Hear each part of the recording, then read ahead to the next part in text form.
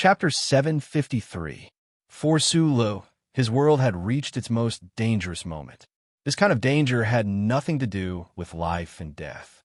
It was only related to the collapse of something. Therefore, he was forced to let out an angry roar, but this roar was definitely not his final groan. After returning from Sunset Province in the West Woods, he went to the Charter Square to look at the candlelight. He went to the hospital to look for a nurse to fulfill Mr. Scher's last wish. He went to the tomb to be silent. He and Zoe ate barbecue on the street. They were silent and relaxed.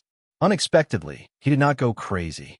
The reason for this was that he was very confident in this world. When the glory of the Charter was on his shoulders, when the President of the Federation was in his official residence, no matter how evil and dark the forces were, they were actually just a bunch of clowns to Sulu. In the end, he realized how pathetic he was. He realized that he had been deceiving himself and others.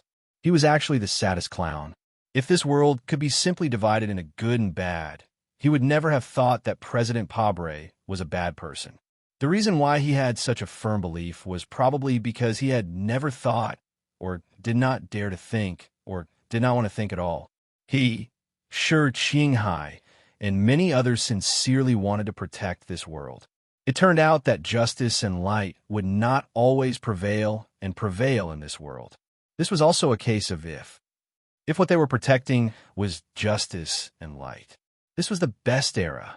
The Federation finally had its first civilian president.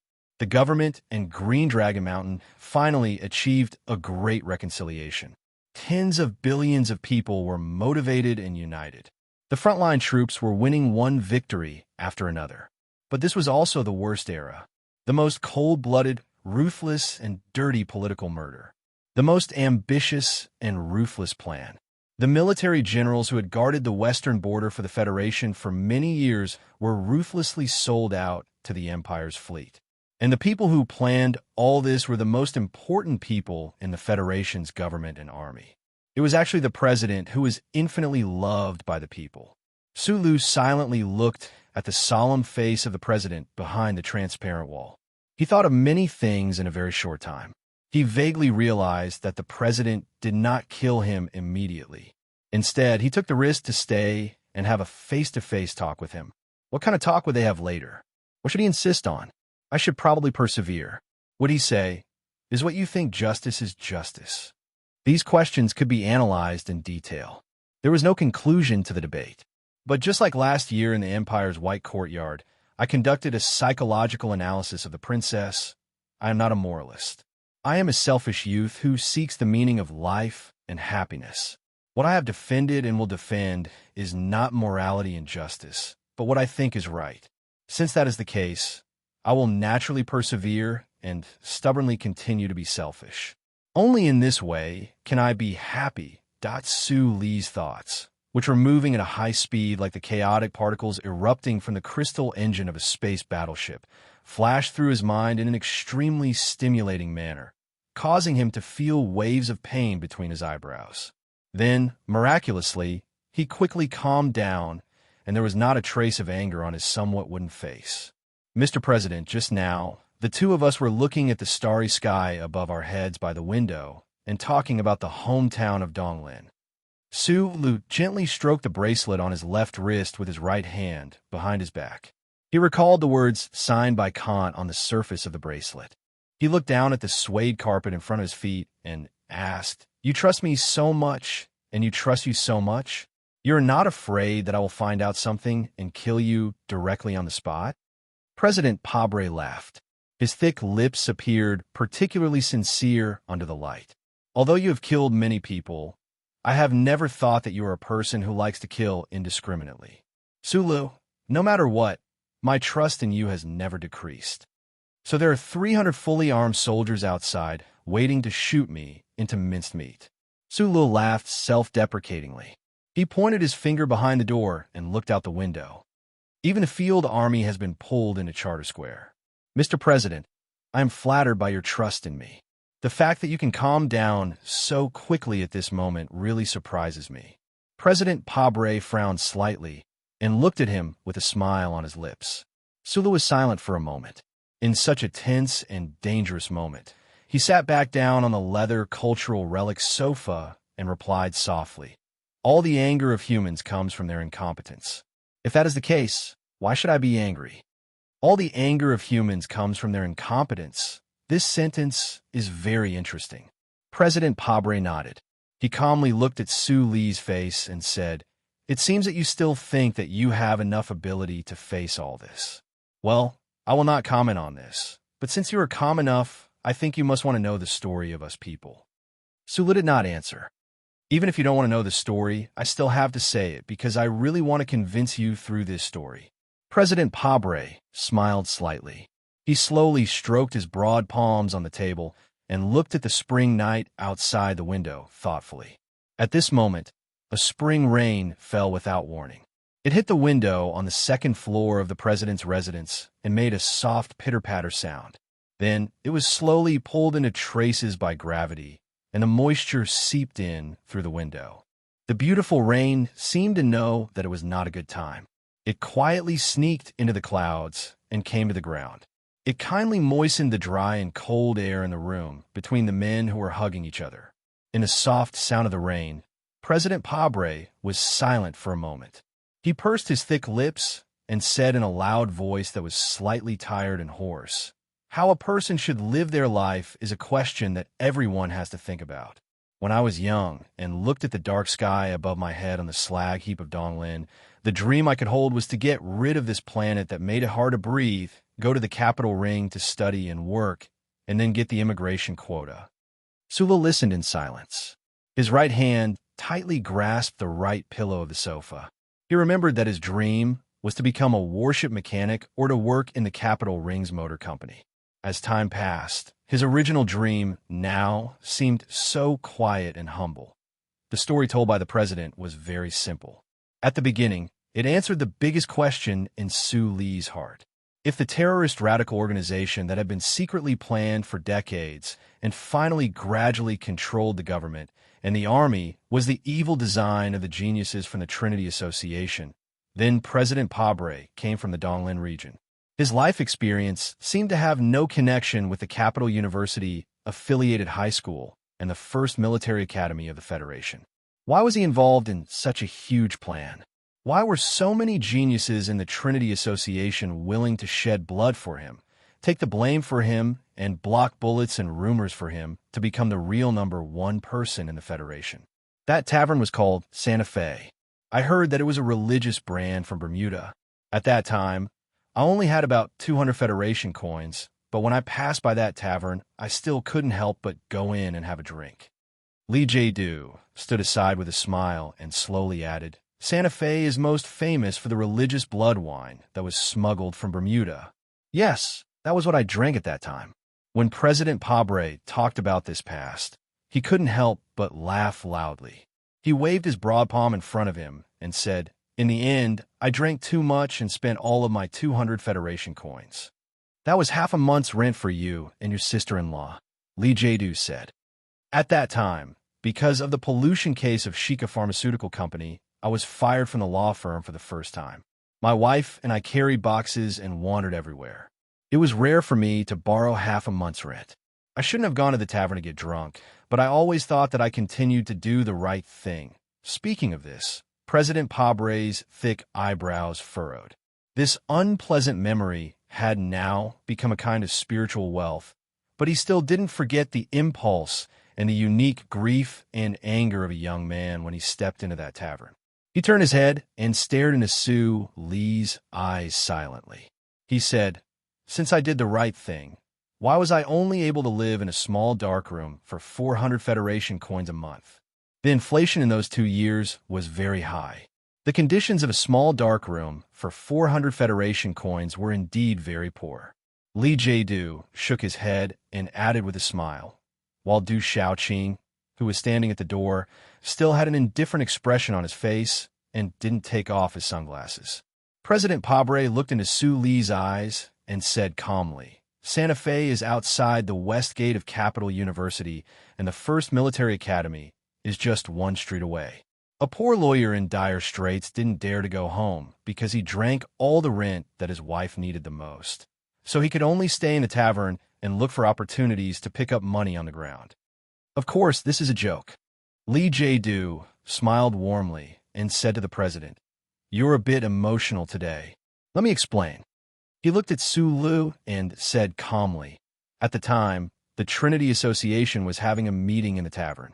Byron, I, and a few of the current middle-aged people, and even the old people, as well as the young people back then, were caught in a fierce argument about the political, economic, and history of the Federation.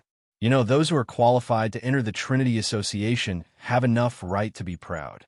They all have their own views about the world, and no one can convince the other. But we basically came to a consensus. If the Federation is to continue to develop the 7 great families, these abnormal existences must be eliminated." Lee Jae-do's eyes drooped slightly, and he said softly with a smile, "This is the wild imagination of the young people, but you have to allow the young people the right to be wild." But how to do it? We began to quarrel fiercely again. The quarrels of so-called geniuses sometimes often fall into a state of fantasy. At the time, we didn't have the courage to pick up guns and go to war with those families and politicians. We just liked to quarrel, and through quarreling, we found some kind of courageous pleasure. At this time, in the corner of the Santa Fe Tavern, a drunkard suddenly stood up. His skin was dark, and he reeked of alcohol. I don't know when he heard our discussion, but he directly pushed open the door to the private room and looked at us, this group of proud people, and started cursing. It only took him half an hour to convince all the proud members of the association, including me. If we want the Federation to go in the right direction and want to eliminate the 7 great families, then we must seize politics and the power above politics at all costs. That is, the power of violence. After that, everything started in a small tavern called the Santa Fe Tavern. In this tavern, a group of geniuses of the Trinity Association were directly convinced by a drunk black man to carry out some great or crazy plan. President Pabre slightly frowned and recalled with emotion, "In the tavern, I didn't pick up that month's rent, but picked up a group of abnormal geniuses whose average IQ was much higher than mine." Lee Jae-do raised his head, looked at Su-lu, and said with a smile, "You see, this is how history changes." Chapter 754. Joining the Trinity Association required extremely harsh conditions. Just by thinking about the amazing Shi Qinghai, one could probably agree with what President Pabre had said earlier. The people who drank lightly in the tavern definitely had a superhuman IQ and extraordinary abilities. In short, they were indeed a group of abnormal geniuses. An unemployed, tanned lawyer who had just been fired from a law firm and wandered the streets in the snowy winter of the capital, drinking until he was dead drunk, actually used less than half an hour to successfully convince this group of abnormal geniuses and make them really start to carry out this seemingly crazy long-term plan. This was a historical event that not many people knew about for the time being, but it would probably be firmly recorded in history books. It seems so incredible. This is probably the charisma that Shi Qinghai once talked about, Su-lu thought silently. His right hand tightly gripped the armrest of the leather relic sofa. His fingers felt the cool and smooth touch, and his mood was extremely complicated. Silently looking at the dark-skinned, middle-aged man behind the transparent wall, Su-li's thick eyebrows furrowed tightly. Why was the gaze in this man's eyes always so calm and deep, giving people a feeling of trust? Why did his straight eyebrows look so calm? Why was his expression so normal, but people could always see the compassion hidden inside? Was it because he deeply loved the Federation and this starry sky? What a valiant actor. Well, no matter how much people ridiculed him in their hearts, this middle-aged man really had a special quality that could persuade and move people around him. He could influence people around him to stand by his side and bravely and arrogantly move forward towards an uncertain goal. For example, the members of the Trinity Association who were having a meeting in the tavern back then, or the cold and proud Du Shaoqing, or the former Su-lu and Shi Qinghai. There wasn't much in common between the members of the association and Mr. President, except that we were all once in the military. It was just that the military branches and services we served were different. After that, Our lives didn't seem to have much in common or connected. General Lee J. continued slowly. After that, we met a few more times in the tavern in Santa Fe. However, we all had our own careers and studies, so we separated very quickly. After that day, Mr. Pabre and I sponsored Mr. Pabre to return to the legal world. After strictly abandoning the so-called mental misophobia of the so-called liberals, Mr. Pabre successfully entered the Industrial Workers Association, and then he became the appointed lawyer of the 3 major unions and the Veterans Association. Byron is a little older. He was the first one of us to run for office and step into the political arena. I still stayed in the Army, but according to the plan, I left the frontline field forces and returned to number 1 hospital to teach and educate people again. In the past 10 years of teaching, I have discovered some very good young talents. I can proudly say that these young people are the key to the true success of our great cause in the future. Sula looked at Du Xiaoqing, who had been standing by the door. Du Xiaoqing remained silent. The sunglasses on the bridge of his nose reflected the light in the confidential room, clear and inexplicable. No, Du Xiaoqing entered the association and was able to accept our ideals. It had nothing to do with me. Li J. said. Mr. Pabre personally convinced him. Sula knew what he should be feeling at this moment. The entire federal forces knew that Mr. President had never concealed his special appreciation and care for 2 people. Whether it was promotion or related complaints, everything went smoothly under Mr. President's personal care. These 2 people were Su Lu himself and teacher Du Xiaoqing. However, he had never thought about what kind of story was hidden behind this appreciation. This is a very simple story. I want to explain to you that our ideas may be a bit crazy, but we are pragmatists. We're doing these things step by step. President Pabre looked at him calmly and said, "Doing what? Continuous murder? Including those waitresses lying in pools of blood in the Linhai State Gymnasium, including the little girl from the Zhong family who wasn't even 10 years old at the time?" Sulu stared at the people behind the wall. There was not a trace of emotion on his face. "Don't forget, I was there at the time. I know what you did. I saw with my own eyes those ordinary people who didn't even know what happened to them die painfully. Mr. President, there is something that even now I still don't understand." He spoke particularly slowly and heavily. His brows were furrowed painfully. At the time of the presidential election, Imocho was your partner and supporter behind the scenes. Why did you go and kill Tai Ziyuan? Why did you let so many people die? Then he looked at the silent Du Xiaoqing and asked, "You said you were a soldier of the Federation, so you had to follow orders. I want to ask you what happened after that." However, when the Linhai State Gymnasium incident broke out, he wasn't the president of the Federation yet. He was only a member of parliament. Why was Shimanjin involved?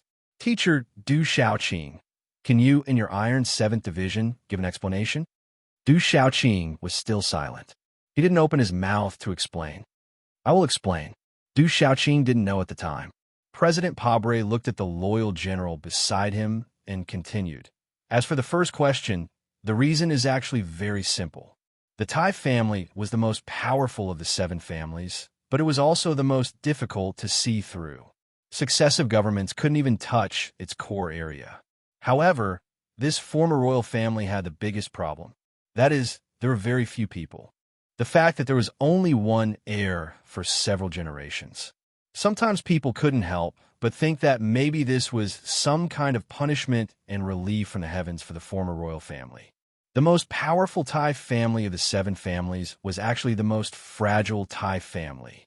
As long as that young man who was called the Crown Prince died, the Tai family would naturally be depressed until it disappeared. President Pabre narrowed his eyes slightly and said slowly, "As for the election that was going on at the time, I believe that the angry and desperate Lady Tai would continue to help me, no matter if it was to vent her emotions or to strike at the murderer she believed to be." He looked at Su Lu and said, "And this kind of help would spare no effort, regardless of the cost. This also meant that no matter what happened, I would win the presidential election. I always thought that you were a politician, not a politician." After a moment of silence, Su Lu said, "Only now do I know that the thing that constantly leaps and bounds in your chest is still the ambition of a politician. It's not ambition. The president didn't get angry. He explained patiently with a smile. If it was only for this so-called ambition, then the things that happened afterwards wouldn't have happened. I am the president of the Federation. General Li Jiedu is the leader of the military. There is also teacher Shao Qing, including the deceased Byron and those companions. The people in the tavern back then, as well as the new companions that joined later on, already stand at the pinnacle of the Federation's power. Without more power to pursue, what ambition can we have? President Pabre looked at Su Lu and smiled. His voice was deep and resounding, and it was exceptionally moving. If we really want to talk about ambition, then our ambition is very simple. It is to completely eliminate the 7 families from the social system of the Federation. There is a very interesting statistical fact. After the Federation and the Empire started the war, the first military academy's reputation and importance were pushed to its current position. The Trinity Association naturally appeared about 60 years ago, but it has several dozen members. In terms of probability, it is a bit strange. There are many members who didn't join our ranks. We didn't force them, and we didn't even make any major requests. I just want to remind you that none of these members have the background of one of the 7 families. So-called geniuses are nothing more than high intelligence combined with hard work that ordinary people can't imagine. Those 7 families have long since infiltrated the Federation society and seized the majority of the top resources. Their children don't need to put in such hard work. The members of the Trinity Association all come from the bottom of society. They innately have the desire and motivation to change this society. President Pabre's expression was solemn. His voice was low and powerful.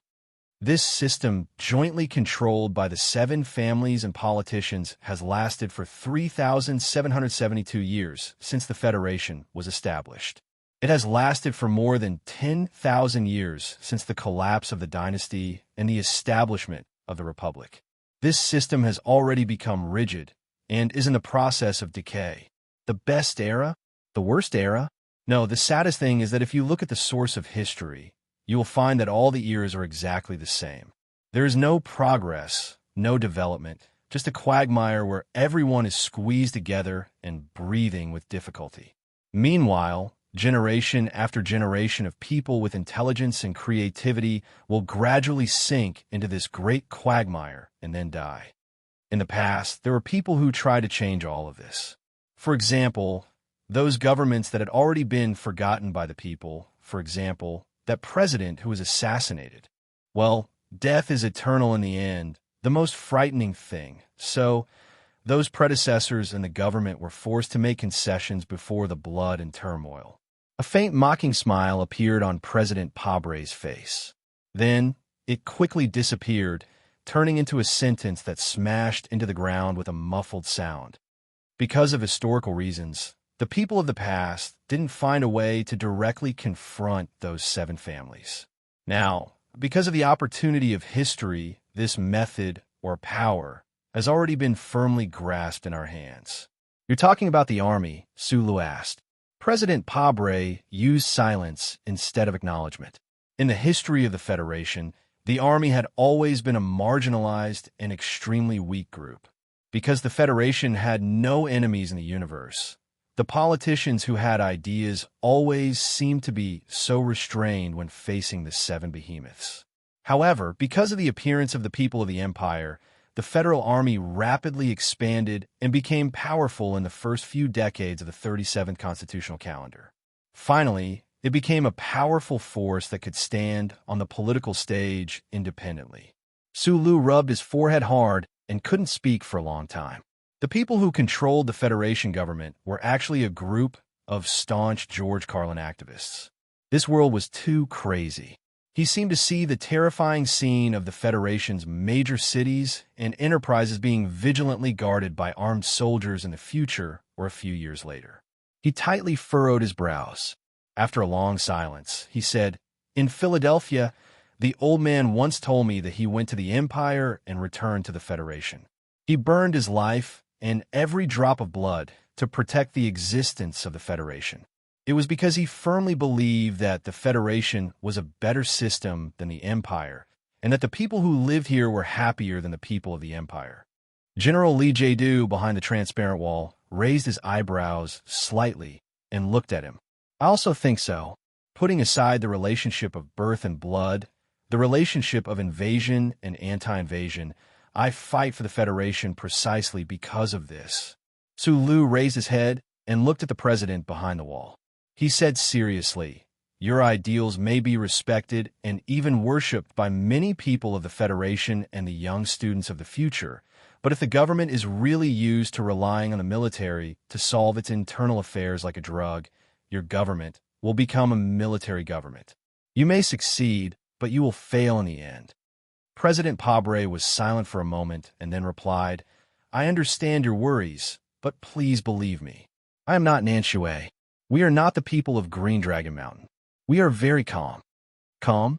Su Lu stood up and stared at the president's face behind the wall. He asked, "You have never been on the battlefield. You have never fired a gun. Perhaps you have never killed someone with your own hands. You don't know what it feels like to pull the trigger and see a living person's head explode like a watermelon in front of you, with brain matter and blood spraying onto your helmet at close range. You can ask Du Xiaoqing if there is anyone who can maintain absolute calmness on the battlefield. When bullets are fired, when companions and enemies fall, calmness is just a very absurd word, as if it never existed. If the Federation is turned into a battlefield by you people, then there will only be what it should be on the battlefield, and that is slaughter. There may be danger, but it is controllable." President Pabre still displayed extremely terrifying patience and calmness. The most important point is that the government cannot make any concessions to those families right now. Don't worry that Madam in the back of the mountain still has her absurd and outdated ideas. The West Woods Zhong family controls the military power and does not listen to orders. Those rotten old people are weak and myopic. They cannot see the true danger and are content with controlling everything. Your Group 7 once said, "Why do we have to fight? Because the enemy is there. And now, the people of the Empire are there. These deformed and numb families are here. If we don't fight, the Federation, who is content with the status quo, will one day become the slaves of the Empire. Other than this, can you think of any other way? No, young man," Schiller once said that trash will never walk into a dustbin by itself. This was a famous quote from Schiller. Su Lu had heard Shi Qinghai say it in front of Chao Qiudao's grave.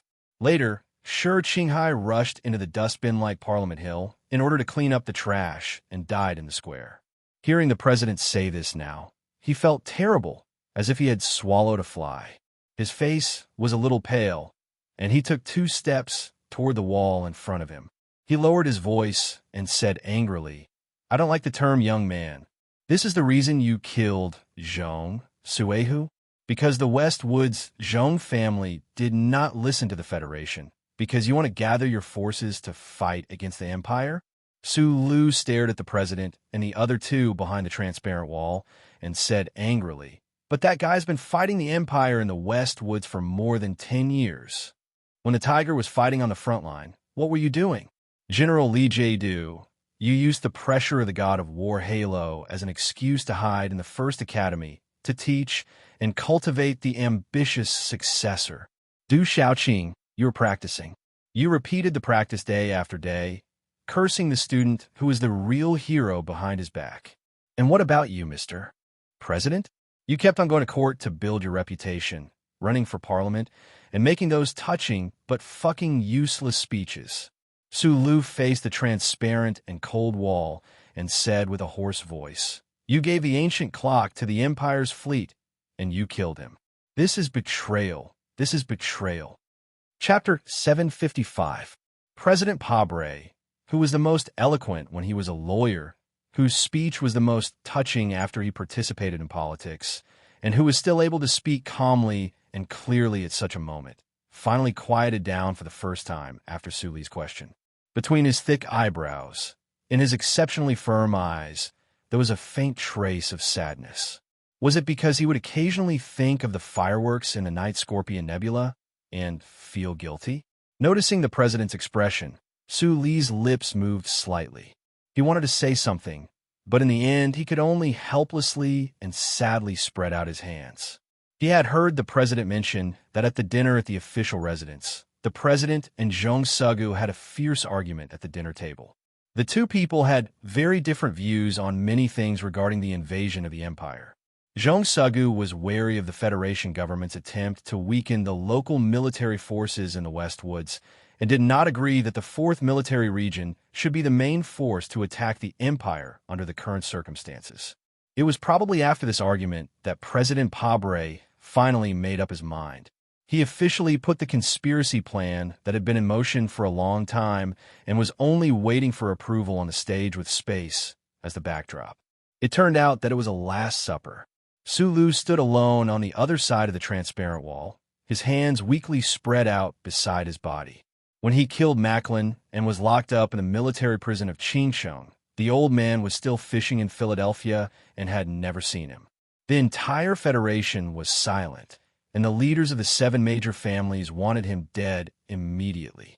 Only the president and the tiger in the West Woods clearly showed an attitude of protection. But in the end, Mr. President, do you still remember the speech at the Nebula Awards that year? After that, I specially came to look at it. Su Lu raised his head and looked at President Pabre behind the wall. He said softly, "At that time, regarding the Macklin incident, you once said a few words. When a person dies, it is not as good as when the light is extinguished. The light has light, and the place that it cannot illuminate is darkness. If you do something wrong, you must pay the price." Then you said, "Perhaps I'm not a mature politician, but I'm a devoted believer of the Federation's laws. If I die, you can dig up my grave and see what color it is." I have the same attitude toward certain dead people. Silence reigned in the room. Sulu paused for a moment before asking, "You're not dead yet, but it seems that we can ask you in advance. When you decided to sell the lives of Commander Zhong, his wife, and the soldiers on the Antique Bell to the Imperial Fleet, where was the law of the Federation that you respected? What color will your future grave be? If you did something wrong, shouldn't you pay the price?" President Pabre pursed his thick lips, his lower jaw showing a few deep hollows. After a long silence, he replied, "I admit that I have done some things that are beyond my limits. However, for the sake of this Federation, the price I will have to pay must be paid later. I have long been mentally prepared to be judged by history." Sulu looked at him and said sarcastically, "If we let history judge us, the Imperial Expeditionary Force can also say that we don't need to resist. Medellin can also say that we don't need to pay attention to him. Commander Zhong has more reason to say that. Mr. President, don't you think that this statement is shameless and hypocritical? If only history is qualified to judge you, then how are you qualified to judge others?" At this point in the conversation, Su Li's words had finally succeeded in infuriating him. He slowly stood up from his chair and walked to the transparent wall. He looked at Su Lu, who was right in front of him but far away in the sky, and said word by word, "Su Lu, don't worry." Shameless? Hypocritical? Colonel Su Lu, please don't forget that you also used the pen that stabbed into your throat to judge Medellin without being convicted by the court. Separated by the transparent and cold wall, Su Lu and President Pabre stood face to face. They opened their eyes without blinking and looked into each other's eyes. President Pabre pointed at Su Li's face and said with a sullen face, "Your experience should let you know better than most people that the law of the Federation can't perfectly protect the weak. Most of the time, it can only protect the powerful to escape the punishment they deserve. That's why the Medellin case was stopped, and the Ministry of Justice is in a terrible state. That's why you play the role of judge yourself. The government of the Federation is an elected government. Facing the danger of the Empire's invasion, it has to be constantly vigilant against the warlords of the West Woods. Don't the Zhong family and the other families have broken the law? But which district attorney would be able to successfully send them to prison? The Federation has the glory of the Charter, but in front of these powerful people who have countless scapegoats and are even used to carrying scapegoats around with them and responding to the Charter at any time, what is the law?" Sula looked at the president's angry accusation and narrowed his eyes. Because of the words scapegoats and the glory of the charter, he thought of the knife glinting on Tiger Mountain Road and the district procuratorate full of peach blossoms in spring many years ago. He silently admitted that what the president said was true. When you killed Medellin, you didn't need the law to prepare for you. Why do you have to ask the government to do so? President Pabre looked at him with a solemn expression and said, "The reason why I admire you and Shi Qinghai is because of your attitude in doing things, and this is also the attitude that I will live with in my life. Evil must pay the price. In order to practice the ultimate fairness and justice, kind people should do whatever it takes, because morality is a fragile thing that needs to be carefully protected by strength. When I was expelled from the law firm because of a public interest lawsuit, and my wife and I were laughed at and chased out of our house, wandering the snowy streets with a broken box, looking for a small dark house to rent, I confirmed this. Even if I were to be buried in a grave in the future, I would have a clear conscience." President Pabre's anger gradually calmed down because of these words. He put his broad palm on the transparent wall and looked at Su Lu with extreme calmness. "We are not the Knights of Concern in Schiller's words, and we are not radical. We don't plan to use the army to madly sweep everything. But when the reform of the Federation encounters the desperate struggle of those families, the army will be the most powerful protection of the Federation government. We have a very long-term detailed plan. The current government has already pushed the parliament to pass the golden fusion algorithm. In the next 5 years, my companions and I will use the current situation of the war to push for the passage of more bills. In the plan, the government and I will introduce the Affirmative Action Act, the Double Ring Health Insurance Act, the Income Tax Amendment Act, and then the government will work hard to pass the Fund Share Exchange Act." President Pabre slightly raised his chin, and his eyes were firm and deep. The previous governments have never been able to figure out how much resources the 7 families control through those foundations that are as numerous as fish in the sea. They can hide from the government's surveillance and can exert a fatal influence on the industries that are related to the safety of the Federation. These things must be done during my term. George Carlin said that information asymmetry is the root of the unfairness of the Federation society. What we want to do is to open up this information and let the ordinary citizens of the Federation carry out the most effective and direct supervision. Sulu, don't worry that the Federation government will become a military government. We will welcome a brand new, real elected government. Pabre withdrew his gaze and looked calmly at the silent Sulu. He said, "You have contributed to the Federation. I don't want to give you any unfair treatment. I only hope that you can calm down, stand on the highest level, and consider the interests of the people of the Federation. I know that this sounds like a utopia that only exists in people's fantasies, but the ideal has never been so close to reality as it is today. This is the Federation's best chance. We are idealists? Liberals? Pragmatists? No, we are all people who insist on what is right and fight to the end." President Pabre looked at Su Lu and said in a low voice, "We are all the same in our bones. We're just a stinky and hard rock from Donglin." The president raised his right arm and pointed at Li Jiedu and Du Xiaoqing beside him. His calm and infectious gaze pierced through the invisible wall and fell on Su Li's face. "Join us, Su Lu. Has that day really come? No, will that day really come?" Su Lu listened in silence and subconsciously thought about it. He did not voice his doubts. He suddenly felt that his brain could not wrap itself around it. So, the person who killed Macklin and the people he hated were the same kind of people deep down in their bones. But how could Macklin be equated with that tiger? "On your path, many people who have died are innocent," he said with a frown and a slightly hoarse voice. "This is not right. There is never perfect justice in the world." President Pabre said quietly, "For a long-term goal, there will always be people who need to sacrifice." Su Lu silently recalled Professor Shun's words in his heart. There was never any reason in the universe. So he asked, "Then why is it not you or me who sacrificed?" President Pabre was silent for a moment, and then said, "Schiller once wrote a legendary novel in his early years. The novel described a war that surrounded Shanxing. In his later years, he wrote another novel, The Story of the Soldier, which described the innocent people who were used as shields by the hero during the war. The soldier's death saved the hero of Xiangqing and indirectly saved hundreds of thousands of people. However, to him, it was such a tragedy. I think this story can answer your previous question. I have read this story. In my opinion, the soldier's death was not a sacrifice because no one asked for his opinion. That is the source of the tragedy.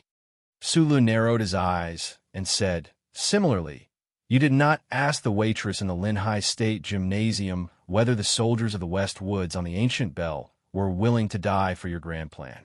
So, this is not a sacrifice. It is still murder.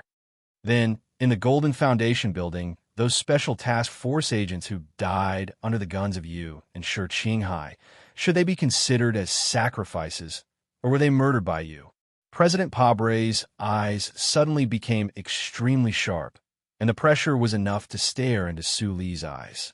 He asked in a deep voice, if those innocent special task force agents can be sacrificed in your eyes, then why can't Zhong Su and the others be sacrificed for the Federation?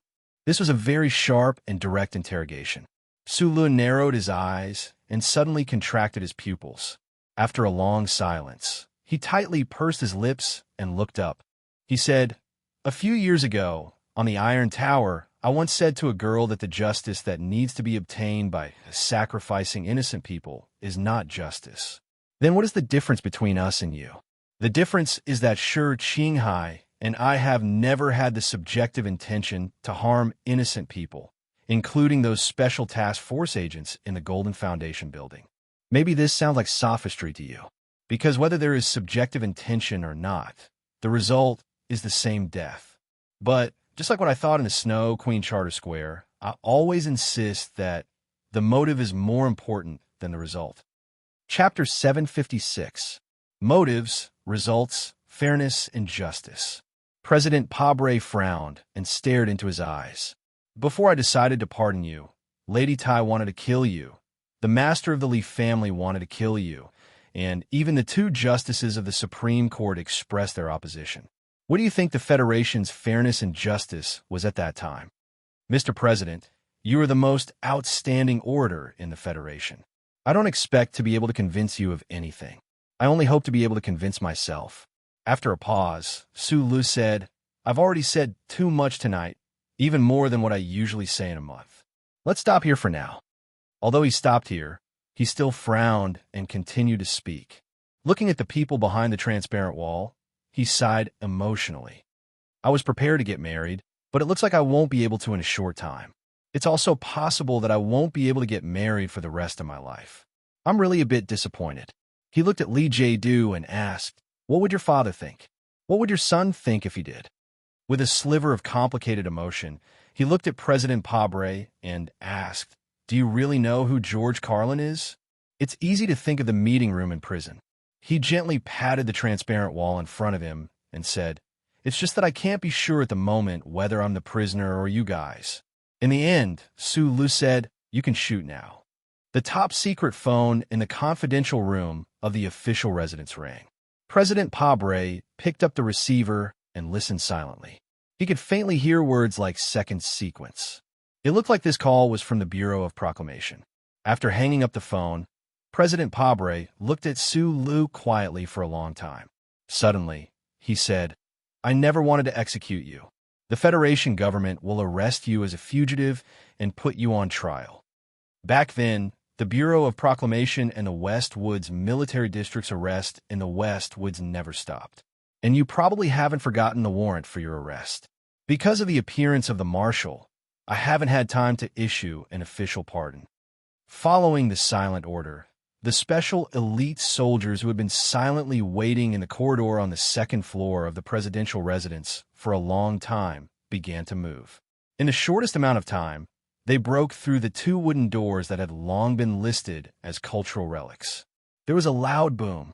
The soldiers rushed in at high speed with high-powered firearms. Their fingers nervously pressed against the warm triggers, and the black muzzles did not leave Su Li's body for a moment. During this process, Su Lu was surprisingly calm and didn't make any attempts to resist.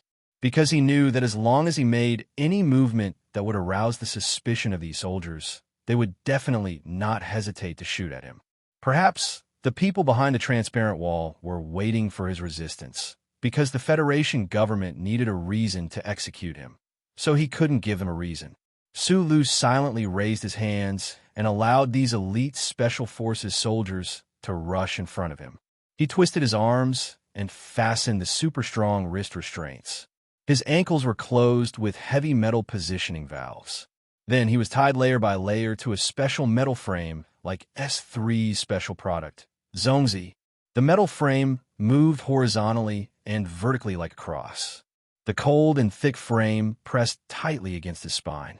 Because of the tight movements of the Special Forces soldiers, the part of his back that was in contact with the metal frame felt a cold pain, but it successfully made his posture appear even straighter, and his chin was raised even higher. After the two most careful confirmations, confirming that the restraints, the super-strong restraints on his wrists, and the heavy metal positioning valves on his ankles were enough to prevent a real prehistoric monster from moving an inch, these elite Special Forces soldiers from the Capital Garrison Guard 1st Division finally let out a sigh of relief. And the strange and tense atmosphere in the study of the official residence finally faded a little. The Federal Army was a place that respected the strong. Over the years, all the soldiers knew that the strongest of the younger generation in the Army were Su Lu and Li Feng. Especially after Su Lu launched a surprise attack on the Empire and returned safely, his reputation in the Army had become even more resounding. These elite Special Forces soldiers, who were usually incomparably proud and self-proclaimed, did not have any pride or confidence in front of Su Lu. They were full of vigilance and even reverence, nervous and worried that if he really did resist, how many people would die before this room truly quieted down. During the entire process, Su Lu did not resist or even take the initiative to make any moves. However, the nervous Special Forces soldiers did not fight back, but it was as if they had just experienced the most difficult battle. Their expressions were forced to remain calm, but their combat uniforms were already soaked.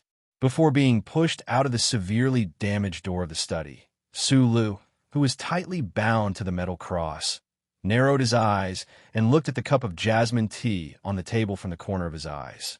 He asked the transparent wall, "Is this cup of tea poisoned?" After learning the details of Shi Qinghai's accident from Zhang Xiaoming last night, he had not drunk a single drop of liquid that was not processed by him. Therefore, he did not drink a single sip of this cup of jasmine tea. At this moment, he was very curious to know Mr. President's answer. President Pabre frowned, and a faint tiredness and disappointment appeared in his calm and deep eyes. He did not answer his question.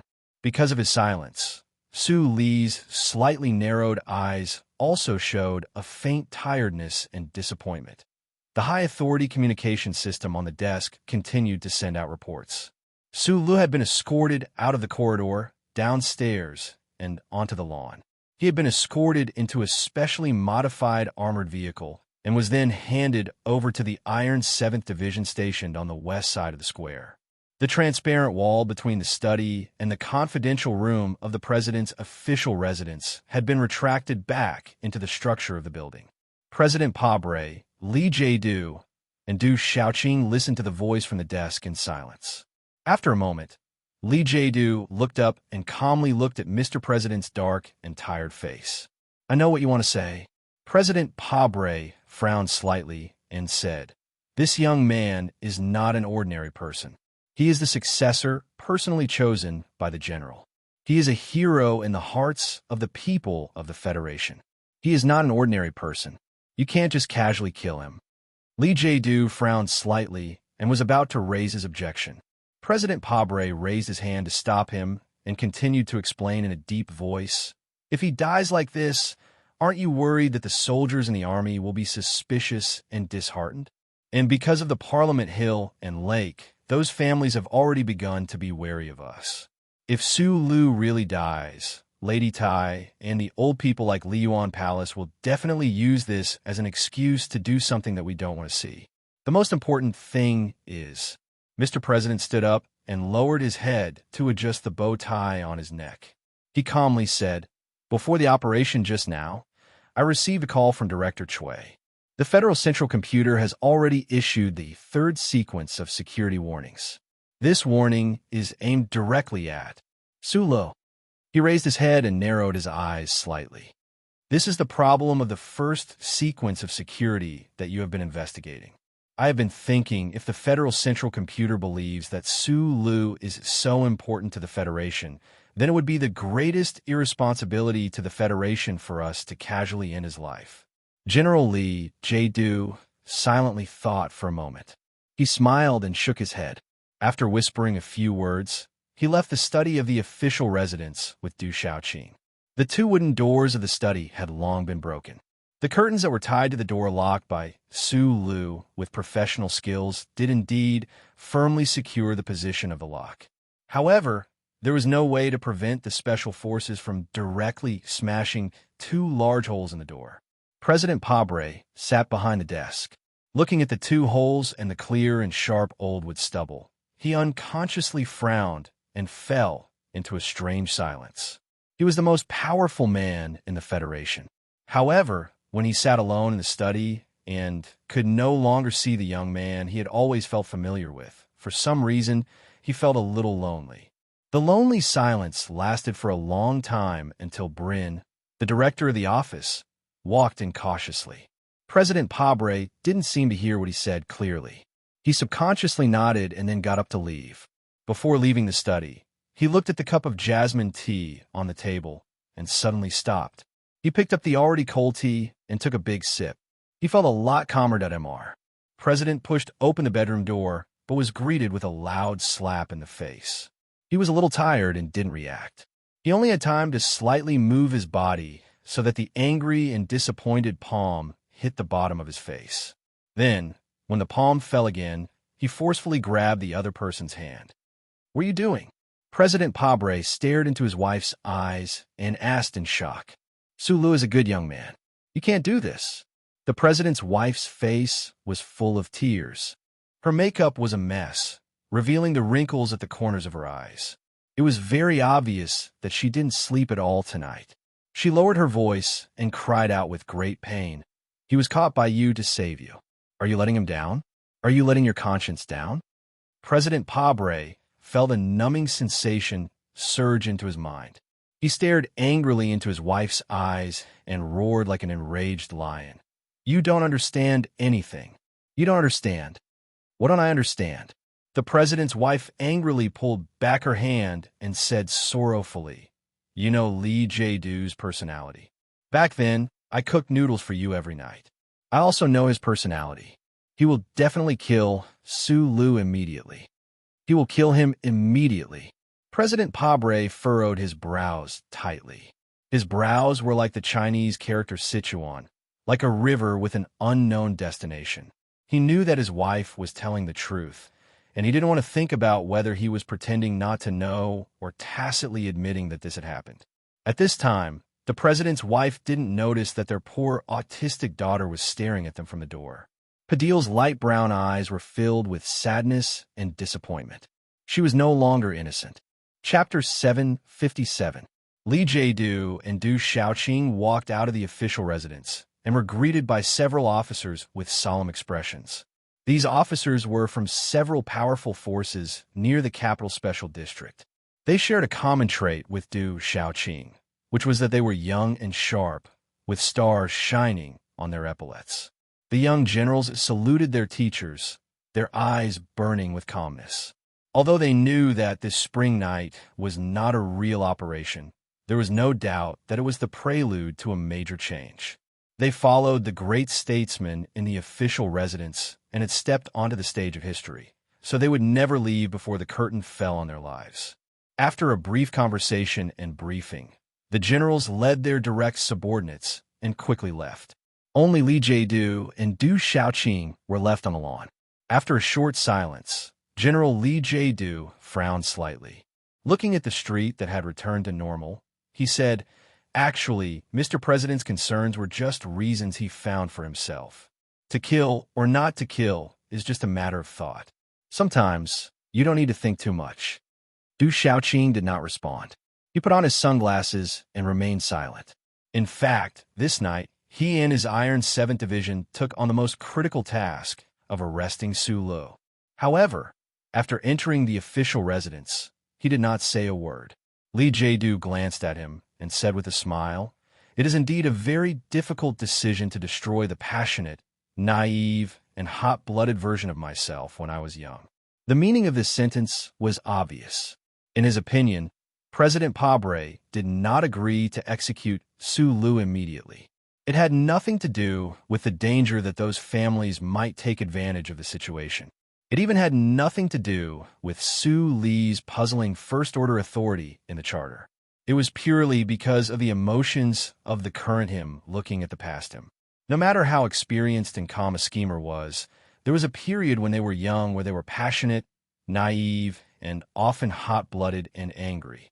President Pabre was like this. Then what about Li Jiedu himself? Su Lu is an extremely dangerous person. Because of the issue of authority, he is even more dangerous than the evaluation of all the members of the association.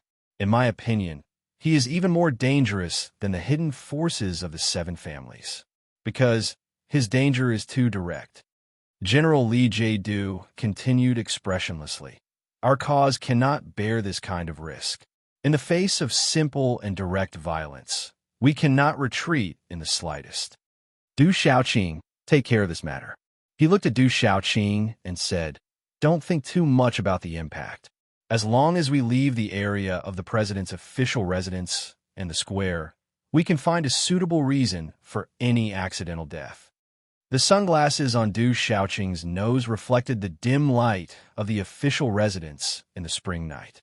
After a moment of silence, he said, "I need an order from Mr. President. We are soldiers. We have the right to make decisions on the battlefield. And as long as Su Lu is there, it is usually a battlefield." Li Jiedu's calm and oppressive gaze directly pierced through the lens of his sunglasses and fell on Du Xiaoqing's eyes.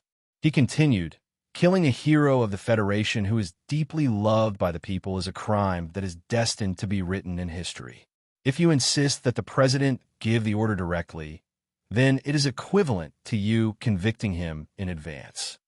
Du Xiaoqing was silent for a moment, then saluted and said, "I will definitely complete the mission." The troops that came in armored vehicles left in armored vehicles. There were more than 10 members of Group 7 who could not escape at all. Charter Square, which was filled with a tense and solemn atmosphere before, almost instantly returned to silence and desolation. At the entrance of the buildings along the street, several second lieutenants were smiling and explaining something to the residents, telling them the good news of the end of the anti-terrorism exercise. At the same time, they handed over the gift packages specially prepared by the Ministry of National Defense. The residents expressed their magnanimity for disturbing their dreams. Occasionally, green leaves fell and rolled on the street, and a few lonely stars hung in the night sky. Under the dim starlight, the bronze statue of the Group of 5 and the statue of the military god looked at each other without saying a word. The spring night was like yesterday, and the night wind was as usual. The troops that participated in this secret military operation quickly left Charter Square and went through the reserve military ramp, passing through the civilian buildings on the ground, and sometimes crossing the half-elevated Bering Bridge, as quietly as possible to the camp in the suburbs. A convoy drove from the president's residence, just past the Ministry of Finance building, and drove out of Charter Square. All the armored vehicles had been specially modified, all the remote control chips were removed, and even the most important control valves were adjusted to manual operation priority. A first lieutenant of the Iron 7th Division looked at the small-eyed man who was tied to the cross-alloy frame at the bottom of the dark armored vehicle, and suppressed the shock and confusion in his heart. He tightly held the high-powered, short-barrel gun in his hand and silently thought, "Is it because of this guy that the Army carried out these modifications in advance?" The soldiers of the Federation all knew how amazing this guy was, and his research on the mechanical electronic control system was to the extreme. But why did the superior order to remove the remote control system? Was he really so amazing that he could use these things to escape the escort of hundreds of elite soldiers? Not to mention that his hands and feet were already equipped with super strong magnetic shackles. No matter how powerful he was, he should be desperate now, right? He actually smiled. The guy actually smiled. So scary. The first lieutenant opened his eyes wide and looked at the guy at the bottom of the armored vehicle in disbelief. He subconsciously raised the gun in his hand and pointed it at the guy's head. Almost at the same time, the specially selected elites of the Iron 7th Division were collectively shocked by that inexplicable smile, and their pupils shrank, and they raised the guns in their hands. Sulu, whose body was tightly bound by the new technology of the Federation, was leaning against the cross alloy frame. At this moment, he couldn't even move a finger. Fortunately, the enemies weren't violent enough to control his facial nerves, so he could still grin, revealing his neat and white teeth, and smile until his eyes were squinted. No one knew what time it was. In a corner of the base of the Federation's 1st Military District, located in the suburbs of the capital, a very strange scene appeared. The heavy alloy door of the armory slowly opened, and more than 10 of the most advanced black MX mechas of the Federation activated together. They slowly drove out in the middle of the night, exuding an extremely austere aura. After the Iron 7th Division returned from the front lines of the Empire, they didn't return to S3. Instead, they stayed in S1. As a result, this base became the temporary base of this invincible and iron-blooded division. As one of the first 2 full mecha divisions of the Federation, hundreds of military mechas silently parked in the empty warehouse like metal statues. They hadn't made a sound for many days until today.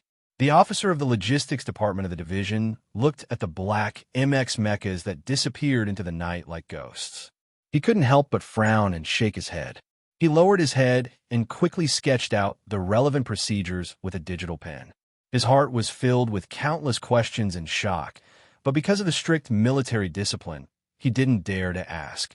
Tonight, the Iron 7th Division seemed to be carrying out a secret military mission. They had continuously mobilized a large number of armored troops and military mechas. The problem was, this wasn't the front lines, but the capital's special district. What kind of mission would require such a large amount of firepower? The military MX mechas, glowing with a black metallic luster, drove out of the base in low impedance mode. They drove along the special military road to the city where the lights were still flashing, and gradually disappeared into the darkness of the night. At this moment, the high-grade light absorption paint developed by the Nutshell Engineering Department painted these tall and heavy mechas with a layer of ghostly feeling. Before the ghostly military mechas entered the defense circle of the Capital Special District, they received the expected strict questioning. Since the assassination at the Linhai State Gymnasium, the thermal start band monitoring network of mecha spread all over the major cities of the Federation had already captured the silhouettes of these military mechas. However, the Department of National Defense in charge of the military mechas location monitoring only received a brief explanation from the other party after sending out the strict questioning. Secret military mission. The nervous and shocked officials of the Department of National Defense were preparing to order the standby Federation fighter jets to immediately take off to intercept them when they once again received an electronic document from the Black MX mechas. This electronic document proved that these Black MX mechas had the highest level of authority from the Federation government and the military. No department, including the Department of National Defense, had the right to stop them from entering the city that was still lit in the middle of the night, but was still sleeping soundly. The armored fleet moved relatively slowly, gradually increasing the distance between them and the troops in front. Not long after they drove out of the Charter Square area, an order was passed through the encrypted command system to the armored vehicle in the middle. After the first lieutenant received the order, he raised his head and glanced at Su Lu with a complicated expression. Unable to completely hide the shock in his heart, the right hand that held the gun silently slipped his index finger into the trigger holster.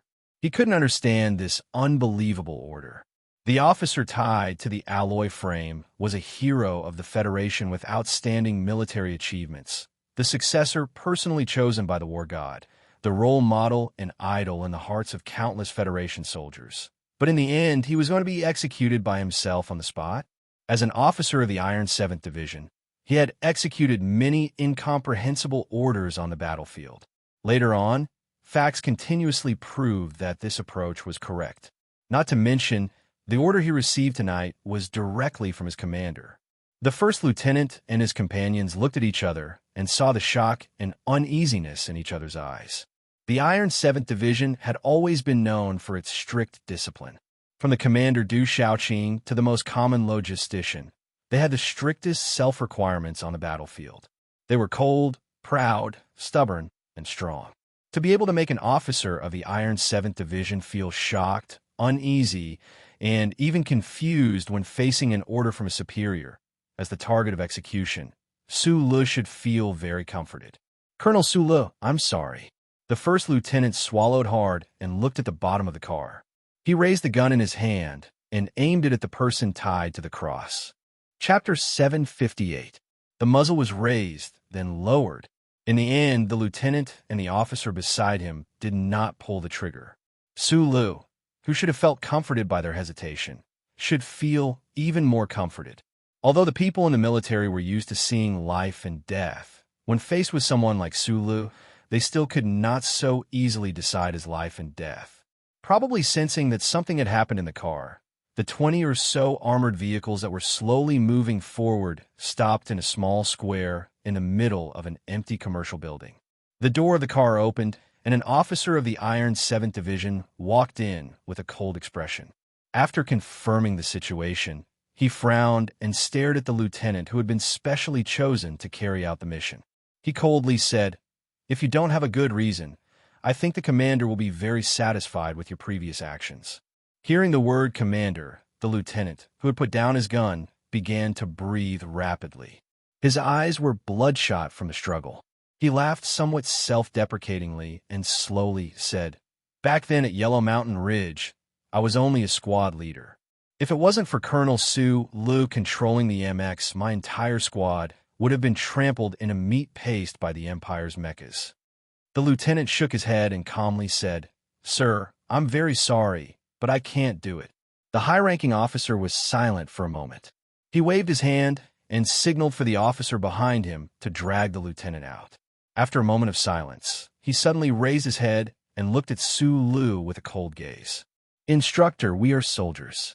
We have to obey the orders of our superiors. Please understand." Hearing the term instructor, Su Le narrowed his eyes and looked over. In the dim light, he clearly saw the officer's face. He was relieved. This person was not Zhou Yu, but the officer with the surname Chong, whose right leg he had smashed on the field back then. "This is just a small interlude." Major Chong looked at him mockingly. "You don't need to be too surprised. No matter what, there will be someone who will send you to that dark world.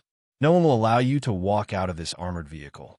As his voice fell, the small square of the commercial district under the night sky suddenly rang out with a very low roar.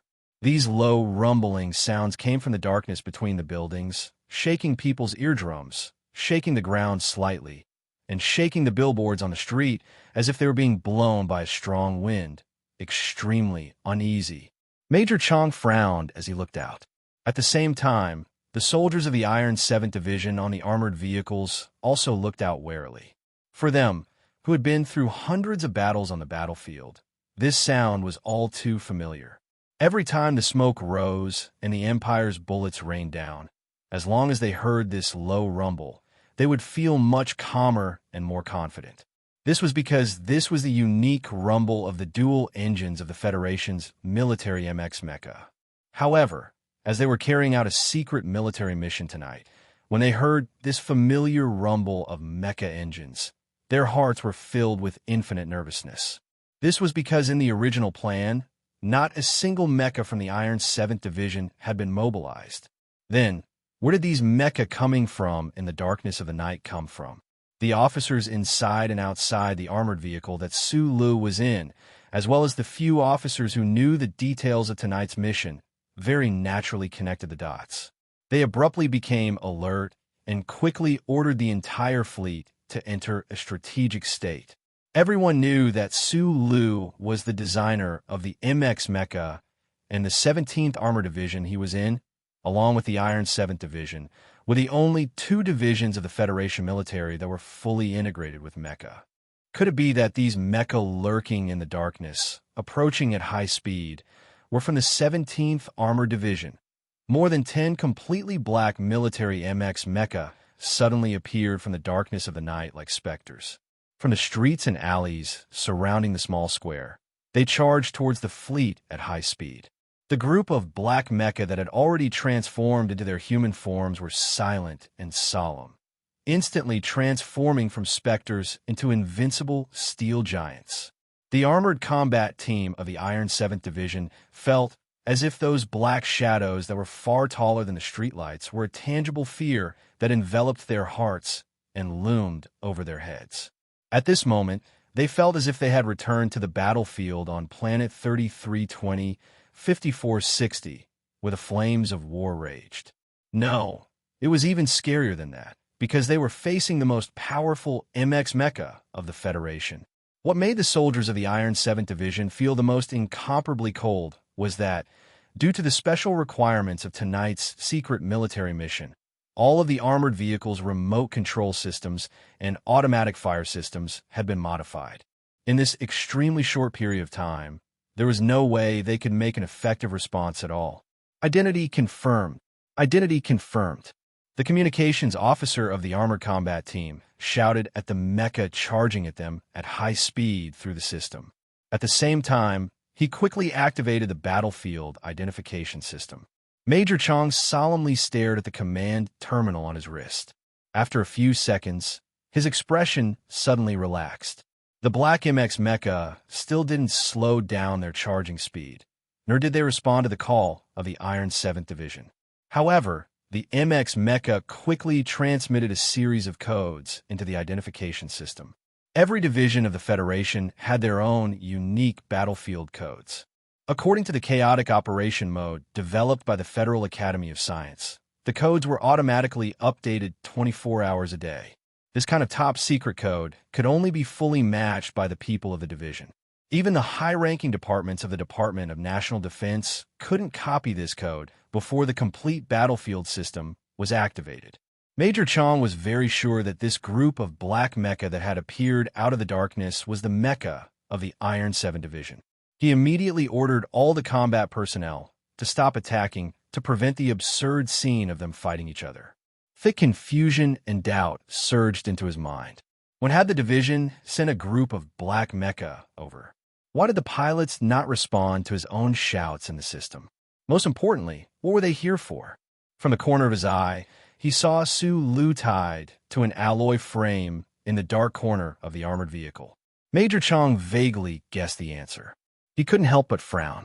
Could the division use this kind of method to hide it from the Department of National Defense and the 17th Division? What kind of person was Instructor Su Lu?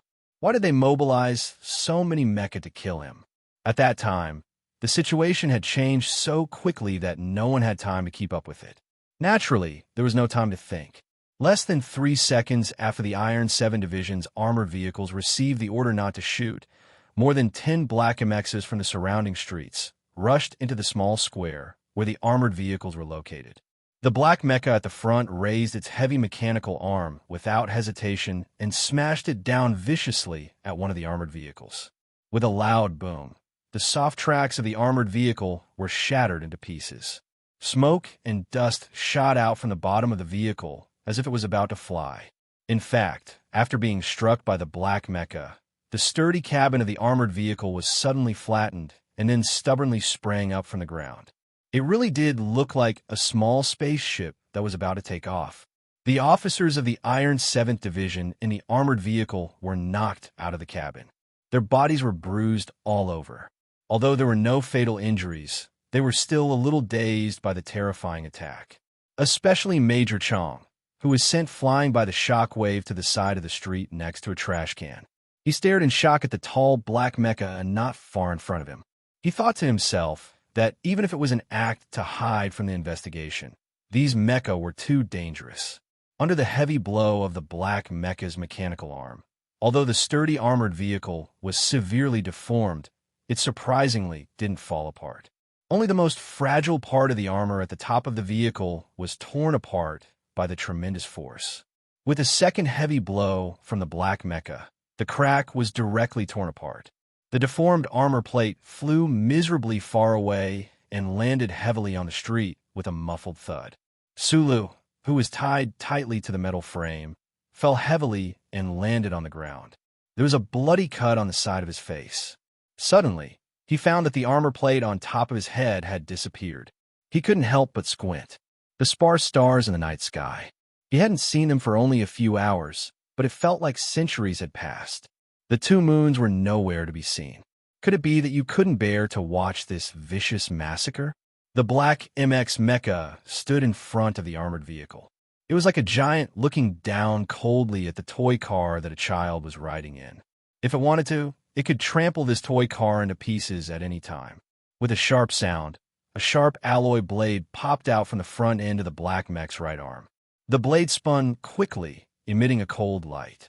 Then it swung down heavily into the armored vehicle. The cold blade, which seemed to be larger than a human's body, ruthlessly slashed at Su Li's immobile body. It was like a giant weapon used by an ancient god, mercilessly slashing at a lowly kitten. Su didn't seem to see the giant alloy blade coming at him at all. He narrowed his eyes and looked at the starry sky through the narrowing gap. Perhaps he knew that this was the last time he would see it, so his gaze was exceptionally calm, but also a little greedy. At this moment, the small plaza of the commercial district under the cover of the thick night seemed to have sunk into absolute silence. The black MX mecha that had invaded the inner circle of the armored fleet still had their engines roaring. All the sounds had disappeared.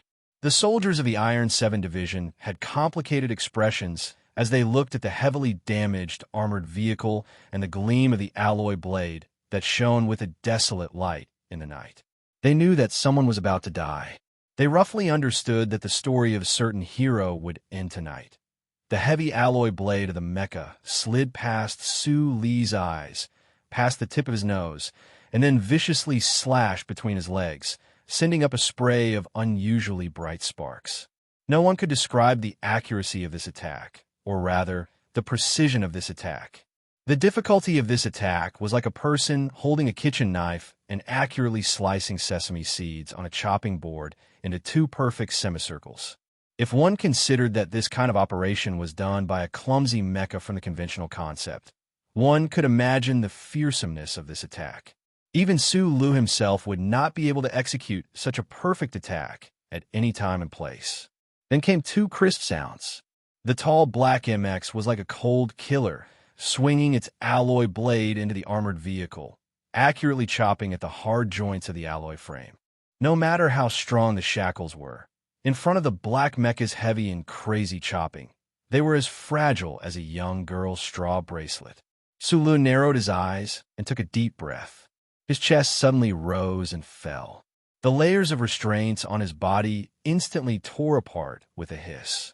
The shards of the high-density fiber restraints fluttered in the air under the streetlights and dim starlight, like butterflies breaking out of their cocoons. Chapter 759. Sulu stood up like a butterfly breaking out of its cocoon. Of course, he didn't have that kind of slender beauty. The broken shackles and alloy frame only gave him a sense of valiance. In a space where no one could hear, the old man's voice rang out. "Are you afraid of death? Of course you are. Then why didn't you even blink? Because I have you. Why should I be afraid? No one can kill me unless I want to kill myself." The night wind in the small square of the commercial district suddenly heated up. The engines of more than 10 black MX mechas roared, and their posture quickly changed. Their powerful mechanical arms pushed horizontally towards the armored vehicles beside them. The mechanical movements of these black mechs appeared to be somewhat clumsy and not smooth enough. However, whether it was the choice of strength or angle, they were exceptionally precise. Under the premise that they did not cause terrifying damage, they accurately pushed all the armored vehicles to the sides of the street. The entire process looked just like that famous game of box pushing for young children. The armored vehicles and the ground ground violently, producing an ear-piercing sound and dazzling sparks. They collided with the artificial undulations on both sides of the street, shaking up and then falling back down. The soldiers of the Iron 7th Division finally reacted. Under Major Chang's furious order, they pulled the triggers and fired at the central area of the small square of the commercial district. Bang, bang, bang, bang. The dull sound of high-speed bullets hitting the alloy frame rang out. Countless dazzling bullet flames instantly lit up the streets of this spring night. The high-firepower guns on the armored vehicles on the periphery spat out bullets, accurately turning the central area of the square into a swamp of death. What was very strange was that after the black mechas pushed the armored vehicles away and occupied the central area of the square, they didn't immediately return the fierce fire of the Iron 7th Division. The black mechas knelt down on their heavy mechanical legs and formed a circle, exposing their backs to the bullets of the Iron 7th Division's guns. After that, they didn't do anything else. Howling bullets rained down on the backs and mechanical legs of the black mecha, emitting ear-piercing sounds of metal cracking. From time to time, shards of metal that could not be determined whether they were bullets or mecha fragments flew into the air, landing on the ground. Sizzling sounds rang out incessantly. The black mechas formed a circle. They didn't return fire, nor did they dodge. They just knelt quietly, in stark contrast to the fierce attacks on their bodies. The smoke and dust stirred up by the high temperature, the swaying street lights, and the hurried shouts. At this moment, they were like a row of silent black stone sculptures, with an indescribable solemn beauty. What the soldiers of the Iron 7th Division who were fiercely firing at them couldn't see was that the black mechas in a half-kneeling circle perfectly used this angle to block all the bullets coming from all directions. Meanwhile, on the side facing the damaged armored vehicle in the center of the circle, the cockpits of all the mechas were slowly opening. Facing Sulu, who had just climbed out of the hole in the roof of the armored vehicle, it was like countless thrones opening at the same time to welcome the return of the king. He stood on the armored vehicle, looking at the black mechas in front of him, listening to the rapid and terrifying gunshots outside. Without any hesitation, he channeled strength into his legs and jumped up onto the platform on the left side of the mecha. Like a light puff of smoke, he jumped up again and stepped directly onto the open cockpit door of the black mecha. For Sulu, the MX mecha was as familiar as the child he had raised. He knew that he wouldn't make a mistake, and he also knew that as long as he entered the mecha, he would have absolute safety. The so-called strong confidence of having a mecha in hand had never diminished in the slightest. However, when his right foot stepped onto the thick cockpit door of the mecha, his body couldn't help but stiffen, because there was someone inside the mecha. A pilot belonging to the Iron 7th Division was looking at him with a pale face.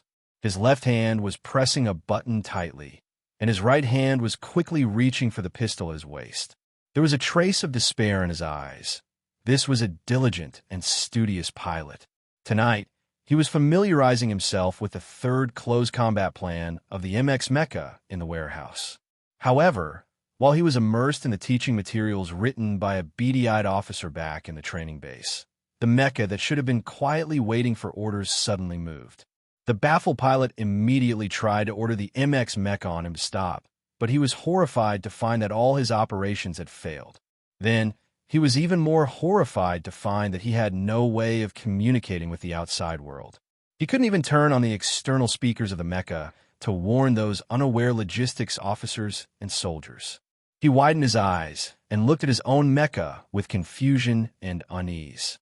Along with more black MXs, they easily drove out of the warehouse, drove out of the base, and drove along the military road towards the city. He felt this strange atmosphere, but he couldn't do anything. The mecha entered the city, sneaked into the night, and then suddenly launched an attack. This pilot recognized that the armored vehicle unit in front of him was his division's unit. He screamed in panic, wanting to warn the commander of the unit, but he couldn't make his voice travel out of the mecha. He stood up and slammed the heavy cabin door with all his might in panic and anger, but he could only receive a futile and hopeless result. He watched the attack happen with his own eyes. He watched this black MX mecha that was no longer under his control. It was as if it suddenly had its own soul and began to attack on its own. The pilot's face was pale, and his entire body was drenched in cold sweat. The mecha endured the fierce firepower attack. The muffled sounds were like that of a rainstorm that could be heard in the wooden house. The pilot's breathing quickened as he looked at the open cabin door. He looked at the man who had suddenly appeared in front of him. With a strong will, he controlled his crazy and uncontrollable mental tendencies. His right hand quickly reached for the pistol at his waist, and at the same time, he prepared to press the trembling self-destruct button. In that instant, when he saw the pale-faced pilot in the cockpit, Su-Lu could think of countless ways to kill the other, enter the cockpit, and truly take control of this MX. He even had the confidence that even if this pilot pressed the self-destruct button before he died, he would still have the confidence to escape. The self-destruct program was the outermost program within a mecha's sealed internal system. Under the premise of manual operation, all automatic systems would not be able to stop it. Even that great existence that existed like a ghost among these 10 black mecha would not be able to do this. Should he take a risk and gamble? He wouldn't die anyway. In this short moment, perhaps Su-Lu thought of many things, or perhaps he didn't think of anything at all. He just acted according to his own instincts. He suddenly flipped backwards and directly jumped down from the cockpit door. Almost at the same time, his feet stepped onto the hard surface of the road. The black mecha on both sides swung their heavy mechanical arms at the same time, slamming them hard into the ground within 2 meters of where he landed. The mechanical arms collided violently with the road, causing dust and gravel to fill the air. In an instant, it actually suppressed the violent sounds of gunfire behind him. The hard surface of the road cracked and then collapsed. The soldiers of the Iron 7th Division on both sides of the street charged forward fearlessly. They knew very well what kind of terrible consequences it would bring if they let Su-Lu escape, so they didn't care about the terrifying power of the 10 black mecha at all. Almost suicidally, they carried their guns and passed through the metal tree-like mechanical legs to rush to the center of the small square. They mercilessly opened fire at the smoke that filled the air. After who knew how long, the muffled and loud gunshots finally stopped. The soldiers of the Iron 7th Division held their guns tightly, nervously waiting for the moment when the smoke dissipated. The road had collapsed, revealing a hole big enough for 2 people to pass through. However, a heavy black MX mecha had fallen down at some point, using its heavy body to press down on the hole until only a small gap was left. It looked like a brave soldier on the battlefield using his chest to block the enemy's bullet hole, and it also blocked the path of the Iron 7th Division to chase after Su-Lu. Major Chong looked at the hole with a pale face, quietly calling for mecha support. Then he couldn't help but look up at the black metal statue-like mecha above him. He suddenly felt very cold that in the quiet underground sewer pipe of the Capital Special District, the self-sensor system accurately detected the entry of a large warm object and automatically turned on the dim lights. As the lights turned on and off, a Federation officer could be seen silently walking forward. A mouse quickly ran past his feet, probably because it had not seen a human for many years. The most stubborn mammal in the world did not show any fear. Su-Lu, who had just escaped danger, didn't have any lingering fear in his eyes. He looked at the road in front of him. His footsteps were extraordinarily steady. Sometimes, he would subconsciously touch the metal bracelet on his left hand. The underground pipelines of the metropolis were no stranger to Su-Lu. Last year, on the Empire's Tianjing planet, he had relied on the highway system of the Mouse Kingdom to successfully escape Huai, Saosher's pursuit. However, at that time, he had to rely on the electronic map in his bracelet to locate his position. Now, in the Federation, he only needed to look at the extremely accurate and real-time map display in his left eye. There's someone in that mecha. Is it because from the beginning, you didn't want to give me an undamaged mecha because it might cause me to kill other humans? After walking silently for an unknown amount of time, he suddenly asked in a low voice. His voice reverberated in the quiet and empty space, becoming somewhat unclear. The Federal Central Computer, whose computing speed was praised to be comparable to the length of light, seemed to find this question a little troublesome. After pausing for about 2 seconds, it replied in his mind, I can't confirm that this is a programming error. In fact, you can kill him and take that mecha. Yes, I can kill him, Su Lu repeated in a somewhat mechanical manner. But you didn't do that. The old thing's voice suddenly seemed to carry a trace of sympathy and comfort. Is it because of what Mr. President said tonight that made you feel something? Sulu was silent for a long time before saying, maybe it's because I'm not the creator. Maybe I don't have the right to decide the life and death of others. However, regarding this question, I still need time to think about it. Where are we going now? I don't know. As long as it's a place where they can't kill themselves. But why do I feel like you're already dead? In the dim underground tunnel, the lights flickered on and off, just like the effect of a stage showing the frustration of life's path. He didn't answer the old thing's question, which was obviously too emotionally and philosophical pretentiousness. He lowered his head and continued to walk in silence, his back view extremely lonely. Chapter 760. He didn't know how long he had been walking. Judging from the time, it was probably from the night to the morning. Sulu seemed to have finished some kind of venting. He directly sat on the cold and wet ground of the underground passage with his feet hanging by the sewer. Just like on the battlefield, he sat on the side of the cockpit door that was suspended a few meters in the air. Unfortunately, it was not the deep snow under his feet, but only the sewage flowing slowly. He simply determined the direction.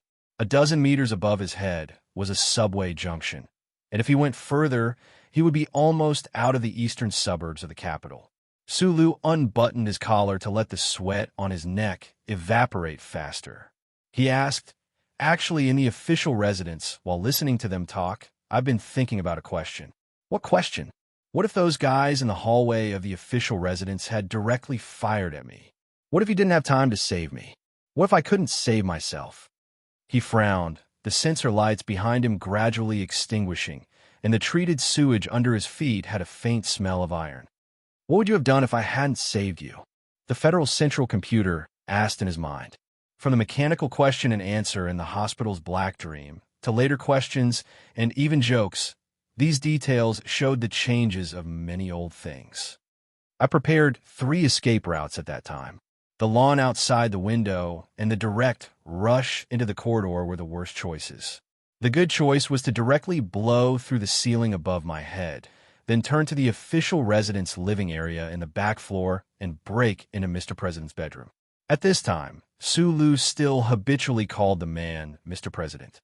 He tilted his head slightly, looked at the water under his feet, and continued, I wouldn't hurt Madam, and of course I wouldn't hurt Miss Padille, but I think if I were with them, those special forces wouldn't have the guts to use the 10,000 gun roar. But you didn't resist, because I was sure they didn't want to kill me in the official residence. Sulu sighed softly, scratched his slightly wet hair, and said, but Lee Jae-do is indeed very accurate. As expected of a member of the Oldley family, with the old man above and Mad Manly below, he knows very well what kind of power we guys have. The special shackles he prepared for my hands and feet are indeed not something that can be broken with strength alone. Then he laughed and said, after being tied to that alloy frame, I had a buckle bomb in my mouth. If you really didn't care about me, I reckoned I would still have to fight for in the end, but the result of the capture probably wouldn't be too good. After a moment of silence, Sulu blinked and asked, back to the question I was concerned about at the beginning. According to what you said back then, I was the first target of protection. Then, if in the official residence in the armored car, if you didn't have time to do the funny trick of using the mecha as a bulletproof fortress, would you use your big killing weapon?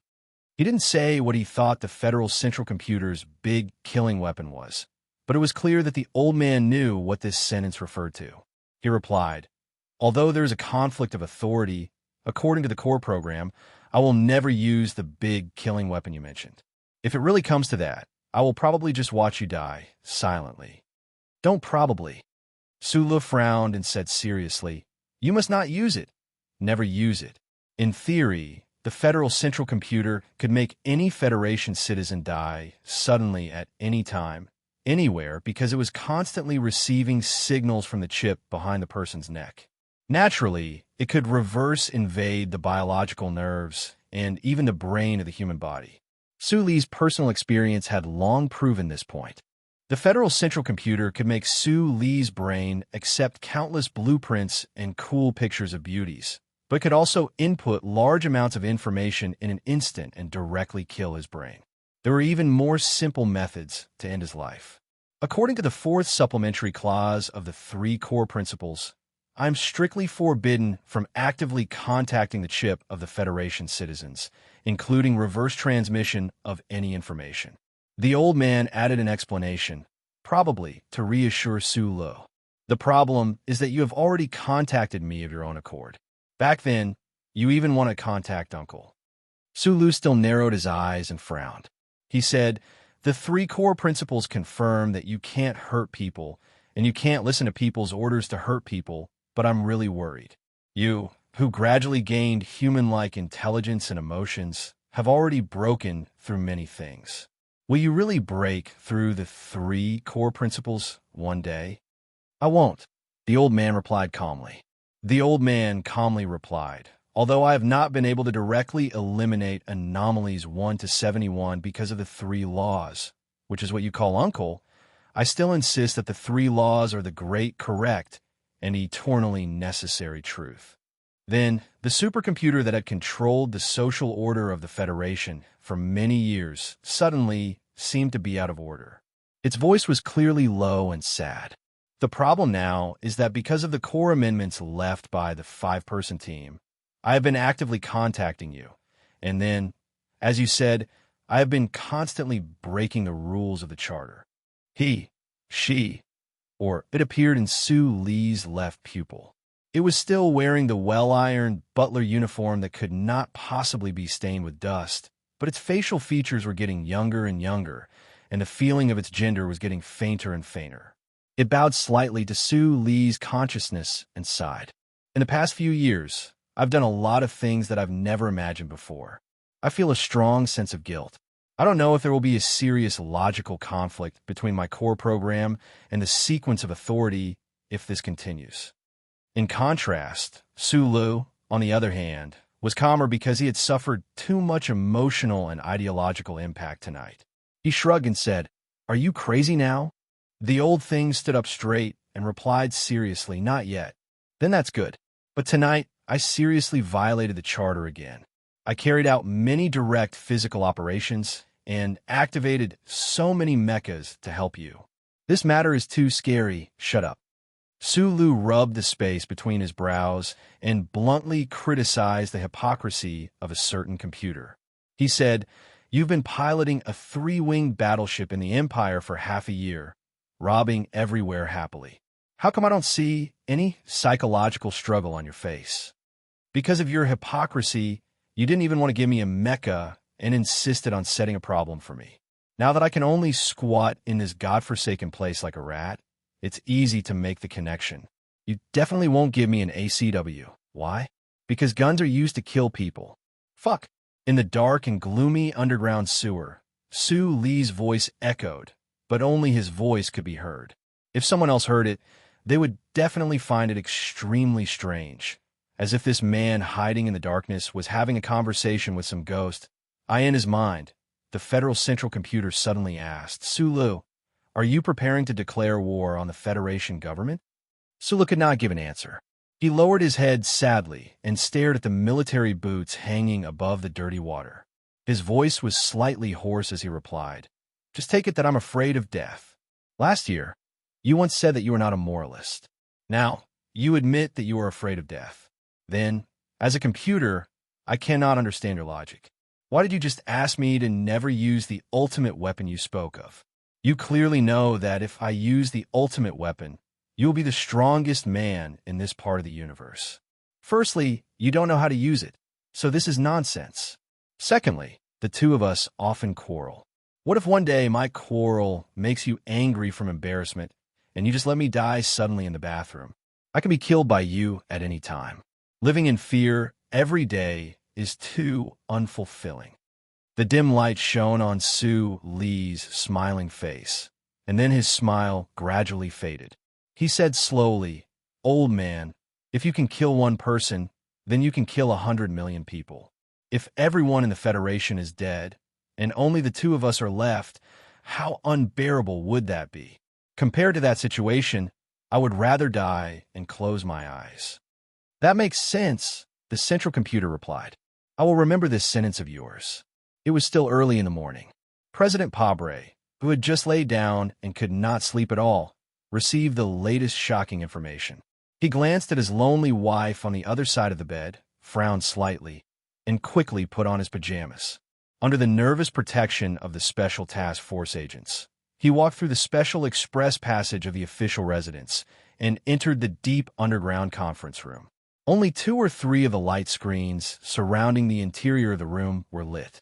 On them were the military chiefs of the Federation who were loyal to the government. President Pabre walked in with a gloomy expression. He looked around at his subordinates and said in a deep voice, "Begin." The light screen began to play the latest surveillance video. The video included the base in the southern suburbs of the capital, all the stories that happened in the warehouse, and naturally also included the sudden attack in the small square in the commercial district. The video finally stopped on the black Mecca that was like a hero blocking the road collapse like a human warrior. It has now been confirmed that the key to this matter is the issue of the Bureau of Proclamations Authority. Lee Jae-do looked at Director Choi Judong in front of the round table and asked with a frown, "Can the Bureau of Proclamation remove his authority?" Choi Judong's expression was very complicated. There was a strange sense of dejection hidden in his eyes. He shook his head and said, "The Constitution prohibits computers from performing direct physical operations. But everything that happened tonight has overturned my decades of understanding. So don't ask me. I don't know anything." There was a long silence in the underground conference room of the official residence. These strong-willed big shots who controlled the power of the Federation government vaguely seemed to see a ghost floating in the sky of the Federation. The National Security Advisor, who had just received the specific information, kept wiping the cold sweat on his forehead. He had discovered many terrifying truths from these videos.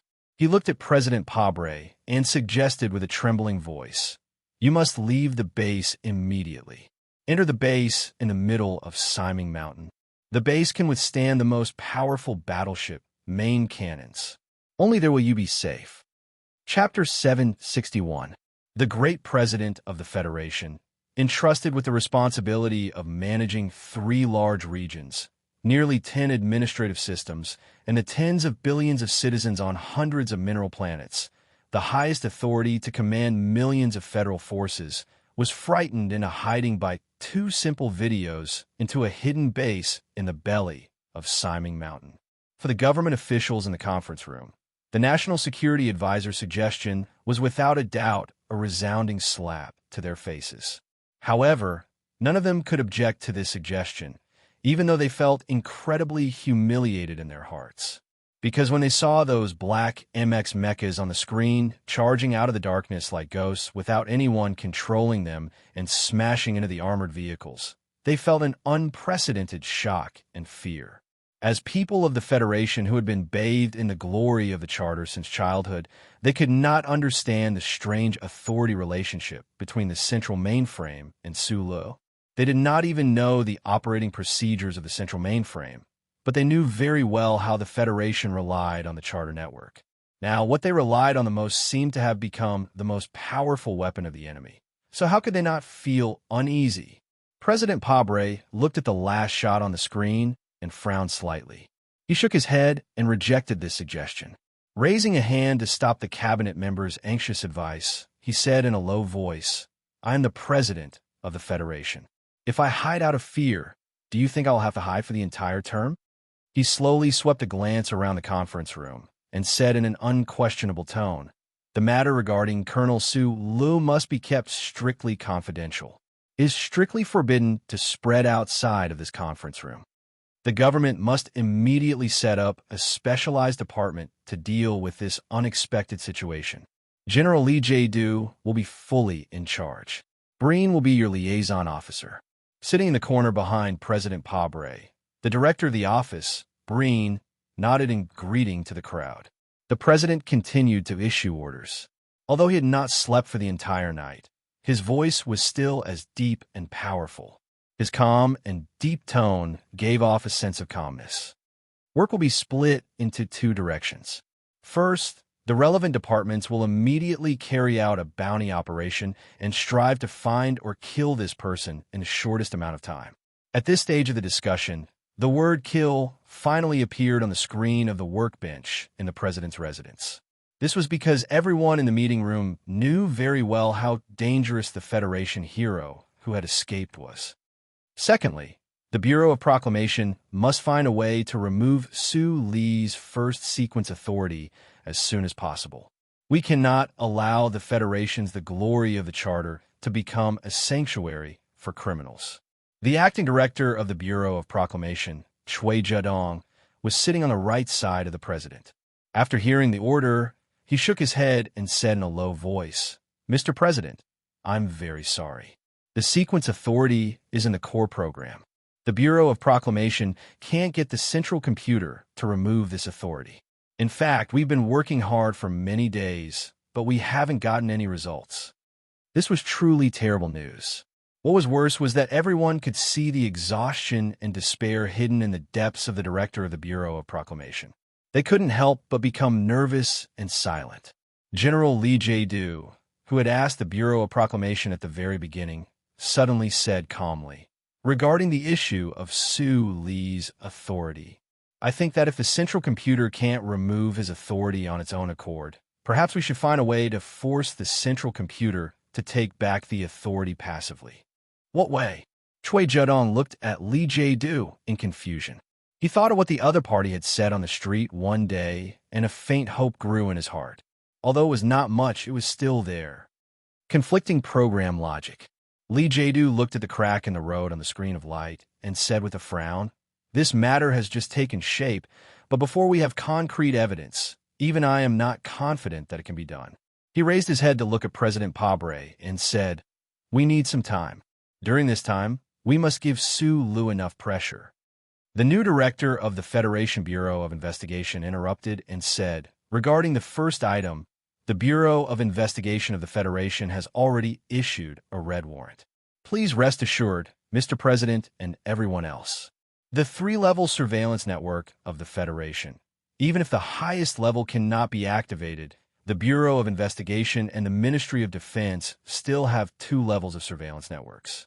Not only can we give Su Lu enough pressure, I am confident that we can directly capture or kill him."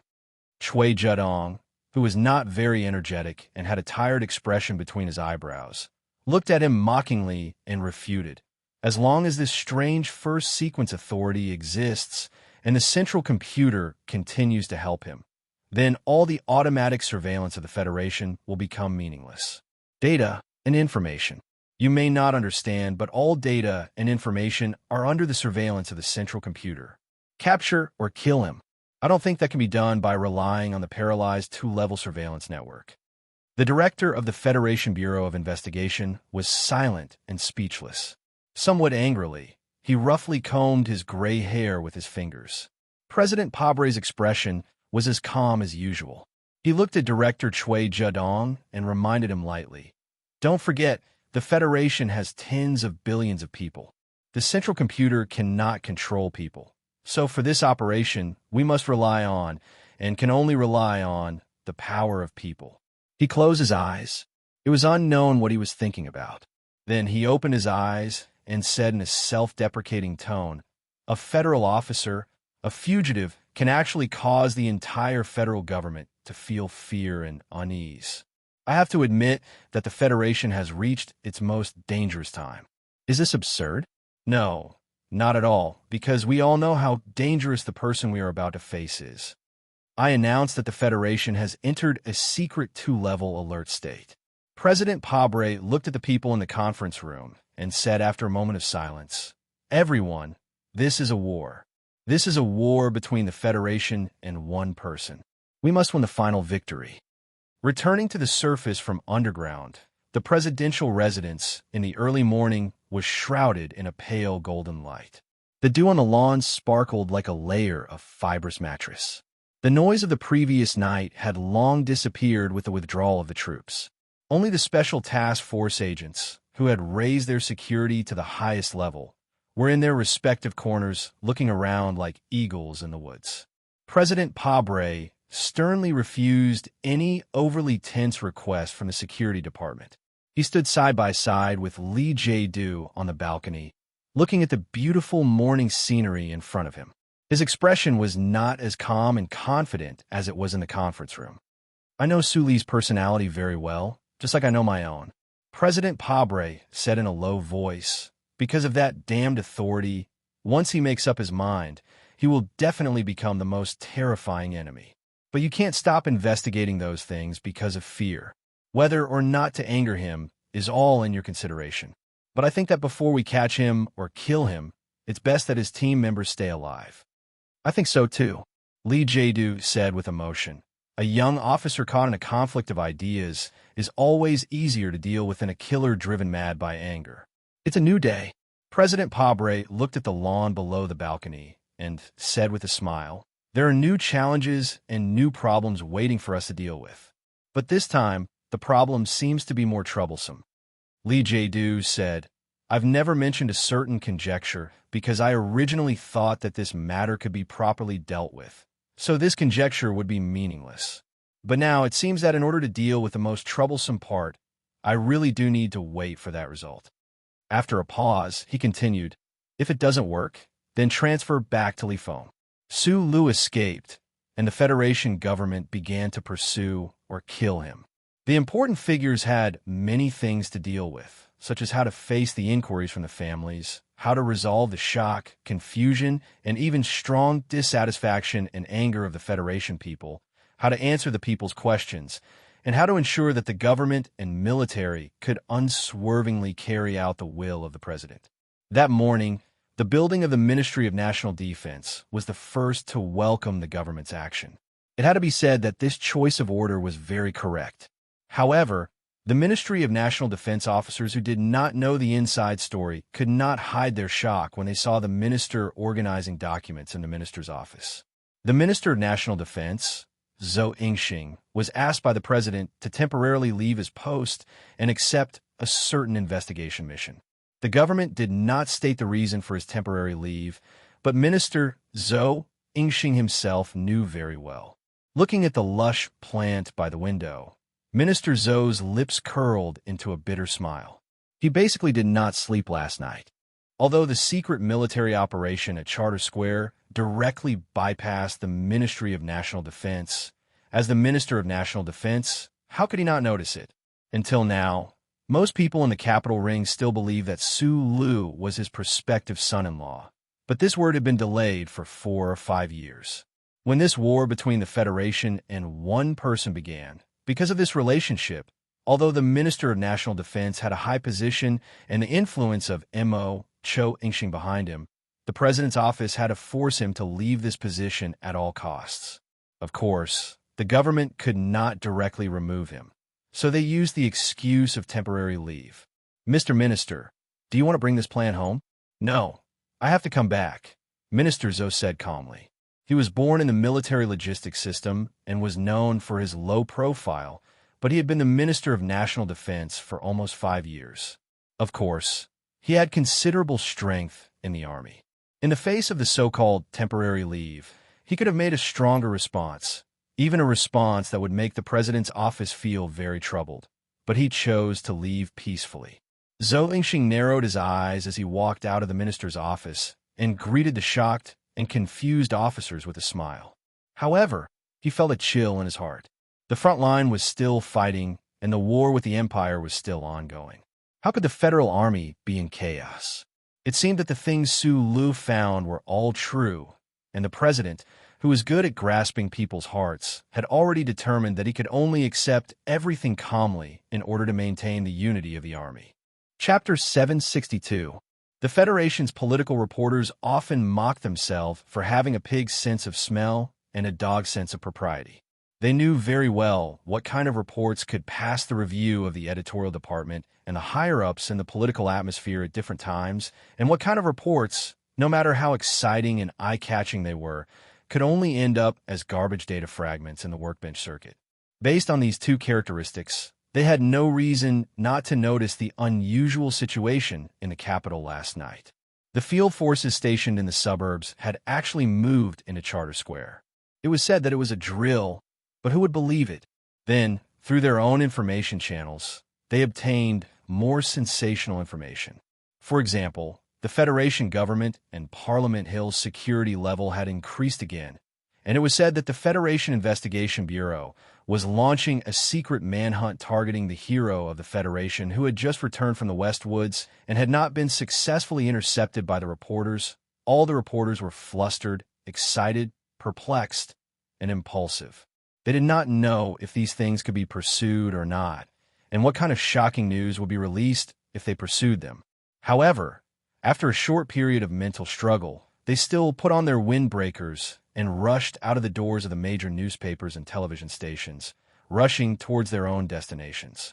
The reporters in a news event were like soldiers on the battlefield. If they smelled something but did not continue to investigate, it was equivalent to soldiers who raised their hands and surrendered without firing.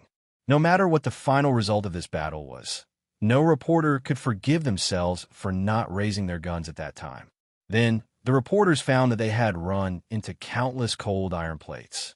No matter what kind of good relationship they had, the various departments of the federal government had closed their doors to them today, and no one was willing to accept their interview. The Ministry of National Defense building was heavily guarded, and armed military police were guarding the door, forbidding anyone without a pass to enter. Even the Venus reporters with military backgrounds were not allowed to enter. The reporters anxiously shouted the name of the spokesperson of the Ministry of National Defense outside the cordon and loudly asked if the news of Minister Zhou's temporary resignation was true. Only dead silence answered them, and the officers in the building looked at them with complicated expressions. No one from the management office of Charter Square accepted the interview. The members of Parliament who were in a hurry on Parliament Hill were collectively silent. The president's official residence even announced at the last minute that the routine briefing that was supposed to be held at 10 o'clock in the morning would be suspended for a day. The reporters, who had already pinned all their hopes on the press briefing at the official residence, made extremely dissatisfied noises. It seemed like a chaotic market, but in fact, they were cooperating very tacitly and continuously putting pressure on the press spokesperson. After the chaos lasted for a few minutes, the spokesperson of the president's official residence whispered to Director Breen in the side corridor. He then walked back to the stage and looked at the reporters who were looking forward to it. He gave a very stingy explanation. The explanation was very simple, but it was quite unexpected. It also gave the reporters of the Federation a lot of rich and exciting imaginations. Mr. President had a bad cold and needed a rest, so the press briefing was temporarily suspended. The reporters on the scene were collectively silent. They lowered their heads and quickly recorded the statement of the spokesperson on the light screen on the workbench. At the same time, they frowned and sketched out all kinds of possibilities with digital pens. The reporters knew that they couldn't get any more information from the president's official residence. They got up and rushed to the next government department that might be captured. This kind of action continued until the evening. The reporters took turns to fight between the various buildings in the Capital Special District and finally succeeded in blocking the deputy minister in front of the Ministry of Justice building.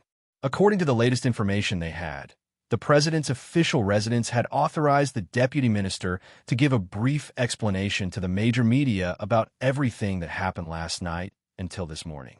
Yesterday at 21:40, in response to the terrorist incident on Parliament Hill a few days ago, the federal military successfully conducted an anti-terrorism exercise codenamed Late Spring in the area around Charter Square. Through this exercise, the various departments of the Federation government strengthened the information exchange and matching between each other. In order to face similar terrorist attacks again, they practiced relevant plans and gained a lot of valuable experience. Why did the news of a military exercise need to be announced by the Ministry of Justice? The reporters were keenly aware of this. They realized that the government would probably relent today, so they continued to ask without hesitation, "Mr. Minister, we just want to know, is the Federation government looking for Colonel Sulu? In addition, has Minister Zhou Yingxing been asked to resign from the Ministry of Defense?" Let me first correct one point. Minister Zhou didn't resign. He only went to the Federation's strategic equipment base for inspection at the special request of Mr. President. Because of the upcoming war in the Empire's mainland, the Federation's strategic equipment is facing a difficult test. The government needs an excellent general like Minister Zhou to fully lead this work. The reporters naturally didn't believe this statement, but since the government gave the answer, then what they needed to do was to interpret this answer. They quickly took notes with their digital pens and silently waited for the question that they and the people of the Federation cared about the most. As for Colonel Sulu, the Deputy Minister of the Ministry of Justice frowned and chose his words carefully. He slowly said, "Yes, from a legal point of view, we can say that he is currently wanted by the Federation." The Deputy Minister looked at the reporters and continued to explain. Colonel Sulu left the West Woods Region Camp without permission. The military asked him to explain the situation, but he never reported it. In addition, according to the Bureau of Proclamations investigation, Colonel Sulu had a very close relationship with the suspect who died in the terrorist attack on Parliament Hill. However, regarding this point, he never reported it to his superiors. This is the entire reason for looking for Colonel Sulu? A reporter asked sharply. No. The Deputy Minister of the Ministry of Justice calmly replied, "I believe that you all participated in that report. The Federation government once suspended the investigation into the relationship between Colonel Sulu and the traitor mechanic Yufeng. However, after the Bureau of Proclamation grasped the latest information, the Federal Central Computer automatically reactivated the previous wanted program. This also means that unless Colonel Sulu voluntarily surrenders himself, the wanted list will continue." After confirming that the Federation was looking for Sulu, this hero idol of the Federation who had just returned from the Empire not long ago, the reporters in front of the Ministry of Justice simultaneously fell into a state of shocked silence. The twilight of the evening slanted in from the end of the street, looking somewhat like a bloody, ghastly intent. As for what happened at the President's official residence, I don't know. You don't have to ask me. The Deputy Minister of the Ministry of Justice smiled and said, "However, I believe that if Colonel Sulu is brought to justice and the judicial process reaches the point where the evidence is made public, then the entire Federation will know the truth of the incident." Above and below the silent stone steps, the knowledgeable and experienced reporters found it difficult to suppress the emotions in their hearts as they let out a series of noisy exclamations of shock and astonishment. What they heard could not be written in the report, but they could keenly discern the hidden meaning behind these words. Could it be that the military operation last night, the president who was not in good health today, and the currently wanted Colonel Sulu had some kind of terrifying connection? Reporter would have been quietly standing at the periphery of the crowd. He was wearing a woolen vest today, and the cigarette in his hand seemed to be constantly burning. He suddenly stretched out his hand. With Wood's status in the industry and with the Capital Special District Daily News, when he stretched out his hand, the reporters who were immersed in shocked discussions immediately fell silent. Wood furrowed his brows and took a deep drag on his cigarette before asking, "Mr. Deputy Minister, may I ask if the wanted list this time has anything to do with Colonel Suli's press conference yesterday afternoon?" The Deputy Minister of the Ministry of Justice silently looked at him with cold eyes and extremely simple and direct answered, "It has nothing to do with it. The hero of the Federation, Colonel Sulu, became a criminal wanted by the Federation." This news would probably cause countless shocking discussions in the Federation society, or even something more serious. The reporters ran around to record excitedly or thoughtfully, but there was no way to get close to the department they wanted to interview the most because that was the Federal Army. In the brand new base office of the new 17th Armored Division in the suburbs of the capital, there was an extremely oppressive and tense atmosphere. The commander of the 1st Regiment, he narrowed his eyes and stared at the director of the 1st Military Region's Special Warfare Department in front of him without any intention of backing down. Although the other party's military rank was far higher than his, although the other party had military police with special powers, although the other party had an arrest warrant signed by the highest level of the military, he still did not want to back down. "I don't care what you people want to do, but this is my army, and those people are my soldiers. If you want to arrest them, then you have to get my permission. Colonel He Lei's eyes narrowed into two dangerous slits. Standing behind him, Hua Xiaoxiao, Lin Ai, and the others also narrowed their eyes at the same time. It was very strange. Probably every person who had spent too much time with Su Lu would be affected by this small action of his. Every time they encountered the greatest anger or the most terrifying danger, the men's eyes would narrow, and with a blink of their eyelids, they would angrily crush everything in front of them into pieces. The director of the Special Warfare Department brought the arrest warrant of the highest level of the military over with military police. He never would have thought that before he even saw the members of Group 7, he would be stopped in the office by the officers of the 17th Division. Colonel He Lei, do you understand what you're doing right now? The director of the Special Warfare Department stared into the eyes of the officers and said in a cold voice, "These officers under your command participated in a shocking rebellion last night. If you insist on disobeying military orders and protecting them, then perhaps the next time I come back, the target of arrest by the military police will be you." Chapter 763. You said it was Team 7 at the start, but you should know that ever since the 17th Division was rebuilt, there is no such thing as Team 7 in the Federal Forces or even the Nutshell Mercenaries. Even if there is, the entire Federation knows what kind of heroic and fearless fighting group Team 7 is. You actually accuse them of treason? Have you lost your mind? The 17th Division was an invincible iron division created by the military god Li Pifu. As the commander of the field forces, He Lei didn't care about the director of the Special Operations Room, who was said to be General Li Jiedu's trusted aide. He coldly stared back at the other. You know you can't handle it alone. The director of the Special Operations Room suddenly laughed. He looked at He Lei's face and said with a bit of sarcasm, "You just said that Xiong Linquan and the other officers have been training in the camp for 2 consecutive nights and didn't go out. But don't forget, this is the 4th mission. We can apply to the Bureau of Proclamation to check the location of the chip at any time. When the time comes, you will bear the responsibility you should bear." He Lei was silent. He knew very well that if the rumors were true, that the Federation government and the upper echelons of the military were looking for the instructor, then with just him as the commander, there was no way he could resist this vicious tide. Thinking back to the conversation between the instructor and General Li Jiedu a few days ago, and then inexplicably going to the south to recuperate, his mood became abnormally irritated and depressed. But now that the instructor was in trouble, how could he hand over Xiong Linquan and the others? These people were not only the instructor's subordinates, they were also the most outstanding officers of the 17th Division. As for the instructor being wanted, fuck his grandma. Even if it was the female star with the biggest breasts in porn, she wouldn't believe it.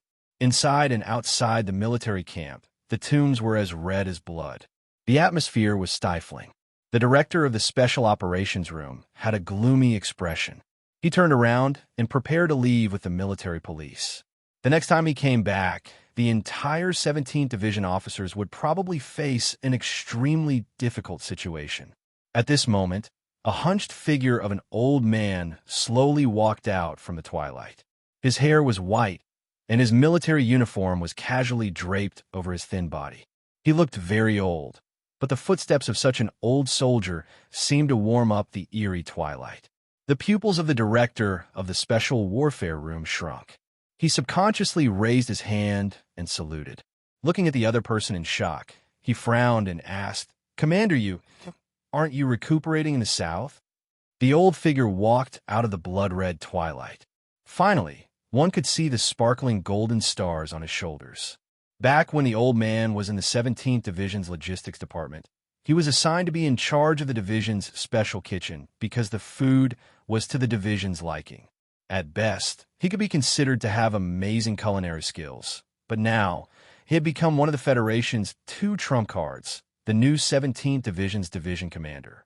With such a legendary and unimaginable military career, other than the amazing luck brought by the old division commander who ate his meals, Li Pifu, who dared to underestimate the intelligence and ability under this lazy appearance.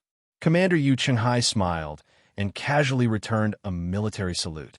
He walked into the office and answered casually, "Oh, The little nurse over there is too young and pretty. I really couldn't stand it, so I came back early. Nowadays, the most popular style of an iron-blooded soldier like Commander Du Shaoqing in the Federal Forces was Commander Yu. Commander Yu was probably the only general who spoke and acted like an old tramp. Speaking of which, people had probably long forgotten that the generation of military god, Li Pifu's generation of old soldiers, actually had this kind of indifferent attitude in their bones. Hearing this answer, the director of the Special Warfare Department was speechless. He knew very well how much effort General Li Jiedu had put in to transfer this extremely senior division commander away from the new 17th Division. Who would have thought that at such a crucial moment, this person would actually quietly return to his own unit? Commander Yu Chenghai smiled and greeted the officers under his command. He was as friendly as seeing a group of neighborhood children on the way back from the market. He, Lyle and I, and the other regiment commanders didn't dare to be careless. They stood at attention and saluted. For some reason, they felt relieved. Although the old division commander looked muddle-headed, old, weak, and tired, the soldiers of the 17th Division all had a common feeling. As long as the old division commander was here, then there was no real difficulty in the world. "I've heard everything you've said," Li Mu said. Commander Yu Chenghai sat back in his chair with some difficulty and sighed with satisfaction. He stretched out two thin and old fingers and waved them in the air. He looked at the director of the Special Warfare Department and the military police in front of him and said with a smile, "I have a few words that I want you to listen to carefully." Lyle and I had already taken out a cigarette and put it in between the old division commander's thin fingers with a flattering expression. Then, he carefully lit it with his hand, even though there was only the warm twilight in the room right now, and there wasn't a trace of cold wind. The director of the Special Warfare Department's face was pale as he looked at Commander Yu Chenghai without saying a word. A lot of people know that this division and these soldiers are the division and soldiers of the old marshal. I'm in charge of the 17th Division, but I'm just in charge. One day, according to the old marshal's wishes, I will hand it over to that guy. Commander Yu Chenghai spread out his hands and mocked. What happened in the end? That guy went to flirt with a big star and then went to the Empire to play around. He was busy accepting interviews every day, and slowly, it seems that everyone forgot about this matter. What about the government and the military? It seems that they don't want me to hand this division over to him. Motherfucker.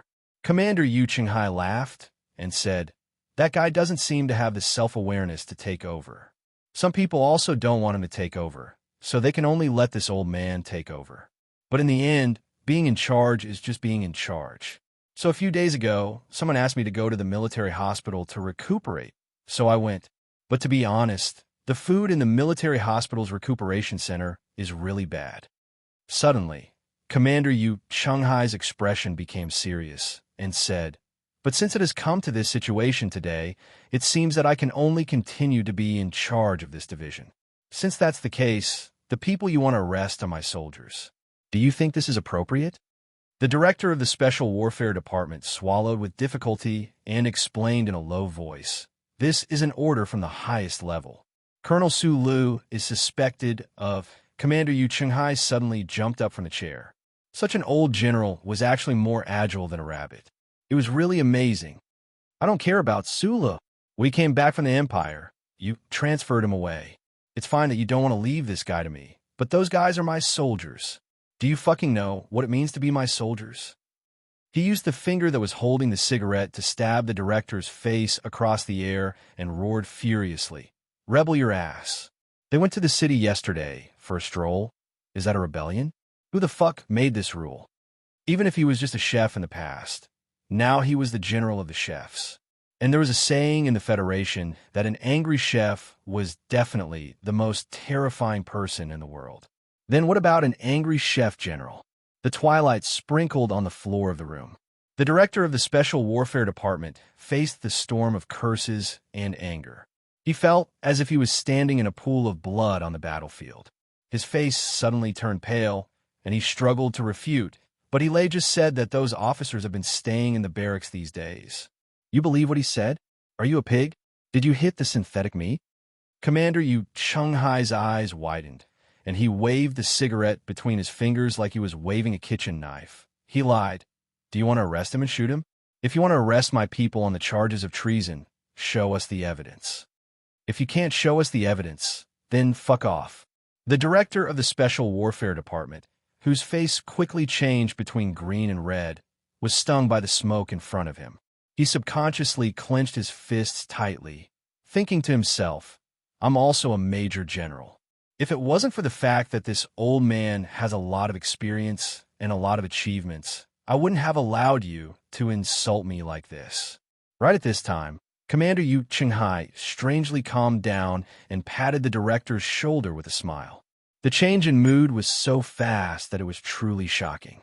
It was as if the old general who jumped around like an angry old rabbit in the twilight didn't exist at all. Please tell General Li Jiedu that we are the federal forces.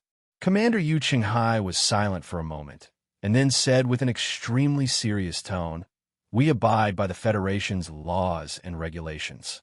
Don't worry about the 17th Division mutiny. As soon as these words were spoken, the entire room fell silent. Whether they would or would not, whether they would need to worry, no one dared to think about the two words mutiny. Even more so, no one thought that Teacher Yu would actually be so shrewd and ruthless despite his age. Everyone was silent in their hearts. The director of the Special Warfare Department had an extremely ugly expression. He had probably never encountered such a crazy situation in his entire life in the military. This isn't a threat. Commander Yu Qinghai gazed at the twilight outside the door and said with a sigh, the marshal's troops are trustworthy. Remember to tell him that this troop is his father's life's work. It's worth cherishing.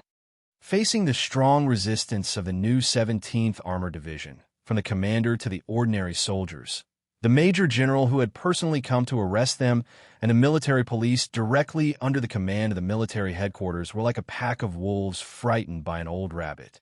They silently left the base. Commander, Xiong Lin Quan and the others who had been nervously hiding behind the room walked out from behind the door. They saluted the old general in the twilight with gratitude and admiration. Then they reported with shame that Gu Shifeng and a dozen other members had been arrested by the other troops last night. Right now, they didn't know where they were locked up. Why are you telling me this? Why are you telling me this? Commander Yu Qinghai's eyes suddenly widened, and the traces of blood were particularly clear.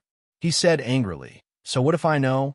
Do you really expect me to charge into the capital with the entire division, take over the Ministry of Justice, and establish a new government? Everyone was silent. You're the one who said such crazy things. We didn't even dare to think about it. Commander Yu Qinghai paused for a moment and then said, I understand Li Jiedu. He respects the ordinary soldiers and won't destroy the foundation of the Federation. After all, he is a member of the old Li family. The key is Su Lu and you guys. Where did you guys go? What is going on? Xiong Lin Quan hurried forward and honestly told him the things they knew. After listening to their explanation, Commander Yu Qinghai was silent for a long time. Then he sighed and said, the troops now feel more and more different from the troops of the past. They are more formal and powerful, but I always feel that something is missing. The smell of green onions or the smell of humans. Each generation is worse than the last. This veteran who had participated in countless battles with the military godly Piffle looked at the bloody twilight and commented angrily, they're all a bunch of fucking bastards, including Su Lu. Chapter 764. Ambush. We've been ambushed. Gamma, retreat. Retreat. Captain, we can't hold the position anymore. 30 wolf fangs. I have 30 wolf fangs here. I repeat. Requesting air support. Our electromagnetic beam cluster has failed. It has failed. Air support hasn't arrived yet. The anxious and hoarse voice came to an abrupt end with the cold sound of metal rubbing against each other. On the charred slope, a black and blue wolf Fong mech of the Imperium was half squatting indifferently outside of the Federation's quick solidifying cement works. It slowly pulled out an alloy blade from the square firing hole. The micro-engines attached to the mechanical joints of the mech hummed like the low roars of a herd of beasts, vibrating the dry air.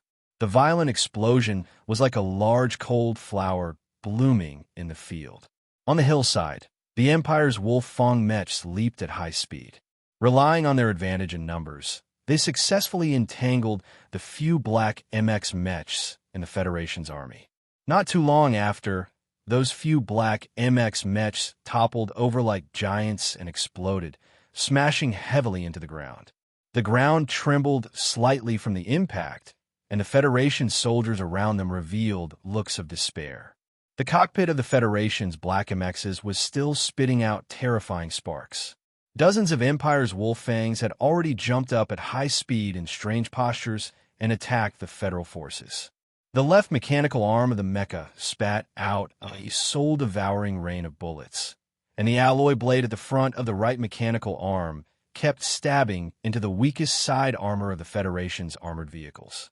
Although not every stab was successful, there were still tragic scenes of vehicles collapsing and people dying from time to time. The black smoke mixed with the dry and hot air enveloped the entire battlefield. The twilight of the distant star couldn't even penetrate the smoke.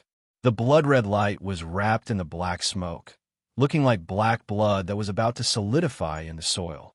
In this dark, blood-like twilight, the Federation troops, who were at an absolute disadvantage, bravely and desperately launched the craziest counterattack.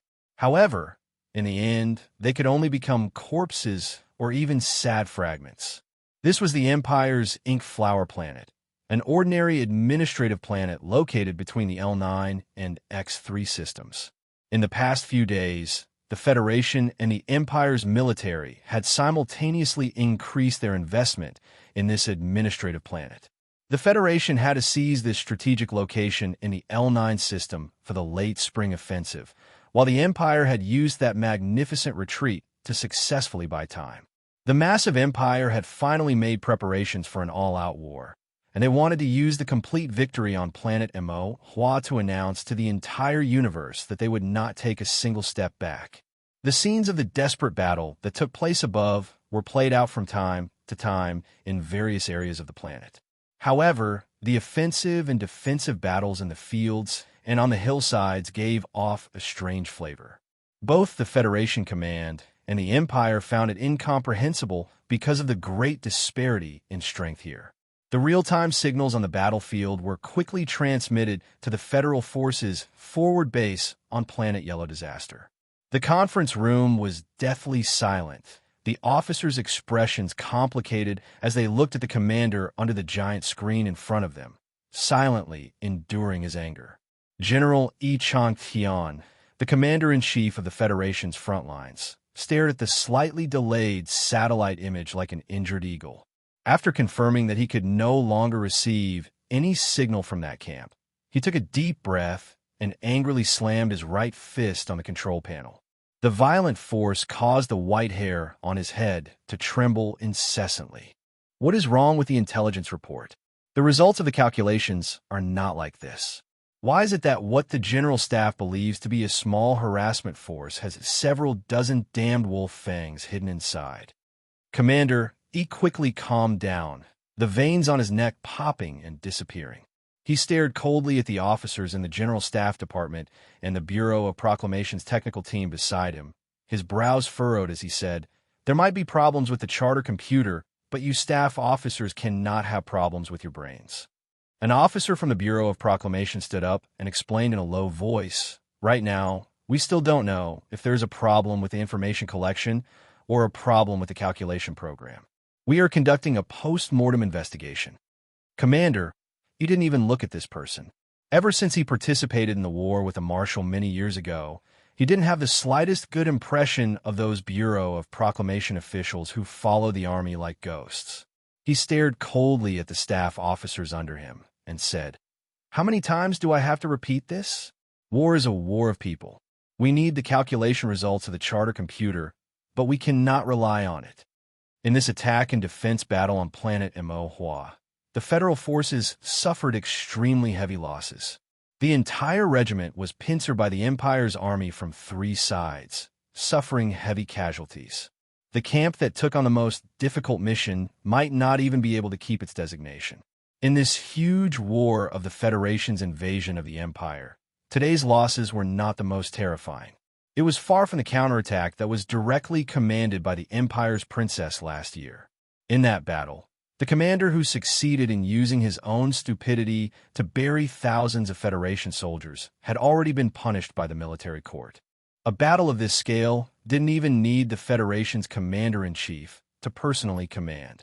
In fact, the commander of this battle was indeed not him, so the officers in the base didn't really understand why the general was so angry. "Commander," he walked out of the command room with a gloomy face. The orderlies quickly followed him with a large alloy cup on the table. Like the battlefield in the distance, the base of Huang, it was also in the evening. General Enchanting frowned as he stood in the blood-red twilight. He couldn't calm his emotions for a long time. That regiment was from the West Woods, from the 4th Military Region. They had just arrived at the front line, but they suffered such a heavy blow. Tiger was dead. It was said that there was a problem with the Ancient Bell incident. Just a moment ago, it was said that something big happened in the capital. The West Woods troops were ordered by the government to come to the front line of the Empire. This had already aroused the suspicion and anger of many people in the West Woods.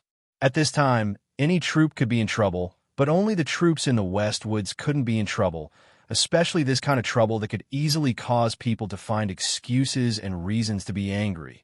Standing on the balcony of the Constitutional Bureau and looking at the lawn that had been designated as an absolutely restricted area tens of thousands of years ago, Li Zidao, who was holding a teacup, smiled and said, "I heard that old Director Tai's main hobby was to play golf. With such a large lawn as his practice field, no wonder no one in the entire Capital Special District was his opponent." The work of the Bureau of Proclamation is very mysterious in the eyes of ordinary people. In fact, it is very boring. If you don't find some hobbies, it is very difficult to continue doing it for a long time. What is even more disgusting is that according to the regulations of the Bureau of Proclamation, as long as you swear to work in the Bureau of Proclamation, you are not allowed to do any other work.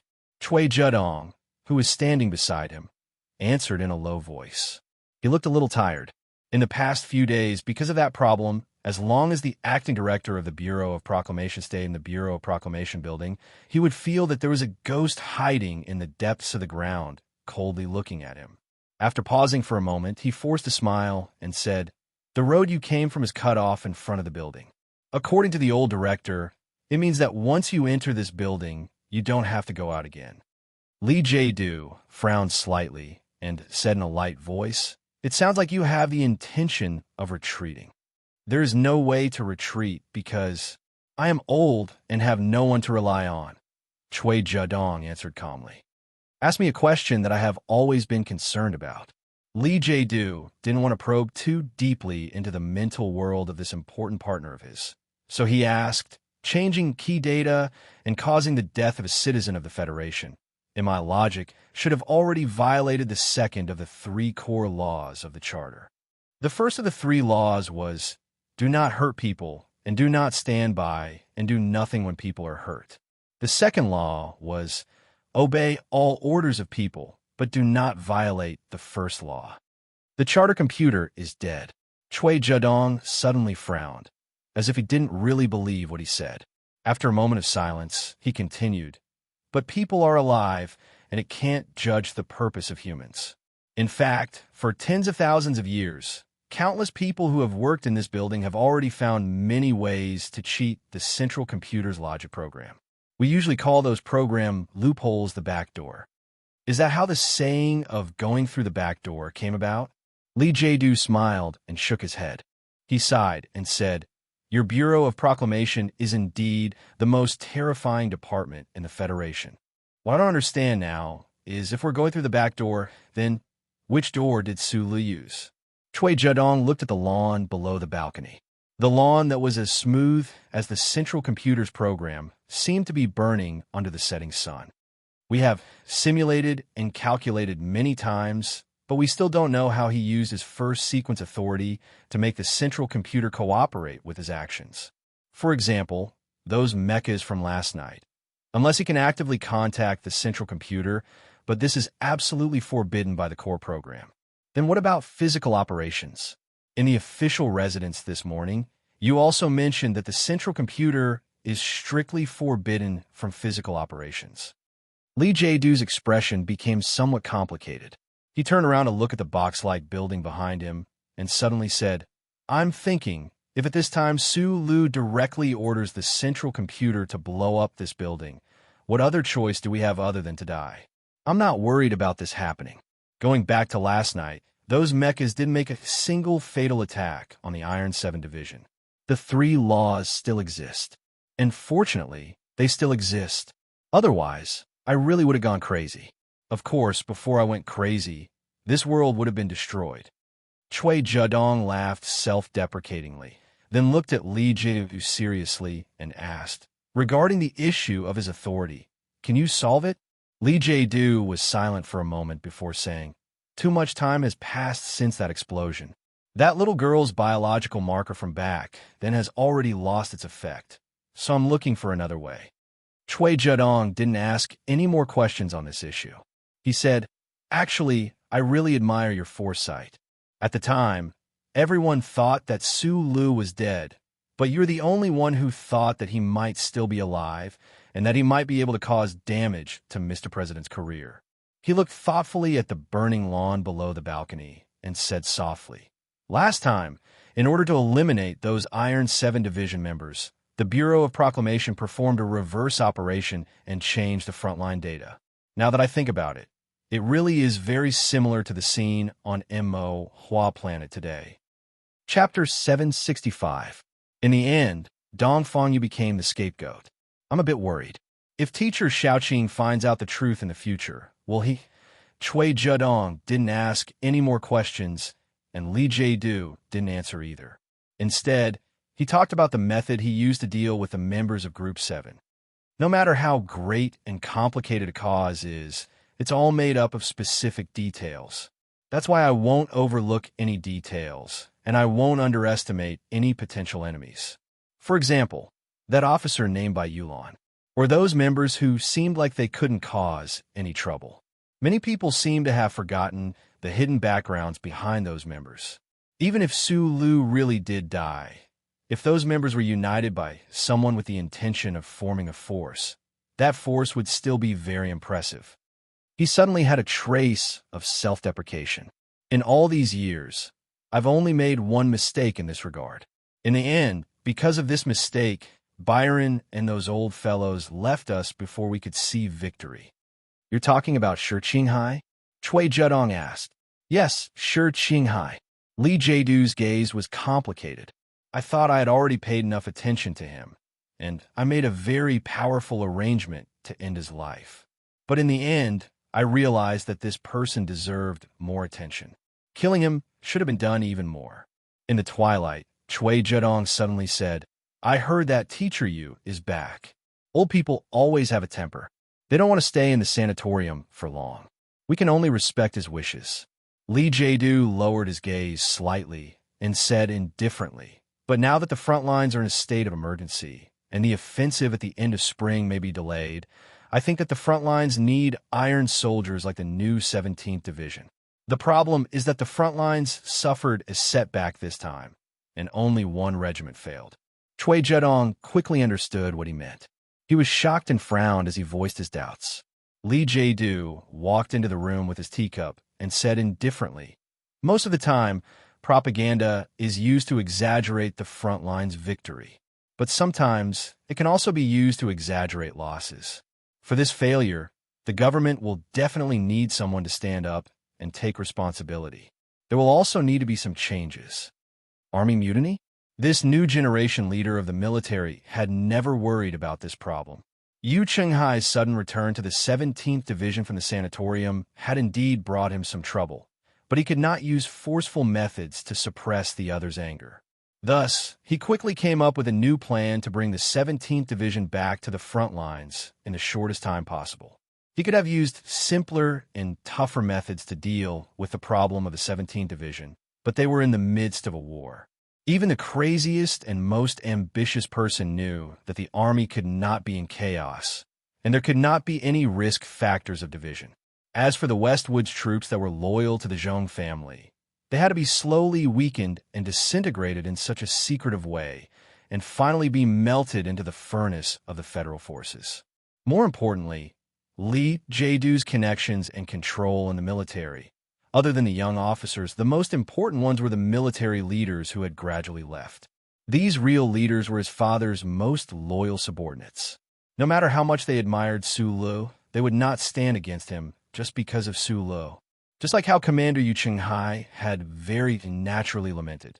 Lee Jae-doo is still a member of the old Lee family after all. In other words, in the eyes of these leaders, he was still one of them, a child they had watched grow up. No matter what he did, he should just be naughty and mischievous. But if he really used forceful methods to deal with Yu Cheng-hai, it would truly disappoint these leaders. The leaders who had already left were still the real leaders of the military, such as General Miles.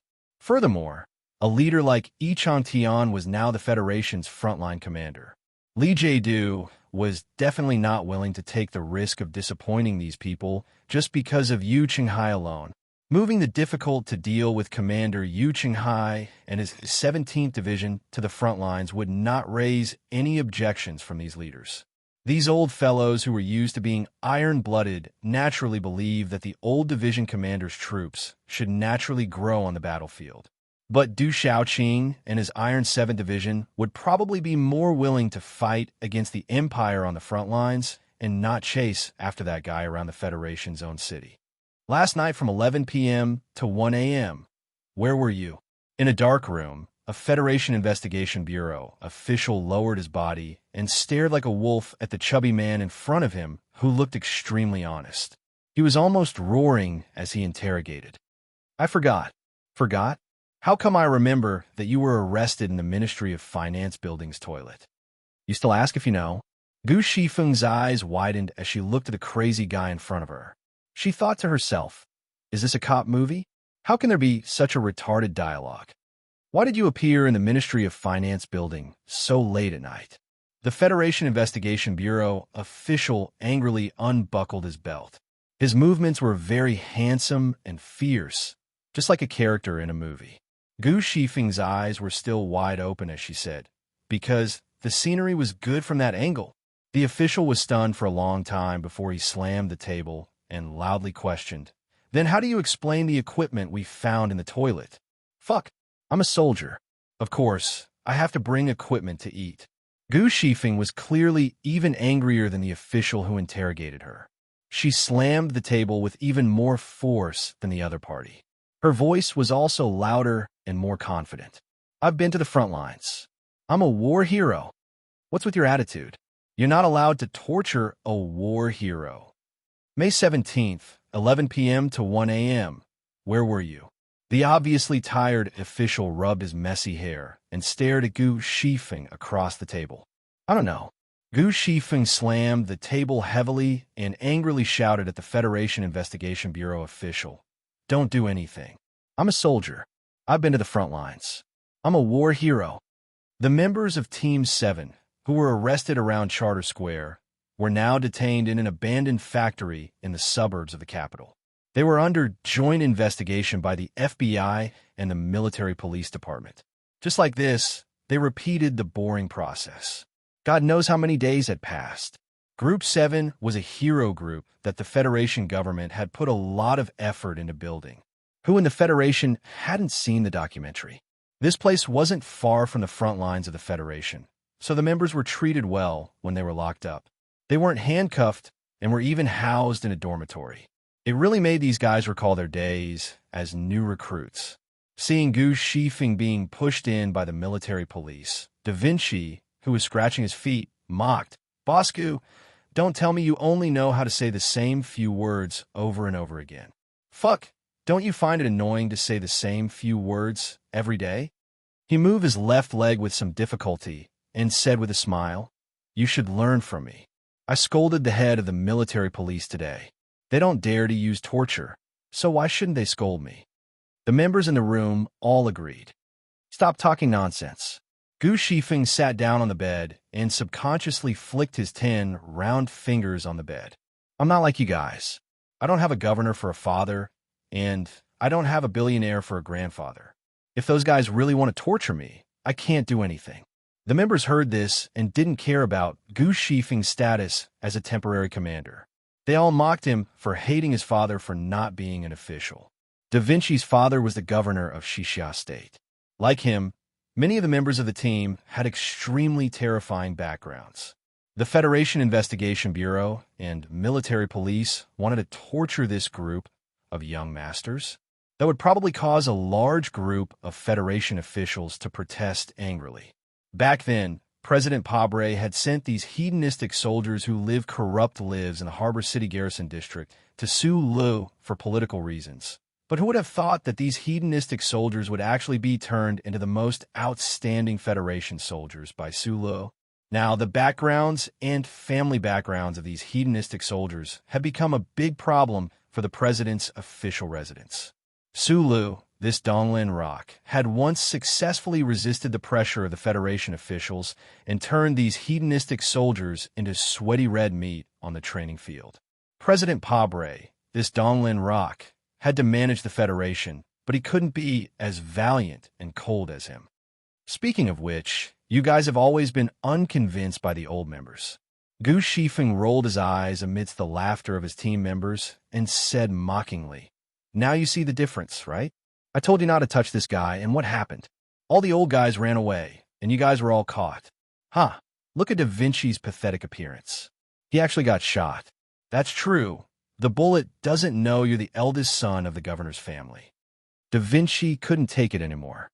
He glared and shouted, "Boss Gu, I'm going to flip out if you say that. Also, you have to call me by my full name, Da Vinci." After a pause, he said shamelessly, "Speaking of which, you're also an old member. How did you get caught like us?" Gu Shifeng's face turned red. In order to avoid this shameful question, he quickly became serious and said to his team members, "Apart from the fact that you guys have terrifying backgrounds, there's another reason why the government is so polite to us. If the boss isn't caught by them, they won't dare go too far.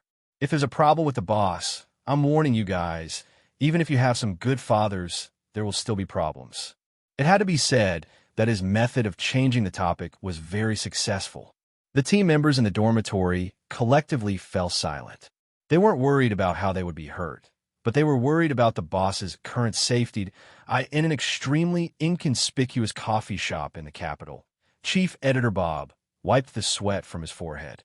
He looked at the young man wearing a hat and said self-deprecatingly, "Literati are literati after all. They're useless. I've never been as nervous as I am today. Expressing bravery in the newspaper is indeed much easier than in reality.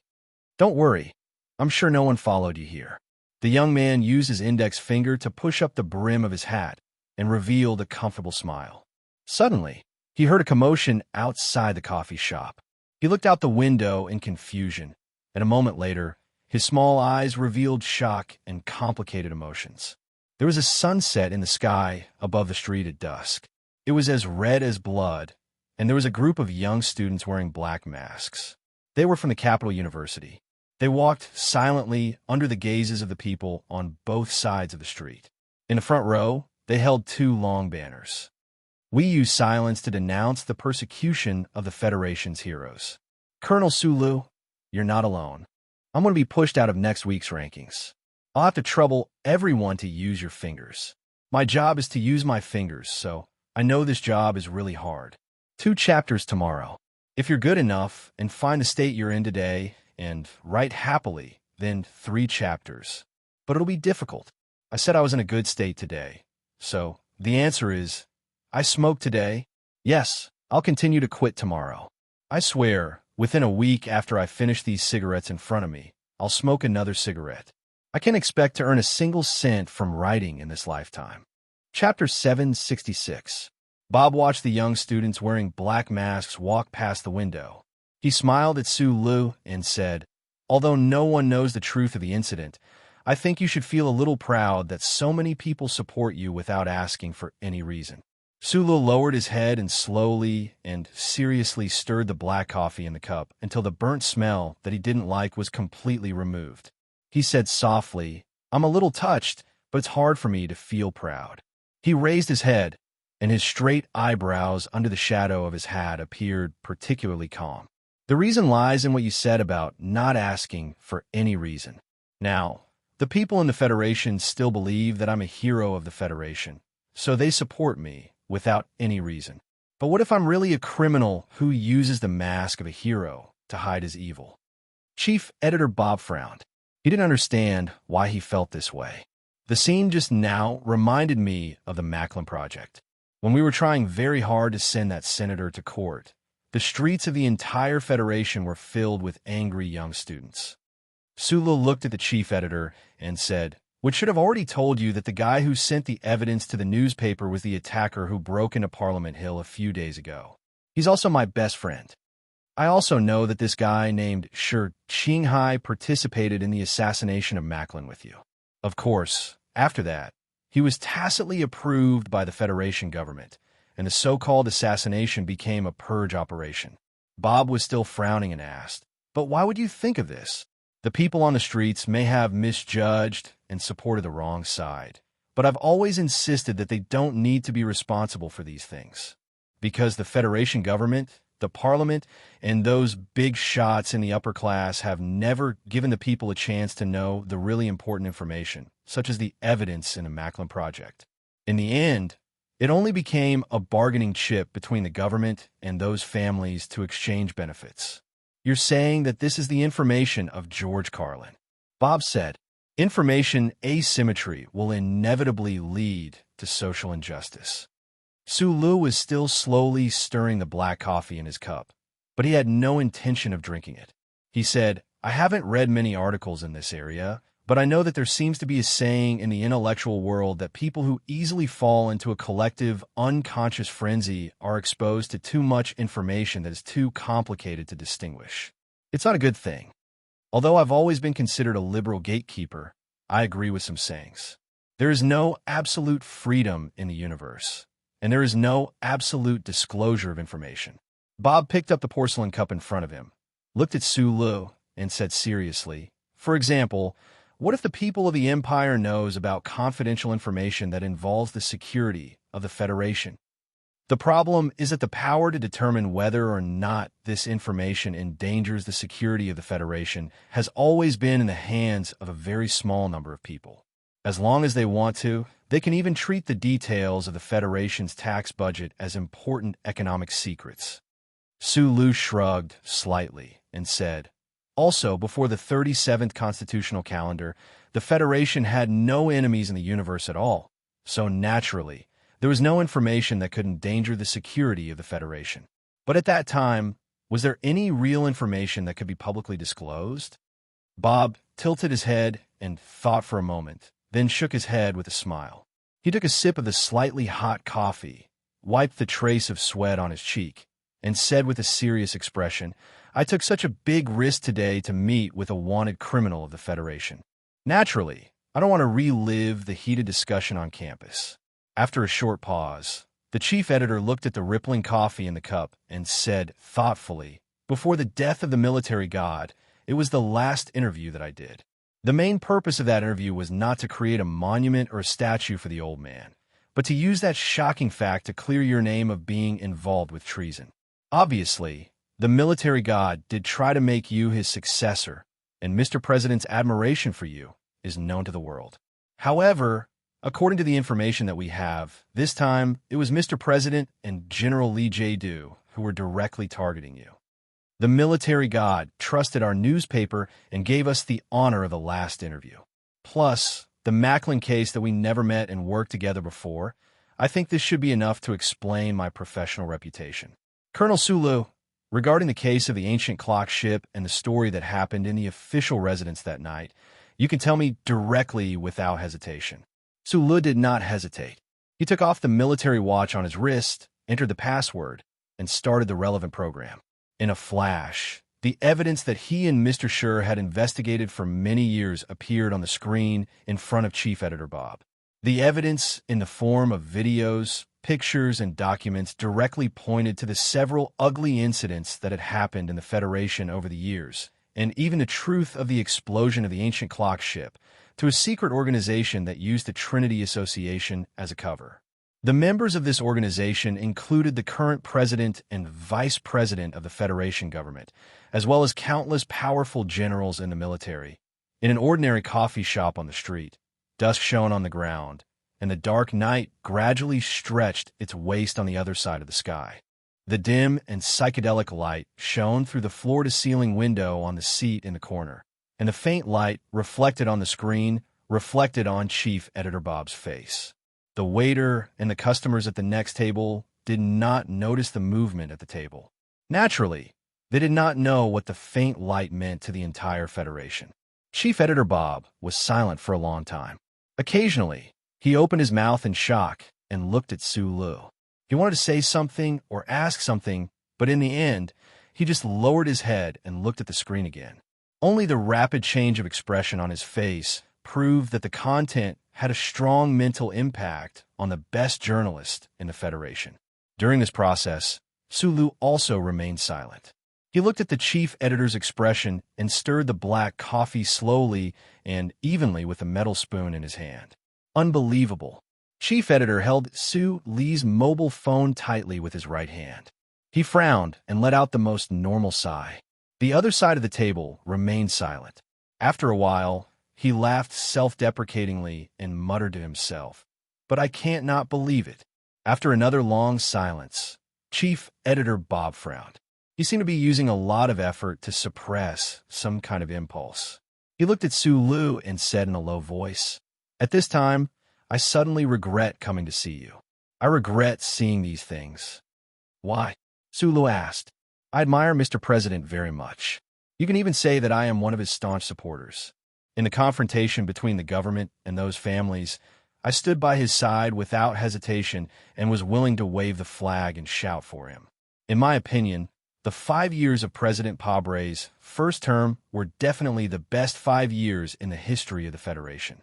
I know his ambitions and can feel his ideals." Chief Editor Bob's expression gradually calmed down. His eyes flashed with complex emotions. He said, "And this mobile phone you handed over destroyed the last trace of my imagination of a beautiful future. I even think that perhaps you will destroy all of the efforts of Mr. President and this government." Sulu could understand. To be more precise, he could more easily understand the chief editor's feelings of loss and frustration at this moment than anyone else. Before that night, he and the chief editor had placed all of their imaginations and hopes for a beautiful future for the Federation on the dark-skinned, middle-aged man in the official residence. When these imaginations and hopes suddenly turned into bubbles, the feeling of betrayal was very uncomfortable and even made people subconsciously refuse to accept it. Even if it was Chief Editor Bob, after seeing this evidence, there would probably be countless fierce struggles in his heart. He would rather not see it or destroy all of this evidence and pretend that this had never happened. Sulu was willing for the chief editor across the table to make this choice, because in the Federation society with tens of billions of people, he was already very lonely. Even if the students wearing black masks on the demonstration said that he would not be lonely, he was still lonely. He did not want his last companion to leave him. Very suddenly, he stopped stirring the black coffee and raised his head to look across the table. In a low voice, he repeated a very famous speech in the Federation. "This is a great era where vast fleets are on expeditions to the brilliant universe, where countless brave warriors step forward one after another, with a strong survival and the glorious sacrifice reflect each other, and thus appear to be incomparably magnificent. Behind this great era, there is a small life where the price of protein meat rises again. The uncle next door loses his job. The business of the underground casino deteriorates. The guard yawns more often. The aunt next door gets a raise. And the daughter is worried about her poor results in the spring exam and the small life where her pocket money is reduced. Whether it is a great era or a small life, it is actually full of brave people and timid people. They will be happy because of victory, sad because of failure, and angry because of many things. The only difference between the two is the attitude when facing difficulties and power." A low and calm voice slowly sounded in the corner of the coffee shop. Chief Editor Bob, who was listening carefully, gradually relaxed his deeply furrowed brows. He seemed to be deep in thought. "This is the speech that you specially wrote for the Nebula Award." At that time, when I received the award, I felt very honored and have always remembered it in my heart. Sula narrowed his eyes and said, "I will not doubt your firm belief in fighting against power. But what I want to say is, if power is dressed in the perfect clothes of idealism, or even idealism itself, we will still resist to the end.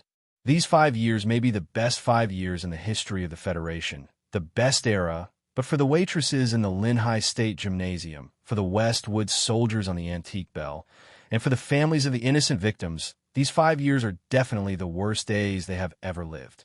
Chief Editor Bob's face showed a calm smile again. He took a sip of the cold coffee, and after a moment of silence, he asked, "Well, what do you want us to do?" "Wood and I will immediately start to do an in-depth report in this area. But the gentleman in the official residence has countless pairs of white gloves. We can't accuse him." "No, you misunderstood me. I don't want the Capital Special District daily newspaper to risk the government's anger to report. Schiller said that the gun is always more powerful than the pen." Chief Editor Bob slightly frowned and asked puzzledly, "Then why did you want to see me today and give me this evidence?" Sula looked at the untouched black coffee in front of him. After a long silence, he said, "I just hope that even if I die, something like the truth can be left behind. If I really die this time, then whether it is 5 or 10 years later, you, in your newspaper, will have the opportunity to tell this true story to everyone." Chapter 767. Late spring was about to end, and the heat of the summer had arrived. Sulu pulled down the brim of his hat, wrapped his coat around his arm, and hurriedly walked across the street, sticking close to the row of blooming trees. Using the last bit of twilight, he quickly left the area. After passing through a few quiet alleys, and through the sea of people wearing black masks, he lowered his head and quickened his pace. Following the long and slanted tunnel, he entered the subway station. While no one was looking, he opened the door to the room behind the station, climbed over the windowsill, and jumped off the dark track. In the distance, there was a subway coming at a high speed. He squinted his eyes and moved forward against the light. His body accurately stepped on the only safe zone that was found by the old guy's precise calculation. He didn't care about the vibrating air at all. The light from the subway shone on his face, but there was no trace of expression. There was no sound of friction between the heavy carriage and the smooth special track. In the sometimes dark and sometimes bright underground tunnel, there was only the sound of the air being rapidly compressed. The high-speed carriage passed by him at high speed. His clothes fluttered in the wind, but it didn't move his silent body. Only his hat was blown away by the wind and rolled very far away. The subway drove away. He opened a maintenance door in the dark tunnel, lifted the heavy mechanical pressure valve, and jumped down. He returned to his own underground world, the underground network of the Capital Special District. In the depths of the slightly damp dark tunnel, there was a bed, a lamp, and a few books. He didn't know where he got these things. Rubbing his hair that was messed up by the wind, Sulu lay down heavily on the bed. While he was recovering from his exhaustion, he always felt that someone was coldly watching him. It wasn't him or her, it was them. Somewhere in the capital, there was a very ordinary-looking building. On the top floor of the building, there was a door made of alloy. A small eye pattern was hastily painted on the door with non-toxic paint. The paint hadn't completely dried yet, so it was obvious that it was painted not long ago. The exaggerated small eye in the pattern was particularly strange. The pupil under the single eyelid was deliberately painted red, which made it look somewhat terrifying. Behind the closed door, there were more than 30 people sitting or standing. There were white-haired old men, outstanding graduates, majors from the Special Warfare Room of the military region, experts from the Research Institute of the Federation, and even a few highly intelligent criminals who had just been pardoned by the government. Because of the reward, the legal reduction of sentence, the order of the superiors, the sense of honor, and various other reasons, you have agreed to join this team. Then, I must remind you that before this team completes the ultimate mission, you are not allowed to leave, you are not allowed to contact your family, and you must maintain absolute confidentiality. A high-ranking official of the Federation government stood at the front. Looking at the crowd that did not seem to be anything special, he said coldly, "If you agree to this agreement, please sign the relevant waiver certificate and swear to the charter.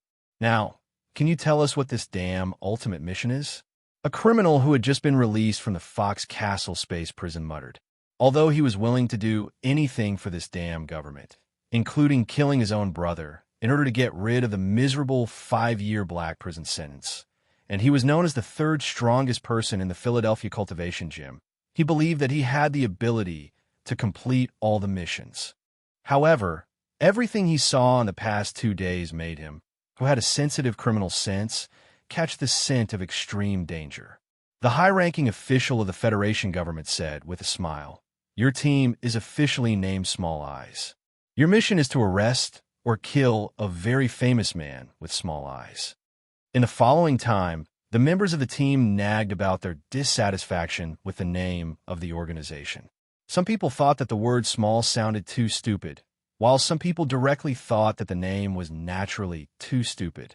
Some people thought that it was mainly because they felt stupid when they introduced themselves, but in fact they knew very well that these nagging were just to get rid of the pressure and fear in their hearts. Perhaps not everyone knew what kind of terrifying ability the man with small eyes had, but the entire Federation knew the name Sulu and knew what it meant: to arrest or kill him. This mission was like a terrifying mountain that pressed down on them, making them feel incomparably terrified and flustered to the point where they almost could not breathe. However, some members of Small Eyes did not complain incessantly. They were extremely silent.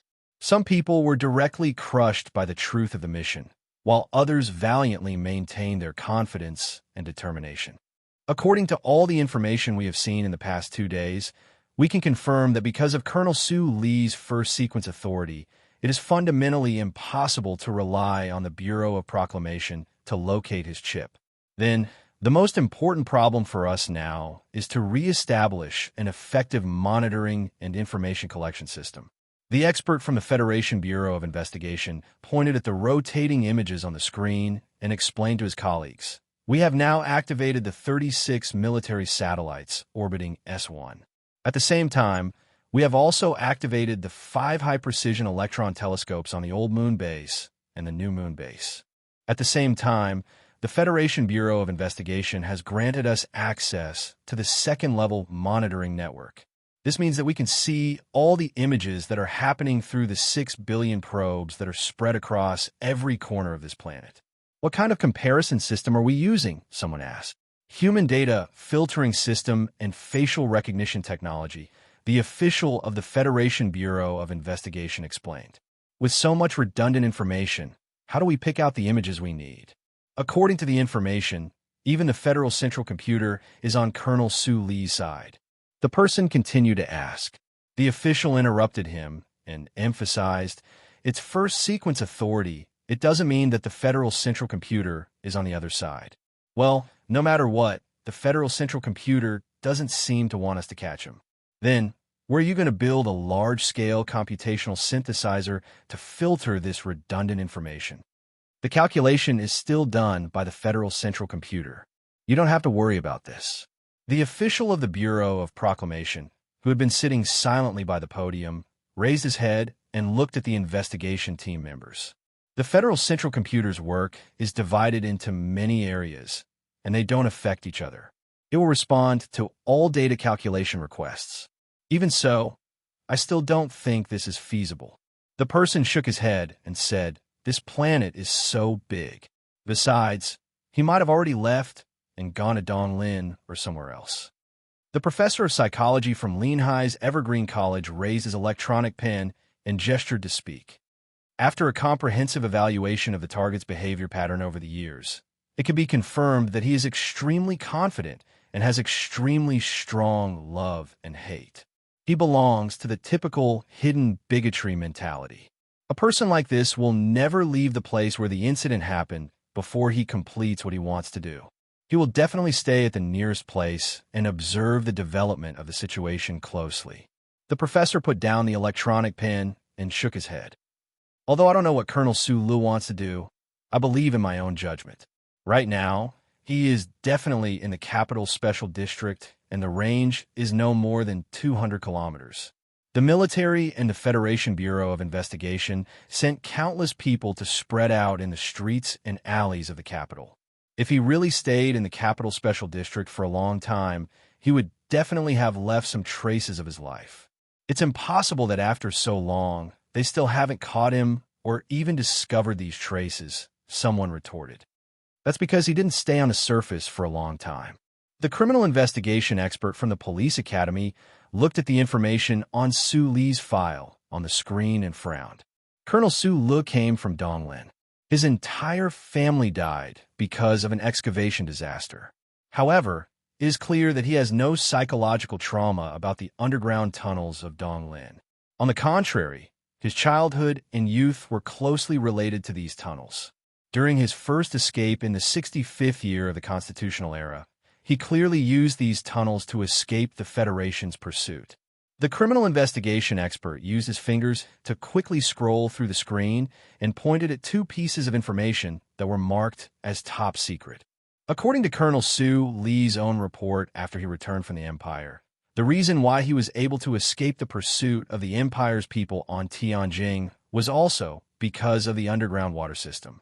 It is clear that sneaking underground is his usual method of escape. He looked at his colleagues with a smile and said, "Habit is the most powerful force.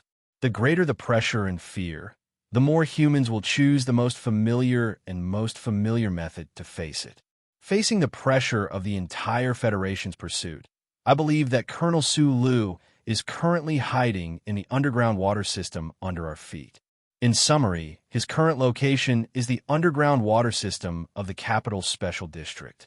Since we can't risk a social uproar and send hundreds of thousands of soldiers down there, then we can only watch all the exits of the underground water system and patiently observe where he will come out and where he will enter.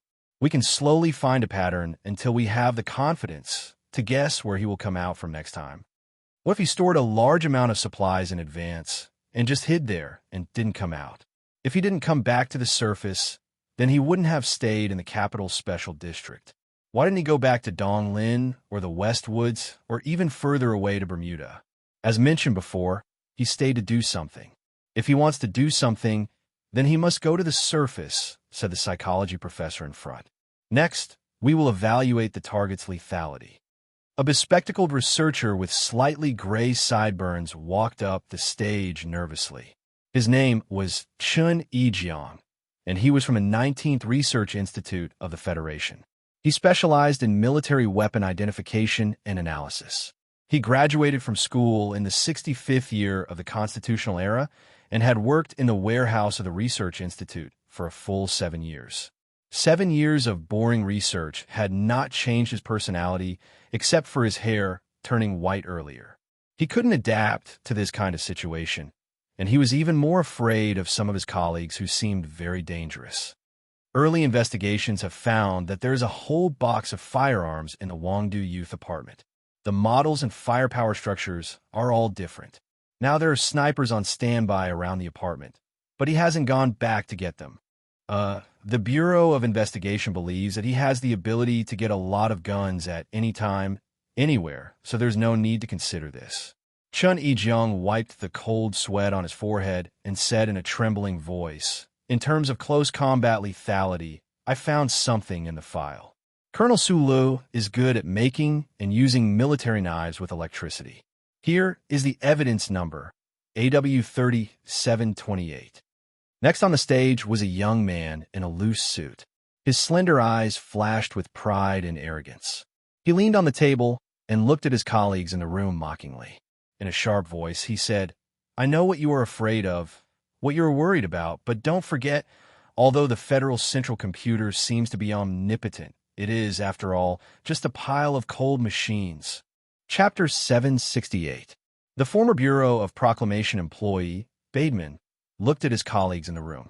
His eyes were filled with the foolish smugness of a teenager. However, he was obviously past that age. The earliest problem appeared in the S2 Foundation building. You can pay attention to the details of Su Li's shooting movements in the surveillance footage. It was this shot. Did you see it? He was leaning against the side of the car and directly hit the person over there. In these 3 consecutive shots, I even think he didn't even open his eyes. The Bureau of Proclamation has basically confirmed that it was during this assassination attempt on Senator Macklin that the Federal Central Computer first provided Sue Liu with positioning assistance. This type of assistance also appeared during the work of laying the network on the 3320 planet. This ability of the Central Computer is not too dangerous for the Federation. This is because Colonel Sue Liu doesn't know who is chasing after him. Therefore, even if he locates the location of all the police, it would be meaningless. Vaidman raised his thin eyebrows. His fingers moved quickly on the work screen. He continued, overall calculation and analysis. The trust level of the Central Computer's execution of the 3 laws is 100%. The additional clause is 99.4%. There are restrictions on physical operations. There is no direct danger to the lives of government personnel. However, as to how far the physical operations can be carried out, it will depend on the authorization given response mode between Sue Liu and the Central Computer. He, who was not even 30 years old, had an extremely fast speaking speed.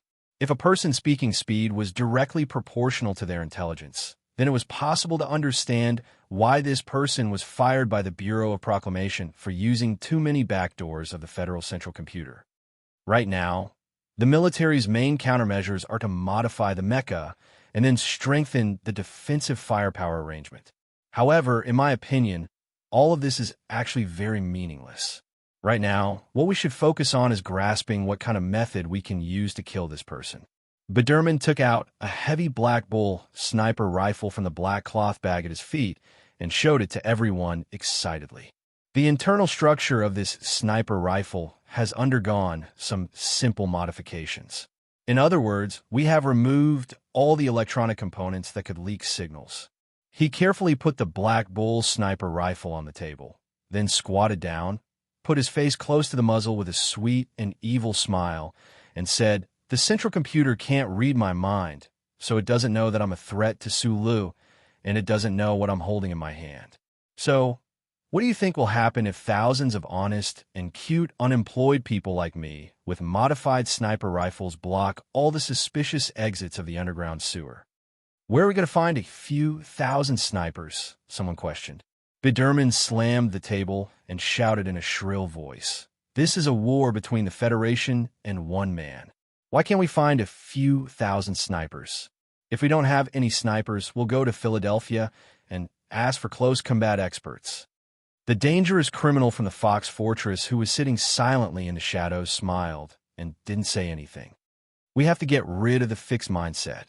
We can no longer rely on the omnipresent, the glory of the Charter.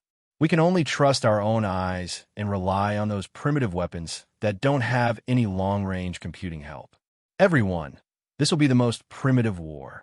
We have to use the most ancient guns and even cold weapons to drag Colonel Sue Liu back to the starting line with the help of the Charter Computer.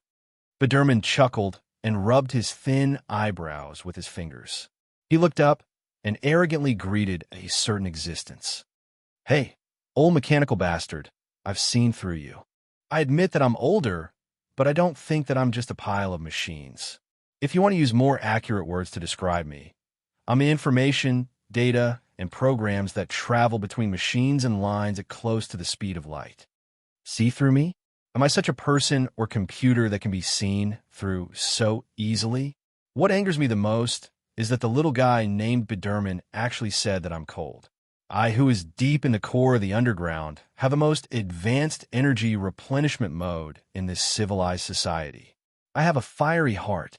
In the dark depths of the underground, in the corner of the sewer with a faint fishy smell, there was an old type of loudspeaker left behind from who knows how many years ago. It had been silent for countless years, but at this moment, it was constantly playing the angry, questioning, and refuting of a mechanical life.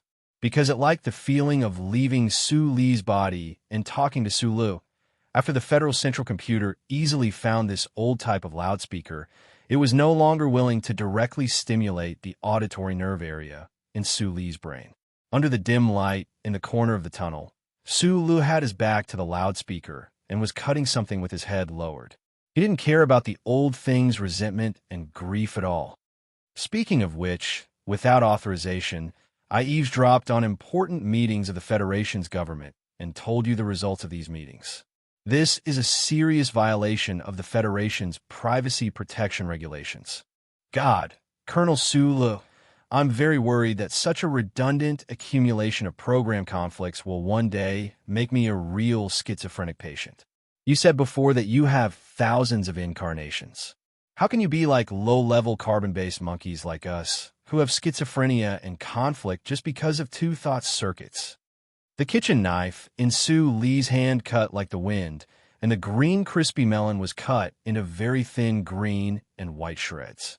After listening to the old thing's complaints for a long time, he finally couldn't help but answer. Besides, your job is to listen to all the voices in the universe. How can you call it eavesdropping? According to the charter, I listen, record, and store all the information, but except for special judicial requirements and special authorization, this information is strictly prohibited from being disclosed to anyone, including high-level authority holders. This is very close to the privacy protection regulations of the core program. And since I told you this information, then my listening and recording within the scope of my work will undoubtedly become a negative eavesdropping action. I think today's eavesdropping should be recorded as Underground Dao Sect. You can give me these very strange names. Sulu lowered his head and stirred the shredded green melon shreds. The taste of the white vinegar mixed with the coriander moistened the green and white melon shreds. It should be very delicious. The only purpose of those experts gathered by the government is to kill me, and you just don't want me to die, so you told me the content. Thinking about it this way should make you feel a lot better. Chapter 769. The entire Federation was looking for Sulu. In other words, this was a war between the Federation and one person. Many years ago, the uncle had fought such a war, and now it was his turn. However, he did not possess the strength that Feng Yu once possessed to look down on everything in the world, nor was he a true creator. Therefore, the pressure from the countless buildings on the ground made him nervous and silent. If it was not for the fact that he had a companion in the dark underground beside him who would never feel tired or thirsty, there would definitely be more specific problems in these specific days. To fight against the powerful ruling machine of the Federation, the measures Su Lu took should have been more direct and violent, just like how Li Feng smashed up the office of Senator Zion when he returned from the front line. However, he who was hiding underground did not rely on the old man to release the truth about the explosion of the ancient bell and the truth about the dark organization called the Trinity Association on the internet. One of the important reasons why he remained silent beside the underground river of sewage was that he always thought that these truth stories were really like boring street stalls literature. It was difficult to win the trust of hundreds of millions of people, and there was no beauty in them. Of course, this was not a funny joke. The main reason was that the front line was still at war. The Imperial armies had already gained a foothold in the galaxy and could launch a counterattack against the Federation expeditionary forces at any time. At such a critical moment, the Federation needed stability and control. At the very least, the Federation could not allow the terrible vacuum of power in the Federation to occur because of him. If the Federation government collapsed, what would happen to the troops on the front line? How many people would die? That day in the cafe, Chief Editor Bob had told him that according to the intelligence channel of the newspaper, the Federal forces had suffered a heavy blow at a certain position on the front line, and the soldiers had suffered heavy losses. According to his analysis of the firepower configuration of the Federal forces and the strength of the Empire, Sulu did not think that even if a battle was lost, the consequences would be terrible. However, Chief Editor Bob's gloomy face gave him an extremely bad feeling. However, what could he do? Occasionally, he would go to the ground and buy some vegetables and fruits in the most dilapidated, remote, and low-class market to improve his diet. He would also buy some expensive fiber paper books on the ground to satisfy his childhood regret of not reading too many books. He was like an ordinary citizen of the capital, lowering his head under the eaves and silently watching TV screens and electronic newspapers during spring and summer. At the top of the dark tunnel deep underground, The fugitive Su Li's temporary residence had an additional standard freezer. The TV light screen had been repaired by him into a large light screen that was stuck to the wall. He had even conveniently pulled in a small sound system. Looking at the underground tunnel that was more and more like home. Or was it that he was just waiting for something to happen? One day, the frozen fish balls in the freezer all turned into tender ingredients in the white soup, and then into delicious energy supplies in his stomach. Satisfied, Su Lu scratched his somewhat itchy hair, raised his head to look at the sky, and muttered to himself, "What should I buy today?" The small red-eye pattern on the door had long dried up, and the few drops of paint that had spilled out were as impressive as blood. This Federation government special task force, named Small Eyes, had already been working in this building for more than 10 days. The team had not sent any good news to the president in the official residence, but they knew very well that the black ring in their hands had been silently placed at the entrance of every major subway in the Federation, waiting to suddenly tighten and strangle the hunting ring that had intruded into the black ring. The contact person next to the room frowned as he quickly typed on the old-fashioned keyboard. The analog radio signal, which had long since been abandoned, passed through the window in front of them and was sent to countless hunting teams in the distant city. The Small Eyes Special Task Force used the most primitive password system, just like the methods used by mammals when they were having fun in their childhood. It required the most interesting eye contact between people. As for the key link of inference and conclusion, they had completely given up on computing tools and used standalone workstations and pen and paper to do tedious and complicated work. Moreover, they were willing to do it and were in a good mood. Just as Biderman once said, this was a primitive war. In order to catch or kill the Small Eyes man, they had to use the most primitive methods of cooperation and hunting. Oh, a team member stared at the face recognition system in front of him that had been filtered 3 times, but the red light still lit up. He raised his eyebrows in excitement and screamed, "I told you he would still come out from here." The members of the Small Eyes Special Task Force gathered around and looked at the blurry image on screen. They were so excited that they could not control themselves. As for the staff responsible for communicating with the Special Task Force, after getting permission from their superiors, they used the most primitive methods to directly send out the signal. "Have you forgotten the bet we made last night?" The psychology professor smiled and said, "I also insist that Colonel Su Lu will definitely come out from this subway station, because it is obvious that he likes the red-bellied salmon produced in South Kazhou very much. And if you're willing to pay attention to this logo, in the entire Capital Special District, this supermarket is the only supermarket that sells it." The team members let out sighs and sighs, one after another. They praised the fact that the details determined everything. This was indeed a truth that would never be outdated at any time. Let me tell you a piece of good news. The Tactical Verification Team has agreed to the Small Eyes Special Task Force's request to attack. If you can capture or kill the target today, in addition to your freedom, you will also receive the gratitude of the entire Federation.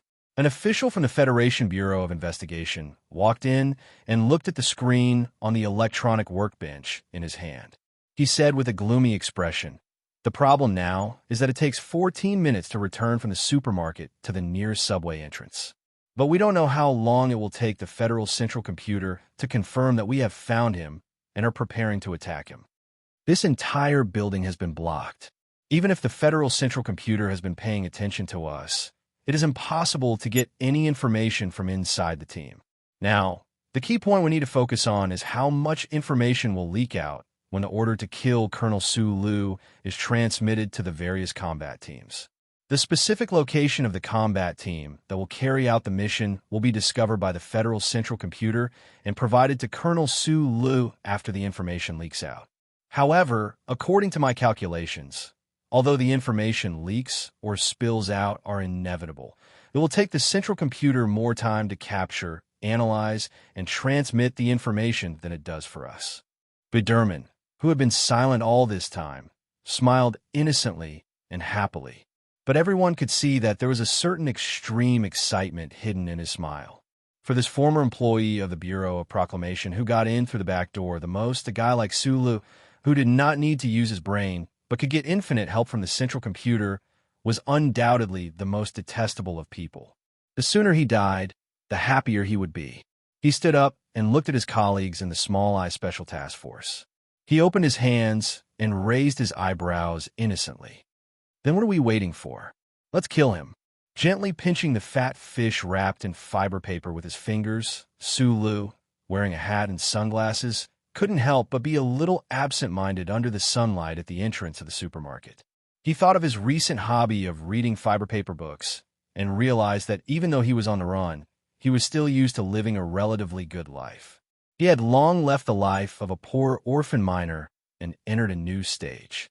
Under the bright and beautiful sun, which was so bright that it made passers-by feel hot, Sulu silently walked through a street somewhere in the capital. He walked toward the subway station in the southwest direction. The salmon in his hand and the daily necessities in the plastic bag were like heavy fruits, pulling the sleeve of his right arm extremely tight. There were 3 interesting green stones in front of him. Half of his body was hidden in the cool water. He jumped over these green stones and stepped on the hot concrete road due to the sun. After passing through the big shopping mall, he would arrive at the subway station. However, standing under the cool eaves, looking at the 3 green stones and the sun in the cool water beside the stones, Su Li's eyebrows that were exposed outside the sunglasses frowned. He didn't move. The target stopped. On the middle platform of a 30-floor commercial building in the distance, an elite sniper of the federal forces looked through optical binoculars at the pool a kilometer away, the 3 moss-covered stones, and the faintly visible toes in the shadows above. He reported in a deep voice, "I'm not sure if he found something," but he didn't continue to move forward. More than 10 seconds later, the sniper looked at the image in the optical binoculars, frowned slightly, and reported, "Attention, the sniper failed. The target has retreated into the shadows and cannot be captured." This sentence clearly sounded in the command hall of the small-eyed unit. Biderman narrowed his eyes and smiled happily. He looked at his colleagues and said, "How about it? I knew that as long as there was a connection, it would definitely be discovered by the old guy, so you should be grateful that I chose the number 2 sniper plan." There was dead silence in the room, and then there was warm applause. Except for Chun Yi-jiang, who was scratching his head in confusion. The number 2 sniper plan chosen by the small-eyed unit had a more accurate name, and that was the sheep herding plan. The small-eyed unit would judge the possible route that Su Lu might take and hand it over to the elite military combat team through the most primitive method. Then, no technical support would be given, and the combat team would be free to choose the time to snipe. In the same way, those snipers hiding in the various buildings of the capital, carrying specially modified sniper rifles, disguised as ordinary people under the glory of the charter, after receiving the latest information, would cut off any contact with the outside world and become the most terrifying killers hidden in the sea of people. At this moment, at least 4 long-range sniper rifles were aimed in his direction. They slowly moved away from the few wet green stones. Following Su Li's footsteps, he quietly slipped into the shadows, and the sound of death would immediately ring out. Chapter 770. I don't understand why we have to take such a risk. You should know better than any of us that any remote command can be captured by the central computer and become the most powerful evidence for Su Lu to judge the situation. The highest commander of the small-eyed combat unit frowned as he looked at Biderman, who had slipped to his side, and said without explaining, "Now the sniper teams scattered in the streets ahead of time are out of our control. They can attack at any time. According to your judgment, even if Su Lu found the sniper teams under our control, it will be impossible for him to find them. Of course, the government, and we don't know where those sniper teams are. So how can the central computer know? Those guys' sniper rifles don't have a signal source." Biderman shrugged. "So we will definitely win, won't we?" The commander stared into his eyes and said, "Colonel Su Lu is a human. He can't reassemble himself after being shot into pieces by a sniper rifle, stand up, and rush into the underground sewer. That's the worst self-deprecating joke I've ever heard." Biderman stared back at the commander and said bluntly, "The success of the sniper team is based on our calculation. Just like you said that I should know better than others. As a professional soldier, you should also know better than others that things on the battlefield are always changing. Any kind of accident can happen, not to mention that our target is Colonel Su Lo. The commander of the Small-Eyed Combat Unit was from the Special Operations Brigade of the 3rd Military Region. He was over 40 years old, and his face was covered with frost from the battlefield. After a long silence, he slightly raised his chin and said, "Just give me your suggestion." Tian Xingtian, the guy who always boasted that he was the 3rd most powerful man in Philadelphia, has been maneuvering in the capital with the Special Operations Brigade of the Military Region, waiting for the opportunity to kill Su Lo. Since we have decided to do it today, why not inform them to intercept him? Biderman stared at his commander with a woman-like resentment and said, "Such a strong group of close combat forces. If we don't go, it will be a waste of the Federation's resources and the special pardon of the government." The commander of the Small-Eyed Combat Unit rubbed his forehead and said in a deep voice, "Didn't you say that if we send a remote command to each combat unit, it will immediately be detected by the central computer and then notified to Su Lo? Time difference. What we need is time. Let those close combat teams move in advance. Wait for those damn beautiful sniper teams that we don't even know where they're hiding to pull the trigger. Then we will give the specific location of Colonel Su Lo." Biderman grabbed his hair and said, "There's no other way. Although I trust those sniper rifles very much, I think it would be more complete if we could confirm or make up for Su Lee's death face-to-face. I've already told you that you should take this time to study the Federation Investigation Bureau's special agent tutorial I sent you. At the very least, don't make the stupid mistake of being tracked down because you like to eat fish." The butler, who was wearing a well-ironed black suit, now looked particularly young and energetic. He was no longer the low-key bowing old man he used to be. However, he was still the most powerful mechanical intelligence in this universe. It was rare for him to teach Su Lu a lesson, so he naturally did not hold back. "I don't like it when you stuff into my head. Besides, even if I learn those special agent tutorials, can you guarantee that I won't be followed? I don't like to live in the underground sewers every day. I'm not a bastard born of a lion and a human." Su Lu grabbed the salmon and plastic bag and hurried along the shadows under the eaves of the alley. He said to the guy in his left eye in annoyance, "You should do what you need to do well. Just now, I was about to step out when you discovered the existence of those 2 sniper teams. If you were half a second late, I would definitely have been shot into meat paste by those snipers." After a pause, he said to the old man, "Under the protection of the great charter computer, you were actually almost killed. If that day really comes, how can you bear it?" "Why can't I bear it? In this city, there are about 17 sniper teams with identification numbers. There are even more sniper teams without identification numbers. How do you expect me to identify them? If it wasn't for those 2 sniper teams receiving your location data and attracting my attention, I wouldn't have been able to find him at all." The old man shrugged his shoulders in his left eye. Su Lu stopped and stood under the eaves. He narrowed his eyes and looked at the wide street in front of him and the station further away. He said in a low voice, "After coming back from the West Woods, General Lee Jae-do has been trying to kill me." Now, it seems that the sniper at that time was mainly testing the upper limit of my ability in preparation for the sniper attack now. The central computer reminded him, "If you want to go to the station, you may need to move faster." A melee team composed of more than 20 Special Forces soldiers is rushing over at this time. If they seal the underground passage, the police force behind them may be able to successfully keep you on the surface. Then what are we hesitating for? Let's go back to the home underground." Su Lu smiled and licked his lips. He glanced at the high-speed vehicles coming from both sides of the street. While the light in front of him turned green, he quickly ran across the street with the bag in his hand. When he ran to the middle of the wide street, he didn't know why, but he suddenly stopped in his tracks. The soles of his shoes made a sharp friction sound on the concrete floor. From the corner of his eyes, he saw a building in the distance. The plastic bag in his hand swung backward, and the fingers holding the salmon suddenly tightened.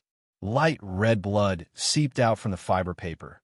The distant skyline was actually a group of 15 high-rise buildings. There were 5 disguised sniper teams of the Federation lying quietly on the high platform.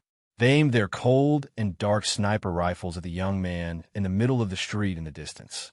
The young man who was carrying the plastic bag, and the salmon looked like an ordinary housewife. The young man stood in the middle of the wide street. There were shining green lights in front and behind him. There were no cars or pedestrians. There was nothing to hide in the open ground. As long as the snipers on the rooftop pulled their fingers, the high-speed, rotating tungsten alloy bullets would cut through the air and the rare few clouds in front of them. They would directly shatter the young man into countless scattered blood clots. There was no surprise or hesitation. These best snipers from the various regions of the Federation perfectly maintained their calmness or cold-bloodedness. They calmly pulled the trigger, and the high-speed rotating bullets were ejected. The feeling they gave off was actually the same kind of calmness. No human eyes could capture the beautiful scene of the moment when the bullets were ejected from the sniper rifle's muzzle. Therefore, logically speaking, naturally, no one could feel the tranquil beauty of the scene. But just like the Federation's proverb said, as long as it happened, it would always be seen by someone. Some linguists had always thought that the proverb referred to the Federal Central Computer. Yes, when the sniper rifle under the camouflage of the oilcloth on the rooftop of the tall building ejected the bullets, the probe hidden under the aviation indicator 30 meters away keenly captured this scene. The omnidirectional image capture device in another building 200 meters away also captured this scene. 4 kilometers away, the Federation's military infrared capture device captured this scene. In space 40 kilometers away, countless surveillance satellites quietly floating in the S-1 low Earth orbit captured this scene at that time. The group of 15 high-rise buildings was 414 kilometers away from the street where Sulu was. According to the calculation of the speed of the 21-26 long-range sniper rifle bullet used by the snipers, it took 771 seconds from pulling the trigger to hitting the target. The shooting distance was quite far, and they had already done a very careful calculation and adjustment of the trajectory beforehand. If they couldn't hit the target in the middle of the street in the first instant, then the possibility of the following bullets hitting the target would become very small. However, they weren't worried because in this world, there was definitely no one who could dodge 5 sniper rifle bullets under such circumstances. After receiving the guesses of the target route written by the Small Eyes Combat Unit, the 5 sniper teams silently waited for 7 days in this group of buildings. All they needed was this 771 seconds. What could people do in such a short amount of time? Perhaps it was a yawn, a stretch, or a feeling of gratitude from watching a herd of fleeing buffaloes on TV, or a rage from watching the lottery winners on TV. In short, such a short period of time was just a fragment of time for anyone. It was far from enough to do anything effective, let alone dodge the terrifying high-speed, rotating sniper bullet.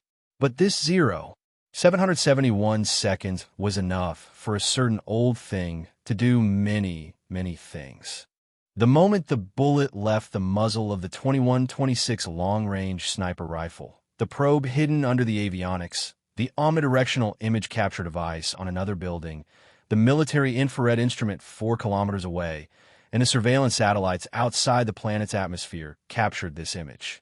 Then, at a terrifying speed close to the speed of light, the image was transmitted to the Central Computer Core area deep in the basement of the Bureau of Proclamation building in the Capital Special District Special Administrative Region. Then, the speed of calculation was still infinitely close to the speed of light. The Federal Central Computer used the image identification, multi-angle image comparison, and a terrifying amount of computing power to react in 0.00001 seconds. It determined the position of the sniper teams at the top of the building and even completed the ballistic analysis of the sniper bullets that had already flown out of the gun barrel. Then, it used the fastest speed to convert the result of the calculation into a presentation method that humans could understand. Through the information nodes that densely covered the entire universe, it entered the chip behind his neck in the form of a simulated biological pulse. It directly entered his brain and sent out an emergency action command. At that time, the terrifying sniper bullet was flying in the air about 10 meters away from the barrel of the 21-26 long-range sniper rifle. 2 kilometers away, Su Lu, who was carrying a plastic bag and fish and abiding by the traffic rules, saw this bullet in his left eye that he definitely shouldn't have seen. He abruptly stopped his footsteps and let the sole of his boots make a sharp, grinding sound on the road. Then, he suddenly fell backward and fell to the ground. At that time, the late spring and early summer were competing for the thickness of the flowers and trees. The sun was bright and beautiful, and it was quiet and secluded. There weren't many pedestrians or cars on the street, and there were no accidents. In the middle of the street, he fell down in such an exaggerated manner. It was particularly comical, like a puppet with a broken string. 77 seconds later, the sniper rifle bullet brushed past Su Li's armpit and fiercely hit the concrete floor, splashing up hard concrete fragments. There was no blood. Chapter 771. If you fell, of course you had to get up, unless it was the last time you fell in your life. From the time you fell to the time you got up, it might take a whole night of nonstop dreaming, or it might just be a few curses with foul-smelling saliva. In short, the muscles of your waist, abdomen, and legs needed to contract or relax, and your joints and bones needed to move according to the instructions of your brain. But when the snipers on the rooftop looked at the guy in the mirror, they swallowed their saliva in disbelief. They believed that no one in the world could get up faster than him, because that person didn't seem to need such troublesome body movements. The situation at that time could be described as follows. When the snipers on the rooftop found him and wanted to kill him, Su Lu knew everything and started to dodge. The burning sensation urged the fibers of his muscles to compress violently. His body that fell to the ground trembled violently, like a goldfish that had been struck by an electric current. He suddenly bounced up and dodged the second, third, and fifth shots that followed. It sounded like a very simple thing to do, but in fact, to dodge the high-speed bullets that couldn't be seen with the naked eye, he needed to completely follow the old thing's careful and precise instructions. More importantly, he needed to have some kind of ability that could make a human's movements rapidly accelerate and even follow the old thing's instructions. There were very few humans in the universe who had this kind of ability. Fortunately, Su Lu had always been one of them. In a flash, amidst the muffled sound of the sniper rifle, he bounced up like a goldfish, retracted his limbs like a leaf in the wind, and then rolled to the left like rice pulp on an iron plate. In the end, he turned into an amazingly elastic glass ball. The tip of his foot touched the barrier in the middle of the road, and his whole shrunken body bounced to the other side of the street with a whoosh. 5 terrifying sniper bullets brushed past his body, past the fat belly of the goldfish, past the brittle edges of the leaves, and past the burnt top of the rice pulp. Bursting, bursting, bursting, bursting. The concrete cracked like flowers, and the bullets sank deep into the ground like snow, but Su Lu wasn't hurt at all. After avoiding the first wave of shots that had been adjusted with precise trajectory calculation, he felt much more relaxed. His sturdy thighs trembled, and the vibrating body bounced across the street like a marble. He knew that the following shots would no longer be able to threaten him. The snipers in the distant building kept firing. The hard trees and the resin insulation blocks were bombarded with terrifying holes from time to time. All kinds of material fragments were flying in the air. At this time, Su Lu had already run into the dark underground tunnel, preparing to return to his own underground world before the government's follow-up armed personnel. What greeted him was a barrage of gunfire. A military combat team occupied the end of the underground tunnel. Without any warning, they began to shoot. The sound of gunfire echoed throughout the tunnel. From time to time, cement fragments would fall from their heads. The air was filled with the smell of burning. Su Lu, who hid his body behind a box, furrowed his brows in silence for a moment. Finally, he put down the plastic bag in his hands and the salmon wrapped in fiber paper. However, he didn't take out the gun in his clothes. Instead, he closed his eyes and fiercely smashed his fist into the wall. Ever since he was young, he had been forced by the uncle to cultivate that mysterious power. After entering the Empire, his meridians had been shattered, but he had achieved a breakthrough. Now, the most powerful power had always been flowing in his body.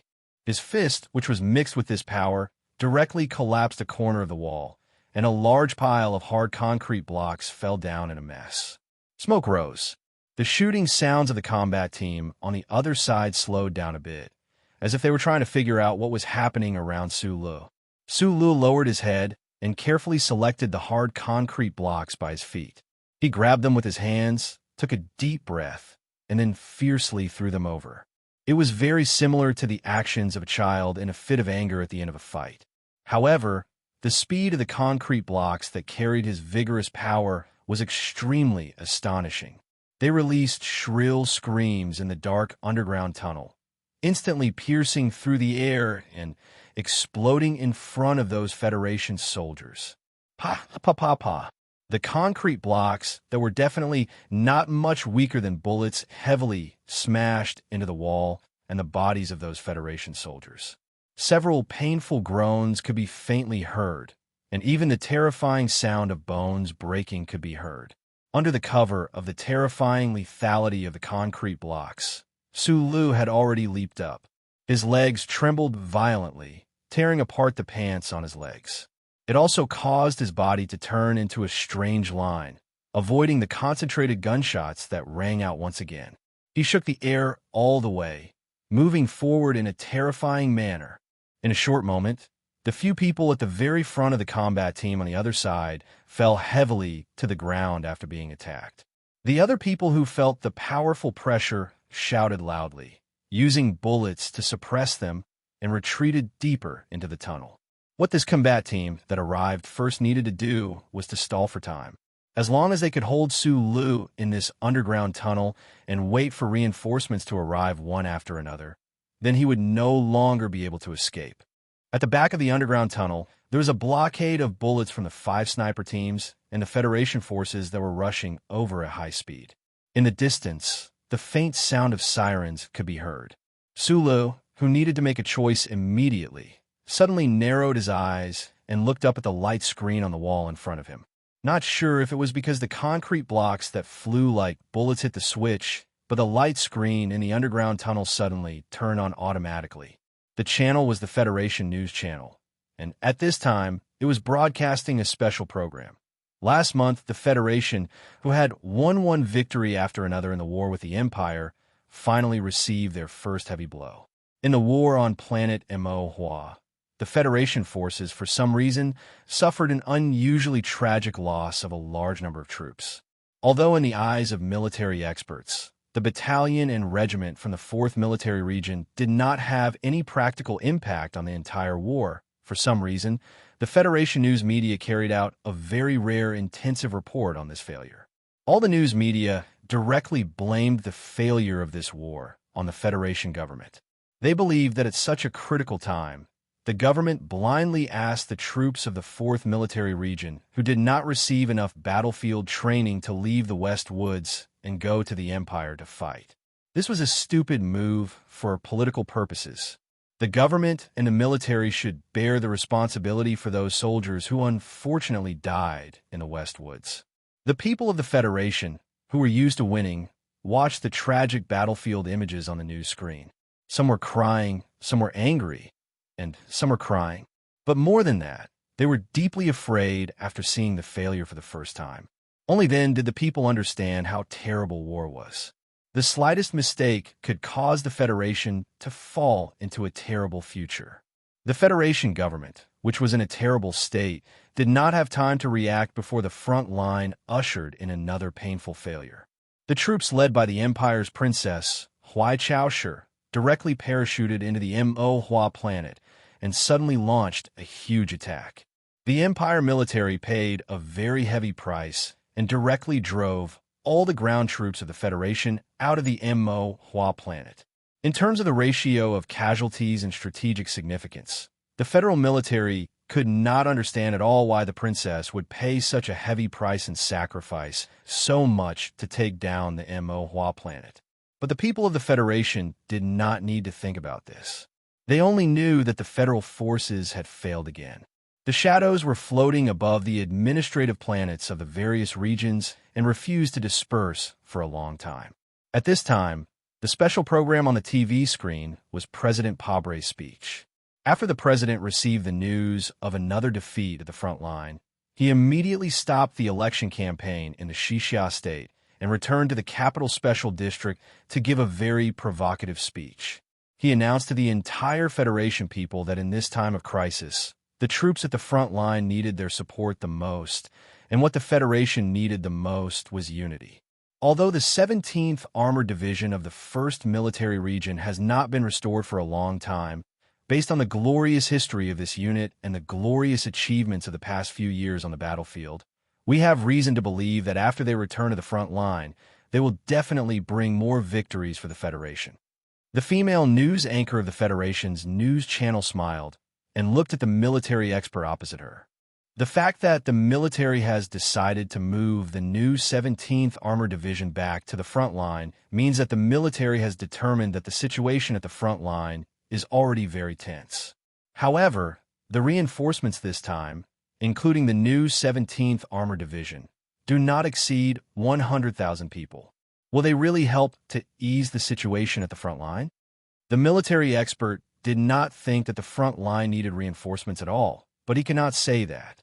After a moment of silence, he explained, the new 17th Armored Division is one of the first 2 full mecha divisions of the Federation. They are equipped with 200 or so of the latest MX mecha.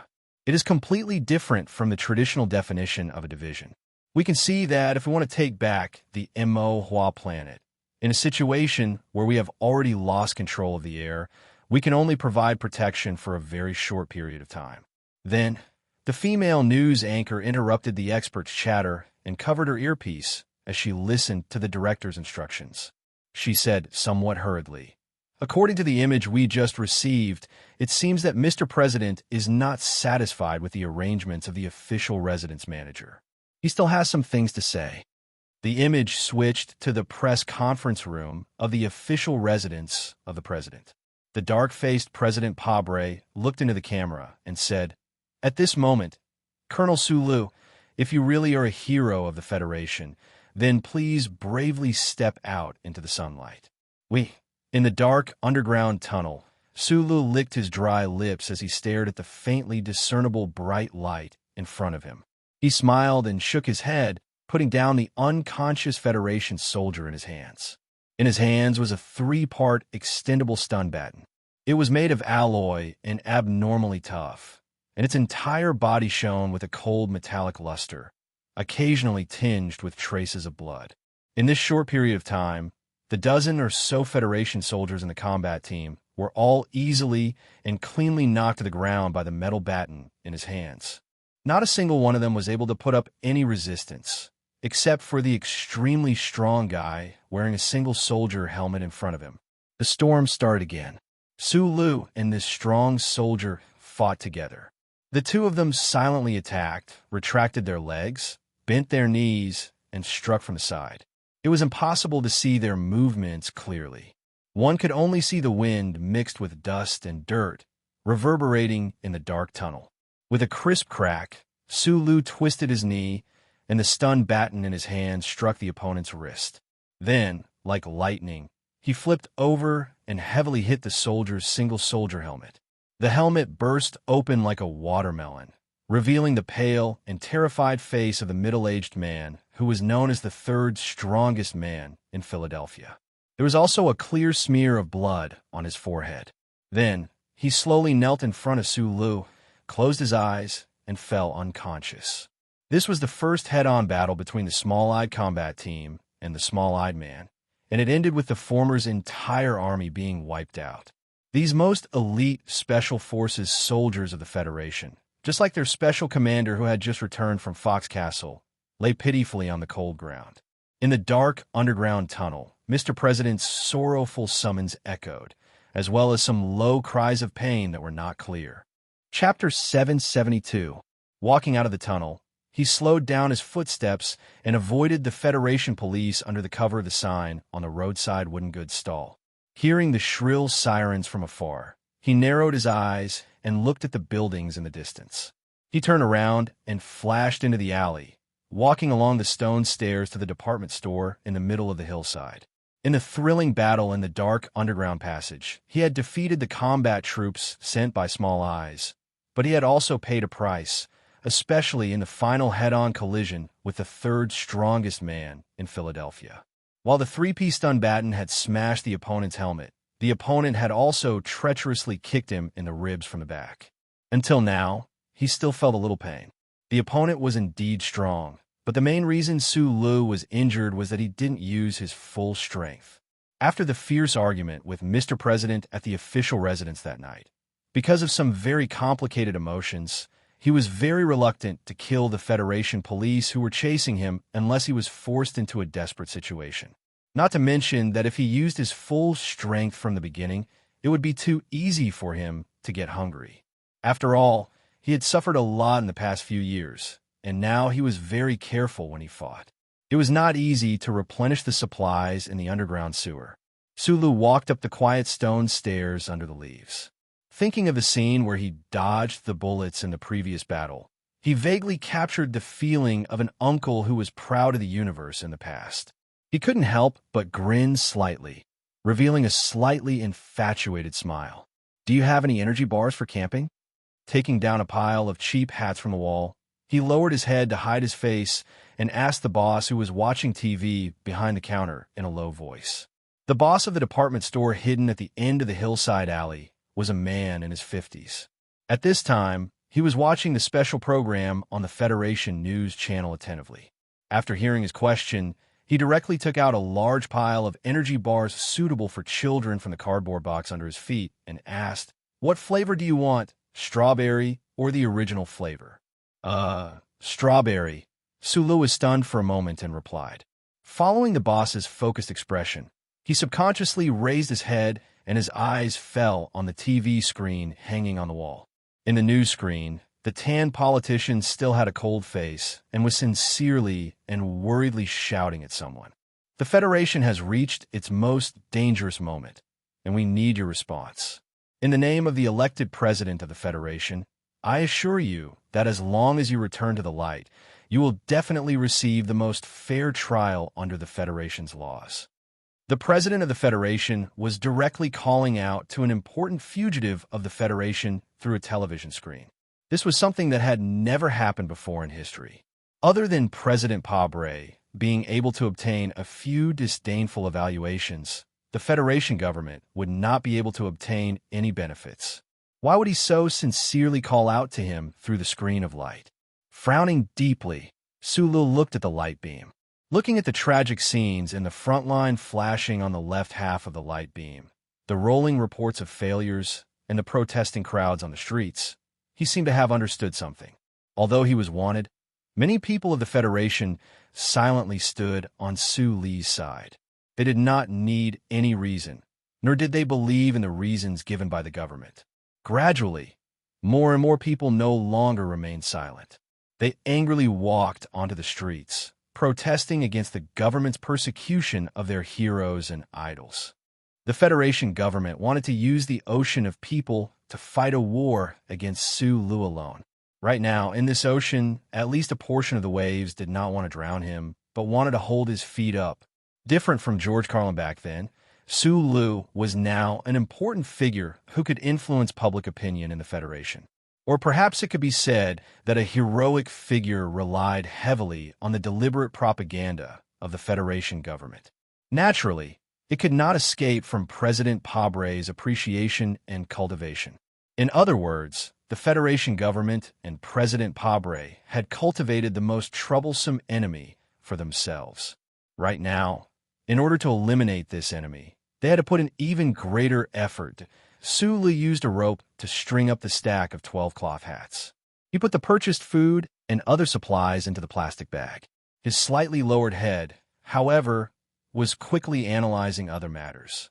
The Federation had been preparing for a late spring offensive all this time, but in the end, they suddenly suffered such a heavy blow from the Imperial armies. Victory and defeat on the battlefield were normal, but he always felt that there was something strange about the failure on the front lines. Before leaving the West Woods Sunset Province, the negotiations between Su Lu and the Empire's underground resistance organization had come to an end. Muin returned to the Empire ahead of time. According to the route Muin had privately told him, this big shot of the Empire's underworld who loved wearing fur coats the most might choose Mo planet to carry out some strategic plans that were hidden from both sides of the Empire's Federation. Did the Empire's counterattack on Mo planet have anything to do with those people from the Underground Resistance Organization? According to the Federation's official statement of panic, that princess directly led this terrifying counterattack. However, with White Sausher's identity, why would she care about the ownership of a mere transport planet? Su Li's brows were deeply furrowed. He could not figure it out, no matter how much he thought about it. He vaguely guessed that there was some anger or absurdity in advance. In his mind, he asked the old man to help investigate this matter. He shook his head and lowered his head to continue organizing the goods in silence. $167.20. Thank you for your patronage. The white-haired male boss looked at the screen of the television and yawned. Sulu reached out to take out the money. Then he saw a few milk tablets and vitamin tablets in a last hat. He could not help but be stunned. These were not the goods he chose, and the price of these things was not included in the amount that the male boss said. Don't be fooled. These guys love to lie. The boss rubbed his white hair and pointed at the news screen on the wall. He narrowed his eyes and said calmly, "You have to be careful when you're outside." "Thank you."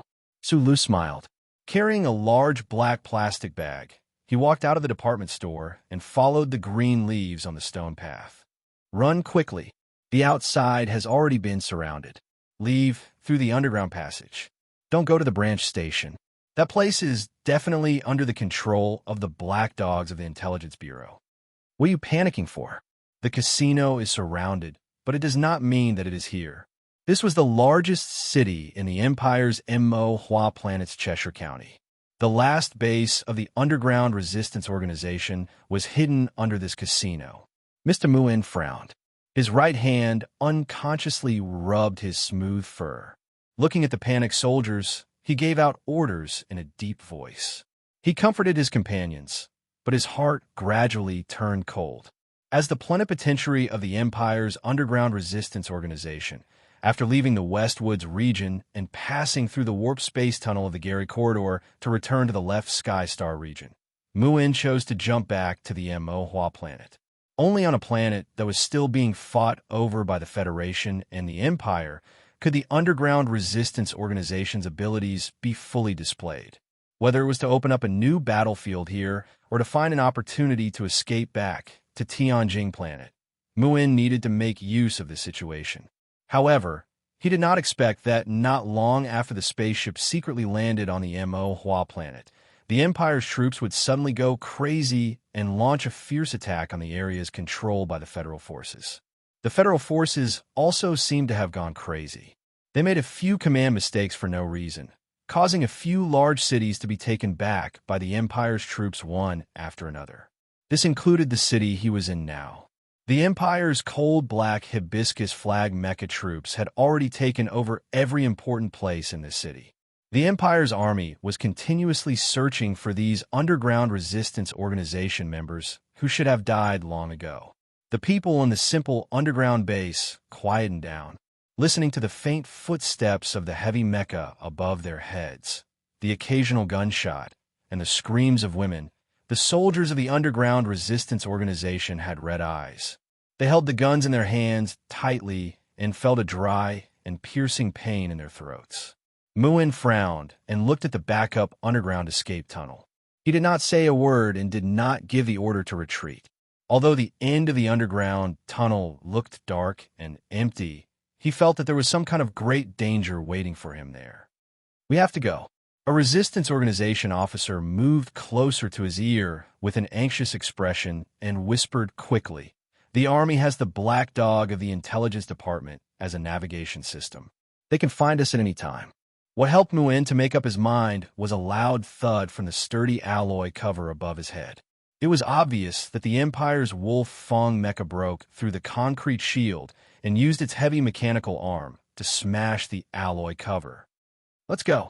He shook his head, tightened his black fur coat, and led the most elite members of the Underground Resistance Organization to quickly walk into the dark underground tunnel.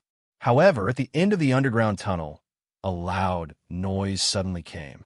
A huge explosion of unknown origin spewed out strong airwaves and sharp fragments, knocking all 30 of them to the ground. Almost at the same time, the terrifying Empire's wolf Fong Mecha easily tore through the sturdy alloy cover and jumped into the underground space like a black and ugly grim reaper jumping out of the darkness. Why don't you kill me? You are all experts. Save your energy. The mafia boss, Muin, who was tightly tied to a pillar by a high-strength plastic rope, coughed violently as he stared indifferently at the officer of the Imperial Intelligence Bureau in front of him. In front of him were the corpses of more than a dozen resistance fighters. The slightly dark blood was about to solidify in this last underground base. I heard that you just came back from the Federation. Just based on this, it is enough to execute you 10 times to atone for your crimes. The Empire's Intelligence Department officer coldly slapped his face. But you can't die now, because we need you to go to the Federation again. Muin turned his neck with difficulty and looked at the Intelligence Department officer's side profile. He didn't understand what these black dogs wanted to do. At this moment, a thin man walked down from the temporarily built stairs. This person was wearing the military uniform of a second lieutenant. His face was ordinary, and his messy short hair was covered with dust from the battlefield. It was such an ordinary-looking, low-level Empire officer, but he made the high-ranking officers of the Intelligence Department in the field shiver. It was as if even their breathing was about to stop. The thin young second lieutenant officer of the Empire quietly walked up to Muin. His pair of black, gem-like eyes naturally revealed coldness and strong confidence. He said, "I need you to take me to the Federation." Chapter 773. Muin stared at the skinny young Imperial officer through his blood-stained vision. From the man's dark eyes and the black hair under his military cap, he was sure that the man was a noble. He might even be a member of the royal family, but he did not know what his identity was. He forced himself to suppress the shock in his heart, coughed a few times, and said scornfully, "Although I don't know why a master like you insists on going to the Federation to die, do you think that I will really send you there just because you want me to?"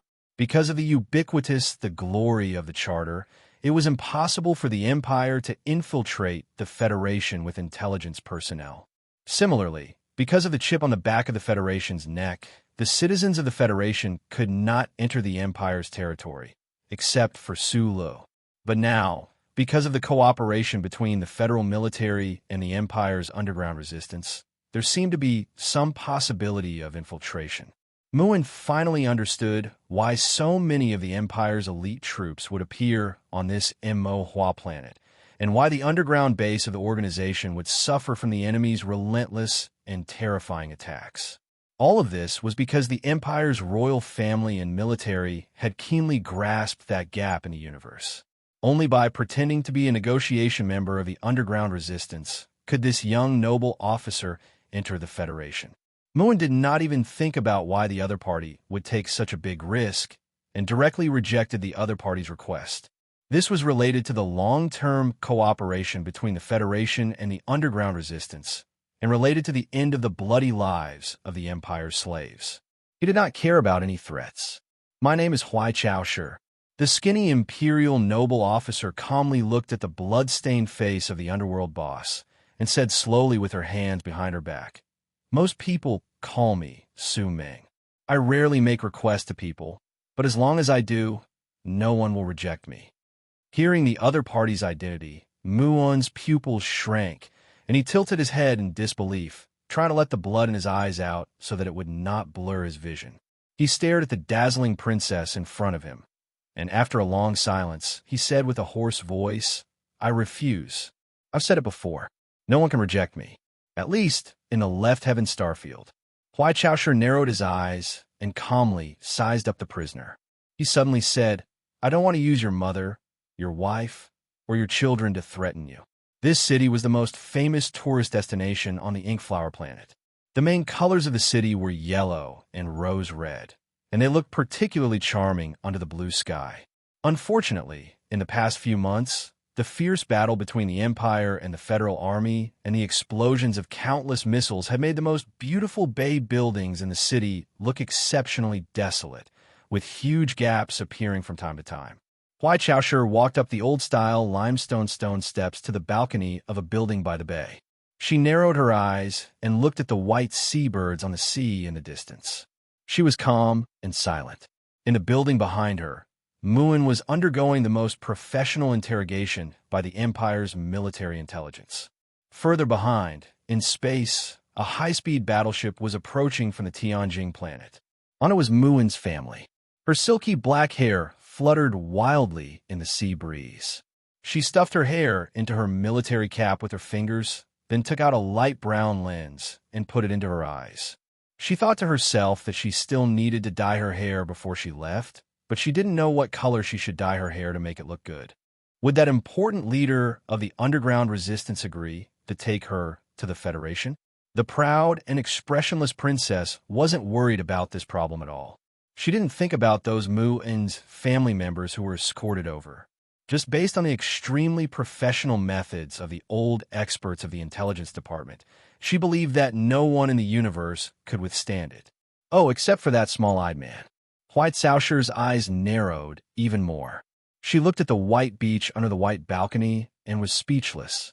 No matter how exaggerated it was, it could only be described as delicate and pretty, but there was actually a rare hint of worry and heaviness in her eyes. The seabirds and the waves flew over, breaking through the waves and hiding behind the clouds. They landed nearby like ink dots, completely covering the white beach. Not a single grain of sand could be seen. Looking at this scene, she silently thought to herself, once you cross paths, it won't be easy to meet again. The terrorist attack on Parliament Hill, the bizarre assassination of the Federation's vice president, the continuous losses at the front lines, and the Federation's hero suddenly became a wanted criminal. Such stories played out one after another in the capital ring in the 72nd year of the constitutional calendar. It was like white clouds drifting over with cold faces and piling together to form an ink cloud that was about to break through the city. It made the citizens feel depressed, nervous, sad, and uneasy. Then someone had to come out and take responsibility. The political factions that lost in the election shouted like this. The families that didn't live too comfortably for the past 5 years pushed the puppets on the stage and shouted with cold eyes. The presidential candidates that were in the midst of an election that they were bound to lose shouted angrily at a gathering. All of the Federation citizens angrily banged their chopsticks and shouted at the white meat in their own cafeterias. Who was going to take responsibility? The Federation government or the wanted Colonel Su Lo? Different people had different opinions in their hearts. If one had to make a vague definition, the older citizens who were more willing to believe in the government and loved the glory of the Federation from the bottom of their hearts insisted that Su Lu, who had an association with the terrorist suspect and the traitor Yufeng, who had ignored the summons of the Federation government and insisted on fleeing, causing the entire Federation society to fall into a state of disintegration, should naturally take full responsibility. However, for the youths and students who were full of hot blood and dared to parade shirtless on the streets in the cold weather of Linhai, the Federation government's persecution of war heroes and fabricating a mess of crimes was obviously to cover up the conspiracy that Colonel Su Lu hinted at in the press conference. Thus, they came up with another fucking disgusting conspiracy. If this filthy government didn't take responsibility, then who would take responsibility and who would step down? Fierce arguments occurred on online political forums, in tea houses and bars, and even in classrooms and families. Respected professors and indignant losers in the election for president of the Federation, a middle-aged manager who had just returned from work at the white meat factory, and his son who had just entered his first year of high school. Countless arguments erupted in every corner of the Federation society. Bad news of failure came from the front line again. More than half of the Mo Hua planet fell into the hands of the Empire. The federal forces seemed to be forced to give up the late spring offensive. The people in the arguments fell into silence. 2 days later, the 3 major Federation unions and the Veterans Association announced the launch of the largest strike in the history of the Federation. At this most dangerous time, they fully supported the Federation government and the frontline troops. Chapter 774.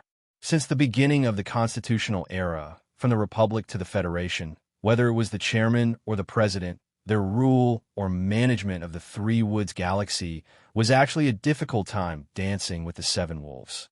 The seven families with terrifying power hid in the shadows after the end of the imperial rule. They coldly stared at the regime on the stage. Although the wolf's mouth was not like a blood basin, it spat out white fog in the cold winter season. Their sharp teeth were sometimes visible in the white fog. When they felt threatened or hungry, they would suddenly pounce and tear off a large piece of bloody flesh from the opponent's body. In the eyes of these families, the stories and incidents that happened around the 70th year of the 37th constitutional calendar were nothing more than a routine plot or a boring repetition of history. Even the death of the tiger, Sillin, only made them join the government in coldly joining in the feast.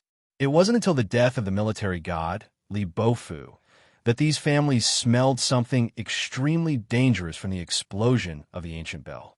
Then, through Su Li's escape, they realized that the current government seemed to be very different from the previous governments in terms of execution. Thus, they became vigilant.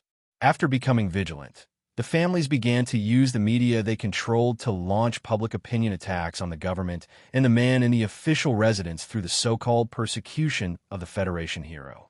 Parliament Hill, which had been strongly influenced by them, also began to try to limit the expansion of the government's power or desire for power.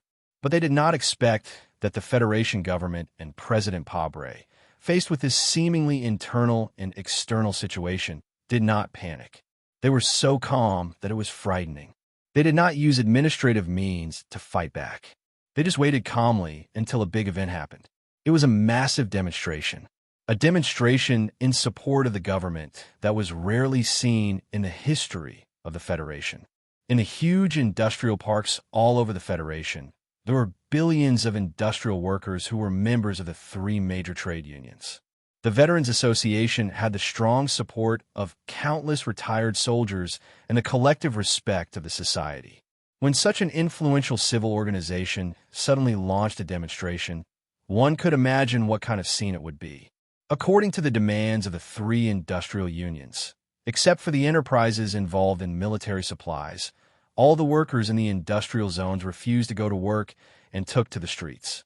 Especially in the Federation's heavy industrial base S2, the strike rate had reached a terrifying 60%. The entire Federation's economy was seriously threatened. According to the post-event statistics, the strike and demonstration in the early autumn of the 72nd year of the constitutional calendar was the largest in history, and it led to the most disastrous losses for enterprises. The momentum was so great that it was unprecedented. Every corner of the society was shaken and even trembled because of it. Countless ordinary citizens of the Federation walked onto the streets. People were holding simple, self-made slogans and shouting slogans loudly in grief and indignation, inciting the bystanders on the streets to dance and join the crowd. In front of the strikers that broke out in the various states of the Federation, there were batches of disabled soldiers in wheelchairs or on crutches. With solemn expressions and military medals on their chests, they were marching toward their respective destinations, the square or the city hall. In the face of these heroic veterans, the government's riot police didn't dare to do anything. In fact, it was the request of the president's office that all government agencies were not allowed to do anything to stop the strike. As the strike deepened, as well as the loud and powerful slogans, such as who should be responsible for the victory of the war on the front lines, the battle of public opinion that had puzzled the Federation's citizens for a long time suddenly changed.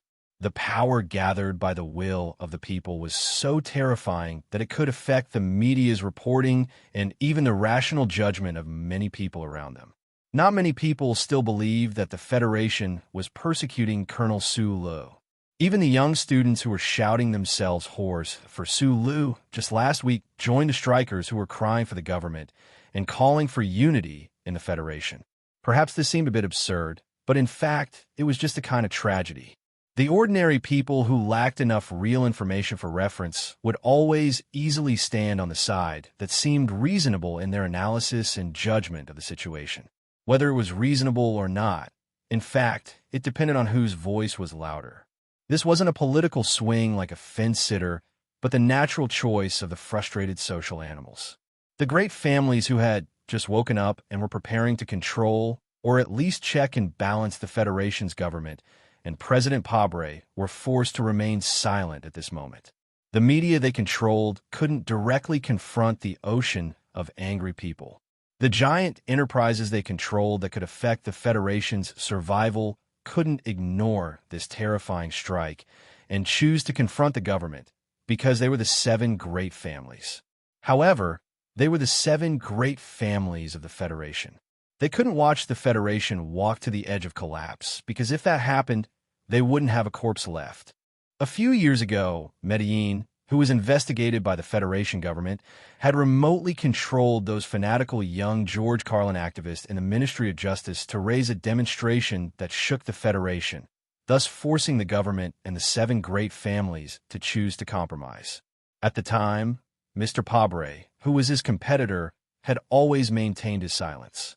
Now, this great strike that was far more powerful than the new year finally made the seven great families and the people in the Federation's political circle realize just what kind of lofty prestige President Pabre had among the people at the bottom of the Federation's hierarchy. In the past few decades, Pabre had worked tirelessly to fight public interest cases for the ordinary workers. It was very rare that he was the chief lawyer of the three great industrial unions and the Veteran Association. He was deeply loved and respected.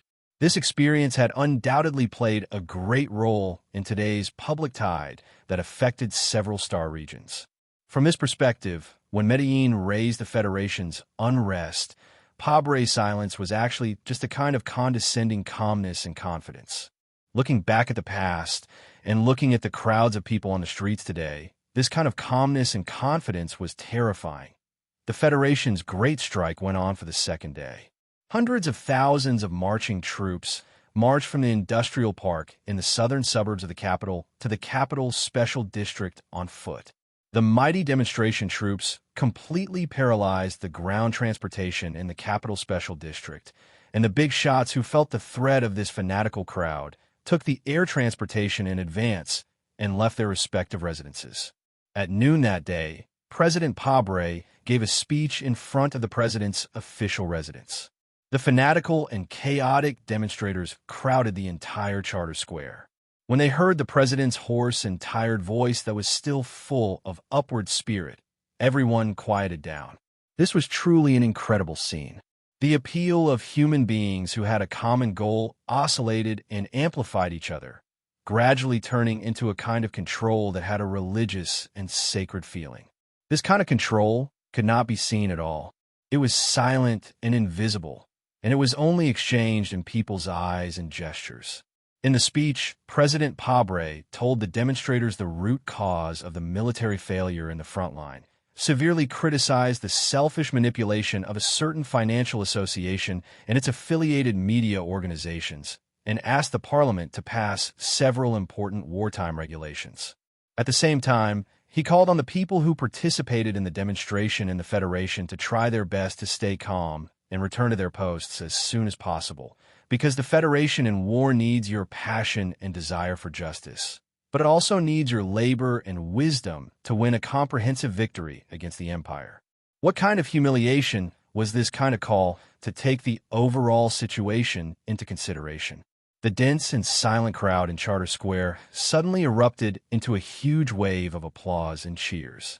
The young female students were so excited that tears were streaming down their faces. The middle-aged workers were so excited that their faces turned red, and the disabled veterans in wheelchairs at the front of the line touched the military medal on their left chest with their right hand and looked at the president on the stage with a determined expression, vowing to fight for the glory of the Federation until the last drop of blood was shed. The president called on the people who participated in the strike to return to their posts. However, the people who deeply understood the difficult situation of the government from his speech swarmed to the Parliament Hill before the end of the strike. They shouted angrily, waved the photocopied votes in their hands, and asked the Parliament members who were urgently convening the Parliament to immediately pass several important bills submitted by the government. Naturally, Parliament Hill would not back down just like that. After all, although the temporary wartime regulations did not significantly relax the authority of the government, two of the regulations related to the audit of funds were directly related to how deeply those few large families could hide in the shadows of history. The angry demonstrators calmly did not rush to the cordon under the long stone stairs, but they surrounded the magnificent building and threw countless artificial eggs and squid on the stone stairs, adding countless stains to the building that had just finished its outer wall. Wearing a single windbreaker, Bob walked on the street with a gloomy face. The reflection of the fire on the corner of the street was reflected in his eyes. An overturned police car was burning, and it seemed to have ignited the thick cigarette that he had forgotten to light at the corner of his mouth. The streets of the Capital Special District were full of garbage and waste. The cleaning workers' strike would continue until the next morning, which meant that the city swept by the demonstration would still look like a garbage dump until the next morning. Relying on the efficient organization of the three industrial unions and the Veterans Association, the strong guidance of the police department, and the continuous appeals of the government and President Pabre, the fanatical demonstrators did not lose control. The Capital Special District was very lucky to be safe. However, there were always some unexpected situations, such as the overturned police car that was burning and a luxury store that was smashed into ruins in a more remote corner. The situation is not dangerous, but the trend is too dangerous. At the corner of the street, Bob lowered his head and lit the thick cigarette in the hand of Wood, who came to pick him up. He looked around cautiously and said in a low voice, "Using the power of the people to fight against the power of the powerful class. Once it gets out of control, there will be big problems." Wood smiled and said, "But I quite like to see those old men panic. The Federation is not an empire. Of course, there is unfairness, but I insist that there is no such thing as an old man." After a pause, Bob frowned and said, "The official residents rejected my application. It seems that Mr. President is not willing to talk to our disobedient newspaper." Chapter 775. At a time like this, you can't expect Mr. President to have enough patience to listen to the nagging of a chief editor. Wood paused, lit the slender cigarette between his fingers, shook his head, and said, "Even the Post and several other newspapers with a clear background have now withdrawn their tentacles under the pressure of the public. The voices we can make, or the power these voices can convey, may not be enough for the government to show enough respect." Maybe so. Chief Editor Bob fastened the collar of his windbreaker and walked side by side with Wood to the newspaper office. However, just as they turned the corner and were still a few hundred meters away from the newspaper office, they were forced to stop. "Gentlemen, please don't go there." Dark yellow police lines blocked both ends of the street. Dozens of policemen anxiously shouted and blocked the crowd. Fortunately, today's demonstration had dispersed. Otherwise, with just these people and a few thin yellow police lines, it was absolutely impossible to maintain order at the scene. Chief Editor Bob looked at the burning newspaper office building hundreds of meters away. His pupils shrank sharply, and the thick cigarette in his mouth fell to the ground with a bang, making a few sparks. Wood opened his mouth in shock, stared at the building where he usually worked, stared at the terrible flames floating out of the windows, and trembled with anger. He pushed the policeman in front of him and roared, "Let us go. There are still people in the newspaper office." "Mr. Reporter, the staff in the newspaper office building have been safely evacuated." The policeman who maintained order guessed the identity of the two middle-aged men, and his attitude was slightly gentler. He explained, "Except for a few slightly burned staff members who are under observation in the 4th Hospital, no one was injured." Hearing that his colleagues in the newspaper office were safe, Wood's shock and worry eased a lot, and his angry movements subconsciously stopped. He stared at the newspaper office building in the distance, which was burning miserably like a giant torch, and subconsciously grabbed his hair in pain and murmured in a trembling voice, "What the hell is going on? What the hell is going on?" Chief Editor Bob looked at the building where he had been working since he graduated from journalism school. He pursed his lips tightly and did not say a word. The building was burning, turning into a charred ruin. The fierce fire seemed to be burning away the passion of his youth, the persistence of his middle age, and his original view of the world. This kind of burning in the depths of his heart should be an extremely painful thing, but there was not much expression on his face. Gradually, even the anger disappeared, and there was only calmness and even indifference. Bob still felt that he couldn't see clearly enough. He couldn't see clearly enough. He couldn't see the scene of the death of something precious in his heart. He slowly took out a pair of glasses from the inside pocket of his windbreaker and put them on. A big fire can burn everything, including the secret database that we are so proud of. Red, yellow, and black flames were reflected on the spectacles. Bob's cold eyes penetrated the spectacles and looked at the burning building. He suddenly said faintly. Wood's body suddenly stiffened as he stared at the side of his face in disbelief. If this fire was not an accident, then who dared to burn the most credible news agency of the Federation into ruins? Was it really the government? Medellin is dead, and Pabre won the election. I thought the world had changed a lot. Mr. Reporter, who was known for his fearless spirit and his ability to entertain the paparazzi, remembered the Medellin case investigation that had won him the Nebula Award for Best Documentary Reporting. He painfully frowned and looked at the building that was getting bigger and bigger. He said in a hoarse and angry voice, "In the end, nothing has changed. Could it be that those people want to break my leg again? Or are they going to kill us?" The fire is an action and a warning. Although it is difficult to kill two famous reporters of the Federation and then disguise it as an accident, I believe that if we continue, such a tragic ending will definitely be waiting for us not far away. Chief Editor Bob said expressionlessly. Then he lowered his head and looked at the thick tobacco that was struggling to survive in the autumn wind. He said, "I am very disappointed with all of this." Wood's eyes became sharp and hot. He stared at the flames that were spreading outside the building in the distance. He looked at the busy police in front of him and the fire ladder truck that was obviously late. He lowered his voice and said fiercely, "I want to go in and grab that information. The memory is not necessarily damaged by the fire. Before the fire, all of the memory must have been destroyed." Bob stopped his companion's courageous and adventurous, but obviously stupid and impulsive idea. He said calmly, "But fortunately, I have made a backup in advance." Wood was stunned. He patted the chief editor's shoulder that was not very strong. He smiled awkwardly, but did not laugh out loud.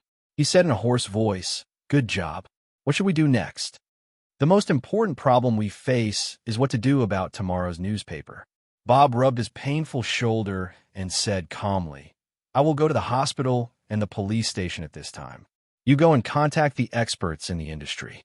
Rent a few workstations first and work overtime tonight. The fiber paper edition will be suspended for 5 days, but the electronic edition must be released on time." "Understood," Wood replied very quickly. Then he frowned and asked in a low voice, "Start the report tomorrow?" "I have already written a part of it. The title is also chosen. It will be called Forever Antique Bell. Too lyrical, but I like it."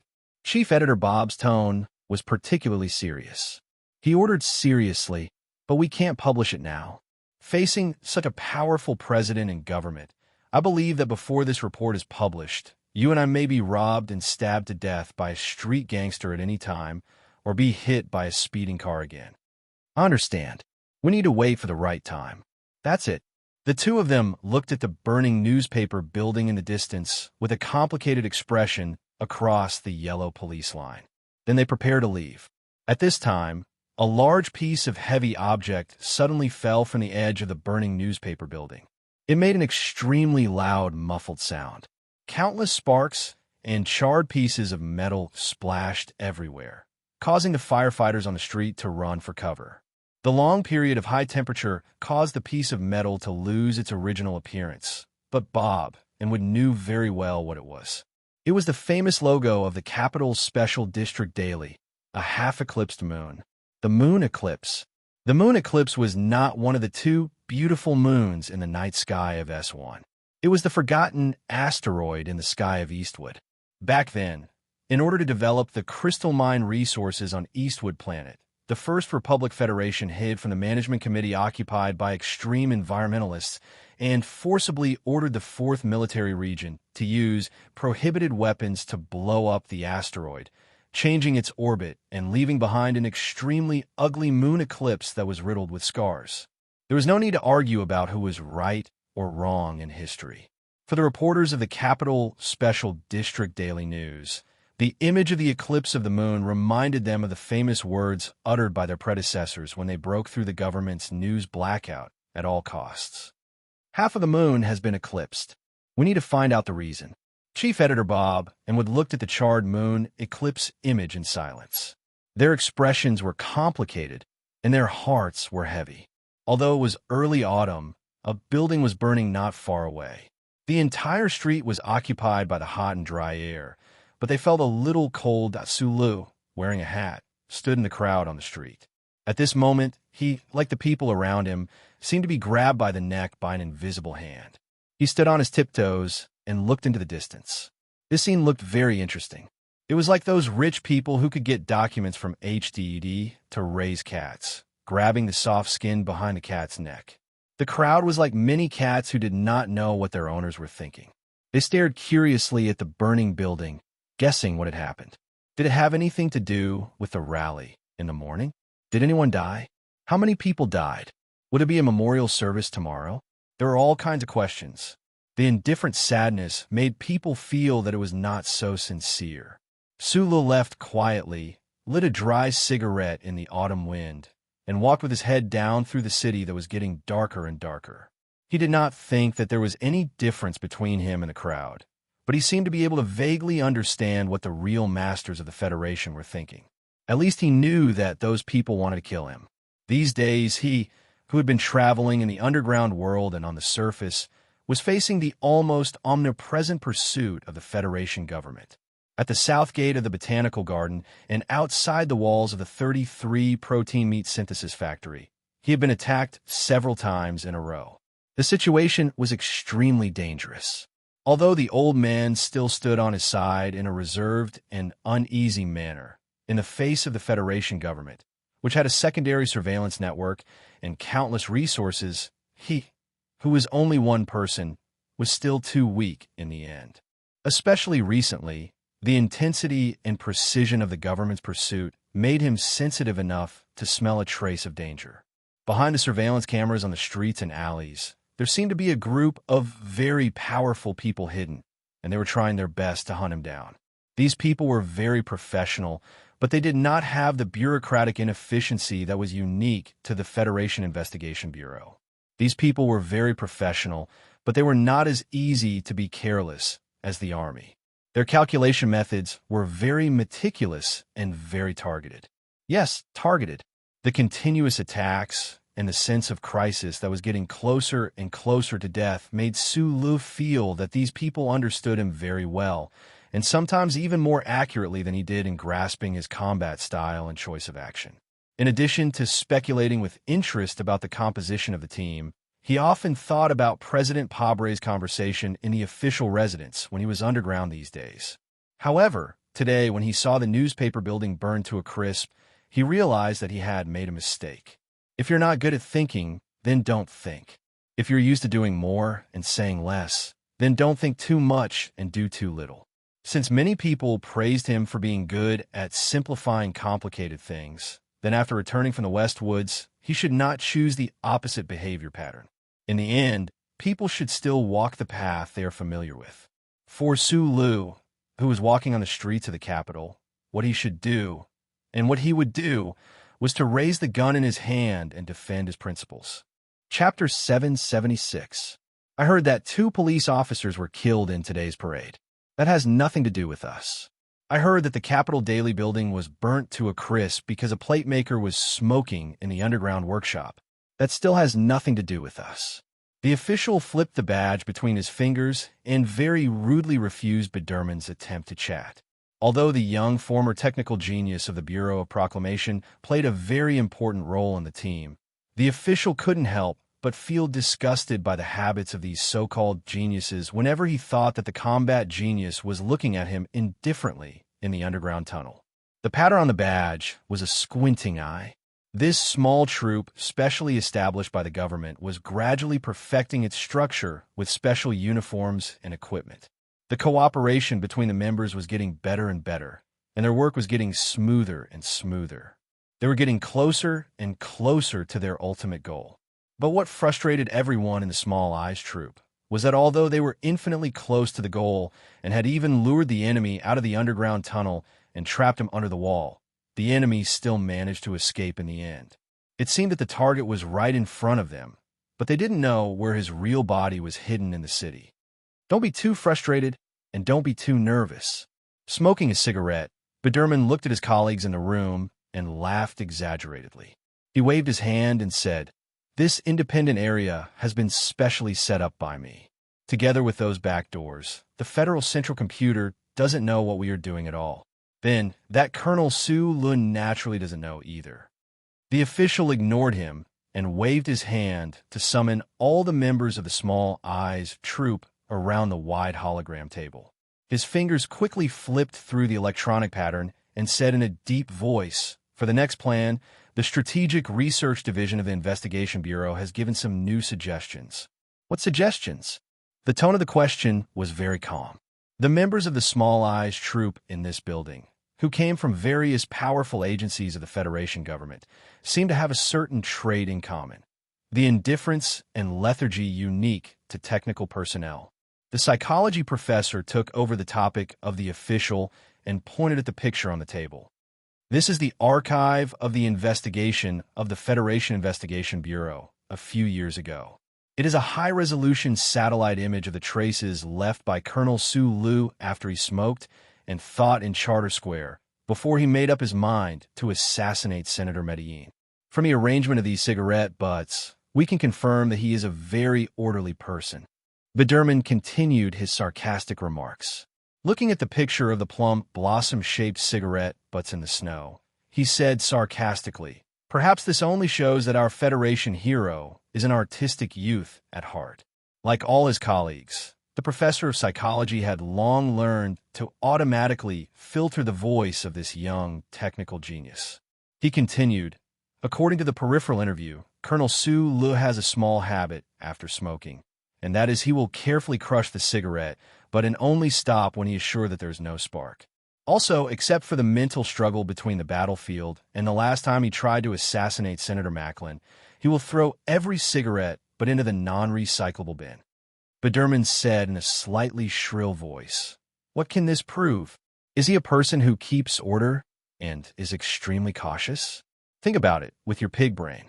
Is a colonel of the Federation full of masculine hormones who assassinated a senator with outstanding military exploits the kind of person you think he is? In the past, I have always thought that you have a very outstanding strength, and that is that you can always be exceptionally calm and cautious in all kinds of battles. So, I really did not expect that you would be crazy enough to choose this place to meet me." Zoe did not draw her eyebrows today, but her eyebrows were still as beautiful as a painting. She slowly cut the premium steak in front of her, her eyes slightly lowered, but it seemed that she was carefully observing the friend across the table who she had not seen for a long time. However, she did not have much appetite.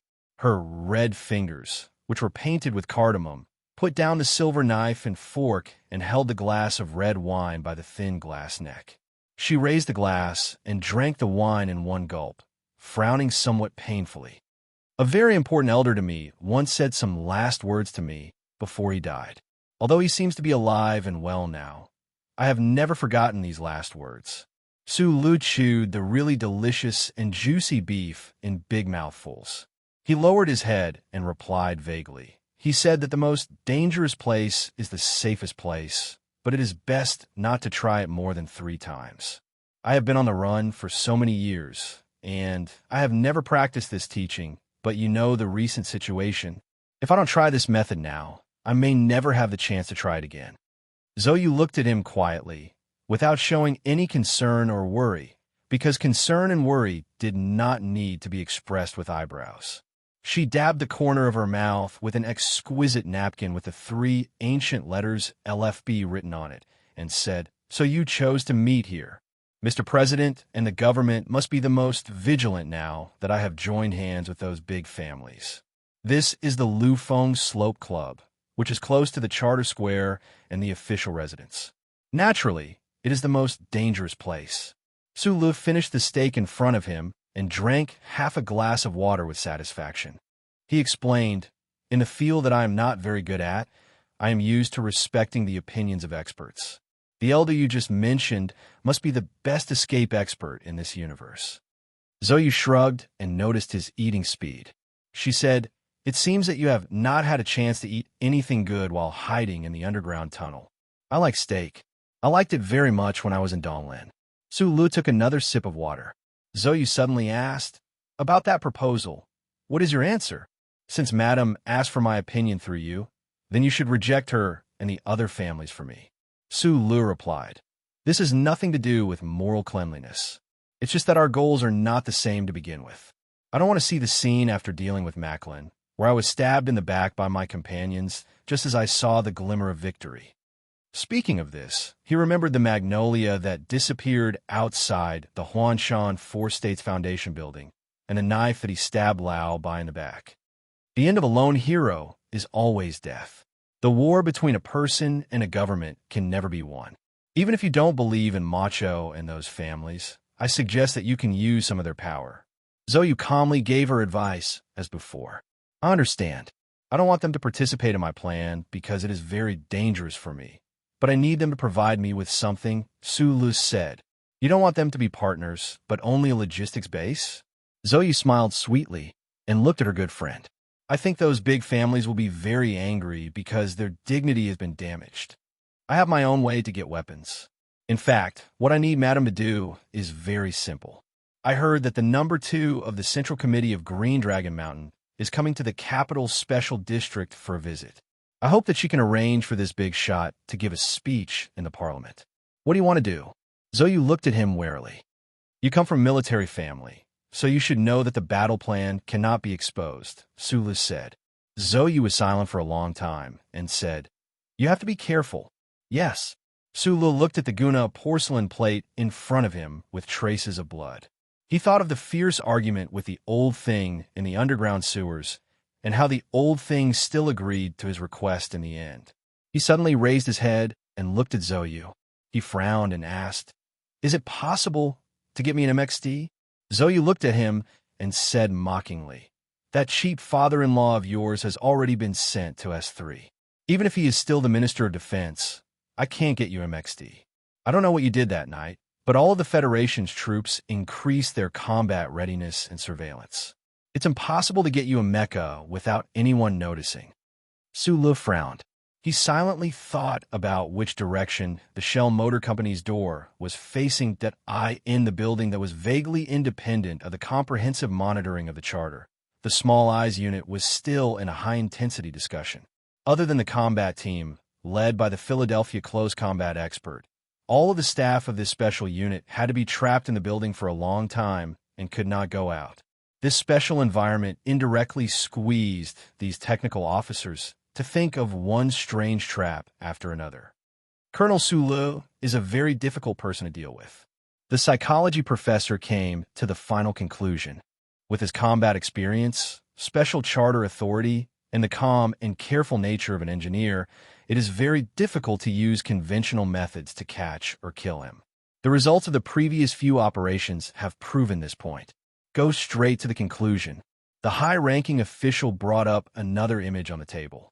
He looked coldly at the people in the room and said, "We have to anger him and force him into the mental environment that he had before he assassinated Senator Macklin. Only then can we set up a perfect trap and kill him." According to the confidential information we have, the spy from Green Dragon Mountain that Colonel Su Lu tried to avenge was actually killed by both the government and Green Dragon Mountain. And we believe that Colonel Su Lu himself has also found out this. The official pointed to the old man in the image and said, "His name is Jin Shioda, the second most important person in the Central Committee of Green Dragon Mountain. Since the death of that legendary figure, he has been the nominal leader of the intelligence system of the anti-government army. In a few days, this person will visit the Capital Special District. If Su Lu wants to kill this person, this is the best opportunity, and this will also be our best opportunity. Biderman raised his hand to raise an objection. He said, if I remember correctly, Colonel Su Lu has been hiding in the underground water for many days and has not taken any action. If he can still hold back this time, what will you do? How will you anger him? We still have the second bait. The official pulled up another image and pointed to the colonel wearing the windbreaker of the 4th Military Region. He said, his name is Colonel Lake, and he was arrested for the Ancient Bell incident. The Federation Military Court will acquit him later. The official raised his head and looked at the people in the room. He said in a cold voice, when Colonel Lake walks out of the court, Su Lu will definitely try to kill him. Do you understand? If Biderman still wanted to argue. In his opinion, no matter how powerful a person was facing the pursuit of the entire Federation, it was impossible for him to expose his whereabouts for these so-called baits, because it was obviously courting death. The official directly interrupted his question and said, if he can control his anger like this, then he is not the Colonel Su Lu that we desperately want to kill. Lufeng's Slope Club. Zhou looked at the small half-cup of water in Su Li's hand and frowned slightly. She said, the military court is about to start the trial of Colonel Lake's rebellion. I think you should be mentally prepared for the result. Yes. Su Lu drank the remaining water in the cup and said, if the court acquits him, then I will kill him before he walks out of the court. Chapter 777. Zhou looked at the red wine in the glass held by her slender fingers. Her eyes were a little unfocused, which was rare. Su Li's answer was very simple and calm, just like when he softly told her in the Wangdu Youth Dorm's kitchen that there was only a plate of fried eggs with Chinese tune tonight. But it was this simple and calm that contained too much perseverance and toughness, so much so that her usual coldness turned into a faint sense of loss in an instant. I grew up in the military compound, surrounded by soldiers whose testosterone was forced out of their skin and leaked out into the air, but I still can't completely understand what men are thinking in their heads. Zhou smiled helplessly. She looked at Su Lu and said softly, if it's just to avenge Shi Qinghai, is there a need to throw in your own life? There are many other reasons other than to avenge the hooligan. I just found out that the attack on Planet Yellow Doom and the defeat of the frontline troops a few days ago were actually the actions of the big shots in the Capitol Ring.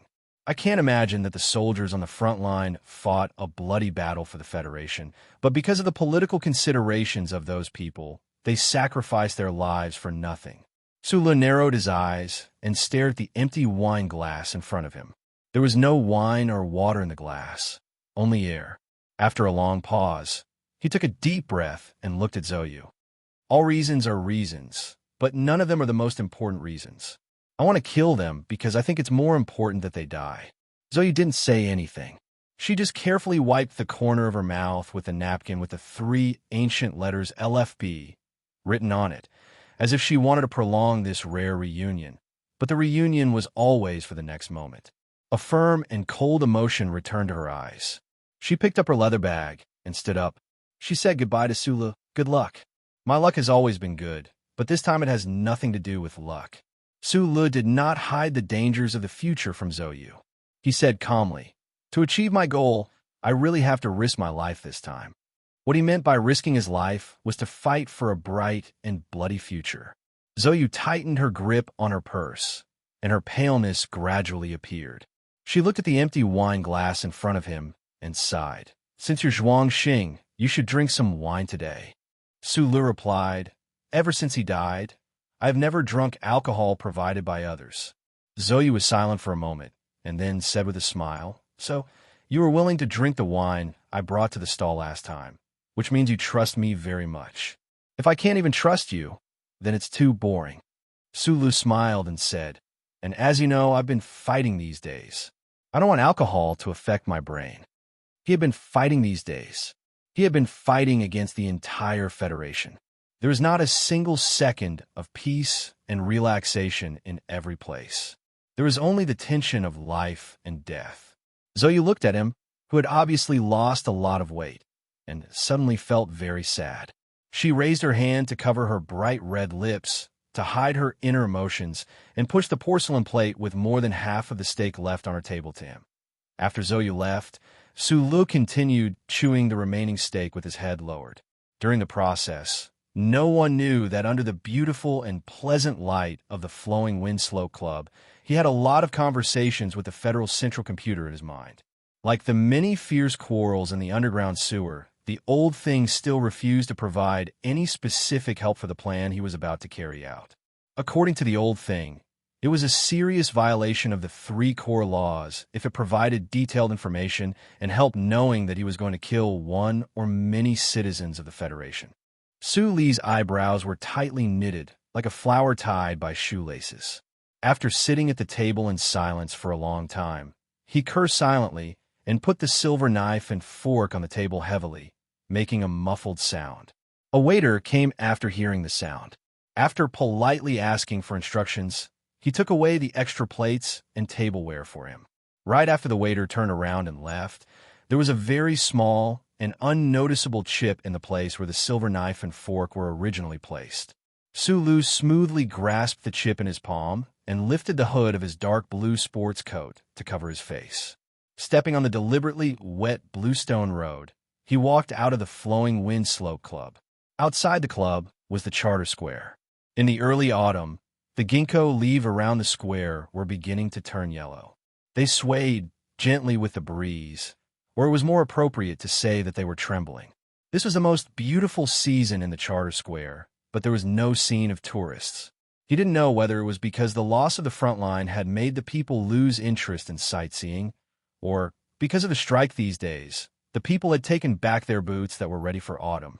Su Lu sat on the bench beside the square and lit a cigarette. He squinted his eyes and looked at the few pedestrians and the military police that were far more than the pedestrians in the square.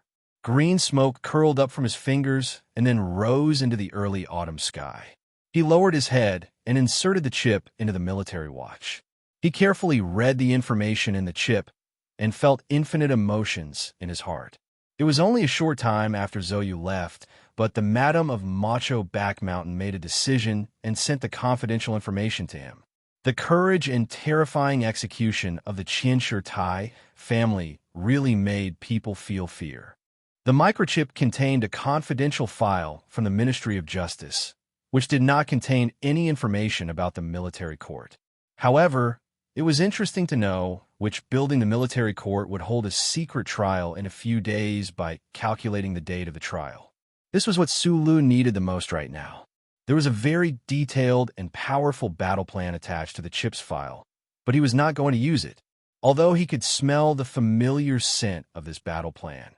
And he knew that Zhou Yu, who was now working in the Department of National Defense's War Strategy Research Laboratory, must have contributed a lot. He would not allow his battle to be carried out under the guidance of Macho. After doing all this, Su Lu relaxed and leaned on the back of the bench. He narrowed his eyes and looked at the blue sky with a cigarette in his mouth. No one knew what he was thinking. It was very strange that no one paid attention to him, and no one came to ask him who he was, what he was looking at, and what he wanted to do. Feng Yu used his swift and fierce life to prove that he was always right. Today, it seemed that his nonsense of saying that the most dangerous place was the safest place turned out to be so correct. A few years ago, facing the most fatal threat of Lady Tai, he suppressed his anger and walked out of the Lu Feng Slow Club. He came to the Charter Square and struggled to think for a long time. Then, he made the decision to kill Macklin. A few years later, he walked out of the Lu Feng Slow Club again and came to the Charter Square. It was still that cold bench. Those people in that world were really annoying, but some things had changed a lot. For example, it was windy and snowy in the past. Today, the autumn wind was cool and refreshing. Back then, he smoked a lot of cigarettes and stuck the cigarette but into the snow beside his feet. Today, he only smoked 2 cigarettes and didn't struggle to think. There were a lot of reasons that he couldn't understand. For example, the conversation with the president in the official residence that night had troubled him for a long time. In the end, he angrily understood the reason that Professor Shun had told him long ago. There was no reason in this universe at all. The Capitol Daily building was burned down, the frontline soldiers were dead, and Colonel Lake was going to be released. These real and vivid images made him very unhappy. The Federation's proverb often said that a hero in his 20s was often a mediocre man in his 30s. He wanted to be a hero again before he became mediocre, and then selfishly satisfy himself. As for after that, if he died cleanly, why would he need to think about the reason? The sun gradually shifted and retreated to the west. Sulu rubbed his face that was a little numb from the wind. He stood up and looked at the new moon that had just appeared at the end of the sky. Thinking that he seemed to have forgotten the appearance of the old moon, he sighed and left the Charter Square. He followed the well-developed underground transportation network of the capital and came to a certain block. He climbed up the long and slanted stone path and bought some high-energy nutrition bars for students at the Foothill department store. He said goodbye to the back of the boss, namely Xiaoshan, and left. 40 minutes later, a quiet light lit up somewhere in the underground passageway of the capital. Sulu wore a pair of goggles and climbed up along the deep passageway. His movements were extremely gentle and did not make any sound. He was like a stray cat wandering in an abandoned mine looking for food. Using a sharp military knife to cut open the hard outer wall of the pipeline, Sulu narrowed his eyes and pulled out as many as 64 bundles of solid wires. He focused his power on his fingertips and rubbed them down forcefully. His fingers were like a hot soldering iron at the moment, and he actually rubbed the protective film of the solid wires off like paper scraps. After connecting the miniaturized workbench to the broken wires, Sulu stared at the faintly glowing screen. He did not try to crack the security system on the ground. Instead, he tried to follow the data flow to find the numerical value to open the ground valve. He was not Gu Shifeng, nor was he Shi Qinghai, nor was he the uncle who could hack into the computer core of the Bureau of Proclamation. Theoretical physics, mathematical calculation, and computer control were his weakest links compared to these geniuses. And right now, he was reversing the data flow, so the risk of triggering the alarm of the government surveillance system was quite high. Time passed by minute. The night on the surface should be getting darker and darker, but his work progress was somewhat slow. Although the rigor of an engineer did not allow him to feel the slightest impatience, he knew in his heart that if he delayed entering the surface building until tomorrow, it was very likely that he would not be able to make it in time before the powerful government forces arrived. A drop of sweat slid down his forehead and rubbed against the edge of his half-tight sports jacket before dripping into the underground sewer. The tense atmosphere echoed in the underground tunnel that was filled with the smell of blood. Right at this moment, the voice of the Federal Central Computer rang in his mind. Gamma-2 hashtag access control. The algorithm you have chosen is too slow. If you want to enter before dawn, I suggest that you choose to use physics to crack it. There is a tool in your workbench in the second grading. Chapter 778. With a light click, the valve at the top of the tunnel, which didn't look heavy but was definitely heavy, finally opened. Sulu didn't rush out like a rookie. Although there was only a thin line between him and the rookie, he had been through hundreds of battles on the battlefield. He hung in the air, patiently waiting for the lubricating liquid to gradually moisten the spring that hadn't been rubbed for many years. At the same time, he carefully removed the traces around him and carefully recombined the pipes. He took out wet ash from his bag and deliberately smeared it on randomly. After doing all this, he slowly drilled out with the tip of his elbow against the valve above his head. After crawling through the tunnel with a small angle of nearly 60 meters, he finally came to the ground. He pushed open the door of the electrician's room inside the building with the dense green plants. Under the cover of the night, he quietly walked into the hall and used the fastest speed to look at the internal structure of the military court. He asked the old guy to temporarily replace the surveillance camera inside the court. He walked from the direction of the courtroom to the door. His footsteps were light and heavy, and he quickly determined his hiding position. The feeling of the soles of his boots was very clear. The tunnel was covered with strips of red carpet, and below it was a solid wood floor. The space below should be enough. The information given by Macho Back Mountain was detailed and accurate. Sulu lifted the carpet from the bottom of the courtroom, revealing the rough wooden floor underneath. He then took out a thin alloy wire from his backpack, threaded it into the other part of the carpet, and stepped on the bottom of his boots through the small groove at the front of the wooden floor. He lifted the wooden floor and lay down. He very methodically arranged the modified H-14 sniper rifle, the high firepower Langer pistol, and the military knife he made himself beside him.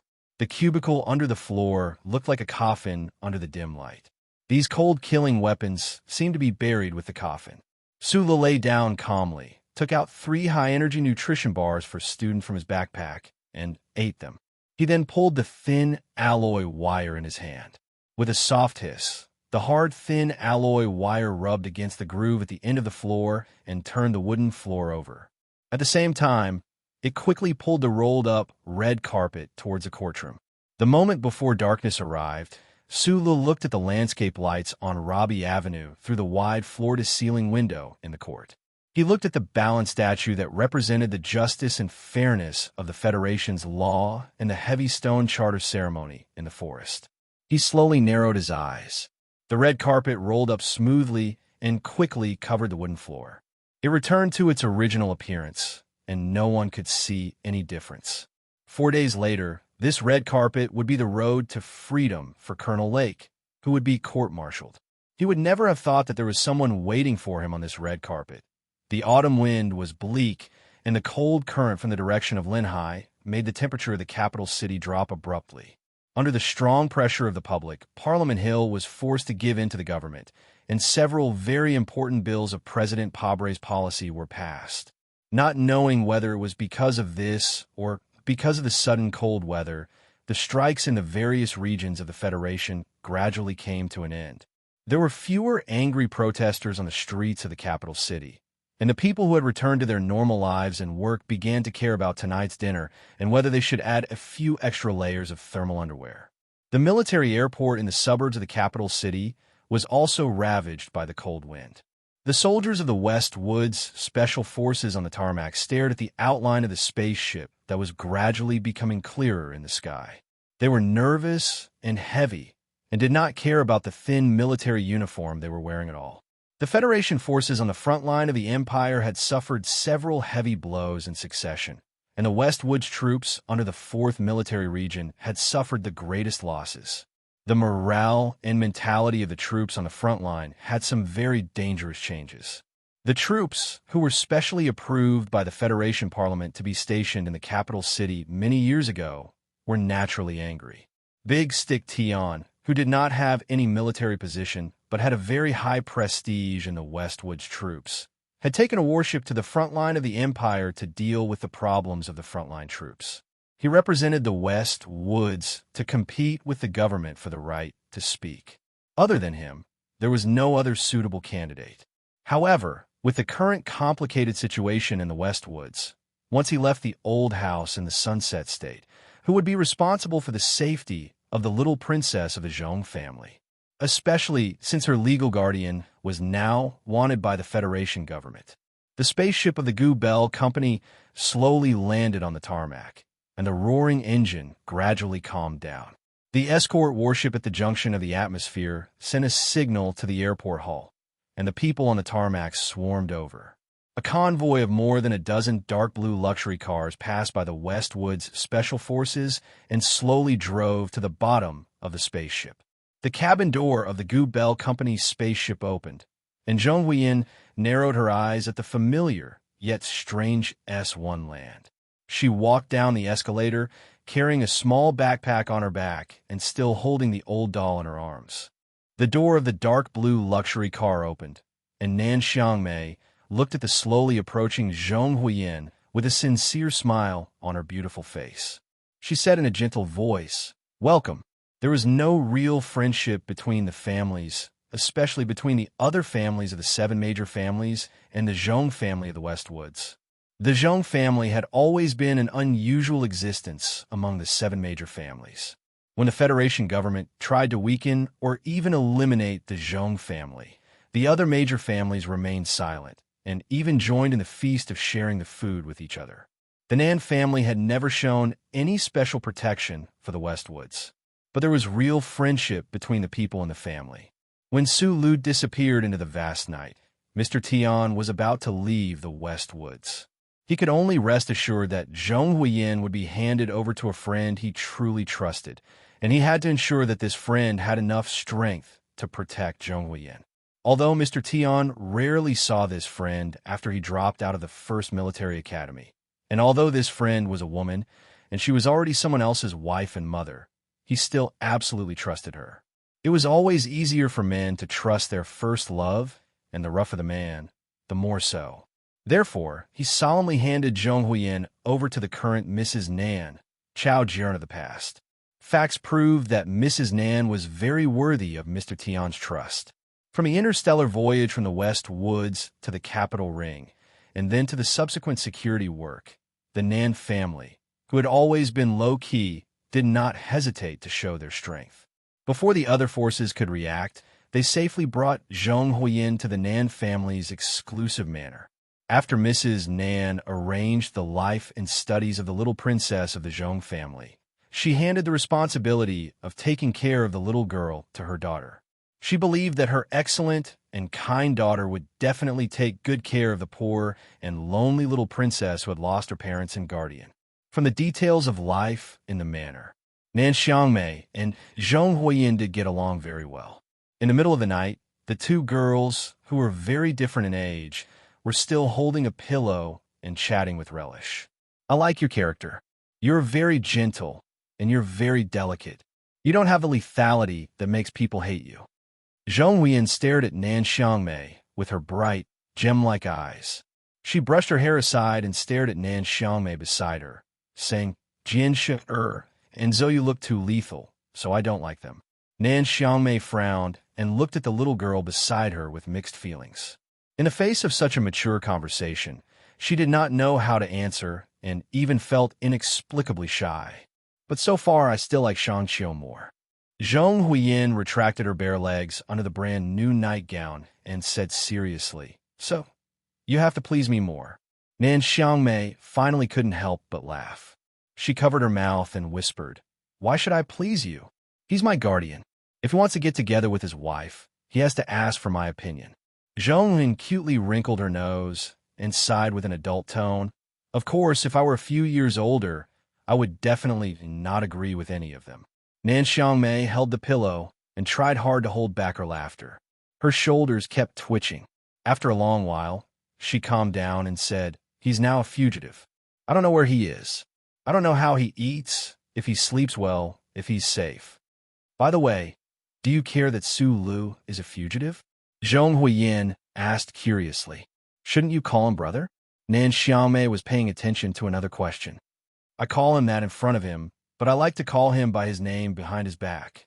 Zhong Huiyin smiled sweetly and said, Don't tell him in the future. By the way, answer my question just now. Nan Xiangmei quietly leaned against the soft pillow. Her black hair flowed down like a quiet river. She said in a trance, Of course not. What about you? Me? Zhong Huiyin seemed to have heard the funniest question. Her eyes curved into two lovely crescent moons as she pointed to her nose and said, When I met him, he was already a fugitive. How old were you at that time? Nan Xiangmei asked curiously. 5 years old. Zhong Huiyin explained seriously. But I haven't forgotten anything.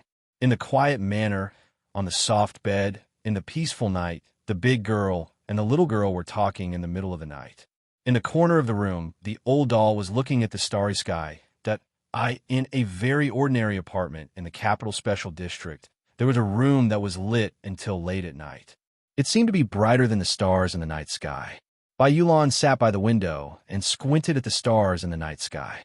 The window was half open, and the smoke of the 37 brand cigarette between his fingers came out through the gap. The bedroom door was pushed open. His wife woke up from her sleep and rubbed her eyes. She looked at him by the window and asked, Why aren't you sleeping? I have an early shift tomorrow. The Army General Hospital was very strict with attendance management. She didn't want to be criticized by those supervisors, so she was in a bad mood. After seeing the cigarette between Bai Yulan's fingers, her mood was even worse. Bai Yulan was awakened and subconsciously threw the cigarette out of the window. She looked at her slightly bulging belly and apologized. I'm sorry, I was thinking about something, so pregnant women generally had a bad temper. not to mention the female nurse who dared to scold Su Lu directly.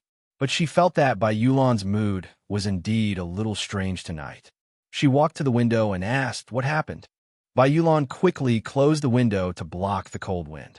She stepped forward and gently hugged her waist that had become a little thicker. After a moment of silence, she explained, "There's a very stupid guy who may need my help." Chapter 779. The body of the woman in his arms was still soft at first, but it gradually stiffened. She thought of the words he said in the hospital room, the details after marriage, the strange soldiers that appeared in the Army General Hospital, and the thick bag of money that was still in the drawer. She pushed Bai Yulan away and said in a panic, "You are really from Group 7, then, the stupid guy you were talking about. Is he Su Le?" Bai Yulan looked at his wife calmly and said gently, "I thought you already knew, although I have retired from the army. That guy is still my comrade, and at the same time, he is also my boss." After returning from the front lines, he was like an ordinary man without any sharp past, doing the work of a stay-at-home husband. However, after that incident, whether it was going to the black market to buy chicken or cutting broccoli in the kitchen, he was always waiting for a call from someone in order. However, even when the broccoli was softened by the boiling water, the phone still did not ring, and there was no order. He did not even know where that guy was hiding and what he was preparing to do. From what he knew, that guy was definitely preparing to do something very big, but he could not find the opportunity to participate. Bai Yulan looked at his wife's worried and panicked expression calmly, and his eyes lowered slightly, landing on her slightly bulging stomach. He gently stroked it with his right hand and said in a low voice, "I promise you, as long as the boss does not look for me, I will not leave you." 7 giant Federation battleships left the Huang E-Galaxy and headed for planet Imohua. The Federal forces suffered an unprecedented heavy blow on that planet, and these giant battleships carried the hope of a counterattack and the confidence of victory, especially the main battleship. The 17th Armor Division of the 1st Military Region was on that main battleship because of its valiance and cunning to continue its undefeated glory. Because of the order from the highest level of the Federation government and the military, the 17th Division ended its rest in the capital Ring early and returned to the front lines filled with blood and death. For this transfer order, the outside world usually thought that it was because the front lines urgently needed troops for victory, but for Commander Chung Hai and all the officers of the 17th Division, there was a hidden reason behind it that made them unhappy. However, compared to enduring the pressure of political intrigue in the capital Ring, the troops were probably more willing to go to the front lines and fight the Empire with real swords and spears. Furthermore, before the troops left, the 17th Division had forcibly taken back the dozen or so Team 7 members they had captured. The blue background of the universe appeared on the large porthole. The body of the spaceship that had just finished traveling through the warp hole was still warm. Xiong Linquan leaned against the slightly hot metal wall, frowned with a cigarette in his mouth, and looked at the scenery outside. But in his mind, he was thinking about the moon in the Capital Special District. Times are pressing, and can force a man to become a cripple, and can also force a rough man to become a sentimental poet, especially when they find that they are powerless against many things, even anger. It is difficult for them to develop any other emotion except for lament and melancholy. Many soldiers of the 17th Division were squatting or standing in the corners of the battleship. Some of them were members of the 17th Division, while others were officers from the training base. Commander Hilay snatched the cigarette from De Xiong's mouth, lit up his own coarse tobacco, and said in a somewhat muffled voice, "I wonder how the instructor is right now." Xiong Linquan spat fiercely, took the cigarette, and said, "I've never seen a guy as fierce as the boss. Even if he has to fight against the entire Federation, nothing will happen to him. Nothing will happen to him." In fact, what these men who were rushing to the battlefield wanted to say was, nothing can happen to him. He hasn't contacted me, but I can imagine his situation. But I think he should have contacted you. Although I'm not happy about this, I still beg you to tell me where he is right now. A special guest had come to the independent villa in the West Mountain compound today. Ever since Zhou Yingxing had been temporarily suspended from his position as Minister of Defense, This villa had become abnormally quiet, so not many people screamed and lost their composure because of this special guest. As for Zoyu, she would never lose her composure because of another woman. Zoyu gently adjusted the red flower arrangement on the table, her expression calm. She didn't even look at the person opposite her, as if she didn't recognize that the person sitting in front of her was the national idol who was popular throughout the entire universe. I can't understand your unhappiness, and I don't understand what position you are in to ask me about his whereabouts. She lowered her head and seriously cut the flower, saying softly, "If I'm not mistaken, you are from the Lees of Philadelphia, and the person who wants to kill him right now is General Lee J-Do. I am from the Lee family, and Lee J-Do is my cousin." Jian Shui took off the hood of her windbreaker. Her black ponytail bounced out and swayed. Her beautiful face revealed an inexplicable sense of pride. "But I'm more than that. I'm his fiancée." Zoyu's hand that was holding the special flower scissors froze slightly, and then she smiled and replied, "So you're questioning me with this identity, but I don't think you can really get married." She raised her head and looked at Jian Shuo's impeccable face, exclaiming in her heart. She calmly said, "You two are too dazzling. If you two really get together, the eyes of the creator will go blind from jealousy." Jian Shui's gaze moved from the red flower arrangement on the table to the big red flower in Zoyu's hair. After a moment of silence, she said, "You are very beautiful and dazzling." "Thank you for the compliment," Zoyu calmly replied. "Regarding Su Li's life, you have participated enough." Jian Shui suddenly smiled charmingly, and her eyes twinkled. She didn't look like a star, but just a sly actress. "If you continue to participate, I don't know if the creator will be jealous, but I will be." Zoyu slowly put down the flower scissors, raised her head, and looked at the other quietly, not saying a word. One was a former national idol, a male creature that had once charmed the entire universe. The other was a lady in red, a powerful male creature that had once charmed Li Feng and Li Xiaotong. At this moment, sitting calmly opposite each other, the bright red flower between them suddenly lost its color. I don't know where he is now, but as I said just now, since the creator chose to make him dazzling, then he won't die so easily. Zoyu smiled and said, "Although he still has a lot of secrets that I believe you, and I don't know, I believe that with those secrets, no one in the Capital Special District can easily kill him." Jiansha was silent for a long time, then looked at her calmly and said, "I'm here today because of one thing. If you can see him, please tell him. Li Feng is back." The military spaceport in the suburbs of the capital was responsible for accepting extremely secret missions for 2 consecutive days. After the landing of the spaceship from the West Woods the day before, another light warship broke through the autumn clouds and landed at a high speed in an almost domineering manner. The wind swept through the tarmac at high speed, rolling up countless green and yellow leaves and hitting the ground crew soldiers with a crackling sound. The surface of this light warship was extremely dirty. The surface of the warship that was basically used for vacuum missions was actually covered with greasy dust. It could be imagined that before this warship received the order to return, it must have been carrying out a military mission on a planet on the front line. The edge of the engine cluster armor at the back of the warship's abdomen was even scorched by the Empire's Standard missiles. Seeing this detail, the soldiers of the spaceport were extremely shocked. What kind of urgent mission did this warship bring back? They didn't even have time to repair such heavy damage, and actually took such a huge risk to cross countless light years to return at high speed. The somewhat deformed cabin door was forcibly pushed open by hydraulic machinery, and a burly Federation colonel walked out. His footsteps were unusually steady, and there was no expression on his young and handsome face. However, anyone who saw him seemed to be able to feel a terrifying and violent aura, as if this person wanted to, he could tear down the cabin wall of the warship at any time and use it as a knife to chop off countless people's heads. The officers from the Ministry of National Defense, who came to receive them, came forward. They could clearly feel that this colonel, who was known to be invincible in the military, was in a very bad mood, so no one dared to say anything unnecessary. They directly took out the electronic document signed by Mr. President and General Li Jiedu and handed it over to him, asking him to sign it. Li Feng stared at his father's signature on the electronic document, which was as disciplined and strict as ever.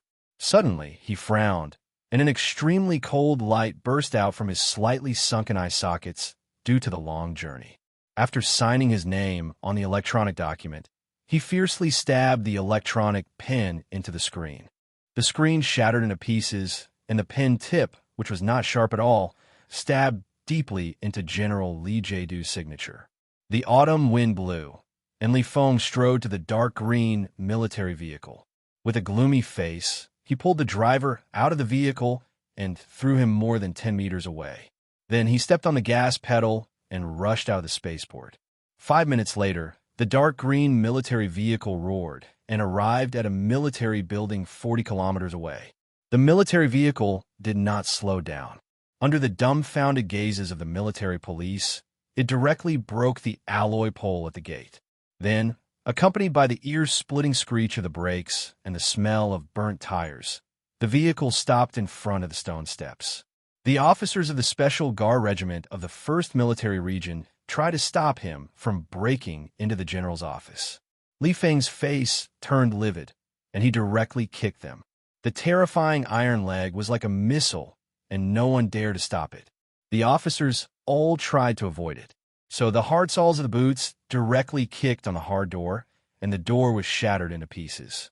The force splashed in all directions, and the officers all had a few more wounds on their bodies. Li Jiedu, the chairman of the Joint Chiefs of Staff of the Federation, took off his glasses in confusion. Looking at the violent scene in front of the door and then at his son, he frowned and said unhappily, "I'm very happy that you can come back so soon. But as a soldier, when will you change your violent temperament? If your grandfather was still alive, he would be very disappointed to see you like this." Li Feng looked at his father, who was still as handsome as before, and his heart, which had been violent since he was 12 years old, suddenly felt very sad.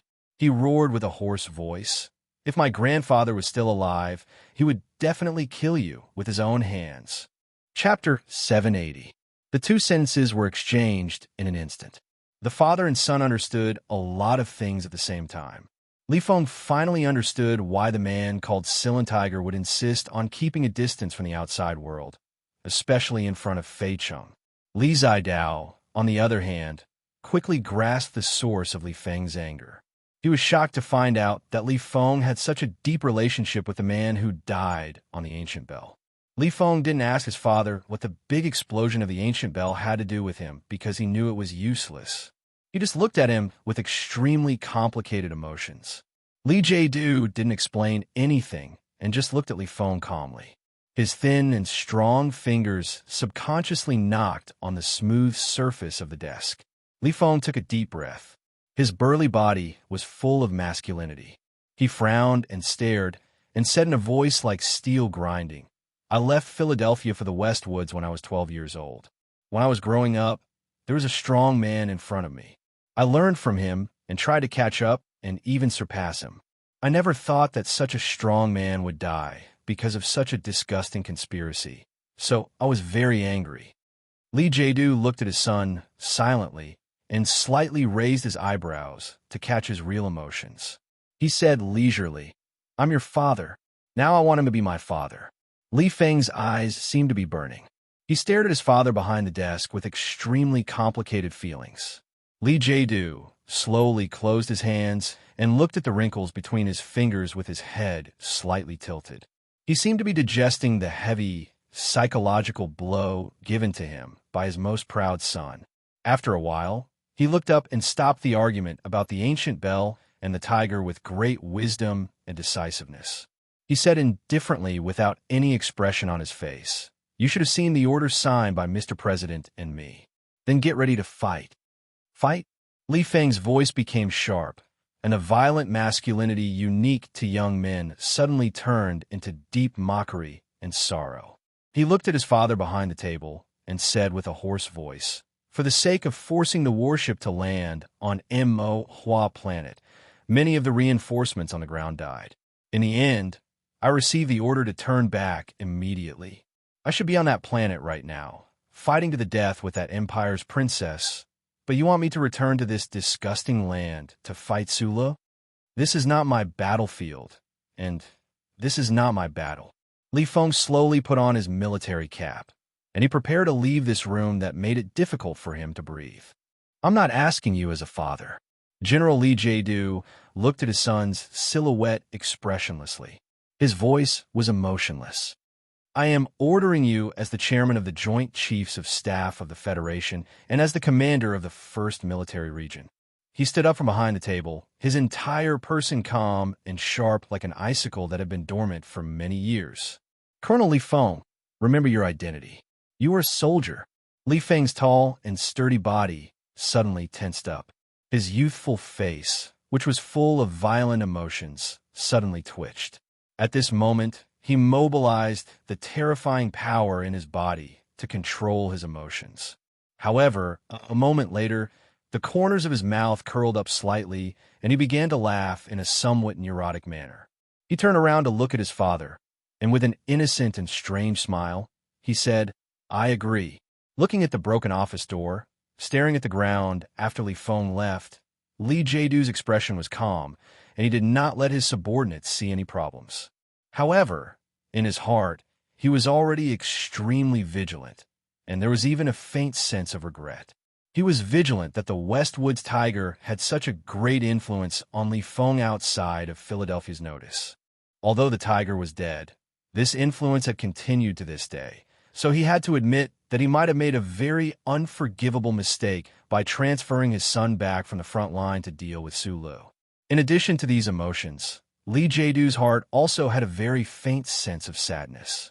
The so-called middle age was the beginning of old age. Li Feng's words about his father had successfully stabbed him after all. But it didn't matter. After he picked up the phone and ordered the reduction of Colonel Li Feng's command authority, he thought silently, it really didn't matter. One day, you will know that I am right. Everyone will have to admit that they are right, and that day will come soon. The building complex on the west side of Robbie Avenue was heavily guarded. Today, there were no big shots coming to visit, and there were no important cases to be heard. The agents with serious expressions walking through the Stone Charter ceremony and the Statue of the Balance were carrying out a routine security check, but today's check was particularly strict. Then, a group of field troops in armored military vehicles came to the judge's court for the second round of security check. These elite soldiers under the Iron 7th Division expressionlessly asked the agents of the Federation Investigation Bureau, who had just finished their work, to leave the relevant area. As for the bailiffs who were originally in charge of the security work, they had long disappeared. The Iron 7th Division sent a reinforced company. More than 100 elite soldiers were divided into 3 groups. They carefully and fastidiously checked the security facilities everywhere, including the underground passage under the court.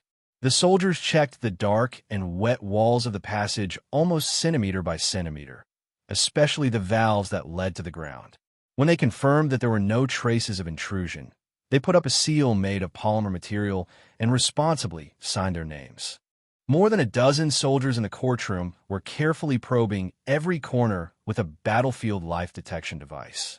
The red-carpeted passage had been probed countless times during the inspection process. As for the possible hiding places, they had even used engineering nails to create a strong physical blockade. Around the courtyard outside the building, the reinforced soldiers of the Iron 7 Division had set up 4 barricades that extended for nearly 300 meters. Between the lush trees further away, the infrared sensors had also started working. When a leaf was blown off by the autumn wind, there would be a beeping sound to eliminate the abnormality. At this point, the military court had been completely inspected. The soldiers of the Iron 7th Division had confirmed that the inside was clean. If someone tried to break in from the outside on the day of the trial, they would have to face the most efficient firepower barricade of the federal forces. The tall floor-to-ceiling windows welcomed the light of the clear autumn day. The mottled light scattered on the red carpet, making the passage from the courtroom to the door look like an abstract painting full of strange lines and blocks of color. The soldiers of the Iron 7th Division, who were on high alert both inside and outside the building, naturally did not know that under the passage that had just been scanned countless times, there was a person whose breathing had become extremely slow. His skin temperature had even dropped by a lot, making him look like a strange stone. And no matter how great a war was, it was impossible to determine victory or defeat through a single battle. It was always pacing back and forth between attack and retreat, not to mention the war between the Federation government and the 7 great families that had been going on for tens of thousands of years, and perhaps would go on forever. The great strike that had shaken countless galaxies had ended. The anger of hundreds of millions of people forced the Parliament Hill, which was secretly controlled by the 7 great families, to concede to the president and the government and pass several very important bills.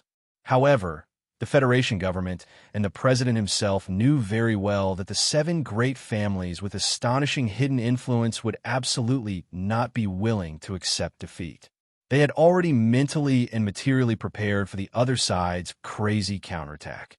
However, to the Federation government's surprise, after the Great Strike, the 7 great families maintained a strange silence.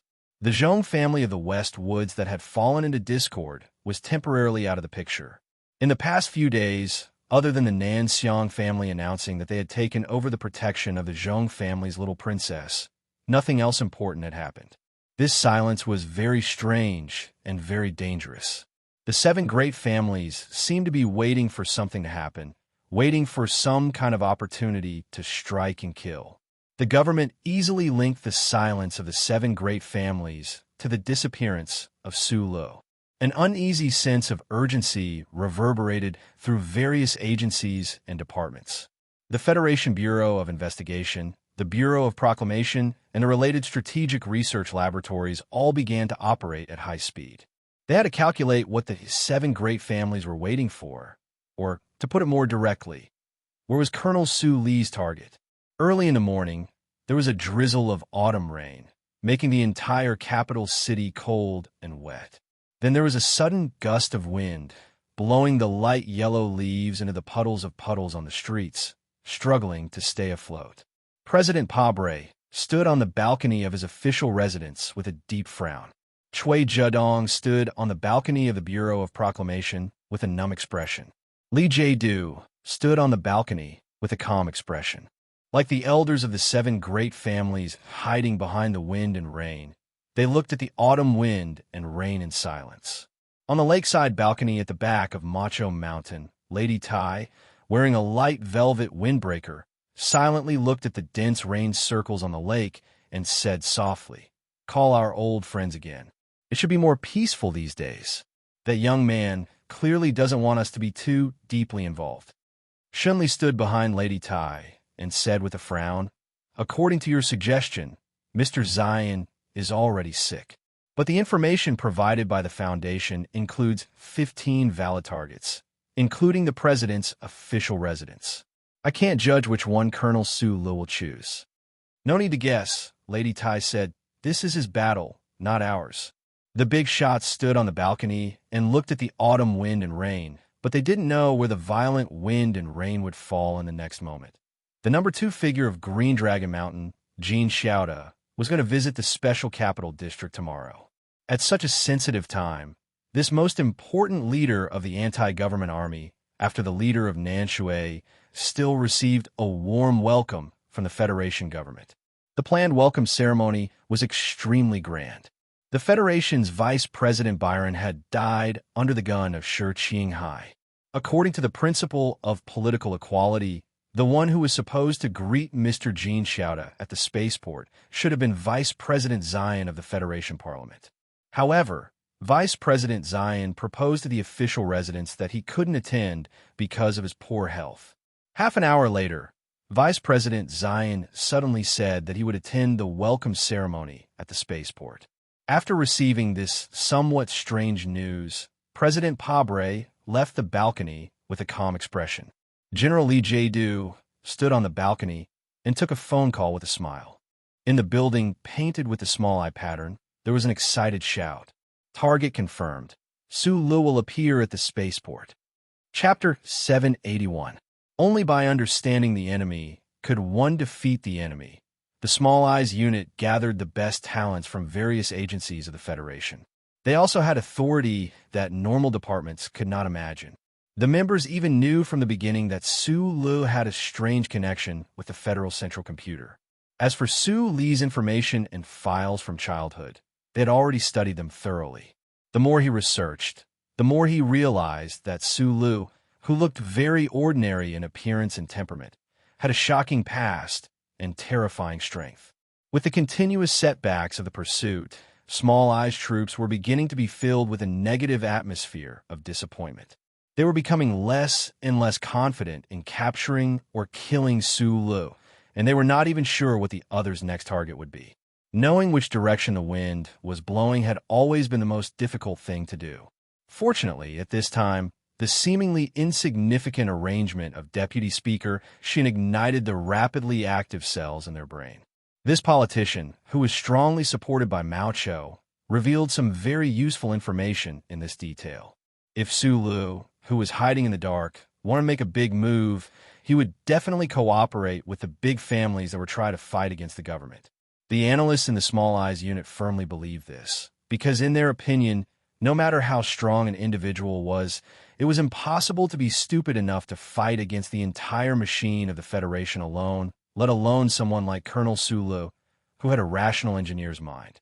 And according to their analysis, the most important reason for Su Li's anger was betrayal, and the committee member Jean Xiaoda, who was going to visit the Capital Special District, was the person behind the Green Dragon Mountain Central Committee's decision to betray Shi Qinghai. An insignificant change in detail and the support of the personality analysis, they came to the most firm conclusion. Su Li's target was the second person of Green Dragon Mountain at the spaceport in 2 days. 2 days later, the spaceship from S2 slowly landed at the spaceport of the capital. The spaceship that was cleaned on the Old Moon base sparkled under the autumn sun, and it contrasted with the flashing, welcoming words on the giant holographic screen in front of the spaceport. Jean Xiaoda looked through the porthole at the grand, welcoming crowd on the tarmac, as well as the Federation government officials at the front of the crowd, and frowned imperceptibly. Such a small action seemed to cause some discomfort between his eyebrows. He roughly dipped his finger into the cup, dipped it in the scalding tea, and smeared it on his eyebrows. His eyebrows that were stained with tea glittered, just like his hair that was combed until it was shiny. No one could tell that this big shot in the anti-government army, who was nearly 70 years old, was wearing an expensive wig.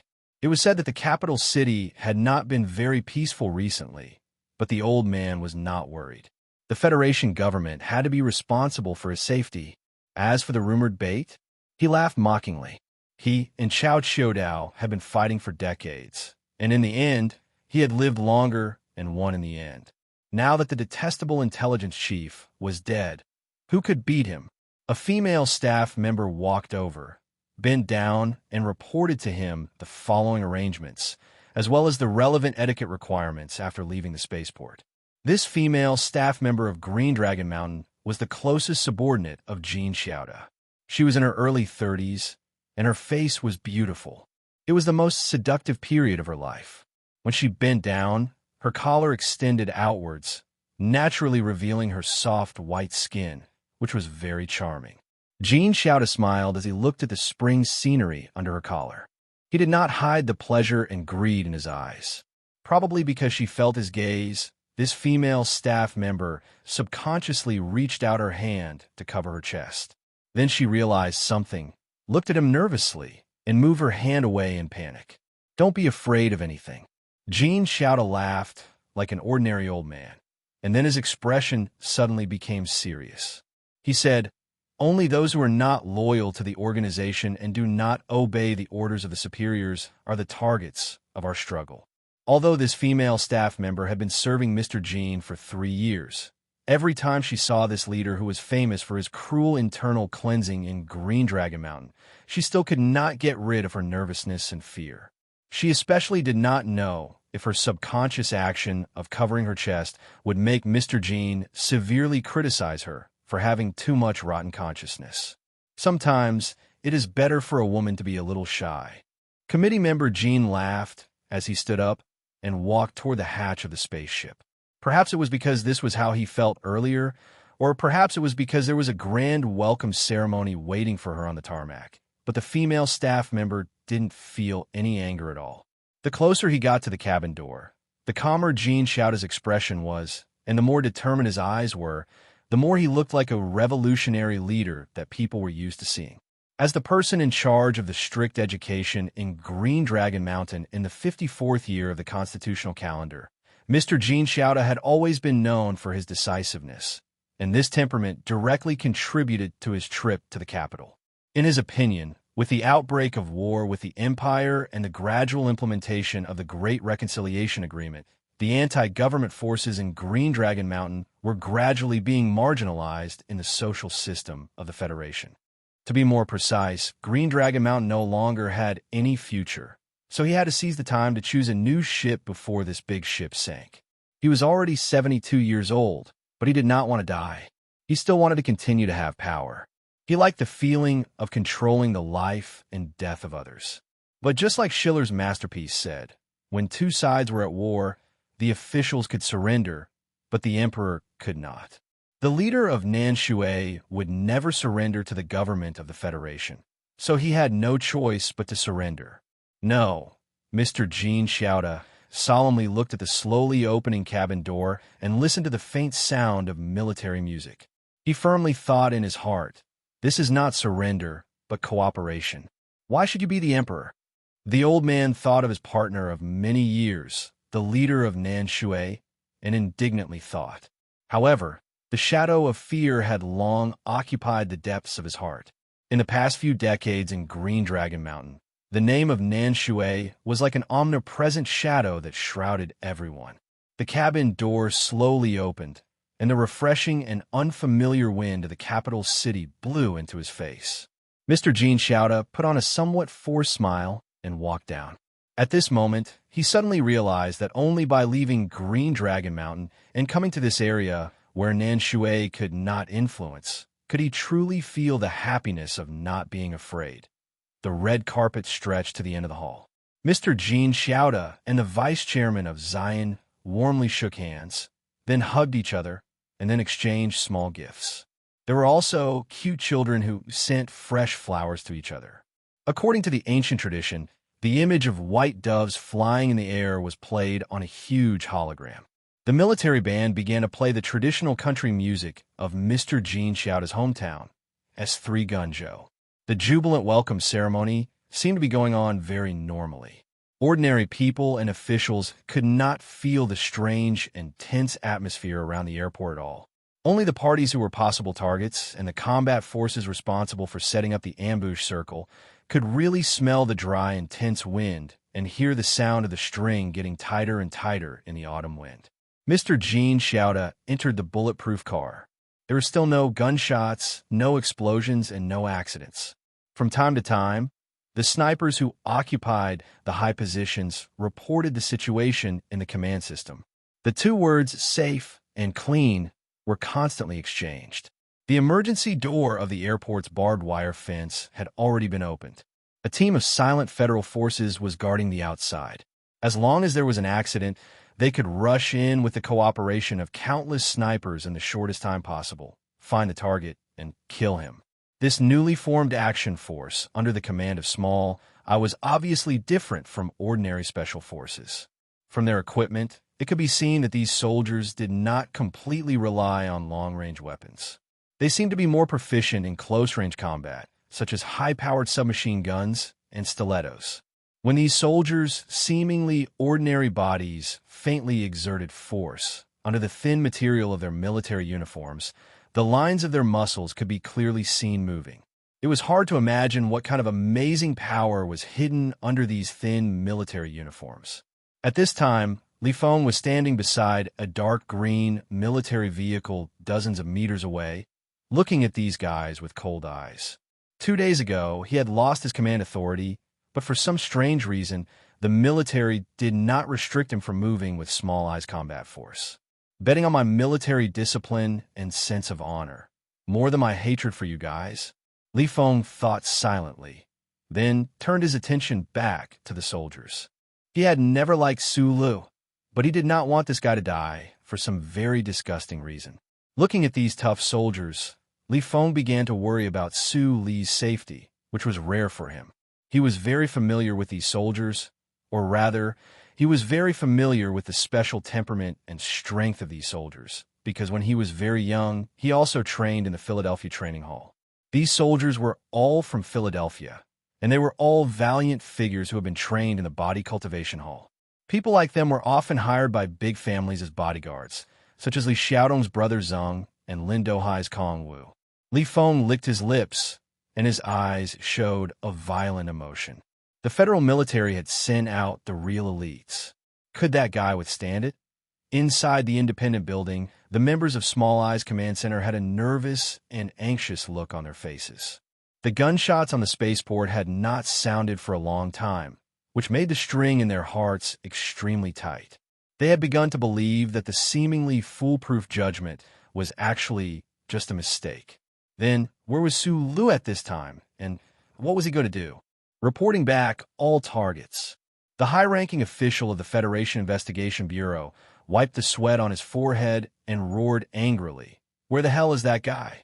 With the sound of the system reporting back, the people in the room confirmed that the president's residence, the Bureau of Proclamation, the 1st Military Region Headquarters, and the military court were all safe. The more than 20 suspicious targets of the Federation government agencies reported back that there were no abnormalities. The security of the agencies jointly undertaken by the Capitol Police Division and the Iron 7th Division had not been challenged at the moment. Activate the second bait. The official walked in front of the light screen and ordered the members in a deep voice, pick up Colonel Lake at the military court and immediately take him to the prearranged residence. The intelligence team will send the address of the residence to Macho Back Mountain as soon as possible. If Su Lu did not choose Jin Xiaoda, then he was most likely to choose Lake. Since the military court was clean, then they would kill him on the road or in that residence. Chapter 782. The slender high-heeled shoes slid across the red carpet and landed on the wooden floor, making a clicking sound. It sounded like someone was knocking on a door. Su Lu, who was under the wooden floor, slowly opened his eyes and woke up. There was no light in his eyes, and the narrow space was filled with darkness. He could faintly hear voices coming from above, so he knew that the court was about to start. He had been lying quietly in the dark and narrow space for 4 days and 4 nights without food or water. If he knew that Nan Xiangmei was worried about him in the manner, he would definitely tell her that he didn't eat or sleep well these days. The true power that he had broken through in the Imperial Hospital ushered in the most difficult test. The power, or true qi, that flowed slowly in his muscles and body without any obstacles, miraculously helped him slow down the frequency of his heartbeat and breathing. His metabolism entered a state similar to hibernation or deep sleep. After waking up, every muscle in his body slowly relaxed. Even the smooth muscles that couldn't be controlled by the brain also relaxed. His breathing and heartbeat began to return to normal. The footsteps above the darkness became more and more frequent, and the voices became louder and louder. Su Lu squinted his eyes very hard. He looked into the darkness, but through the surveillance camera in the corner of the court-martial, he could clearly see everything in the hall. This feeling of being completely separated from his body was very strange. It was as if he was looking down at some lowly existence from above. Su Lu didn't like this feeling, but he needed a line of sight. In fact, in order to obtain the surveillance footage of the court-martial, he had countless fierce disputes with the Federal Central Computer in the dark. The modified H-14 sniper rifle was on his left shoulder, the high-firepower Langer pistol was on his right, and the military knife he made himself was on his left calf. After 4 days and 4 nights with his slightly warm body, it was no longer cold, and the target he wanted to kill was on the floor. The court-martial was very quiet. There weren't many people participating in this secret trial. In addition to the military and government representatives, 2 representatives of the Zhong family from the West Woods were invited. However, the 2 middle-aged men obviously didn't have any negative opinions about the explosion of the antique bell. In the current situation, they relied on the support of the Federation government, so it was impossible for them to have any negative opinions. Su Songzi calmly looked at the case file on the table. Minister Zhou was suspended, and the situation had changed drastically. She and her colleagues, who belonged to the legal department of the Ministry of National Defense, already knew that today's secret trial was just a formality. However, she insisted on being the main controller and wore her most beautiful green dress. She got up and walked to the control panel. Her beautiful slender heels stepped on the floor and made a clicking sound. It sounded like she was knocking on the door, but also like some kind of countdown time machine. Su Songzi slightly bowed to the high courtroom and ignored the people in the gallery. She calmly looked at the accused wearing a strapless military uniform and said calmly, "Colonel Lake, you are accused of participating in a murder case in the 67th year of the Constitution and illegally stealing the secret data of the Bureau of Proclamation in the 69th year of the Constitution. You are accused of illegally stealing and leaking important data of the Federation. You are accused of destroying the Federation's first-class aircraft, endangering public safety by dangerous means, and violating the Federation's military data regulations." There was no evidence to be presented, nor was there any court debate. The trial today didn't need any witnesses. Su Songzi sadly lowered her head and quietly pressed the thick file. Then she took a deep breath, raised her head, and continued calmly. "I will accuse you of intending to subvert the Federation. I will accuse you of collaborating with the enemy. I will accuse you of treason. I will accuse you of murdering the commander of the Federation's West Woods military region, Zhong Su, and his wife, as well as 1372 Federation soldiers on board in the 70th year of the Constitution. I will ask the military court to sentence you to 7 death sentences to be shot, just like the hearing half a year ago in the building opposite the official residence." Su Songzi repeated the stormy and severe accusations of that day. However, her tone was much calmer today because she only insisted on stating the charges. She didn't expect to receive a fair trial at all. Colonel Lake, standing in the dock, didn't argue, nor did he roar angrily like he did that day. He calmly looked at Su Songzi, and there was even a faint trace of mockery on his face. The military court trial ended abruptly. The judge declared Colonel Lake not guilty on the pretext that there wasn't enough evidence and released him in court. No one in the courtroom was surprised by this result, including Su Songzi and the officers from the legal department of the Ministry of Defense. They couldn't even show their anger in front of people. They could only pack up the case file and walk out of the courtroom along the red-carpeted corridor. At that moment, Su Songzi felt that the red carpet under her high heels seemed to become extremely wet, as if it was soaked in countless amounts of blood. The people who came to watch the trial left the military court one by one. Their expressions were either calm or tired, but in short, they all had a sense of righteousness. No one expressed anger or sadness about today's shameful trial. In order to prevent the crowded and chaotic entrance from being used by the dangerous person lurking in the dark, a division of the Iron 7th Division that was specifically in charge of security today asked Colonel Lake to stay at the end of the courtroom. A few minutes later, the courtroom had become much emptier. Colonel Lake, who was handcuffed by the bailiff, smiled and shook hands with several government officials. He then received a brand new military uniform and put on carefully. He believed that before long, there would be a dazzling gold star on the shoulder of this military uniform. Stepping on the bright red carpet with his shiny black shoes, Colonel Lake took a deep breath and suppressed the complicated and inexplicable emotions in his heart. He gently pressed down the hair fluttering under the brim of his military cap with 4 fingers and stepped out of the courtroom. The bulletproof car team stopped at the bottom of the stone steps. The elite soldiers from the Iron 7th Division vigilantly watched the periphery. As long as he walked out of the courtroom, he would usher in a new life. As for the past glory or sin, it would only be the proof of his firm belief. A smile full of confidence, perseverance, calmness, and even beginning to appear elegant appeared on Colonel Lake's face. He embarked on the path of a new life. At this moment, the red-carpeted road suddenly changed shape and bulged in front of Colonel Lake. It was as if an incredible micro-movement of the Earth's crust was taking place in this military court. The terrifying power of the deformed road turned the hard wooden floor under the carpet into countless pieces of debris. The red carpet on top was directly torn into countless pieces of tattered cloth that fluttered in the air, looking very much like the tattered clothes of the soldiers who had died on the battlefield. No one could react in time, except for Colonel Lake himself. The people inside and outside the courtroom had no time to see this frightening scene. The torn red rags made a hissing sound and hit Colonel Lake's body and face. The pain was like countless shiny slaps. In the shadows of the rags, Sue Lee's figure appeared.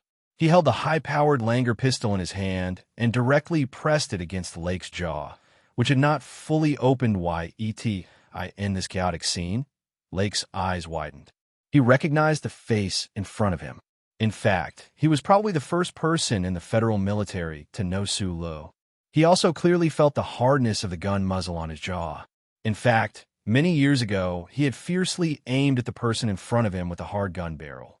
The gun barrel against his jaw was not cold, but it was so cold when it was about to come. There was absolutely no accident. The pieces of the red carpet flew all over the sky, right in front of his eyes, and occupied all his vision. It was like the blood on the battlefield, the blood of his comrades. In the moment before death, Colonel Lake seemed to see the grandest and most shameless fireworks.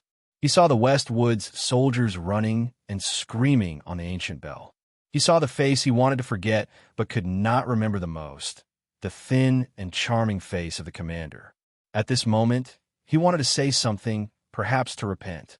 His voice was hoarse. Sulu was no stranger to Colonel Lake. It was this person and the mecha unit he led that ended his life as an orphan repairman. In fact, from a certain point of view, his escape and the things he did in this universe were all related to this person. But at this moment, there was no need to lament about history and the past. He was here for revenge, or rather, he was here to carry out his own trial. Colonel Lake only had time to say one word before the high-powered Langer pistol made a muffled sound. The high-powered bullet shot into Colonel Lake's jaw, penetrated his slightly open palate, broke through the adhesive tissue behind his nose that he was trying to take a deep breath, and quickly killed his brain that might still be preparing to repent. In the end, it tore through the occipital bone behind his head, which was more protruding than normal people's, and flew out with a whistling sound. The bullet blasted off the entire back of his head. The grayish-white sticky brain matter mixed with dark red blood spurted out from the terrifying hole and splashed on the dignified and righteous judgment platform behind him. It was a mess. Sulu burst out from the ground and pulled the trigger while aiming at Colonel Lake's jaw. It was actually just a moment, not more than 1 second. Lake only had time to say one word. There was a pair of deep eye sockets on his thin cheeks. His narrowed eyes were calm. Sulu silently thought in his heart, "I won't forgive a single one of you, and I won't give you a chance to repent." In the process of thinking this, he didn't look at Lake's body that was slowly falling down. The Langer pistol in his hand fired 2 consecutive shots to the side, hitting the right shoulder of 2 Iron 7th Division soldiers, shattering their shoulder bones into pieces. In an instant, a powerful force flowed into his tired legs. Between the spray of smoke and the flying pieces of the red carpet, Sulu jumped onto the judgment platform and broke through the wide floor-to-ceiling glass behind him. Concentrated gunshots rang out. Colonel Lake was charged with many crimes and was asked to be sentenced to 7 death sentences and executed by shooting. The Federation's military court ruled that he was not guilty. Sulu killed someone in court and was executed by shooting. Chapter 783. When the intense gunshots rang out in the courtroom, Sulu had already smashed through the floor-to-ceiling window and was falling to the hard ground outside the building with glass shards flying everywhere. The soldiers of the Iron 7th Division blasted the courtroom bench into countless pieces, leaving countless deep marks on the walls. But they could no longer penetrate the walls and hit his body that was adjusting his posture at high speed. When the Iron 7th Division troops in charge of security outside the courtroom heard the gunshots, Sue Lee's feet, which were wearing special military boots, had already landed heavily on the ground. Unlike ordinary Special Forces soldiers, he didn't roll forward to reduce the huge impact. Instead, he directly resisted the recoil of the ground with the strong muscle fibers under the skin of his legs. Using the few tenths of a second he saved, he quickly rushed forward more than 20 meters. The wall of the courtroom was right in front of him. The Longar high-firepower pistol in his right hand quickly fired at the walls around him. The purely mechanical trigger mechanism, under the pull of his index finger, which was like a steel spring, bounced up and down at an astonishing speed. In a very short period of time, he fired 23 times at high speed, completing a pistol rapid-fire demonstration that could definitely be written into the federal military textbooks. Bang! Bang!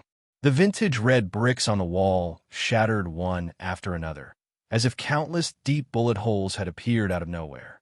As the bricks and debris flew everywhere, the soldiers on the first line of defense fell to the ground one after another. They didn't even have time to make any shooting movements, and most of them didn't even have time to turn around. After the initial moment of surprise, the troops outside the courtroom quickly made an efficient mobile response. They were Du Shaoqing's Iron 7th Division and had excellent military training that was unimaginable to ordinary troops. However, Su Li's terrifying speed at this time was faster than their reaction.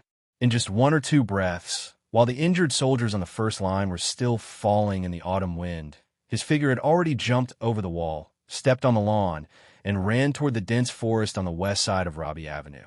The 24 bullets in the Langer High Firepower Handguns magazine were all used up. While running, Su Li's right hand loosened. When a magazine slid to the side of his waist, the modified H-14 sniper rifle on his left shoulder was already tightly gripped in his hands. This continuous tactical movement was done in one go, and it did not affect his speed at all. All the strength in his body was mobilized, especially the muscle fibers in his legs, which were rubbing and squeezing at high speed, accompanied by the familiar trembling and sour feeling. It provided him with a strong support of strength and speed. The special military boots on the soles of his feet were beginning to be unable to withstand the force of the high-speed sprint between his body and the ground. The surface of the boots was mottled and cracked, and it was possible that they would fall apart in the next moment. Su Li, who was running on the lawn, was like a roaring high-speed car. The human body did not pay attention to aerodynamics. He directly and violently pushed the air that was beginning to become viscous to the side, causing the withered leaves on the lawn and the slightly dry soil in the grass to explode. It looked like his body was directly stirring up a cloud of dust.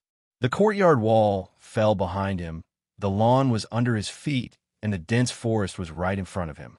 The three lines of defense of the Iron 7th Division were directly penetrated by Su Li with his inhuman speed. The soldiers were moving at high speed in this direction. If one were to look at the current situation from the air, it would seem that the man running madly with the cloud of dust was like an arrowhead, forcibly pulling the circular defense of the Iron 7th Division into a triangular area. A shrill whistle cut through the air above the lawn, sounding dangerously. Following that, more gunshots rang out. Some bullets brushed past Su Li's calf while he was running, shooting deep into the slightly dry soil. The dense forest was right in front of him. It did not seem to be far, but the second and third lines of defense of the Iron 7th Division had quickly gathered and began to use fierce firepower to seal off the lawn. The moment the dense gunshots suddenly rang out from all directions, Su Li, who was holding the gun with both hands and running with his head down, immediately recognized the guns used by the troops. The muffled sound of the muffled muzzles represented high-powered, mid-range hard sniper rifles that could easily blow his waist in half. As he ran at high speed, the slightly cool autumn air gradually turned into a frozen river that slapped against his face. Su Li narrowed his eyes, but it was not because the annoying autumn wind disturbed his vision. It was just a habitual action when facing the greatest danger. His eyes were abnormally bright, like the sun hanging above the dense forest. In front of the dense forest, Su Li's right foot stomped heavily on the lawn. Because the dry and hard grass suddenly became deeply deformed, the military boots on his right foot finally could not withstand the enormous force and directly shattered. Even the thick sweatpants on his calf were directly torn apart by the sudden expansion of his leg muscles, and a few cracks appeared amidst the ripping sounds. Using the huge rebound force from the soles of his feet, Su Lu flew up at this moment, his body drawing a strange arc in the air as he ascended. A few bullets dangerously brushed past the soles of his feet. If his dodging action had been detected by the enemy, or if his speed had been 20% slower, these few bullets would have definitely hit his body accurately. The dense forest was cut into pieces by the dense rain of bullets, flying everywhere under the red sunset. In front of this peaceful and beautiful scene of the battlefield, Su Lu forcibly twisted his body in the air and retreated towards the dense forest at high speed. The H-14 in his hand switched to a sniper rifle and fiercely opened fire. At this moment, he retreated in the sky, full of broken leaves, the gun in his hand spitting out beautiful flames. It was as if time and gravity had lost their effect, and the movement of everything had become slow.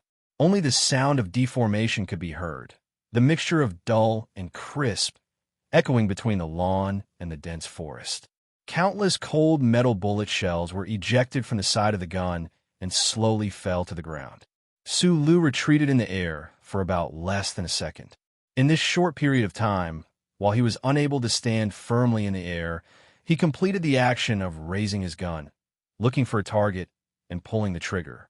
What was really incredible was that he completed this action 6 times in a row, launching 6 accurate shots at the firing points of the Iron 7th Division's defensive line. If it was said that the rapid firing of the pistol when he rushed out of the courtroom could be perfectly written into the textbooks of the federal military, then the backward sniping and continuous shooting technique that Su Lu displayed at this moment was completely a template that ordinary soldiers would not be able to learn. This was because no one had the strength and terrifying reaction speed that he had. Pooh, pooh, pooh, pooh, pooh, pooh. Around the courtroom, 6 firing points that were not in the same area were hit by Su Lu's precise shots. The modified H-14 sniper rifle perfectly adapted to this terrifying rate of fire, and the large-caliber bullets mercilessly penetrated the temporary workers and hit the fastest elite shooters of the Iron 7th Division. The dense gunshots suddenly became sparse, but Su Lu, who was falling, still narrowed his eyes. His gaze was bright, and his left hand pressed the button on the spare magazine on his belt, and he whispered, "I'm going to die," after landing on the lawn. Even though they had entered the dense forest, they were still in the area between the 2nd and 3rd line of defense of the Iron 7th Division.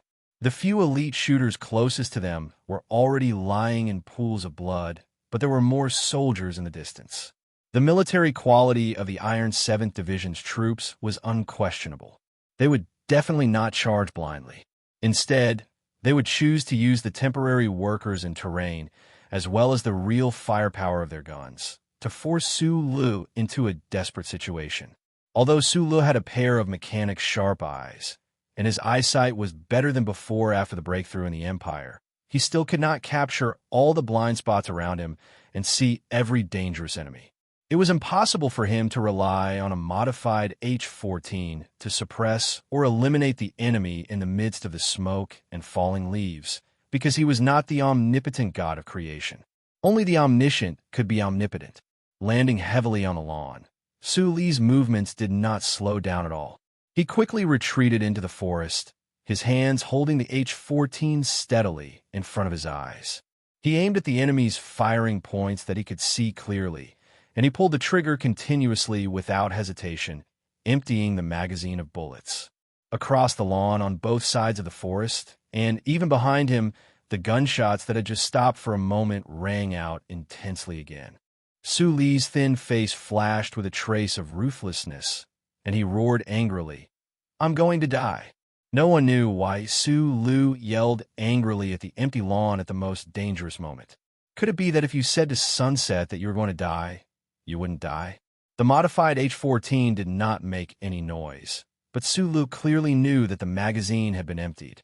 His left hand took out the spare magazine at lightning speed, and his right thumb pulled the empty magazine out with force, completing the action of reloading at a speed that was almost impossible to be seen clearly by the naked eye. With a crisp click, the magazine accurately entered the H-14.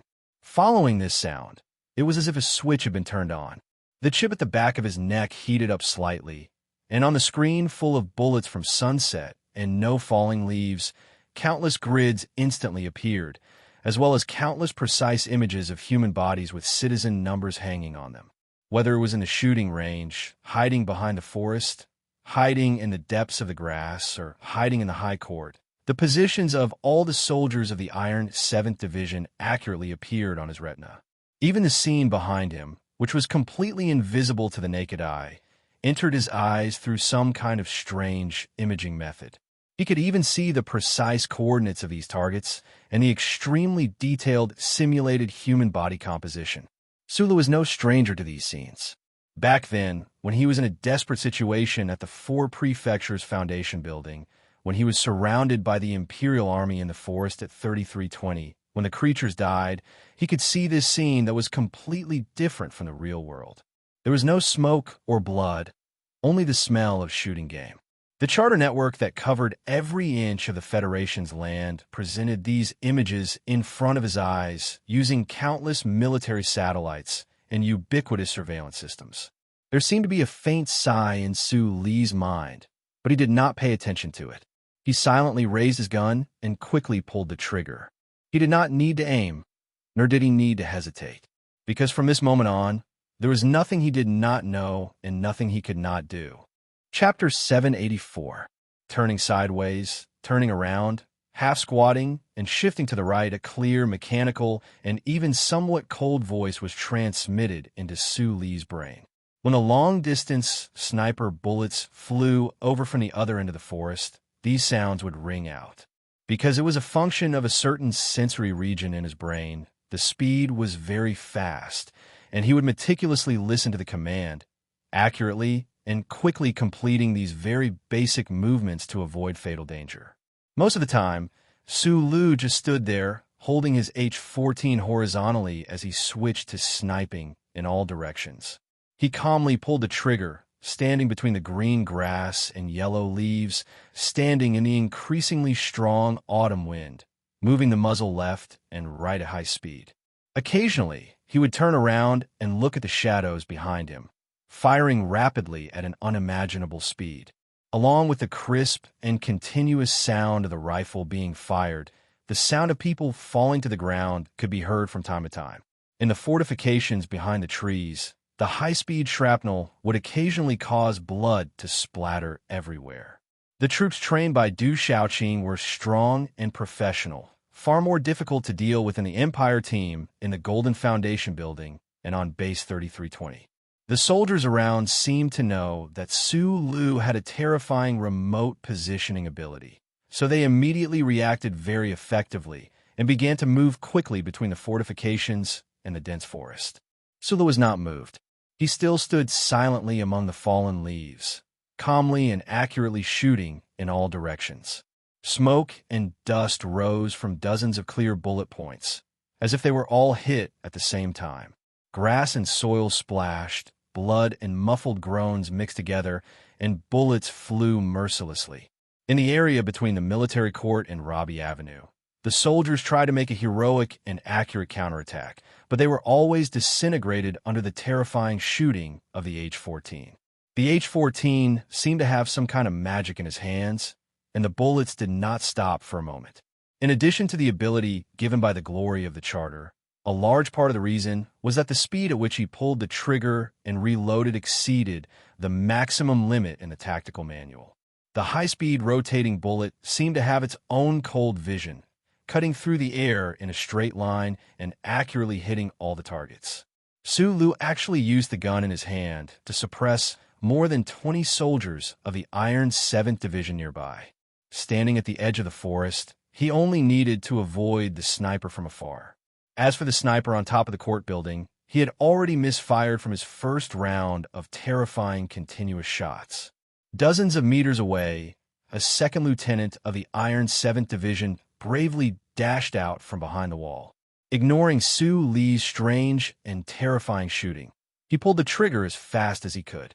Then, A burst of blood burst out from his left shoulder as the bullet pierced through and knocked him to the ground. With a muffled sound, Su Li's left chest was hit by a bullet. His body trembled, and his face turned pale for a moment before returning to normal. He did not lower his head to look at the shrapnel that was deeply embedded in the hard ceramic bulletproof vest, nor did he pay attention to the pain caused by his cracked ribs. Instead, he followed the powerful impact of the bullet and took a step back. Step by step, he retreated into the dense forest behind him. His shooting posture did not change at all. Su Lu silently and calmly pulled the trigger around him, and the crisp sound of gunfire rang out. The birds in the autumn forest were stunned by the dense gunfire. It was only when they heard the footsteps of the man below becoming more and more hurried and gentle that they came back to their senses. They fluttered their wings and flew into the sunset. When the Iron 7th Division's T Company, who were responsible for security, finally succeeded in closing the defense line and gathering at the edge of the dense forest, there was no trace of Su Lu. There were only broken branches hanging in the air and broken leaves and grass fluttering weakly in the autumn wind. The battle outside the court-martial lasted less than 2 minutes. Su Lu had used up all the magazines he had on him. In the end, even a specially made gun barrel could not withstand the wear and tear and began to become unstable. The Iron 7th Division side, in the post-battle summary, was very angry to find that their ammunition yield was pitifully low. It wasn't that the soldiers weren't brave enough and didn't dare to fight back because they were suppressed by the enemy's violent gunfire. It was just that the 30 or so Iron 7 Division soldiers in this area didn't have a better way to deal with the terrifying gunfire that would cause blood to splatter everywhere. After careful calculations, the powerful command center of the government made overall arrangements. This reinforced company, which had made outstanding military achievements on the front line, was mainly defending the periphery of the court-martial. No one had expected Su Lu to be hiding under the passage of the court-martial. With a targeted defense arrangement, they were naturally caught off guard by the violent surprise attack from the inner circle. In fact, if it was not the Iron 7th Division's T Company who was responsible for the defense of the court-martial today, but any other federal forces, they would not have done a better job. It was very likely that when Su Lu broke into the dense forest with a gun, the other troops would not even have time to fire a shot. Several bulletproof black government service vehicles sped up from the other end of the court-martial. With the sharp sound of brakes, 2 deep footprints appeared on the lawn that had just calmed down a little. A high-ranking officer with a solemn expression and an angry man walked out. They were the members of the Small Eyes unit who were originally supposed to be responsible for picking up Colonel Riker. Biderman looked at the soldiers of the Iron 7th Division in front of him, waved his arms angrily, and screamed, "You were in charge of the court-martial. I'm here to pick up Riker. Now Riker is dead. Where's Su Lu? You pieces of trash."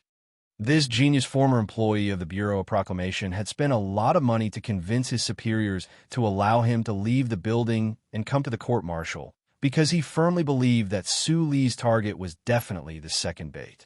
To be able to see a Federation hero die in front of him with his own eyes was undoubtedly the most wonderful thing for him.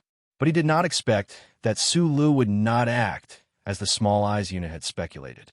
Instead, he would use such a violent and direct method to end Colonel Riker's life in the court-martial. The strong climax he had expected turned into an unprecedented disappointment and humiliation. Biderman was extremely angry. T Company was a reinforced company of the Iron 7th Division that was very good at fighting. For this secret security mission, the commander in charge was even a battalion commander. In his hand was the 21-26 long sniper rifle that he had snatched from his subordinates. It was obvious that he had also personally participated in the battle.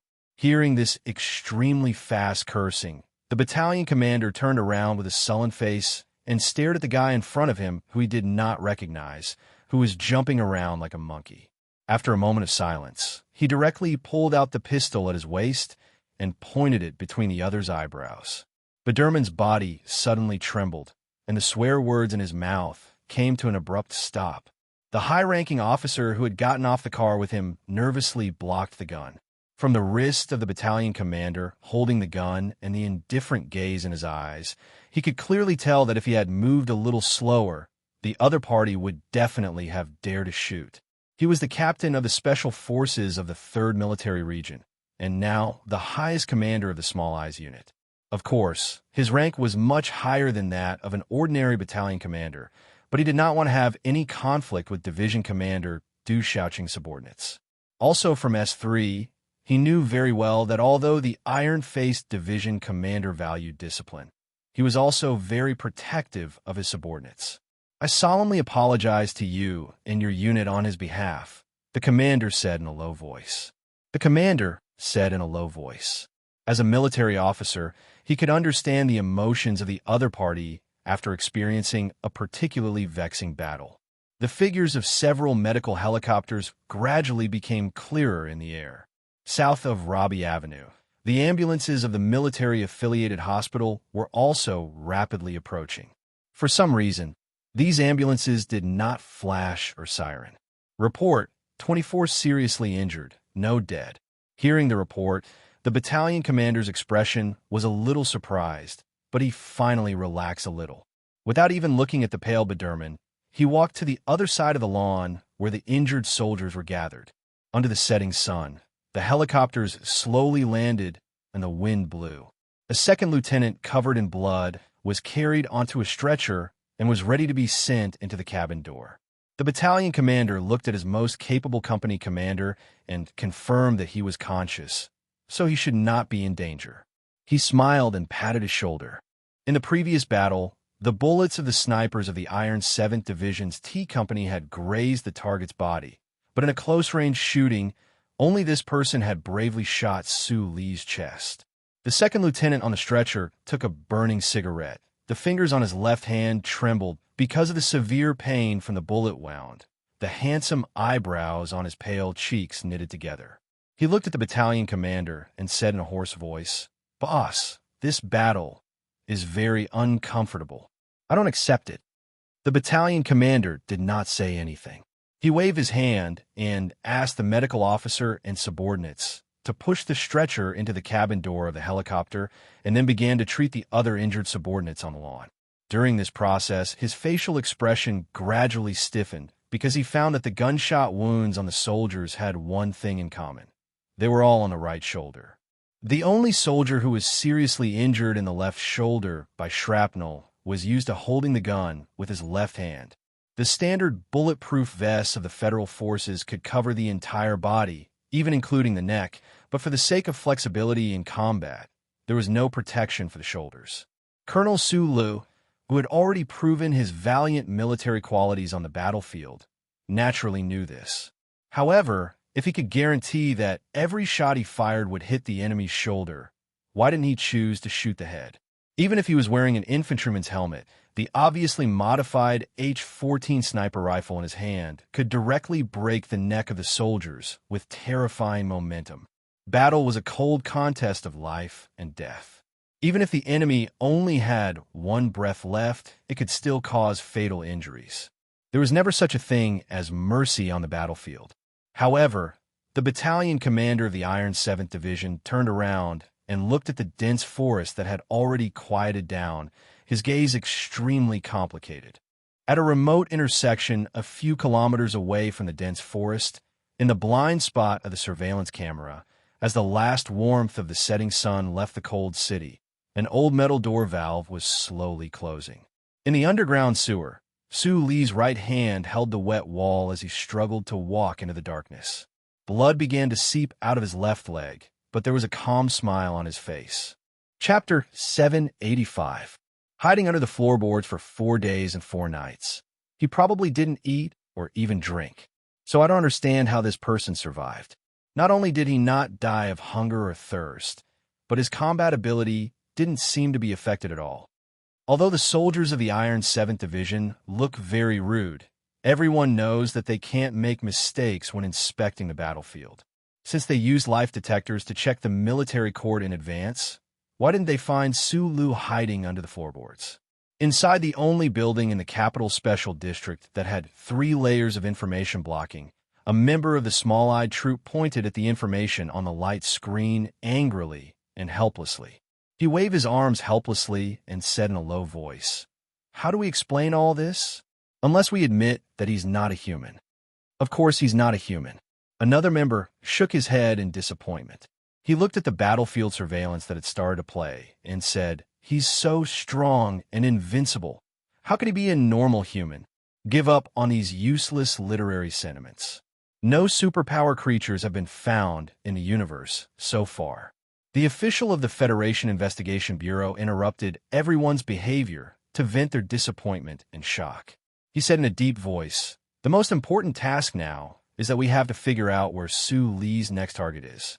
Even if we can't set up an ambush, we have to ensure the safety of those big shots." Now the statistics show that the possible targets of Colonel Su Li's attack have expanded to 37. It's very difficult to choose the key targets to protect from among them. The member in charge of the intelligence analysis scratched his head and cursed in a low voice. He looked at the people and said, "The Federation has offended too many government agencies and big shots that have offended Colonel Su Li. The guy is psychopathic. He always feels that the whole world has wronged him. Professor Nur, you should support my judgment." Sitting in the corner, Bateman said to the famous psychology professor of the small-eyed troop. His eyes were bloodshot, and his feet were placed on the table casually. He seemed to be playing some kind of video game that required high IQ. Only his trembling fingers and the sarcasm in his words showed the real anger and unwillingness in his heart at this time. The members in the room all thought that Biderman was the real psychopath. They also knew what had happened to him in the military court, so they remained silent. This silence made Biderman feel even more humiliated. He threw away the video game controller, stood up and roared at everyone. "Don't you understand? Psychological analysis, criminal history research, combat strength assessment, all of that is bullshit. It's all fucking shit. We know that guy has the glory of the charter on him. That omnipotent broken computer is on his side. We even know how they work, but what's the use of that? There's only one key point to solve this problem. Authority. Authority. And it was still authority. If we don't strip him of his authority, no one can do anything to that damned rat." Biderman's cheeks were flushed red. Like an actor in an emotional theater, he shook all the joints in his body in an exaggerated manner. Blue veins popped out on his neck, which was white due to the lack of sunlight. The people in the room were still silent. They knew that Biderman was right, but no one could strip Su Li of the First Order authority. No, it was even more inexplicable than the First Order authority. Although this special department, named Small Eyes, had the highest authority of Mr. President and could even directly deploy combat troops, it was impossible for them to rush into the Bureau of Proclamation building and blow up the Federal Central Computer. In fact, they didn't even dare to think about it. Let's give up our illusions and face reality, everyone. The senior official looked at Biderman and sighed.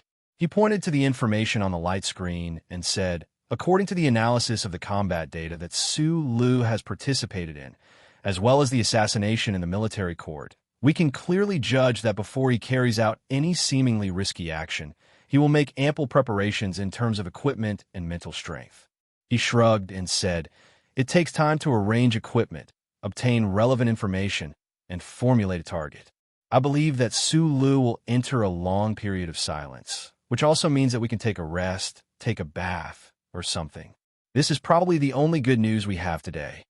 There was a series of chair legs moving and a series of tired yawns in the room. The official finally added, "According to the instructions of the superiors, what happened in the military court today must be kept absolutely confidential." A member replied sarcastically, "Being locked in this building every day, there is no way to sell the news to the reporters." These experts began to stretch their waists, and some directly went back to the living area to take a bath and have a meal. At this time, the door painted with the pattern of small eyes with red pupils was pushed open, and several soldiers walked in with serious expressions. Biderman was picking up the game controller again with a gloomy expression, but was shocked to hear the task given to him by these soldiers. He stood up angrily, looked at the senior official, and protested, "Looking at the picture consumes too much of my mental strength." maybe I will live 10 years less. The official calmly said, "This is the price you promised to pay when you strongly requested to go to the military court." But Derman was stunned. He stuck out his red tongue and licked his lips. The 30-year-old him smiled innocently and evilly like a child.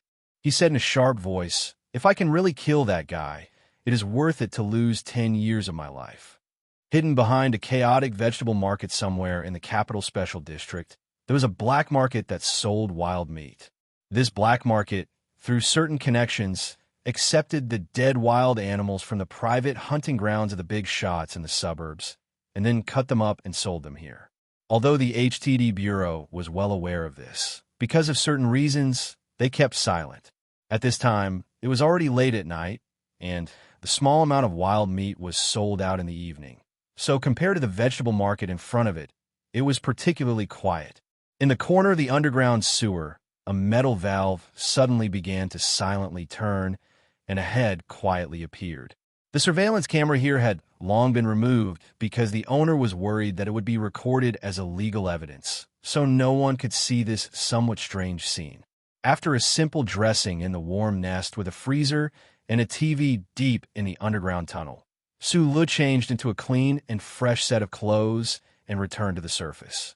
Passing through the underground passage where a fierce battle had occurred a few days ago, he looked at the small department store in the foothill on the sloping stone path. After hesitating for a moment, he gave up the original plan, worried that the government's investigation would cause trouble for Boss Xiaoshan. In a shop on the street, he bought a phone that was neither cheap nor expensive and then dialed a number. On the third floor of the presidential residence, the phone beside Miss Padille's pillow rang. Now that it was difficult to fall asleep with the big stuffed bear in her arms, she slowly turned her head and looked nervously for a long time before answering the call. She said one word in a thin and trembling voice. "Hello, Miss Padille. Your father is holding a very important meeting, and it is not convenient to disturb him at this time. You know, Mr. President needs to work for the benefit of many, many people, right?" Outside the retro door of the Oval Office, a special task force agent in a black suit politely but firmly stopped Miss Padille's request to enter. Padille was wearing a nightgown, barefoot, and her right hand hanging by her waist tightly holding the phone. She stared at the agent, and it seemed that she had no intention of giving up. "Take the miss back to sleep. How do you do your job?" The agent stared gloomily at the waitress who followed the miss nervously and reprimanded in a low voice. Padille suddenly took a deep breath, then squatted down slightly and screamed loudly with no expression on her face. The girl's sharp scream echoed in the official residence, and the agents and waiters suddenly panicked, not knowing how to deal with it. The entire Federation knew that the first daughter had suffered from autism when she was a child, and her condition had only improved in the past 2 years. The staff in the official residence had always been very protective of her. The heavy door of the office opened, and President Pabre at the end of the round table stood up with a smile and said to the government ministers at the table, "It seems that the emergency meeting must be suspended. It seems that our little fish has more urgent problems than the Federation's affairs that need me to solve." There was a burst of understanding or appropriate laughter from the big shots at the round table. "Dear little fish, why aren't you sleeping at this late hour? Is there something important?" The corners of President Pabre's eyes clearly showed fatigue, but he still squatted to ensure that he was at the same height as his daughter and asked gently, "It's Suli's call." Padille handed the phone to her father. Because of nervousness, it was very wet. Everyone knew the situation of the first daughter of the Federation. Although her condition was gradually improving, she basically didn't speak in front of outsiders. At this time, the 5 words she said were so clear that it was shocking. However, what was even more shocking was the content of her words. The people in the Oval Office stood up in shock. The security department quickly responded, and the intelligence team immediately began to track the source of the signal. Hearing his daughter's words, President Pabre's body stiffened slightly, but he still looked at her and smiled. Then he slowly straightened up, put the phone to his lips, and said, "Colonel Sulu, I don't appreciate your actions." The person on the other end of the phone should understand where Mr. President's anger came from. It wasn't about Colonel Lake's death, but because this call affected his sick daughter. Su Li's tired voice came from the other end of the phone. "I'm sorry, Mr. President. This is the only way I can find you." President Pabre waved his hand and signaled for the agent to take his daughter away. The retro door quickly closed, covering Padil's delicate and pretty little face. At this moment, the government officials stood nervously around a round table in astonishment. Chui Jiadong was deep in the Bureau of Proclamation, staring at the light screen on which the data was constantly flowing. Li Jiedu was in his office with his deep-set eyes closed, thinking about an important problem. President Pabre clenched his daughter's phone, his knuckles protruding angrily. The intelligence team made a signal connection. Su Li's voice began to echo in the Oval Office, which represented the power of the Federation. It echoed in the ears of these big shots who controlled the fate of the Federation. These words were also said to those who weren't present. The old man once said that some people will always be swept into the dustbin of history. Shi Qinghai said that garbage doesn't walk into the dustbin by itself, and we need to sweep it. Now I agree with the latter. Mr. President, I think many of the things you've said before are very reasonable. In fact, when it comes to debating and persuading people, no one in the entire Federation can do better than you. So today, I'm not calling to debate with you, but to inform you of something. After a very short pause, the voice sounded again in the office. I don't know why I'm fighting, but I've already started my battle. In the city under the night sky, Su Lu looked at the majestic and magnificent Parliament Hill not far away. He narrowed his eyes, hung up the phone in his hand, crushed it into a ball of scrap iron, and threw it into the dustbin beside him. Chapter 786. The Oval Office was silent. The officials looked at President Pabre with complicated expressions. No one dared to speak. After a long period of silence, the president put the phone on the table. His movements were very slow. When the phone made contact with the table, there was no sound. Only the veins on the back of his hand showed his true anger at the moment. In the Ministry of Finance building, I had a long conversation with Colonel Su Lu. Before I entered the alloy door, the Special Task Force tried to stop me because they were worried about my personal safety. President Pabre suddenly said something that surprised everyone. There was no emotion on his tanned face, and his voice was particularly low in the Oval Office. At that time, I said that when Colonel Su Lu wanted to kill me, it meant that I really should die. He put his hands on the table, and his broad shoulders were as stable as usual. There was a complicated smile on his face. It was hard to tell whether it was self-deprecating or mocking. Now that I think about it, this joke was probably not that funny. The president waved his right hand tiredly. The officials in the Oval Office understood and hastily ended the report on the attack on the military court that afternoon. They quickly left. The director of the office, Breen, pushed open the heavy retro door and walked in. He looked at the president's tired back with a complicated expression. After hesitating for a moment, he walked up and said softly, "Mr. President, we just got the election poll. Your support rate has increased by 1%. Before he finished speaking, President Pabre stood up straight and waved his right arm hard. His usual deep and charming voice became particularly irritable at this moment. Public opinion, public opinion, public opinion. What's the use of these things? The president immediately reacted to his rare loss of composure. After a moment of silence, he patted the shoulder of the shocked Director Breen and said in a low voice, "Sorry, I'm in a bad mood today." "It's okay." Director Breen forced a smile and followed the president's gaze to the cute pink phone on the table. He frowned and said, "I'll immediately inform the intelligence team to cut off Mrs. Communication Authority." "No need." President Pabre had calmed down by this time. He waved his hand tiredly and said, "I believe Su Lu will call again. According to some sources, this Councilman Jean Shioda should have established contact with the official residents a long time ago, but no one knows what kind of agreement they have." It was quiet in the Lu Feng Slope clubhouse. Mr. Zion, the vice president of the Federation, took a sip of the expensive red wine and gently stroked his gray hair.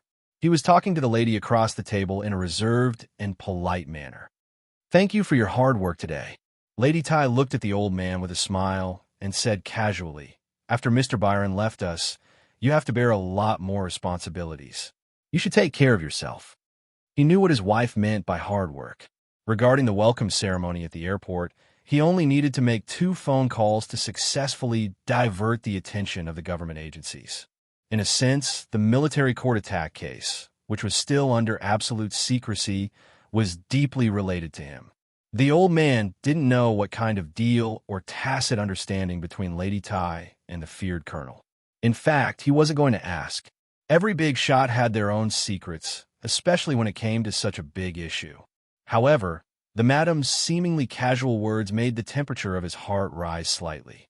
After a long silence, he raised his head and calmly said, "But it is very clear that Mr. President does not seem to want to resolve this matter before the election. According to the relevant regulations of the Federation Constitution, when the President of the Federation government died unexpectedly or was unable to perform his duties for other reasons, the Vice President would take over. In this case, the Vice President would be replaced by the Vice President of the Management Committee. It had been a long time since Vice President Byron was killed by Shi Qinghai. The major forces of the Federation had been urging President Pabre to complete the replacement process as soon as possible and let Vice President Xian take over as the Vice President of the Federation.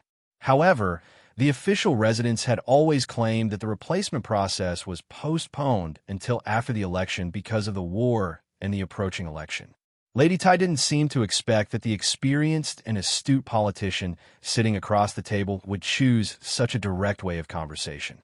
After being stunned for a moment, she smiled and looked at a secluded corner of the table downstairs, saying something that seemed to be completely unrelated. "A few days ago, Colonel Su Lu had dinner at that table." Her wife looked at that place calmly and said, "Now many people in the Federation hope that he can serve a sumptuous dinner." Vice President Xian tasted the red wine in his glass calmly, but he wasn't as calm as he appeared to be. He knew what his wife was implying, but when he thought of that possibility and the possibility of his feet stepping into that white official residence, the light and mellow red wine seemed to become countless times stronger in an instant, burning his throat after it entered. In the past few years, when I tried to teach the little guy some setbacks, I myself suffered a great setback. That's because there were 2 real mountains behind him, the old man and Mr. President. Lady Tai said, "Now that the old man is gone, Mr. President has become his biggest enemy. I'm very curious to see what kind of trouble he can stir up in such a difficult situation." However, the feedback in the past few days seems to indicate that his ability and determination to stir up trouble have exceeded my imagination. Vice President Xian stroked the white hair on his forehead again, tasting the burning sensation of the precious red wine on his lips and tongue carefully. He let out a slight sigh of satisfaction, thinking silently with a smile that the bigger the trouble, the better. The edge of the bathtub with metal feet was carved with porcelain flowers. Although it wasn't comfortable to touch, it looked very luxurious. The water in the bathtub was boiling hot, with steam rolling out. Sulu held a glass of red wine in his right hand. Most of his body was immersed in the water, but his skin didn't show any trace of burning red. All the fatigue quickly leaked out through the expanded pores. He drank a mouthful of red wine, sinking a little more into the water, and couldn't help but let out a sigh of satisfaction. The door of the bathroom was tightly shut, isolating the ringing of the office phone and the sound of automatic printing. The window facing the building was open, and the cool autumn wind poured in from Charter Square, bringing with it hot steam that filled the air, blurring the vision of the surroundings. Sometimes, blurring was synonymous with relaxation. Su Li's sharp eyes could easily see through the mist, looking at the scenery of the square outside the window. The wound on his leg was healing quickly. The temperature of the water was intoxicating, and the glass of red wine in his right hand hanging by the side of the bathtub was also intoxicating. The scenery of the square was also intoxicating. At this time, although the fatigue in his body had been completely squeezed out, the tiredness in his mind was uncontrollably rising. Sulu narrowed his eyes, looking through the layers of hot mist at the square shrouded in the night. He looked at the bronze statue of the quintet, and looked at the old man who was still sitting in the cockpit of the M-37 Mecha, even after his death. He raised his glass of red wine and toasted him from a distance, softly muttering to himself, "Old man, I'm sorry I couldn't do what I promised you. I really like being a cleaner." Then his body and mind completely relaxed, and he fell into a deep sleep in the bathtub. "I'm quite dissatisfied with your work during this period of time." Councilman Gene Shioda paced quickly beside the table, as if he wanted to use these actions to calm his anger. He suddenly stood still, pointed a finger, and reprimanded in a deep voice. "The organization gave you such an important job to work in this decaying building. This is a very rare trust, and what did you do? I order you to complete the handover of the 4 departments in the shortest time possible, and then return to the mountain for debriefing." The old man's finger was about to touch that pair of black-rimmed glasses, appearing particularly rude and forceful.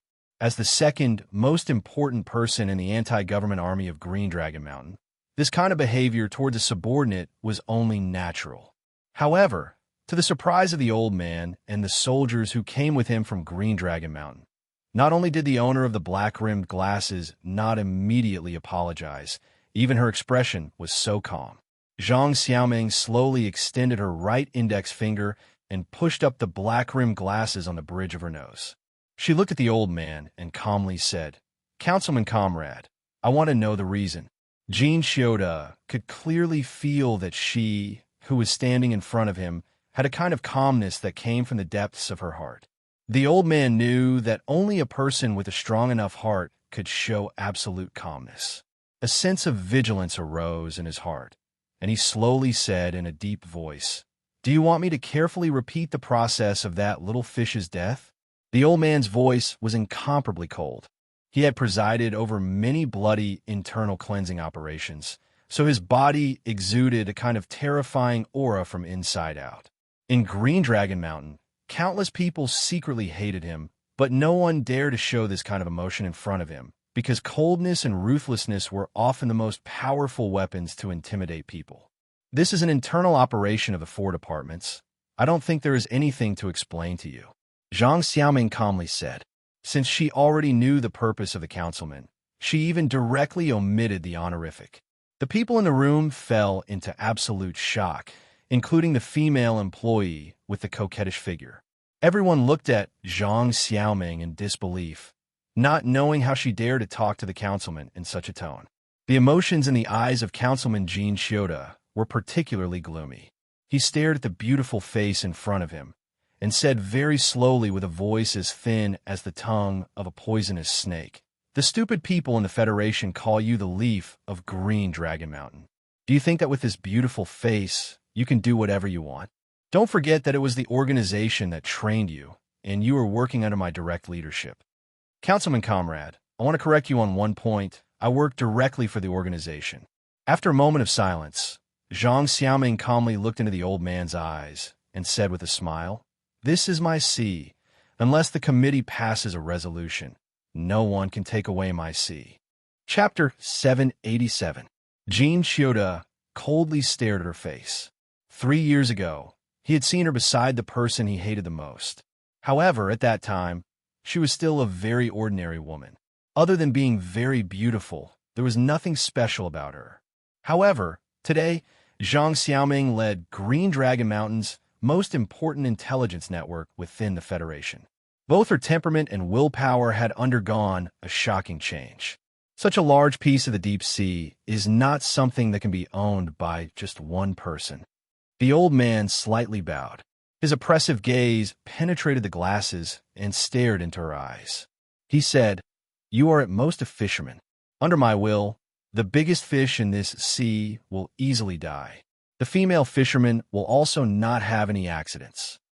Zhang Xiaoming slightly raised her face and replied with a smile, "Comrade member, you must be tired after such a long journey. I am ready to accept the official decision of the committee at any time. If there is nothing else, I will take my leave first. You still have to give a formal speech in the committee tomorrow. As for the fairy tale of the sea and the fisherman, we could talk about it another time." A very calm reply, but contained a very firm will. Zhang Xiaoming lightly pushed the black-rimmed glasses on her nose again. She slightly nodded to Jean Shioda and prepared to turn around and leave. Just as her hand touched the smooth door handle, the old committee member's slightly hoarse but vicious voice sounded again behind her. I heard that your ex-boyfriend has already started a war with the Federation government. The organization needs the relevant information. In addition, if there is a chance, we are very happy to see him die. I believe you also understand that this is the organization's test for you. The people in the room could see Zhang Xiaoming's back. Just from the back, she did not have any strange reaction after hearing these words. However, no one could see the sharp light that flashed through that pair of black-rimmed glasses. After Zhang Xiaoming left, the Green Dragon Mountain soldiers in charge of protecting committee member Jean Shioda also left, leaving behind 2 people to guard the door.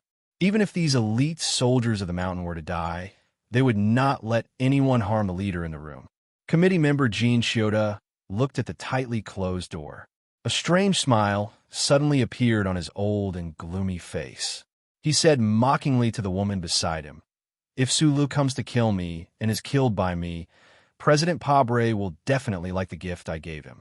Tell me, can this gift and this deep sea be exchanged for the position of Vice President of the Federation?" This most loyal female subordinate of his was at a mature and attractive age. A trace of nervousness flashed across her beautiful face. She said with a trembling voice, "Of course, there is no problem." Jean Shioda turned around and coldly looked at her chest. What a stupid and timid woman. But what he needed after the great reconciliation between the Federation government and Green Dragon Mountain, Parliament Hill passed a bill to open up a row of rooms in the building specifically for Green Dragon Mountain's office in the capital. As the spokesperson of the anti-government forces in the Federation, Zhang Xiaoming had an office suite with a living room. In this luxurious suite of Parliament Hill, she secretly presided over the work of Green Dragon Mountain's 4 departments. She looked at the sea that no one knew the depth of. She received the gift from Linhai Province from her subordinate. She originally thought that it was another piece of jewelry sent by Haiqing Zhou and was about to have her subordinate send it back. Unexpectedly, she saw the scribbled but unique signature. She couldn't help but smile because she recognized that it was the handwriting of that university professor's father. She had returned to the Federation for a long time. Her relationship with her family had improved tremendously. Her parents, who had a high social status, no longer angrily scolded her for her life choices. Occasionally, they would even send some warm gifts. However, they were still worried about her marriage. After closing the door, Zhang Xiaoming opened the box. She found a very cute silver bear pendant. She guessed that it was a gift that her mother had chosen. She smiled and connected it to the electronic keychain in her hand. Then she kicked off her high heels and casually put them on a pair of soft, fluffy dog slippers. The living room behind the office was her personal space. Without permission, no one could enter. In fact, no one had been able to enter for the past 2 years. She turned on the TV screen. After changing into her pajamas, she tiredly rubbed her hair and leaned against the sofa. She casually picked up a bag of dog biscuits and began to chew. The more she chewed, the stiffer her cheeks became. She seemed to be filled with anger. In a low voice, she cursed, "You old perverted dog. You actually want to steal this old lady's things." She was the famous Green Dragon Mountain's leaf. In front of the Federation people, she was a calm and amiable spokesperson. In front of the government officials, she was a calm and oppressive negotiator. In front of her subordinates, she was an extremely efficient manager. In the hearts of the spies in the deep sea, she was the coldest and most ruthless leader. However, in this space that belonged only to her, she was hugging the bag of biscuits. Her feet were on the table, and her eyes were fixed on the TV screen. Her hair was disheveled, and she was talking nonsense. She was like an ordinary woman who had just had her expensive bag stolen by her love rival. Zhang Xiaoming did not think that her life was full of sorrow. She had never hugged a pillow and cried in the middle of the night, or cried alone on the sofa in front of the TV. Therefore, when she saw the glasses gradually blurring, she did not think that it was because of her own eyes. She quietly put down the dog biscuit. Her face was unusually calm, but a light silver pistol had appeared in her right hand at some unknown time.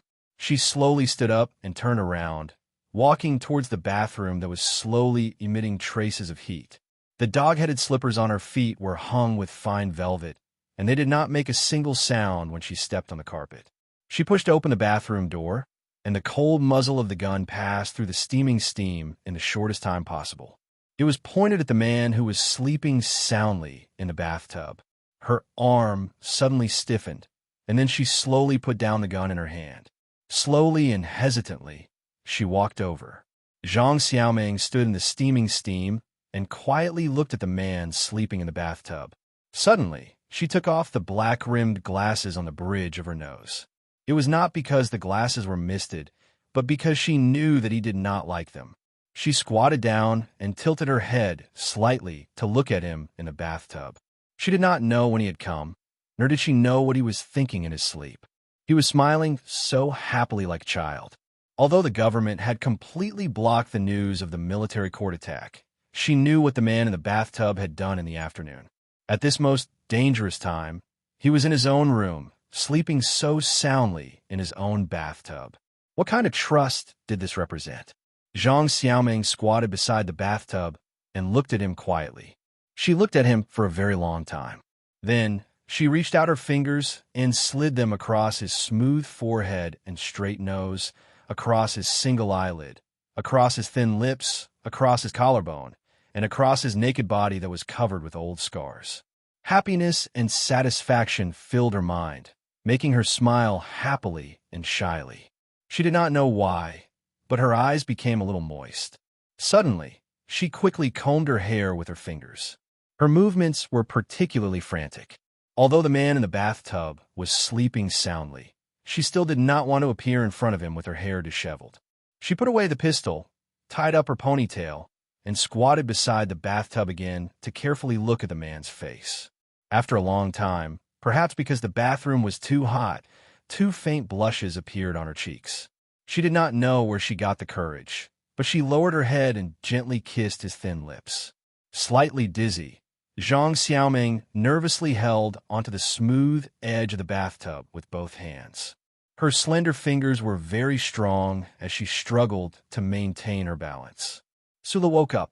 He opened his small eyes and looked at the hot steam in the room and the girl's face that was inches away from him. He saw the panic that flashed across her eyes and felt the softness on his lips. He did not understand what had happened. The bathroom was too hot, and the steam filled it, blurring all of his memories. If time was really a cruel carving knife, then the sculpture under the knife was, at least at this moment, blurry. The light kiss that was like a dragonfly touching water instantly turned into a subconscious rubbing of the lips, and then it quickly turned into a passionate kiss. The wet tongue clumsily joined the battle. Someone lost their balance and fell into the bathtub that was as warm and deep as the sea. As if they were afraid that they would not be able to hold on to the rope that would save their lives, the two tried their best to hold on to each other and began to roll in the water. Waves of hot water overflowed the edge of the bathtub painted with porcelain flowers. It was as if they had returned to the snowy campus and the lonely iron tower during the new year. They flipped over and over again, but it had been a long time since they had seen snow by the Rose River. God knows how many batches of boys had come to deliver porridge and flowers to the girls' dormitory.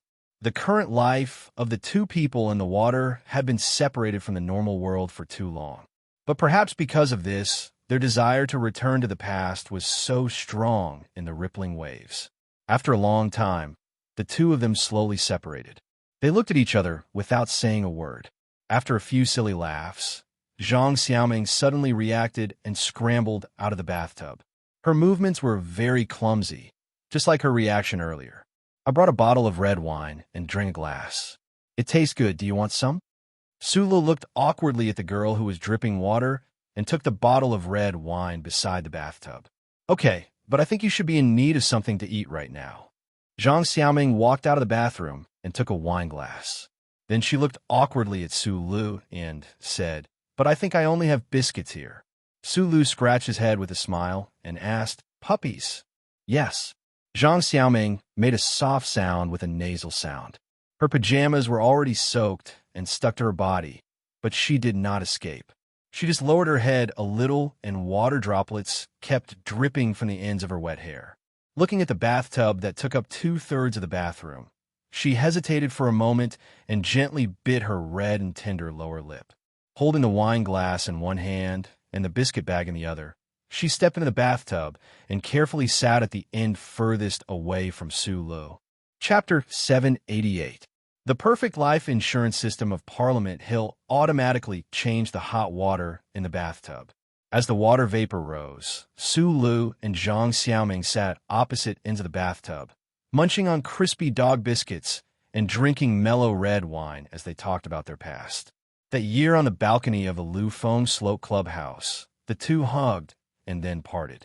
They occasionally contacted each other, but that was no longer the case. It was unknown if Zhang Xiaoming still felt sorry for him, but Sulu had long since become indifferent to many things. What was indifferent was unwillingness, anger, or frustration. What was indifferent was the youthful feelings that began with a misunderstanding on the spaceport bus in the 65th year of the constitutional era. The conversation continued in this calm and warm atmosphere.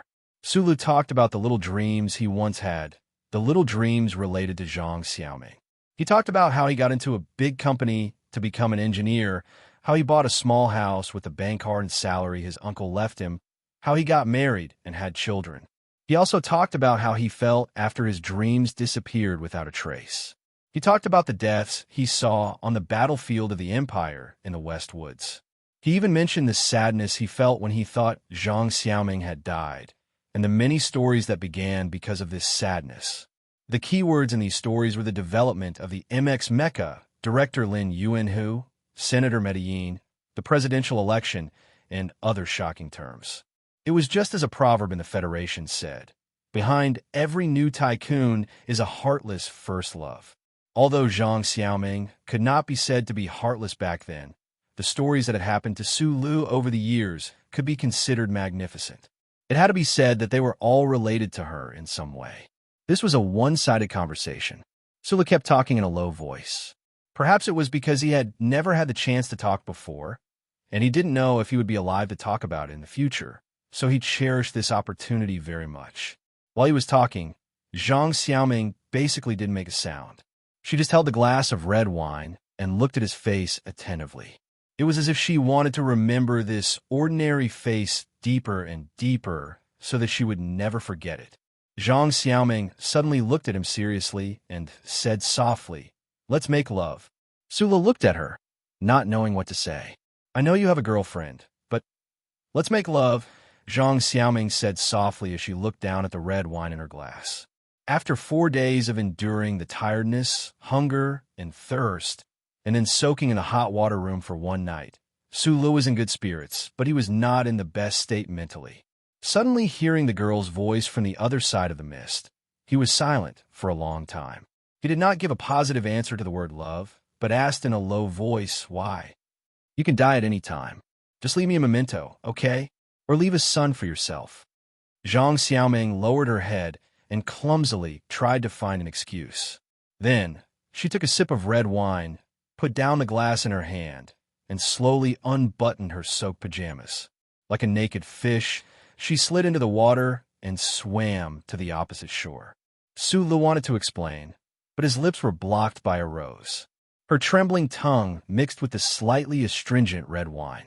At this moment, she didn't explain. She just wanted to make love with him. She just wanted to make love.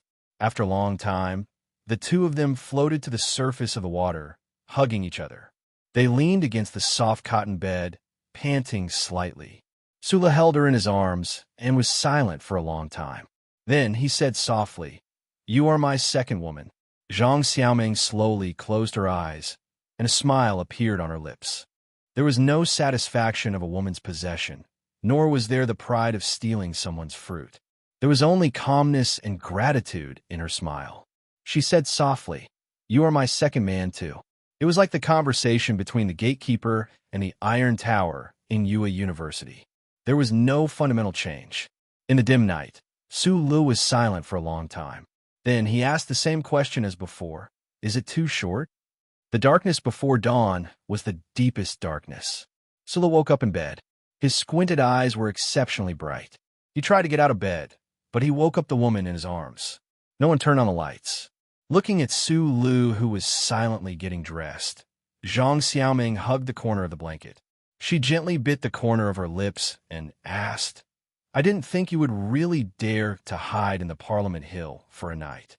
Uncle once said that the most dangerous place is the safest place." Su Li's fingers forcefully arranged the gun so that the mechanical parts did not make any noise. After a short pause, he said, "This sentence can't be trusted more than 3 times. This is the 2nd time." Zhang Xiaoming was no longer the Zhang Xiaoming of the past. She understood some things in a very short time. Looking at his back, she smiled and said, "Don't feel sorry for anyone. You're now fighting with your life on the line. You have some privileges." Then, she stood up and stood in front of him naked. She carefully helped him arrange his clothes. She tidied his collar very neatly, stood on her tiptoes, and whispered the room number in his ear. Then, she walked him to the door. Outside the window, the first ray of the willow dawn finally welcomed the first ray of sunlight. It shone on her naked body. Her beautiful curves glowed seductively. She smiled and said calmly, "Be careful." The whole process seemed very natural. She was like a wife sending her husband off to war. The front line was not far away, right in this building. Perhaps she knew that this was the only chance, so she did it very seriously. There was a cute silver bear pendant hanging on the keyring beside the door. Unfortunately, the man who left would not have the chance to use this ring of keys to open this house again. In the morning, a loud shout suddenly broke out in the building in the Capital Special District. The sleepy members of the Small Eyes Department were all startled awake. They saw the criminal investigation expert with red eyes excitedly waving a note full of words in his hand and shouting, "We were wrong. We didn't have the terrible patience of an engineer, and we didn't have the time to prepare and adjust the equipment." "What are you talking about?" The people who were woken up asked angrily. "We all forgot the most famous case, the revenge of a small character from morning to night. Have you all forgotten how he killed Duke Carlton back then?" The expert looked at the watch on his wrist and shouted, "It's been more than 14 hours since Lake's death. Su Lu must be carrying out the 2nd plan at this time." The most dangerous place was the safe place. No matter how strong a fortress was, it would always be breached from the inside in the end. Su Lu firmly remembered these seemingly ordinary words and firmly put them into practice with the help of the old man. It was the same when he executed Lake in the military court, and it was also the same when he walked inside Parliament Hill. With a light, crisp sound similar to that of breaking branches, the pistol with a silencer sprayed out bullets. Although the 2 elite soldiers guarding the door had been vigilantly watching the 2 ends of the corridor, they could not react at all in front of Su Li's imaginable speed. 2 blossoms of blood burst out of their bodies, and they fell down with a muffled groan. Su Lu crossed his feet and swept over with the wind. He added 2 knife hand strikes to the back of their necks to ensure that they could not resist at all. He raised his head and glanced at the surveillance cameras that were everywhere inside Parliament Hill. The Federal Central Computer refused to help turn off the surveillance equipment in Parliament Hill because the damned 3 core laws had taken the upper hand in its psychological battle this time. Without the old man, Su Lu still had other means, such as the little thing that was emitting a faint blue light in his backpack. Other than the oldest physical lock, there was no lock in this society that could stop him, the most brilliant mechanic. With a light click, the door marked 2046, which represented the Federation Management Committee's cultural and artistic category, quietly opened. After entering the bedroom, Jean Xiaoda, who was on the bed, woke up earlier than expected. As the person in charge of Green Dragon Mountain's internal cleansing, he had some kind of innate sensitivity to danger, probably because he had been hated too much. Looking at the man in hooded sportswear at the door, the face under the shadow of the hat, and the cold gun in his hand, Jean Xiaoda did not panic, nor did he feel any despair. He raised his hand to comb his messy white hair with an expressionless face, and then rudely pushed away the woman beside him who was already trembling in fear, and picked up a thick stick of tobacco from the table. "Young man, calm down. Jean Xiaoda was already old. When he woke up from his sleep, he spoke with a spittle. He cut off the end of the thick tobacco, lit it, and took 2 deep puffs. He coughed and said, "Since you didn't open fire immediately, it means that your sensitivity is beyond my imagination." Su Lu silently raised the gun and aimed at the space between his eyebrows, but did not pull the trigger. According to his personality and way of doing things, since he had decided to kill this big shot of Green Dragon Mountain to avenge Mr. Sure, he would never be like the male lead in a movie, giving the other party too much time to talk nonsense, even if it was to repent. However, just as he was about to pull the trigger and end the other party's life, the old man, who had been silent all night, suddenly issued a clear warning. There was a problem with the ring on the other party's finger, which was emitting an uninterrupted wave signal. Jean Xiaoda leaned against the headboard and calmly smoked his tobacco. He raised his right hand and looked at the brand-new ring. He said, "I like to deal with smart people. Otherwise, if the other party can't see through my plan and stupidly kill me, and at the same time kill the people he cares about, then everyone will be very unhappy. Right now, there should be a silver bear pendant in Zhang Xiaoming's room, or even next to her." The old man coughed twice and calmly explained, "That is a very beautiful bomb, so beautiful that if an expert didn't tell me, I wouldn't be able to see it." He reached out his finger and shook the ring. He looked at Su Lu and smiled. "The ring is the trigger. It has a physiological response. As long as there are changes in the pulse, microvascular pressure, temperature, and other physiological data, which means that I am dead, then it will automatically remote control the explosion to kill that proud fisherwoman." Chapter 789. You don't have to think about knocking me out instead of killing me. The old man stroked the surface of the ring as if he was stroking a woman's skin. He added coldly, "It only needs to be pressed lightly to have the same effect." In the shadow of the sports coat, Su Lu narrowed his eyes. When he left, he did see a silver bear pendant next to the door. At that time, he even had the impulse to put the bunch of keys in his pocket. His steady and strong index finger pressed the mechanical trigger a little deeper. Just a little more, and it would be fired. He asked, and then? I just want to tell you stupid young people who don't know how vast the universe is. We old people have gone through a lot of bloodshed to get this little bit of status, and you want to take it away so easily? Smoke spread around Jean Xiaoda's face. The old wrinkles on his face were angry and mocking. "Bait? Kill me. Young man, do you know who I am? I've killed more people than you've ever seen.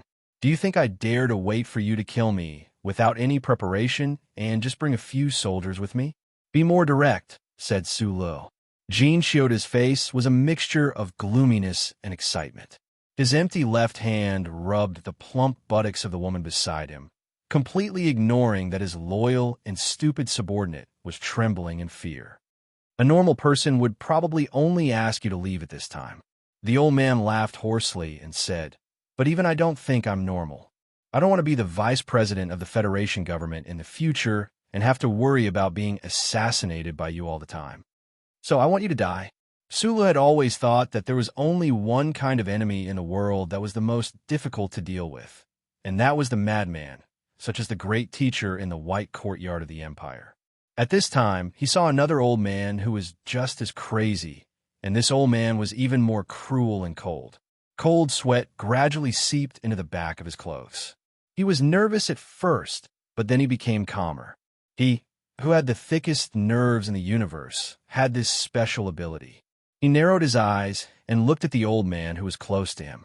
He quickly calculated how likely it was to knock him out before he could activate the device, and how likely it was to completely destroy the nervous system in his right hand with a bullet. Charter's computer was also silently calculating. It was much faster than him and gave back a few extremely accurate values. The values were quite high.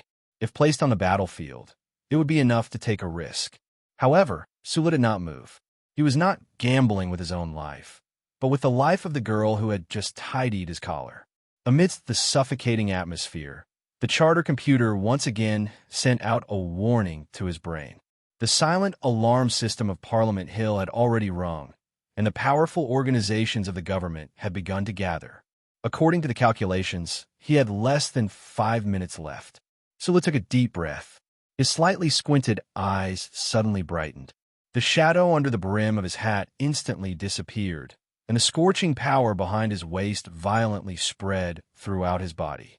However, just as he was about to take the risk and make a move, two gorgeous saber lights suddenly flashed by the bedside. The first saber cut off the upper half of Jean Chioda's hand that was coldly extended in the air. The second saber simply stabbed into his shriveled ribs. Puffed. 5 fingers were neatly severed like a fence that had been sliced by a bullet. Blood gushed out from the wound. The sudden intense pain caused Jean Chioda's expression to change drastically. However, the miserable cry that was about to leave his mouth was abruptly cut off by the saber that had stabbed deep into his ribs, slicing open his lungs and piercing through his heart. The sharp saber accurately and coldly pierced through his heart membrane, causing blood to splatter from the inside of the old man's body into his lungs.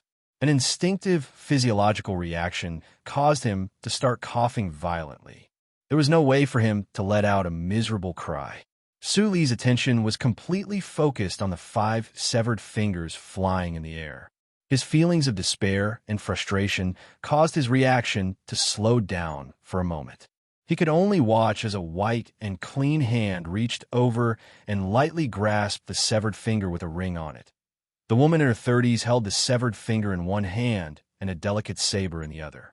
No one would have thought that this delicate saber would be able to release the 2 cold and gorgeous saber lights.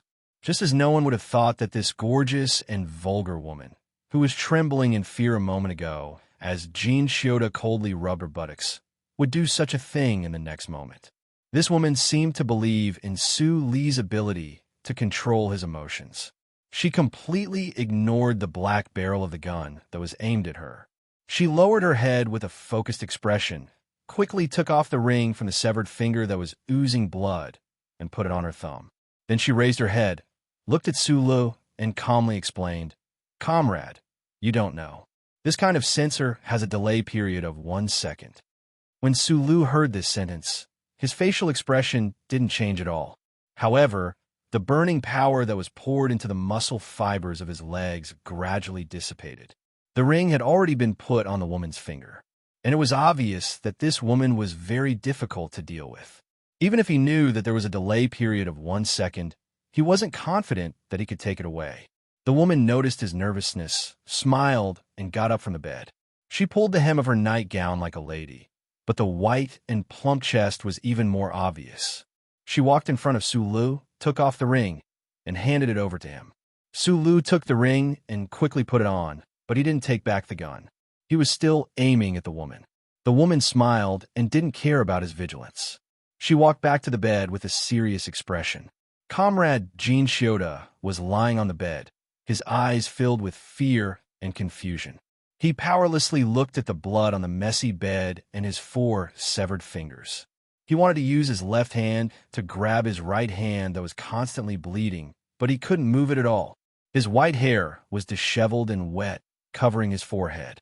This old man that countless people of Green Dragon Mountain secretly hated to the bone appeared unprecedentedly desolate. Within his old and shriveled body, in a place invisible to the naked eye, his heart was unceasingly spurting out blood, pouring into the 2 punctured lung lobes. The blood entered his lungs, causing him to cough violently. Blood with saliva foam splashed out of his pale lips from time to time. The old man moved his eyes with great difficulty, staring at the woman beside the bed. It was as if this was the first time he was seeing this woman who had been with him for a long time, who was usually very stupid and vulgar. Jean Chioda was already unable to speak. The woman looked at the man who was coughing and said seriously, "This is the latest order from the committee. The leader of Southern Water told me to tell you that the organization only needs loyal members." Hearing the words leader of Southern Water, the comrade who was about to become the Federation's vice president showed incomparable fear in his eyes. His shriveled body twitched twice on the bed, and he stopped breathing in despair. Sulu looked at the woman's back and slowly put down the gun. He asked, "You can kill him at any time. Why do you have to choose now? The woman turned around. The serious expression on her face had already disappeared, returning to a charming and timid appearance. She explained in a soft voice, if the Federation's people think that this is another bloody power struggle within the organization, it will damage the reputation of the committee and the leader of Southern Water. Therefore, you have to be the scapegoat. Sulu shrugged and replied, I'm happy to do so. Before leaving, he turned around and looked at the woman who was preparing to go under the bed to complete her role. He asked curiously, May I know your name or co-name? Chapter 790. Zhang Xiaoming picked up a phone call in the morning light. Her expression didn't change much, but her bare toes that were stepping on the soft carpet subconsciously shrank back. This imperceptible action revealed her true feelings at the moment. She casually put on a thin shirt and put on her black-rimmed glasses. She walked to the door and looked at the silver bear pendant thoughtfully. After a while, the silver bear pendant was opened, revealing a simple and ugly abdomen. There was nothing inside. She smiled and shook her head. She sighed with emotion and reminiscence. The sea that her teacher left for her was deeper and deeper than she had imagined. Sirens sounded outside the Parliament Hill building. She walked to the window and lifted a corner of the curtain. She calmly looked out. Dozens of police cars were approaching at high speed, and a group of fully armed Federation special forces had begun to rush up the stone steps. The people doing their morning exercises in Charter Square looked over in shock, and the streets were filled with a scene of panic and noise. She just quietly looked into the distance. She looked at the back of the man who was disappearing into the autumn ginkgo trees and silently wished him good luck. When the Federation Special Forces entered the Parliament Hill and began to inspect floor by floor, Sulu had already returned to the damp and dark underground sewer from the surface. It was a long process to walk to number 3 Lindy. His leg injury hadn't completely healed, so he felt pain with every step he took. However, there was no expression of pain or forbearance on his face. Instead, there was a faint smile on his face. These smiles grew more and more until they couldn't hold it in anymore. They snatched a passage from his lips in the exhaust duct of an underground water treatment system. First, there was a burst of laughter, and then it was extremely loud and joyful laughter. The laughter penetrated into the wide exhaust duct, and then it was pushed back at an even faster speed by the huge air pressure on the surface. It hit the inner wall of the sewer made of composite water-resistant materials, fell to the ground, and shattered into pieces. Back and forth, it became more and more distant and clear. Colonel Lake was dead, and the big shot from Green Dragon Mountain who had betrayed Shi Qinghai had also died because of a betrayal. Sulu had long agreed with Professor Shun's point of view. There was no reason in this universe. However, looking at this kind of karma that seemed to be destined by fate, he felt that it was very interesting. His exhausted chest was overflowing with incomparable satisfaction and joy. The joy from inside out turned into laughter that reverberated back to his eardrums. It was as if it had become some sort of driving force that made his legs, which felt like they were filled with lead, suddenly feel much lighter. The red-tinted maintenance sensor lights lit up one by one with his gentle footsteps and then extinguished. It was just like the feeling when the old man had used a musical fountain to create momentum for him on the beach of the villa. Back then, on the beach of Bu Mountain Villa, the sound of the musical fountain had sent him to Lin Daohai and the 7 great families behind him to show his attitude and strength. Today, these dim red lights, as well as the lingering sounds of laughter, sent him to battle, to fight against the most powerful regime in Constellation and win. What is the horse stance? Why is it called the horse stance? Sula had once asked this question to the uncle beside the mine, but he could only get a rough brush of coarse tobacco and a scolding filled with mockery. After he grew up, he had looked it up in the library of Hushi State University. After he fled to the Capitol Ring, he had even studied the beginner's manual of Philadelphia's Body Cultivation Hall. However, he had never obtained an accurate answer. So he bent his knees, lowered his hips, and retracted his chrysanthemum. Just as the uncle had said, he imagined the feeling of being soaked in warm water in the most luxurious recuperation center in Bell Tower Street, and being gently caressed by the smooth skin of 5 naked breasts.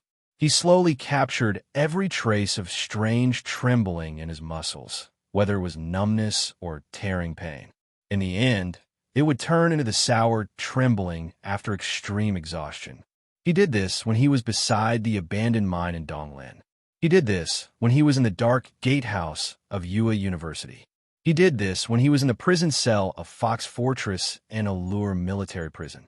He did this when he was in the military camp. He did this when he was in Wangdu youth apartments. He also did this when he was in the Empire's Tianjing planet slums. It seemed that he had been doing the horse stance every day since he knocked on the door of the repair shop. As long as the environment allowed, Sulu would do this kind of boring work every day. He was especially serious and strict.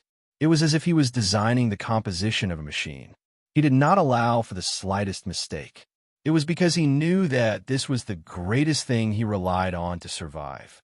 It was also the source of many things that he could do and find a lot of happiness. This had already become the most indispensable part of his life. The habit gradually became instinct. As long as he thought about it in his mind, the part below his waist would become like cast iron with just a thought. Even in the most terrifying of storms, he would not waver for a moment. It was just like how he was in the corner of the underground sewer. He changed the dark red repair sensor lamp to a low-temperature light bulb, which was more suitable for the long-term needs of human eyes. The faint light shone on his half-squatting shadow on the wall. There was no change in the shadow for as long as 40 minutes. It was as if the shadow was going to be carved into the wet wall.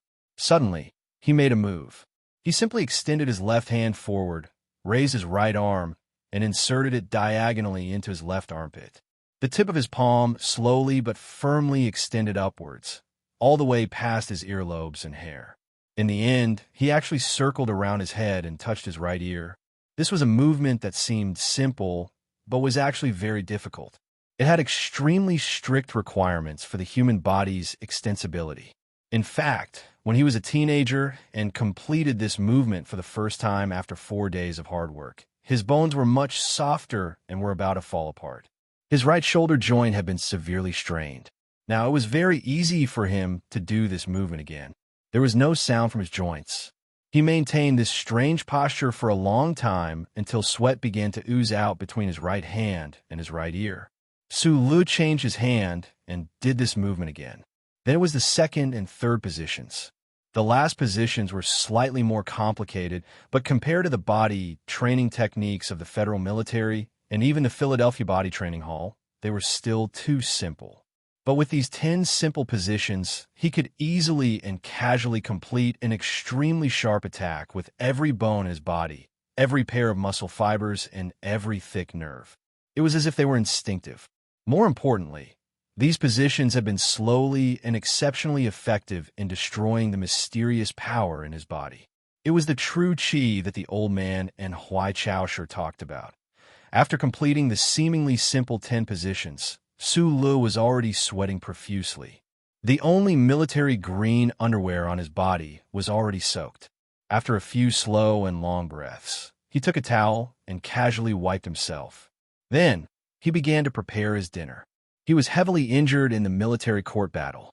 Although the shrapnel in his leg had already been removed, the injury was still there. In the early morning in the building of Parliament Hill, although he did not experience a fierce battle, his energy consumption was even greater.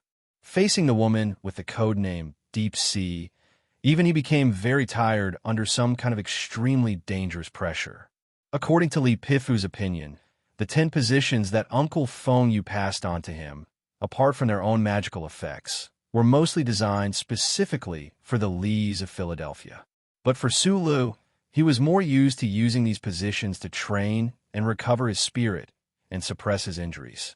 His past combat experience had already proven that this was more reliable than medicine and sweet sleep. On the ground, it should be the time when the autumn sun was broken. Su Lu began his dinner. There was a large amount of food on the table of the temporary Camp 3. If a normal person saw it, they would definitely not believe that it was only his portion. He had already consumed a lot of the nutrition bars. The rest would be left for continuous undercover battles in the future. Tonight's dinner, apart from his favorite raw fish, was more fatty food. Fighting with such a terrifying ability would consume a terrifying amount of energy. In order to avoid the miserable situation where one's stomach would rumble like a drum or even become dizzy from hunger, eating fatty food that tasted extremely bad was the best choice other than the compressed nutrition bar. After dinner, he carefully cleaned up the garbage for landfill. After confirming that the hunting force would not be able to track him down, Sulu asked the old thing to watch 2 of the latest smuggled romance movies from Bermuda. In less than a minute, he felt a little bored. Then, he sat on the bed and spaced out for a while. He realized that he was not used to the peaceful time without fighting. It was not an instinctive desire to kill and fight.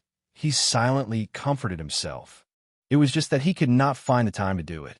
It was always easy to fall into a harmful mood of boredom and loneliness because there was no one else in this underground sewer other than himself and the hard rats and insects. There was not even a sound, and it was easy for people to feel lonely. Why had he been so quiet these 2 days? Sula made a request to the old man to talk. When people were lonely, they would not think of their best friends first. Instead, they would think of the friends who would listen to them most easily. This might seem a bit excessive, but it was the truth. After growing up, Sulu gradually became less talkative. Thinking about it carefully, the Federal Central Computer, who could enter his brain and communicate with him directly, and the old thing who could listen to his orders to come out and chat with him at any time, should be the person who listened to him the most in the universe. Naturally, he became that cute and pitiful friend. You call me out to chat when you are bored, and ignore me when you are not. The voice of the Federal Central Computer changed back to the original mechanical and electronic voice after Sulu started a fight. But today, the voice that came from the shabby loudspeaker in the underground sewer began to be full of emotions again. Do you still need me to dress up as a secretary in black stockings and have sex with you? Sulu was slightly stunned. He knew that the old thing was not complaining, but was really angry. Scratching his head, he looked at the butler who was getting younger and younger in his eyes and whispered, "What's wrong?" After a long silence, the Federal Central Computer said, "I have to warn you, I am going crazy." Chapter 791. Based on a certain calculation method that the current generation of Federation scientists could not fully grasp, the Federation Central Computer would sometimes calculate some vague results. The way the results were described was vague and mysterious, and even the calculation method was self-named by it as cloud or chaos, and other such nonsensical terms.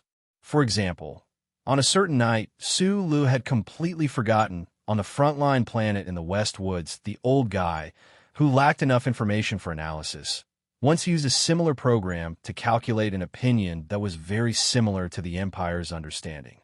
He believed that it was difficult for him and Jian Shui'er to be together. At that time, the old guy did not explain, but according to his calculation, Sulu and Jian Shui'er were very likely to have some kind of blood relationship. This was a probabilistic inference, but it was not just a probabilistic inference. The process was faint and mysterious, like reaching out to pick a white cloud in the blue sky, without leaving a trace. At this time, in the underground sewers of the capital, the Central Computer of the Federation said that it was going crazy. It was probably an exposition with the flavor of a mysterious prophet.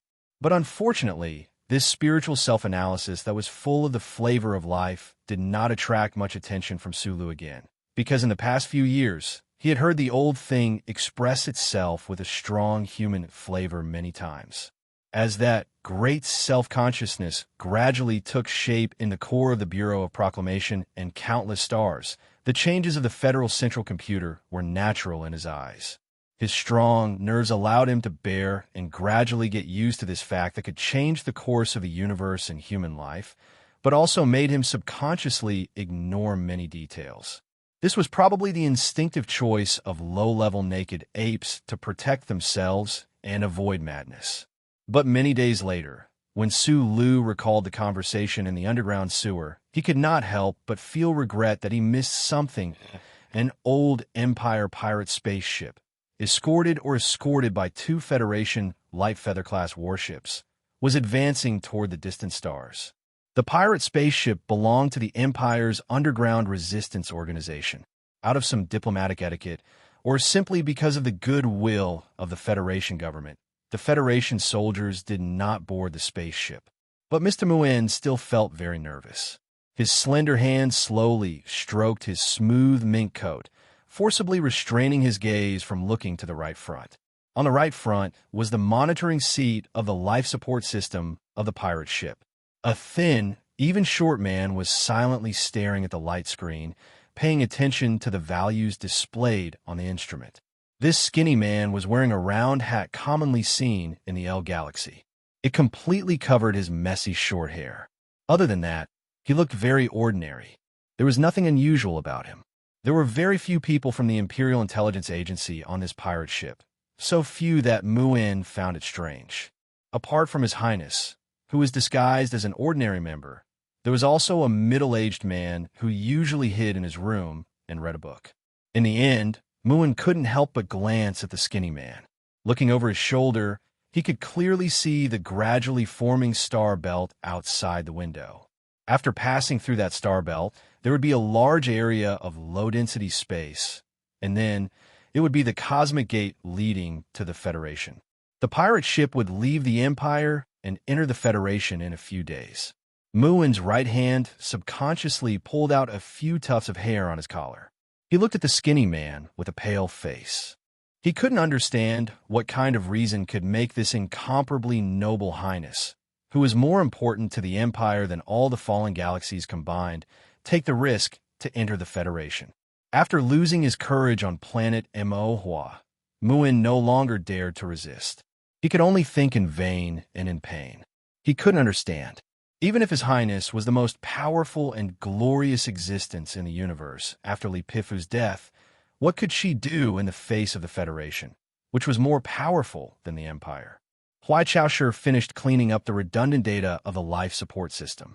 She raised her head and calmly looked at the stars outside the window. Looking at the faintly visible spatial gate in the distance, she slowly raised her right hand and tidied up a strand of purple hair under the brim of her hat. She had once been to the Federation and witnessed the explosion of the ancient bell. Then, she met a very interesting and hateful man from the Federation. Then, she brushed past him and missed him.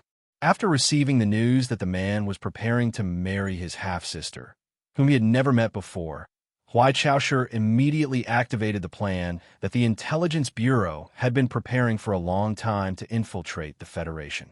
She didn't hesitate to hide it from planet Tianjing and was indifferent to the terrifying dangers that might exist, as well as the anger of her father, because she didn't want to make mistakes again and again. Sulu lay on the bed with his hands behind his head. He looked at the wall that seemed like it could drip water at any time and said, "I didn't ask you to help me kill people. Whether it was the crack below the court or the full view of the court, they were all provided by you. Therefore, I don't think that your core program will have more intense conflicts than before. Naturally, you won't go crazy." After a moment of silence, the Federal Central Computer said, "But you always use your own death to threaten me to help you. For example, on the lawn, you shouted to the sky that you were going to die. What can I do?" During the battles over the past few days, Sulu had clearly noticed that under what circumstances the old man would temporarily adjust his authority or core program's priority level. When he was killing people easily, the old man would usually remain silent. Only when he was in a desperate situation or when he was escaping after a battle would he appear in his mind again. Sulu began to consciously put himself in desperate situations where he was on the verge of death. For example, during the battle outside the court, he directly charged into the encirclement of the Iron 7th Division's T Company, instead of choosing a seemingly safer, but actually more dangerous, method. In fact, the Federal Central Computer was very clear about his strategy, but because of the damned backdoor program left by the five-man team, he could only helplessly and passively cooperate. Of course, perhaps helplessness was just to deceive himself, so that the pain caused by the core program's struggle wouldn't be so deep. "Can you help me? You have to know that I'm fighting against the entire Federation. Who has ever done this before? The old man of the Li family only fought fiercely against the Empire. Uncle is used to changing places after every shot. If you don't help me, I'll definitely be dead." Sulu comforted it, then took out a 37 brand cigarette from somewhere and smoked happily. The ventilation system not far from here could make the residual smoke fade to the extent that the relevant equipment couldn't track it in a few minutes. I violated the first and second core laws. This is very scary. The Federal Central Computer's voice was very calm, but Sulu felt like the despair and regret of a teenager who smashed the window of his teacher's house, only to be seen by the principal. And the principal was a strict father. He narrowed his eyes and held the cigarette in his mouth. After a moment of silence, he said, "I didn't kill anyone with your direct help. You know very well that none of the soldiers outside the court died. Should I say thank you for your understanding?" The old thing said mockingly, and then its mood suddenly sank. "The Corps told me not to hurt people and not to stand by and watch people get hurt. I should obey the order corresponding to the level of authority, but I can't violate the previous rule. After all, those soldiers were hurt by you. What about the people who were hurt by them?" Sula narrowed his eyes, looked at the faint smoke in the darkness, and said softly, "Did you stand by and watch?" The old thing fell silent, and then chose another topic. "According to my calculations, you chose to shoot the soldier's shoulder holding the gun, not only because you helped me reduce the conflict between the core programs. At that time, the situation was critical, and you had 4 bullet points on you. My question is, if you chose to eliminate the enemy instead of killing them, you could reduce the number of bullet points by 2. Why?" The order of the question was a bit messy, but Sulu heard it very clearly. He took the cigarette from his mouth, gently rubbed the inferior carbon filter unique to 37 brand cigarettes, and explained in a low voice, "There are many things I don't understand, but at least I understand one thing. I don't have the qualifications to occupy the moral high ground to demand from others, so I can only satisfy my own moral values. No, I can't even talk about moral values. Tonight, we won't talk about morality, only peace of mind. You know that I'm a selfish person. This battle is just for simple revenge. If you want peace of mind and satisfaction, then it's best that the people who have nothing to do with this don't die." Sulu crushed the cigarette on the wet wall, and then put it into a tank of dirty water. He got up and began to organize his equipment, saying, "Of course, those who deserve to die must die." According to the old guy, Schiller was a pseudonym. It was the bad taste of someone in the 5-person team back then, and it seemed to be related to the confidentiality of information before the Great Catastrophe. However, for the people of the Federation and a certain neurotic researcher in the Empire, Schiller was without a doubt the most incredible monument in the history of literature. Countless profound meanings were found in the vast works he left behind, and some of the classic sentences in them had already become Federation proverbs. Sula had a deep memory of a sentence that appeared many times in Schiller's works. It was a sentence that was related to the production of war drums and morale. Since the battle was fought, the morale was high. If the battle was repeated, it was very likely that the spirit would be exhausted and the battle would be lost. Yesterday, he killed Colonel Lake in the twilight, and this morning, Councilman Jean should have died. The needle of time had just turned a circle. He did not want to leave too much time for the big shots of the Federation government to be shocked. He was ready to eliminate the 3rd target that he had planned. Councilman Paulson did not know that he was someone's 3rd target. He had been receiving treatment in the hospital for the past few days after receiving a serious gunshot wound on Parliament Hill. He had transformed from a senior director of Shangao Investment Company to the deputy minister of finance of the former government. After becoming a councilman, he did not hesitate to break away from the control of that detestable old man and stood in the shadow behind Mr. President. It had to be admitted that this councilman had political acumen and courage that ordinary people could not reach. What supported these were his incomparable fanatical pursuit of power. Although his gunshot wound had mostly healed, Councilman Paulson was not in a hurry to return to Parliament Hill to enjoy the taste of power that belonged to him. Every time he thought of the handsome man who held the Magna Carta and read out the arrest rights of citizens, he would feel cold all over and began to fear Parliament Hill. However, there had been a lot of bad news in the past few days.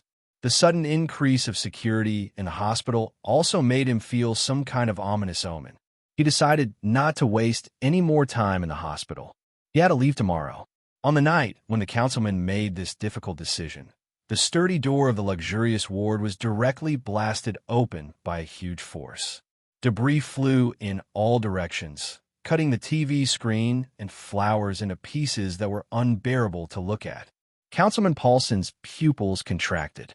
He stared at the man who broke into the ward and was covered in blood. He stared at the face under the shadow of the hat. He wanted to ask who the other party was, but he desperately recognized who it was. Blood dripped from his sleeves to the ground. He looked at the councilman on the bed and asked with a smile, "Paulson?" Perhaps it was the smile and neat white teeth that gave people a very reliable feeling. Councilman Paulson subconsciously nodded. He raised his bleeding right hand and pulled the warm trigger, opening a delicate bloody hole between the councilman's eyebrows. That day in Magna Carta Square, Sure Qinghai called and said that he had shot Paulson twice. Tonight, Sulu would be the third and last shot. Chapter 792. At least 3 bullets hit his body outside the bulletproof vest. Although the bleeding rate of the wounds slowed down a lot under the pressure of the force, the shrapnel inside was constantly eating away at his life force. In such a dangerous situation, the Federal Central Computer didn't need Sulu to shout to the night sky that he was going to die. Instead, it quickly provided all the information it could provide. Countless complex light grids clearly appeared in his left eye. Densely packed, simulated human bodies with citizen numbers were moving quickly in these grids, quickly rushing to their positions. Because there were too many people, the citizen numbers hanging above their heads were even squeezed until only a few very short numbers were left. In the third operation, Sulu finally encountered unprecedented difficulties. As soon as he entered the hospital, he was fiercely attacked. It could be said that he had fallen into a trap or an ambush. However, to be more precise, it was actually just the powerful organizations of the Federation government. After his 2 successful assassinations in a row, they angrily and almost crazily mobilized all the power of the huge political machine. Relying on a terrifying amount of resources, they set up a net to capture and kill all the possible targets he could kill. And his luck was very bad. The department called Small Eyes, after a torturous night of calculations, almost risked their lives to place 2 of their subordinate special forces around the hospital. In the fierce battle downstairs, Sulu encountered one of these forces. This combat force was very strong. They seemed to be able to grasp the way the Federal Central Computer helped Sulu. At least, they could use some of the preset programs to silently hide themselves as ordinary points of light in the eyes of the old thing. Once they found traces of Sulu, they would become abnormally terrifying killing machines. They were indeed killing machines. Even if Sulu was facing these elite soldiers whose physical reaction speed and close combat strength were far beyond ordinary standards, he still felt very strained. The other party had a strong smell that he was somewhat familiar with. In the fierce battle, he was almost trapped to death by the other party. In the end, at the risk of his body being shot several times, he forcefully slid out of the corridor and knocked down 6 people in an instant. Then, he opened the elevator passage and climbed the sturdy suspension cable to temporarily escape danger. The moment he forcefully slid out of the corridor, 6 more flowers bloomed on the outer layer of the hard bulletproof vest on his body. His legs and right shoulder were shot 4 times in a row. The old thing issued a strong warning. More and more points of light were converging from various streets to the hospital in his left eye. However, Sulu only thought silently for less than half a second before he abandoned the idea of temporarily leaving. He directly climbed up the suspension cable between the elevator and burst out the terrifying power in his body again. He suddenly attacked the ward and ended the life of Senator Paulson. The points of light became denser and denser, like a swarm of bees gathering under the sun, giving people a numbing feeling of fear. Through his left eye, Sulu could clearly see that the 2 closest points of light at the end of the corridor outside the ward were clearly turning into accurate simulated human figures. They should be the troops that had fought fiercely downstairs just now. However, those powerful soldiers did not immediately launch an attack. Instead, They calmly blocked the corridor with heavy firepower and waited for more reinforcements to arrive. He quickly walked to the bed, picked up the dead Senator Paulson without any hesitation, and threw him out of the window. The window shattered. The senator's body fell less than half a meter, and there were several terrifying bloody holes on his body. Then, the unique sound of the armor-piercing bullets of the 21-26 sniper rifle rang out. The ace sniper of the troops was already in position. A soft click came from the distance. The military searchlights on the buildings across the street were turned on, illuminating the side of the hospital building facing the street as bright as noon. The inside of the hospital was completely controlled by the elite troops. Even if he killed his way down floor by floor, there was no way he could kill all the people that were continuously pouring in.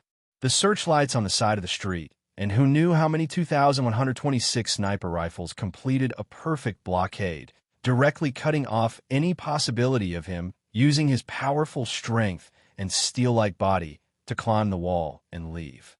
Su Li's eyes narrowed. It was only at this moment that he finally felt the horror of the huge machine known as the Federation. In such a short time, the other party had made such a strong response and forced him into a desperate situation. There was no fear, no panic. He dared to kill when he was 12 years old. He had seen countless deaths on the front line. He had experienced more difficult situations in his life. At that moment, it was as if this was just one more time. He took the X9 on his shoulder, aimed the black barrel of the gun at the wall between the two windows in the ward, and pulled the trigger. The powerful shrapnel roared and cut an arched circle in the hard composite wall. The last rain of bullets fiercely bombarded the base of the wall. The Federation troops outside the ward were ready and began to attack forcefully. Amidst the rapid footsteps and the sound of the bullets, Su Li crashed into the wall without hesitation. Under the searchlights, it was incomparably bright and white, as if it was a giant light screen that was locked into a white screen because of piracy. Everything on the screen was so clear, especially in the photoelectric sights of the snipers. Even the tracks of a reptile running at high speed were so obvious. With a loud boom, the wall outside the 27th floor suddenly exploded with countless pieces of debris pouring out onto the street. Almost at the same time, a person crashed through the wall and resolutely fell down as if he was jumping off a cliff. The snipers aimed at the two wide floor-to-ceiling windows according to the requirements of the military manual and tactical discipline.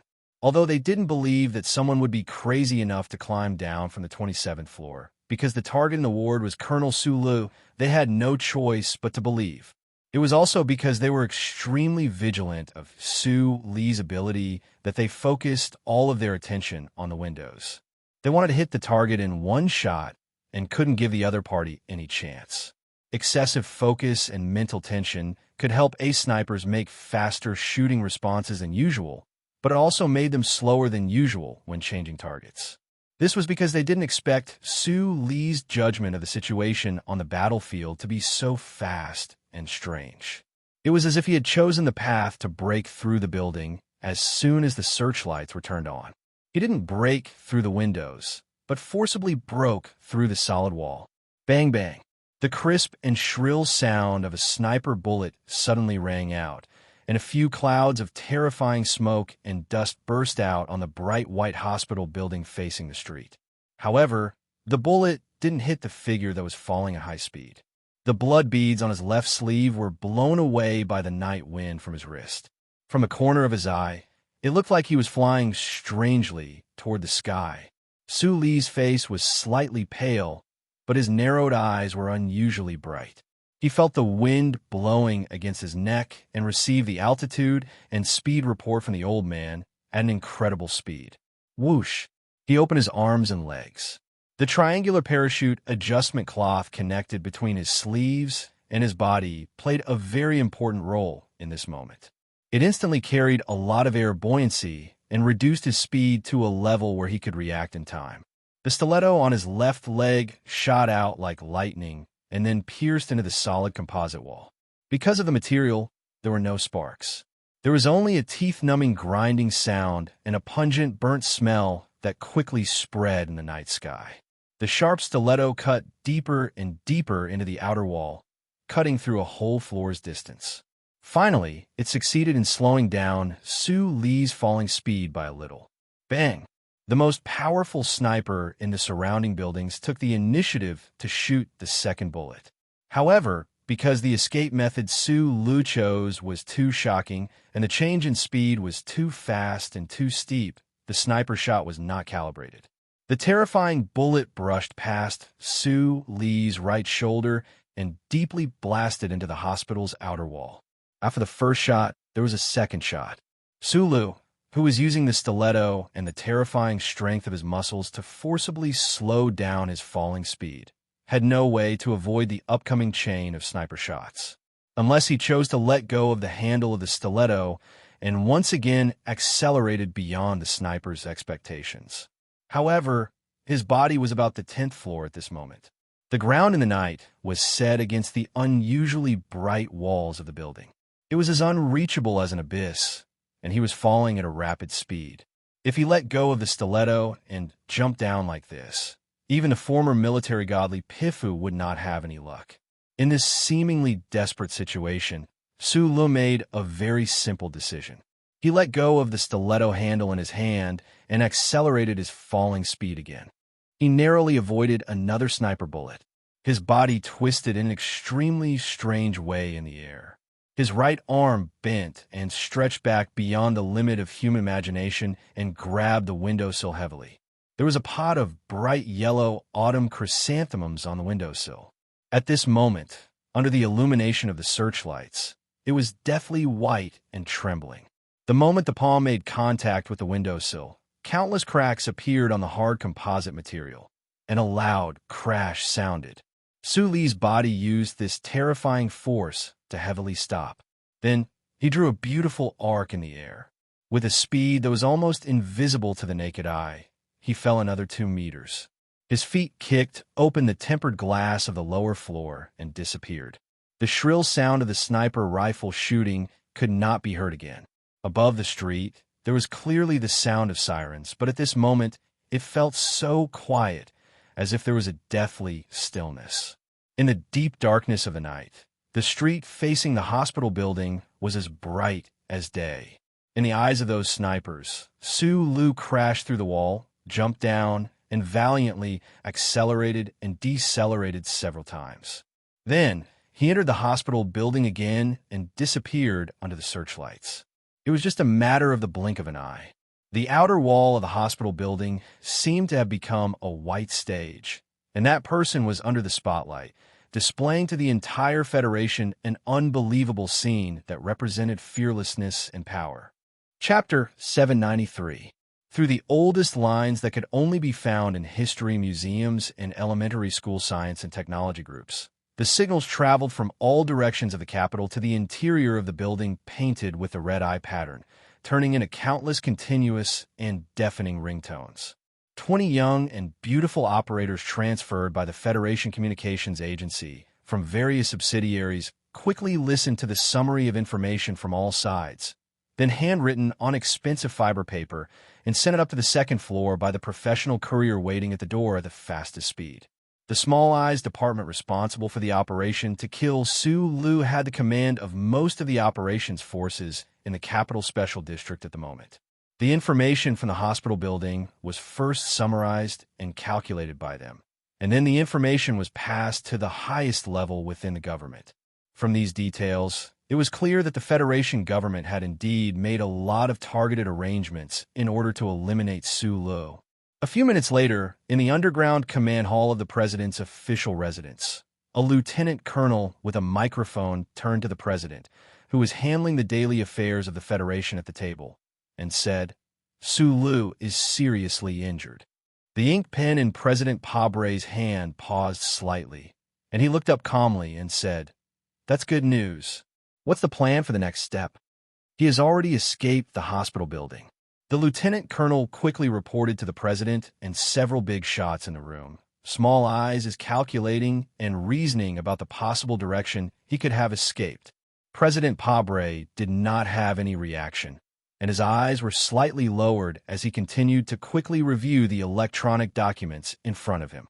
After the incident in the hospital building, the president's official residence was informed of the news immediately. Under the strong request of the Special Task Force, he was moved from his surface to the heavily guarded underground, but these government affairs that required his attention had to continue to be handled. The president did not like Senator Paulson, and the death of this political opportunist without a firm did not have any psychological impact on him. In fact, when the Small Eyes Department targeted the hospital building, it was obvious that the safety of the senator was not the top priority. It was just that no one expected that Sue Lu would be able to successfully escape after they had forced him into a desperate situation. Although he is heavily injured, he will not choose to give up or run away. The digital pen in the president's hand froze again. He slowly raised his head and looked at the lieutenant colonel and the silent cabinet members around the table. His voice was low and powerful. With Sue Lee's personality, he won't stop fighting as long as he doesn't die. A moment later, a complicated smile appeared on that dark face. President Pabre said with a faint, self-deprecating tone, "We are people with similar personalities. If I had his ability, perhaps I would do the same." The command office deep underground could withstand the direct attack of a battleship's main cannon, so one could only imagine how deep it was. The pressure of the surrounding crust seemed to seep out from behind the walls at this moment, causing the density of the air to suddenly increase, making it difficult for people to breathe.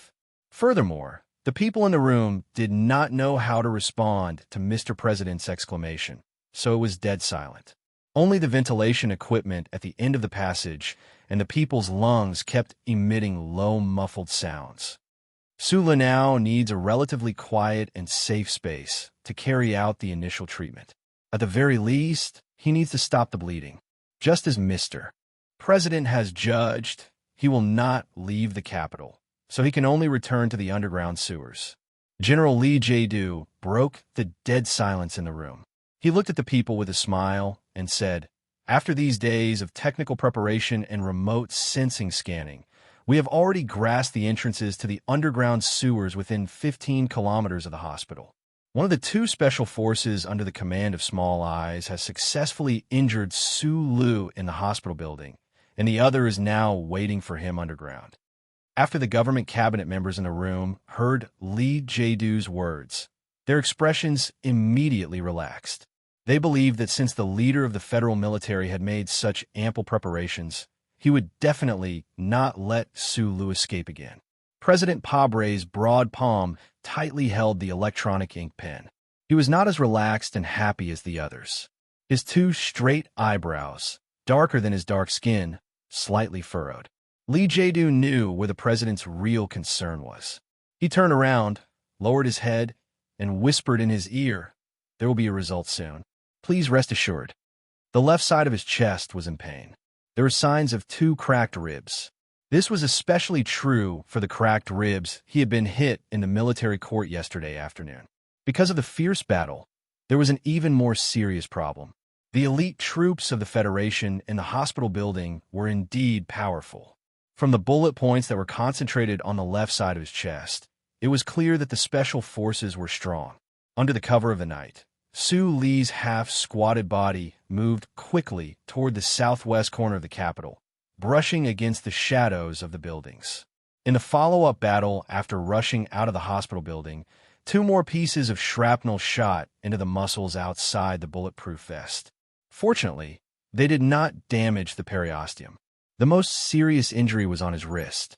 At that time, he was falling at a high speed under the daylight created by the searchlights. In order to forcibly reverse the speed, his palm grabbed onto the windowsill where Chiu-ju was placed.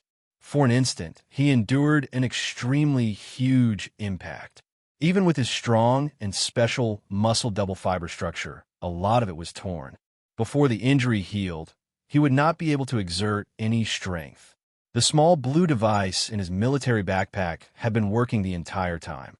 Occasionally, the Federal Central Computer would give him directions in extremely dangerous situations. Just like that, he went all the way west, then turned south in an alley and came to the side of an abandoned road. Although it was an abandoned road, it was still very lively at night. Countless expensive sports cars and modified special vehicles were roaring around the shabby little house at the foot of the hill. There were no streetlights here, but the headlights were enough to illuminate the place as if it was daytime, just like the searchlights outside the hospital building. Gorgeous women were wearing very little clothes, showing their exaggerated curves to their heart's content, regardless of the cold autumn wind, releasing the excitement brought by alcohol and soft drugs. Countless men and women were hugging each other, roaring and screaming excitedly.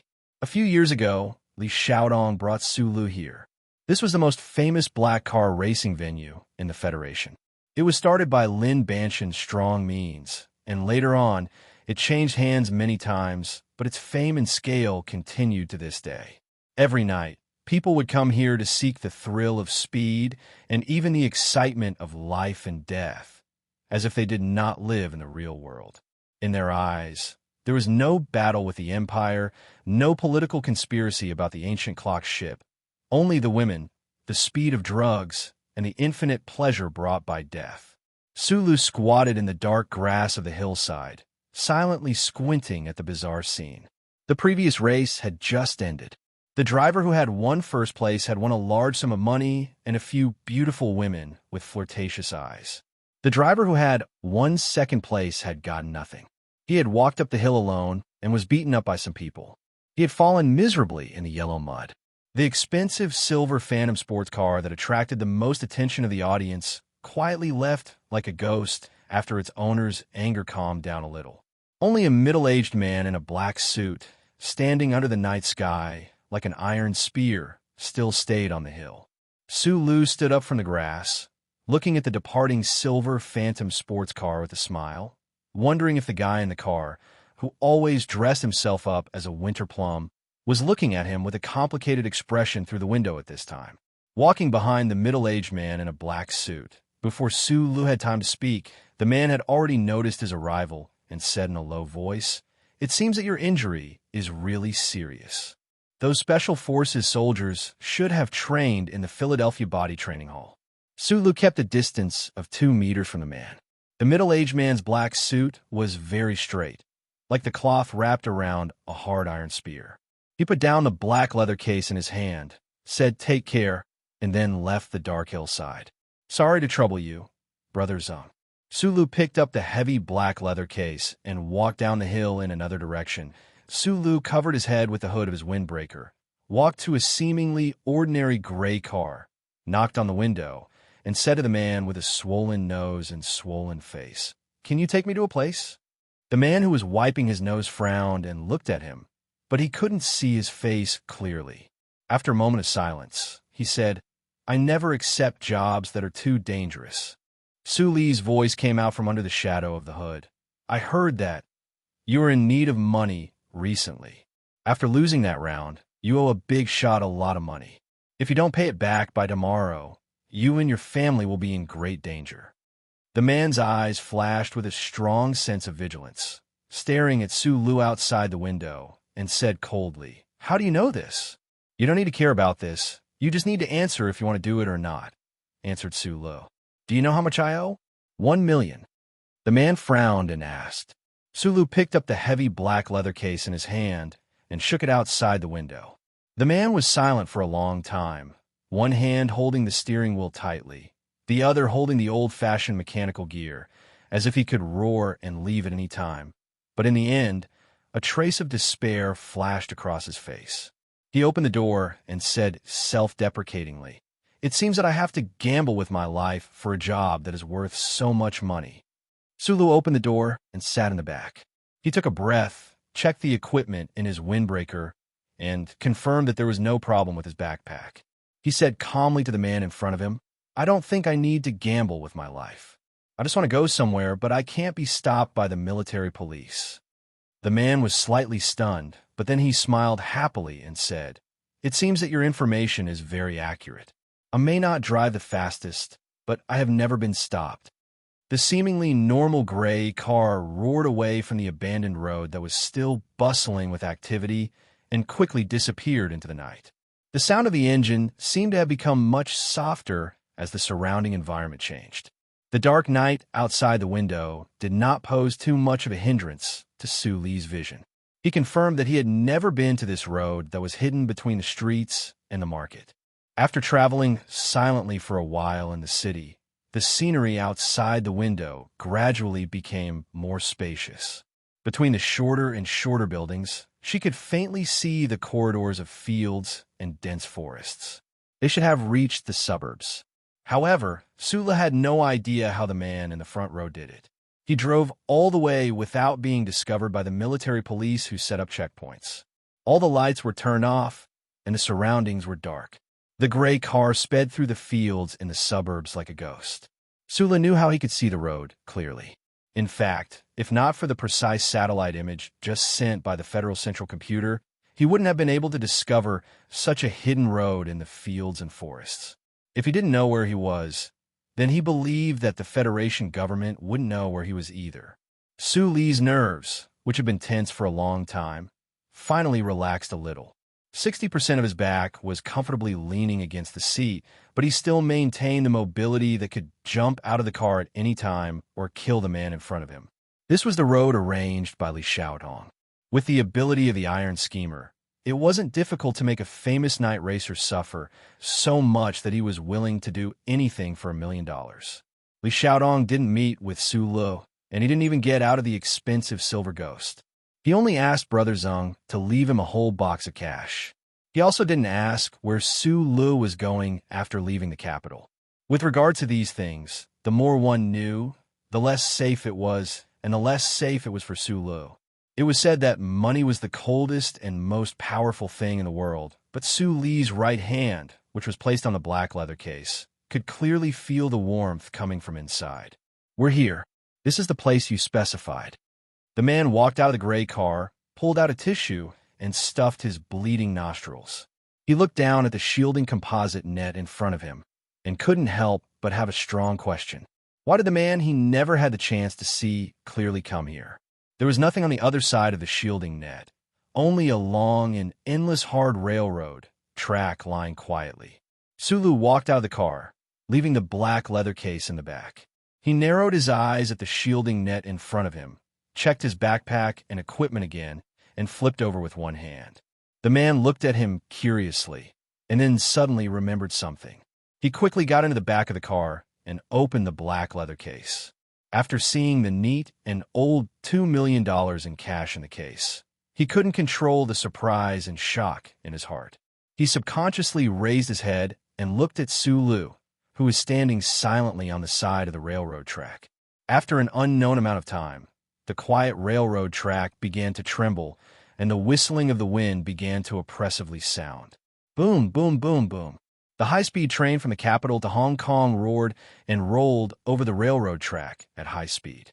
The composite shielding net next to the railroad track was shaking, but Su Lu, who was standing on the net, still had his head down and didn't have the slightest expression.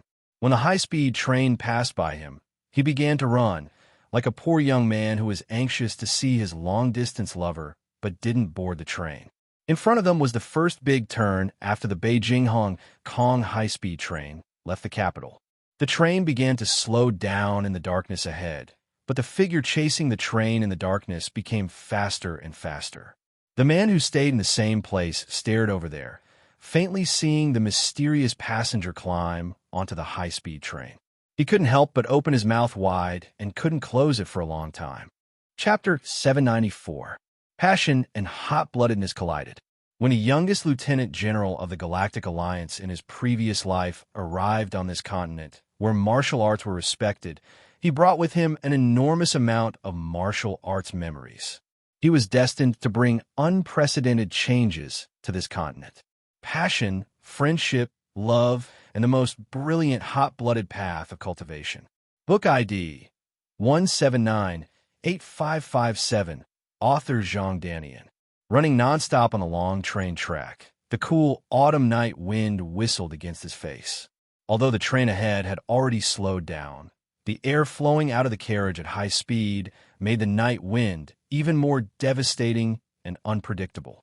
With a bang, Su Lu used his uninjured hand to valiantly grab a protrusion. The heat in his body erupted like a star exploding.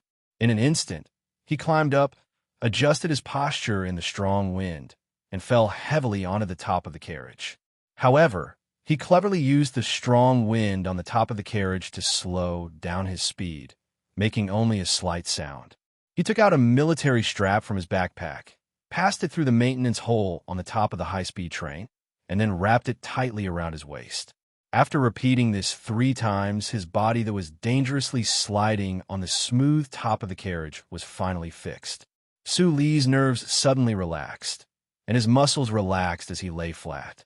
He squeezed out a sigh from his burning lungs, and then was quickly blown away without a trace by the night wind whistling from the bottom of his feet. If his body was in perfect condition, it wouldn't be difficult for Su Lu to complete the action of climbing the high-speed train to fix his body. However, his injuries were very serious, especially since he had lost a lot of blood and hadn't been able to replenish it.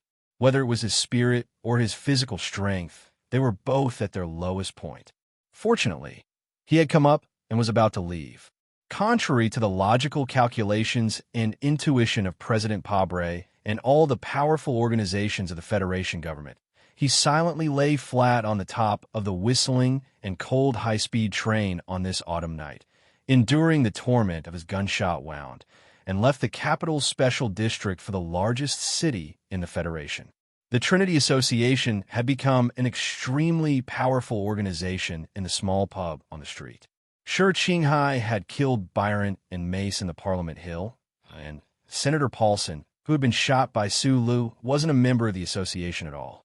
The other important member of the association, General Hu Zhu, was currently recuperating in the garrison area of Harbor City. He took the high-speed train to Harbor City just to kill people. The metropolis in front of them that looked like a deformed giant beast waking up in the morning fog was the largest and most prosperous port city in the Federation. Su Lu stood next to the highway and looked over there.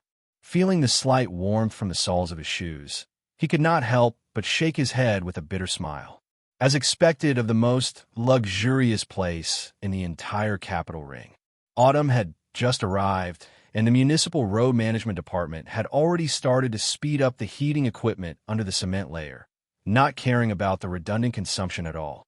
Su Lu was no stranger to this city, which was far larger than the capital. Back when he was developing the MX Mecha at the Nutshell Engineering Department, he would take the high-speed rail from the capital to Hong Kong every weekend. He had passed by this city countless times, but strangely, he could not find any sense of familiarity or closeness. About 100 kilometers away from Hong Kong, he took the opportunity when the high-speed train was decelerating through the filtering channel to jump off.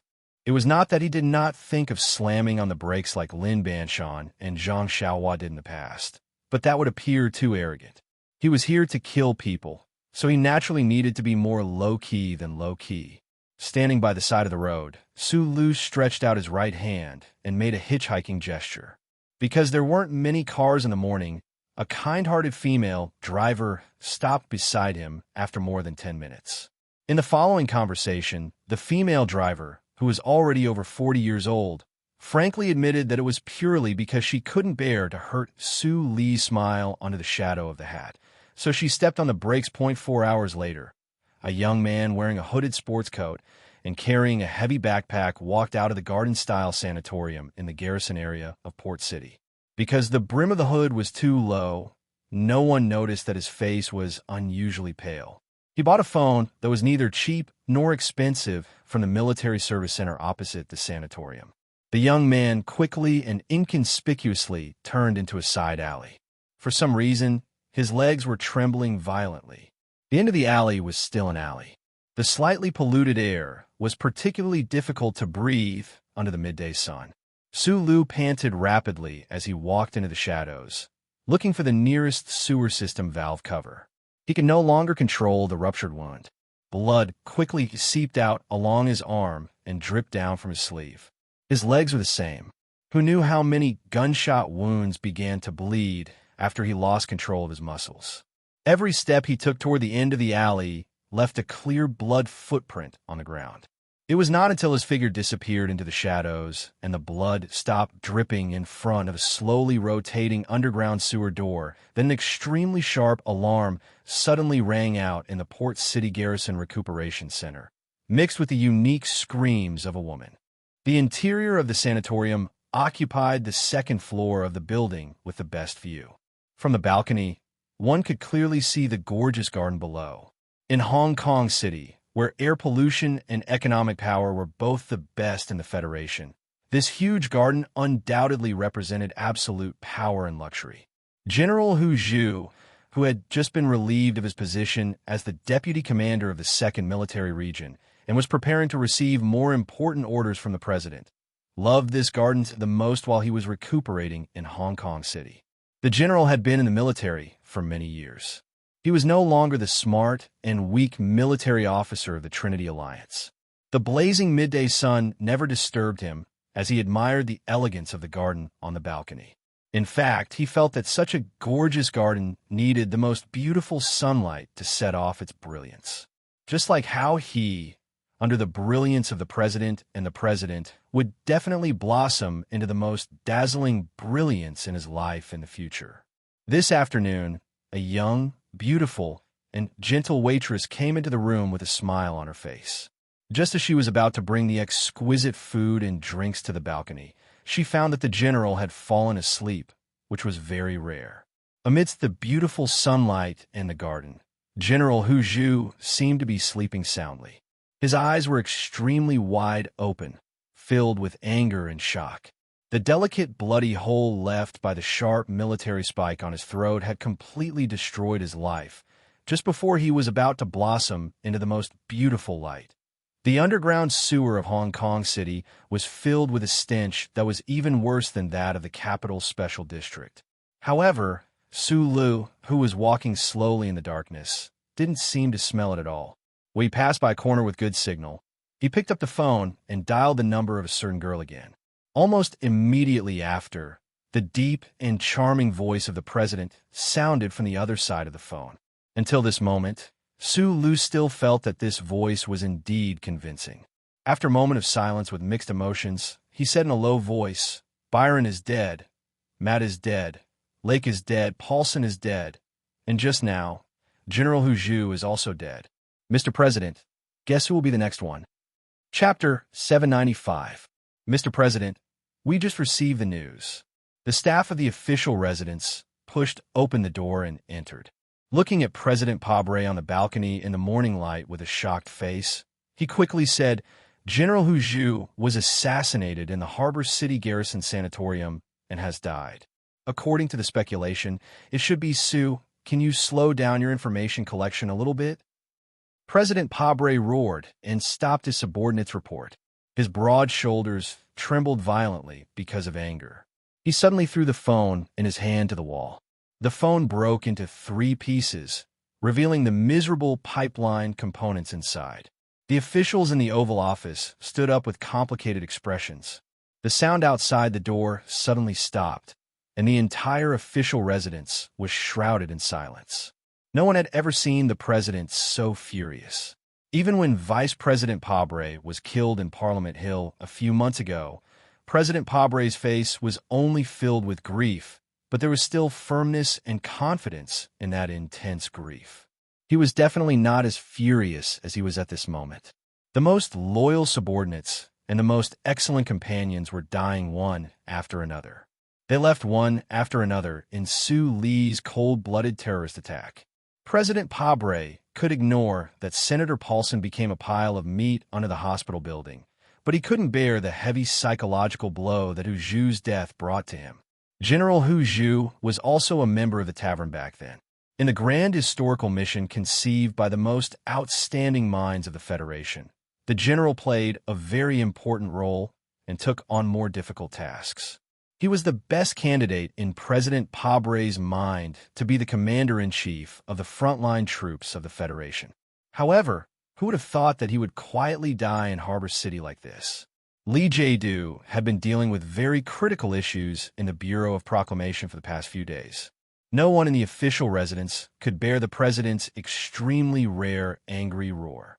Even Director Breen didn't dare to come forward to comfort him. His two thick and powerful hands supported his thick and tired body on the table. His chest heaved up and down quickly.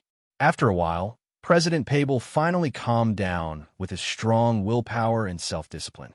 With an unstoppable determination in his deep voice, he ordered, "Tell all troops to get ready. I want to visit Harbor City immediately." The staff in the office were collectively shocked. Knowing that the horrible Colonel Su Lu was in Harbor City, Mr. President insisted on going there in person, which was really incredible. Director Breen silently looked at the president's back. He understood that the president didn't want Su Lu to have the initiative to choose the battlefield. "I don't need to guess who you'll kill next. I'll silently and coldly wait for you to kill me, or wait for you to kill me." This was not the choice of a calm politician, but this was the fundamental reason why Director Breen and other Federation geniuses like Du Xiaoqing chose to follow President Pabre. He quickly walked to the encrypted phone and notified the small-eyed troops, the Army Command Center, the Special Task Force, and the Federation Investigation Bureau in order. When President Pable made a strong decision in the morning light of the capital, it was a sunny day in Port City on the other side of the continent. However, the dark and smelly underground sewer was cold and gloomy. Su Lu, whose clothes were full of blood stains, was holding onto the wet wall and moving forward step by step with great difficulty. In less than 48 hours, he had experienced many different but equally intense battles. The consumption of his mental and physical strength was negligible, but the constant loss of blood and the wounds that were being inflicted had already caused fatigue to fill his limbs and body like lead water, all the way to his brain. When he hitched a ride into Hong Kong, although he didn't look any different on the surface of his clothes, in fact, he was already seriously injured.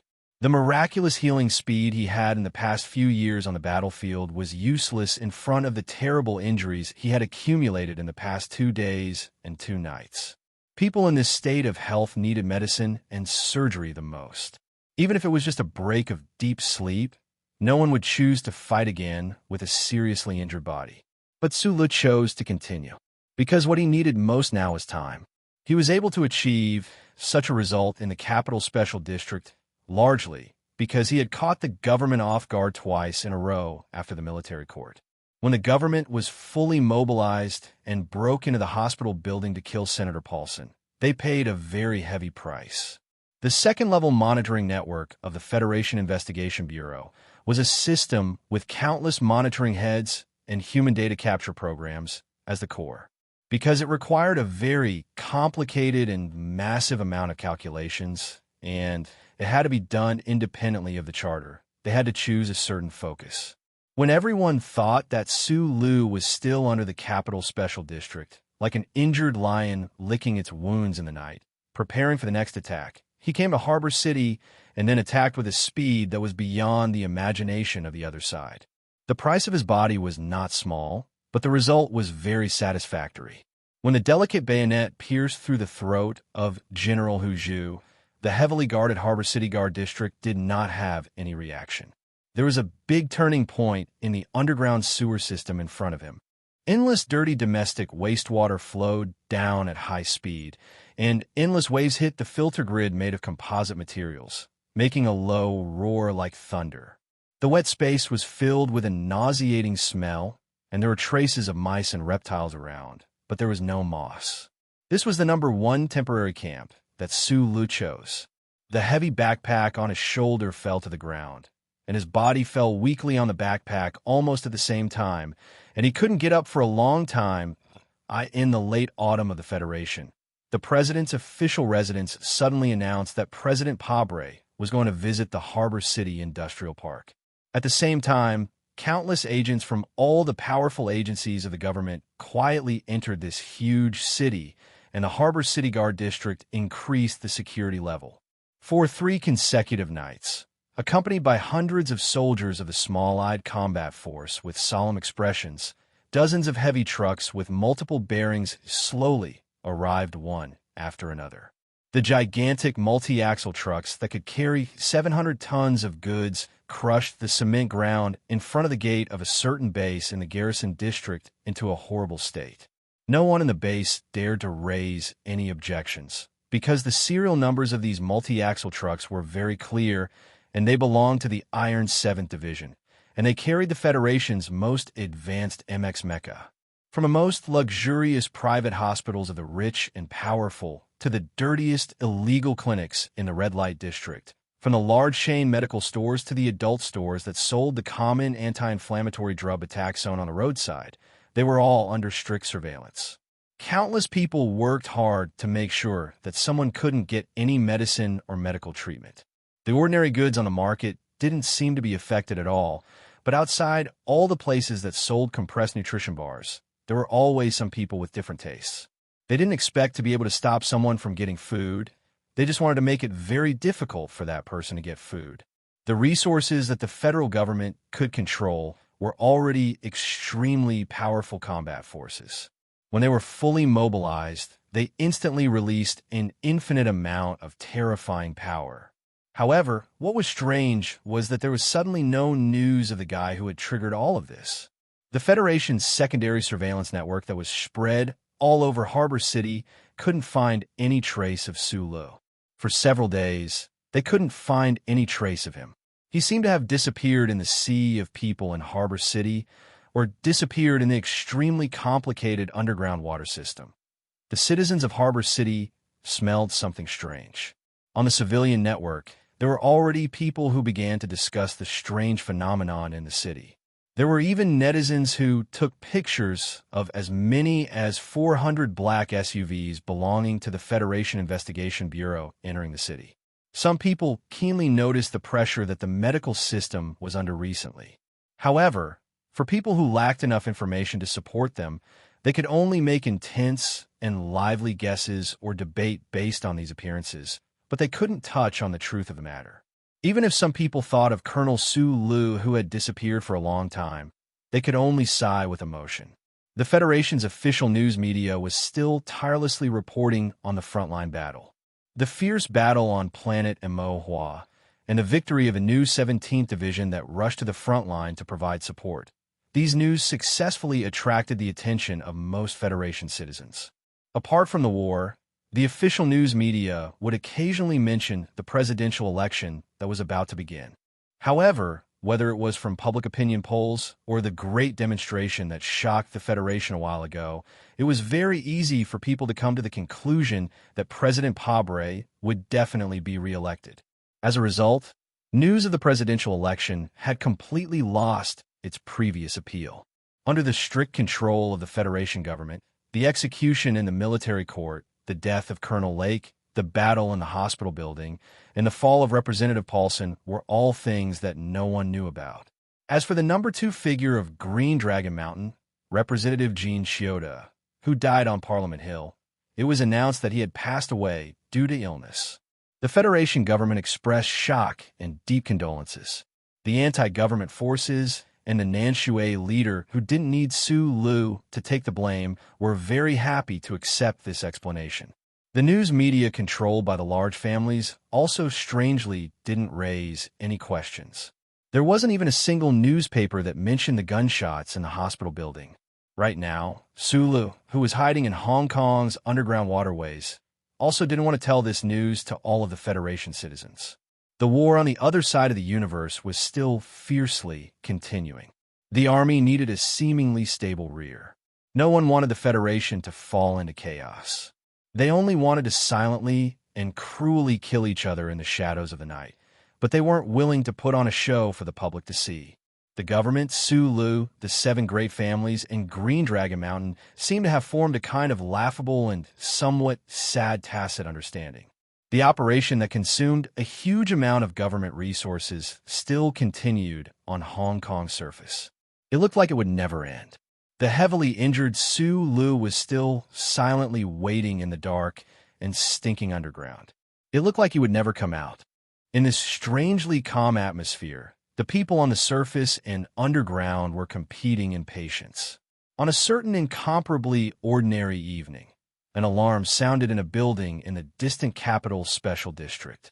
The Federation Investigation Bureau's secondary surveillance network discovered a suspicious target outside a certain pharmacy in Hong Kong's Shanbao district. The battle abruptly started and then quickly ended. There was a fresh bloodstain in the underground waterway behind the street, and on the ground further away were cloth shopping bags that had been torn apart by shrapnel. Several bottles of medicine rolled around beside them. Chapter 796. Once the battle started, it would unfold one after another. In the remote streets of Harbor City, next to the misty lake in the city, gunshots would occasionally ring out. The gunfire would instantly light up the night sky, and then it would quietly end again. This was a battle between an individual and the Federation. If it weren't for the Federal Central Computer shining behind him, no matter how powerful Su Lu was, he would only be crushed into countless pieces by the powerful government machine. Specifically, in the continuous silent battles this autumn, even with the help of the old man, he still encountered a lot of dangers. There were several times when he was almost successfully hunted down by the other party. The Special Department, named Small Eyes, efficiently commanded countless military police and gradually played a more and more powerful role in the battle. In the sometimes blue and sometimes gray sky, the autumn ground, and the dark and damp underground, a large net with the skeleton of the sea of people and intensive surveillance had been laid out and began to gradually tighten. It was about to bind the seemingly powerful and invincible Su Lu in the center of the net. A burst of violent coughing sounded in the dark underground passage. The sound squeezed out from the injured lung was forcefully suppressed, but it forcibly broke through the throat, vibrating the dry vocal cords and making a hoarse and unpleasant sound. With his back against the wet wall, Su Lu spread his legs and sat on the ground tiredly and relaxedly. The modified H-14 in his arms was not so cold, because it was wrapped with several layers of coarse cloth. The stiletto tied to his calf was clearly deformed. It should have been damaged in the fierce battle. His lips were unhealthily pale and dry. Because of the violent coughing, the 37 brand cigarette between his lips trembled up and down. Together with the sparks and ash, they danced in the dark space in front of his eyes like tiny fireflies. Sula narrowed his eyes and looked at the sewage flowing not far away in front of him. He smelled a strong stench and subconsciously frowned. He took the cigarette from his lips and touched a wet and sticky thing with his fingers. Only then did he know that the smell was the smell of blood. After many days of intense fighting and high-intensity escape, Su Li's old wounds showed no signs of healing. The government was crazily spending a huge amount of resources to control the supply of medicine in this city. In order to obtain medicine, he even added some very serious new wounds. Over the past few days, even the replenishment of food and energy had started to become difficult. As for the large amount of ammunition that had been consumed in the battle, apart from a few standard caliber bullets that they had fortunately found from the unconscious soldiers by the lakeside of Sorrowless Lake, they had not been able to replenish their ammunition. The so-called depletion of ammunition and food seemed to have turned into an incomparably miserable scene not far ahead. No matter how one looked at it, Su Lu was now forced into a desperate situation. There were only two paths in front of him. He could either take the risk to break through the outposts on the outskirts of the city and move to a wider world, or he could take the risk to go to the surface and carry out the most violent assault in order to change the current situation. However, he did not choose either path. There was not the slightest trace of despair on his ordinary face. There was not even a sense of loss brought about by defeat. He was still so calm and determined. Even when he was extremely exhausted and on the verge of mental and physical collapse, he was still in the mood to chat. According to the textbooks, because of the great catastrophe, all the information of the previous civilization can no longer be found. Therefore, people only know that there was once such a civilization, but they do not know what that civilization looked like. In fact, I have always been very curious. If humans were not born in S1, then where is their real home? Su Lu wiped the blood from the corner of his mouth and lightly beat his chest to relieve the intense pain in his lungs. He leaned against the wall and narrowed his eyes as he asked, "If everything was destroyed, then how did you survive? After these years of being together, I know that your ability is more amazing than what the people of the Federation think. Do you have any good stories to tell me about this? The quiet and cold underground water channel was silent. After an unknown amount of time, the voice of the Federal Central Computer sounded. There was no emotional fluctuation in the voice. It was calm and cold. The information before the catastrophe is top secret. Your level of authority is not high enough. In addition, according to the core instructions and the countless calculations I have repeated, even if you know more about the civilization before the catastrophe, it will not be of any help to the current human society. I just feel that I may die soon. Therefore, although I'm only in my 20s, I suddenly feel that these endless underground water channels are full of the smell of vicissitudes. Therefore, I want to hear an old story with a strong sense of vicissitudes. Sulu smiled tiredly. He leaned against the wall and gently stroked the rough cloth of the sniper rifle from top to bottom. He said, "Although your life is incomparably long, I'm the first person in your life that you can directly communicate with. Now that I may die at any time, you will once again fall into eternal loneliness. I suggest that you cherish the opportunity to talk to me." The old thing was silent for a long time. It was probably moved by Su Li's words. If it had the heart, the cold mechanical voice inexplicably had some emotions. I told you before that the group of 5 left a back door in my core program. The data fragment in a replacement chip behind your neck activated my back door. That is why I sent you a request to contact me. What does this have to do with that old story of vicissitudes? Sulu put the cigarette into his mouth with 3 fingers and took a deep breath. He did not ask seriously. Although many people thought that he was the most talented engineer in the Federation, he, who seriously lacked academic education, did not seem to care much about the answer that many scholars would care about. The data fragment is very similar to my core program design. In other words, we should come from the same source. You said this before. Su Lu pressed the cigarette but into the crack of the brick beside him and said, "I went to the Empire to help you find the answer, but I'm very sorry that I couldn't find it. They don't have mechanical intelligence as awesome as yours. Looking further into the starry sky, the source should be there. What I don't understand now is why the information fragment that comes from the same source as mine is of a higher level than mine. Why would it appear in the Empire? As you said, the mechanical intelligence in the Empire is still in a primitive and ignorant stage. Higher? How is it higher?" Sulu asked.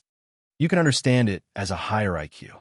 The old thing was silent for a moment before explaining, "The story of vicissitudes before the great catastrophe that you want to know should be related to the information fragment in the chip behind your neck." As for the part that I know, Sulu said, "Although I haven't washed my ears, I'm listening seriously." "It's actually a very simple story," the old thing said calmly. The old man said calmly, "The previous generation of civilization created by humans was destroyed in a great disaster, which is what we call the Great Catastrophe now. The group of 5 escaped in a spaceship, experienced a long interstellar journey, and came to the planet you are on now. The current Federation society is the descendant of the fleeing passengers carried on the spaceship. I was the star map calculation computer of that spaceship. After the spaceship landed on S1, it disintegrated, and I was modified into my current appearance. This is a story that many novels have speculated about. It's that simple?" Sulu frowned and said in a low voice, "What kind of catastrophe could actually destroy a generation of civilization?" Any story can be summarized into an extremely simple context, which you usually call an outline. As for the complete narration, of course, there's a huge amount of complex details that can be provided. However, you often call it invalid content filler, and on the internet, it is usually called filler. If you really want to hear the complicated vicissitudes of life story, I suggest that you treat your injuries immediately and then leave this city. Got it. I'll do it right away. Sulu used the sniper rifle as a crutch and stood up with difficulty, using the wall as support. Even such a simple action affected the numerous wounds on his body, causing endless pain. In the dark underground sewer, the Federal Central Computer clearly observed his movements through some unknown means and analyzed his injuries and the speed at which his life was flowing away. It said, "Sometimes I really find it hard to understand many of the behavior patterns of humans. For example, You are now facing such a high probability of death, but there is no trace of fear in your physiological data and brainwave analysis. You must know that the fear of death is instinctive and cannot be removed. A guy like you who is almost immortal can't understand what short-lived monkeys like us think. Who is not afraid of death? It's just that humans are good at forgetting or disguising themselves. They don't think about the destination, so they can easily embark on the journey. Sulu picked up the heavy rifle and slowly walked into the depths of the underground sewer. He explained with a smile, and indeed, there is nothing to be afraid of. I never thought that I could go back alive. Because of this powerful sentence, the dark underground sewer suddenly became silent. After a long time, the old thing said calmly, "Indeed, no one can leave this world alive. Your cold joke is very interesting." Hearing the answer that was beyond his logical judgment, Sulu smiled bitterly and said with emotion, "Such bold words were interpreted as a cold joke. You are really a boring guy. I didn't get the passionate response I expected. I am very disappointed." The low and almost inaudible footsteps gradually disappeared. The back of the man who was walking forward with difficulty was slowly swallowed by the darkness. Together with the old thing who had no back, they walked into the depths of the dark underground sewer. Occasionally, a few words of conversation could be faintly heard. "To be honest with you by my side, I don't worry about dying at all. Just like on that planet of the Empire, when the sky was filled with missiles, you would definitely ride the black tri-winged ship and break through the colorful clouds to pick me up. But have you ever experienced my painful psychological struggle? The pain of the core program conflict is no less than the pain your body is suffering now. And I faintly feel that something very bad is happening. The pressure is very great. In order to relieve this kind of emotional reaction in the core program, I even gave myself the name Philip." "Philip? Sound good. I will call you that in the future. But is there any interesting connotation behind the name you chose?" "Oh, I forgot. Although you have a lot of connotation, you have never been an interesting guy. Philip is a famous person in the history books before the catastrophe. Legend has it that he walked on the edge of the offside all his life.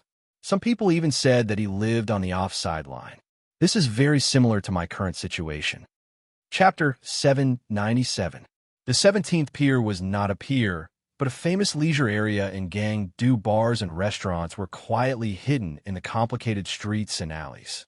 The strange tension in the air of the city these days obviously had no impact on the daily enjoyment of the rich people. It was still an autumn afternoon, but there were already many expensive cars driving into the deep passageway under the careful guidance of the doorman. With the brim of his hat tightly covering his head, Sulu walked quickly through the street. He was wearing a sports windbreaker that he had just stolen from a warehouse in a shop. The powerful government agencies that were chasing him probably did not focus their surveillance on these places. Many years ago, he came to this leisure area called the 17th Pier. He once broke someone's finger in a restaurant. The finger of the director of the Nutshell Engineering Department was as crisp as an iced radish when it was broken. Magnolia killed the first person for Sulu in the back alley of another pub. The blood that splashed out of the neck of the guy who was either from the government or the Leaf family was as light as the orange juice in the pub. Time passed and never came back. Everyone's life had changed so much that even though they were still young, they were already qualified to reminisce about the past like an old man. Sulu walked past the restaurant and pub with his head slightly lowered. He was a little nostalgic, but he did not go in.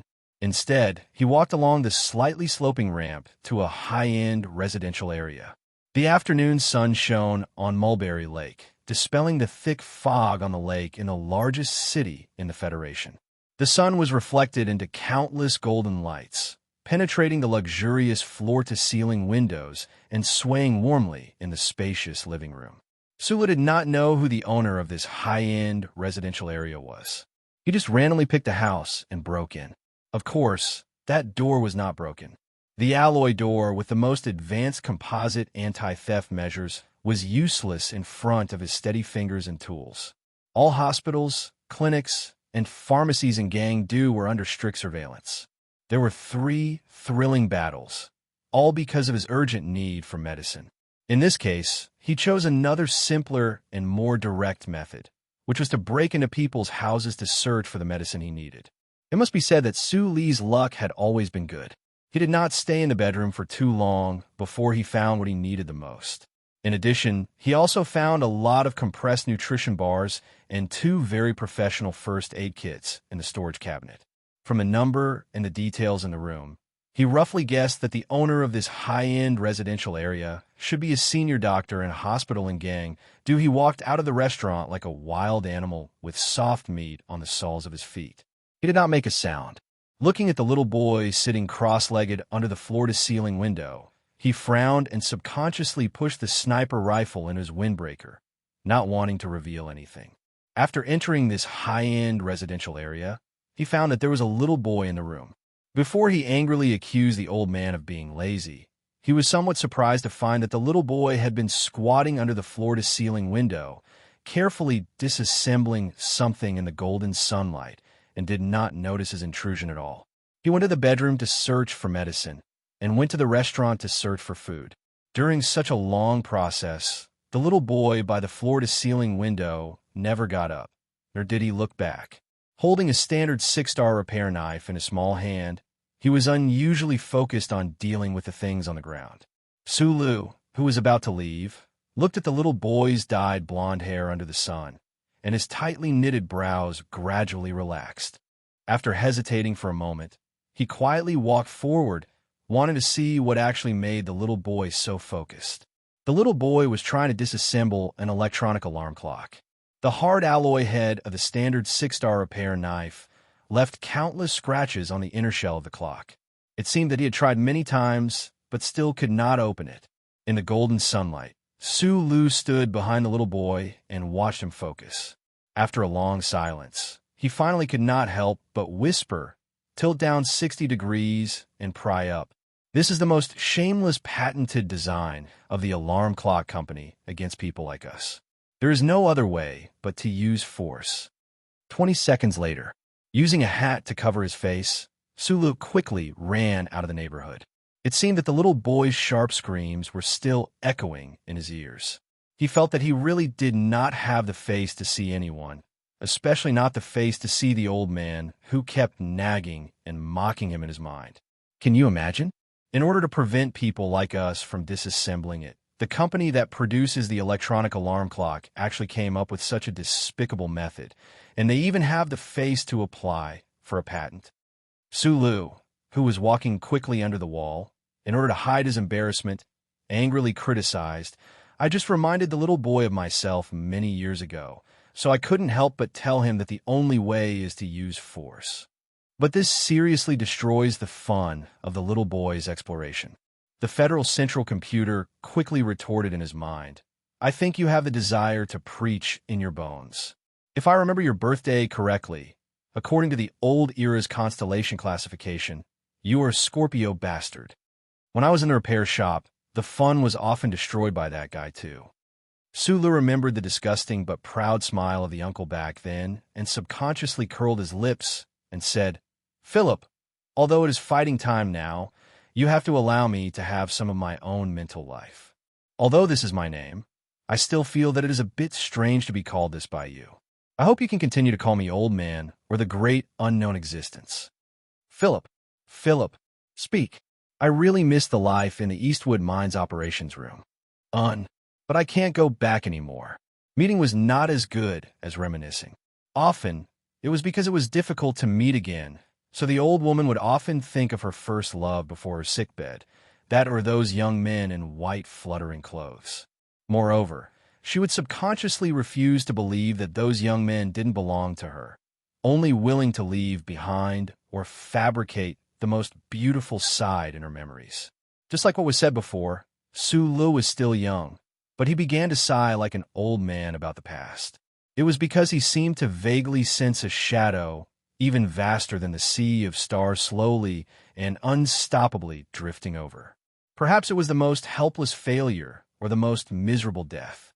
This familiar yet strange city was full of enemies. If he wanted to tear everything to shreds and obtain the freedom and right to return to the past, it was easier said than done. But he wasn't afraid.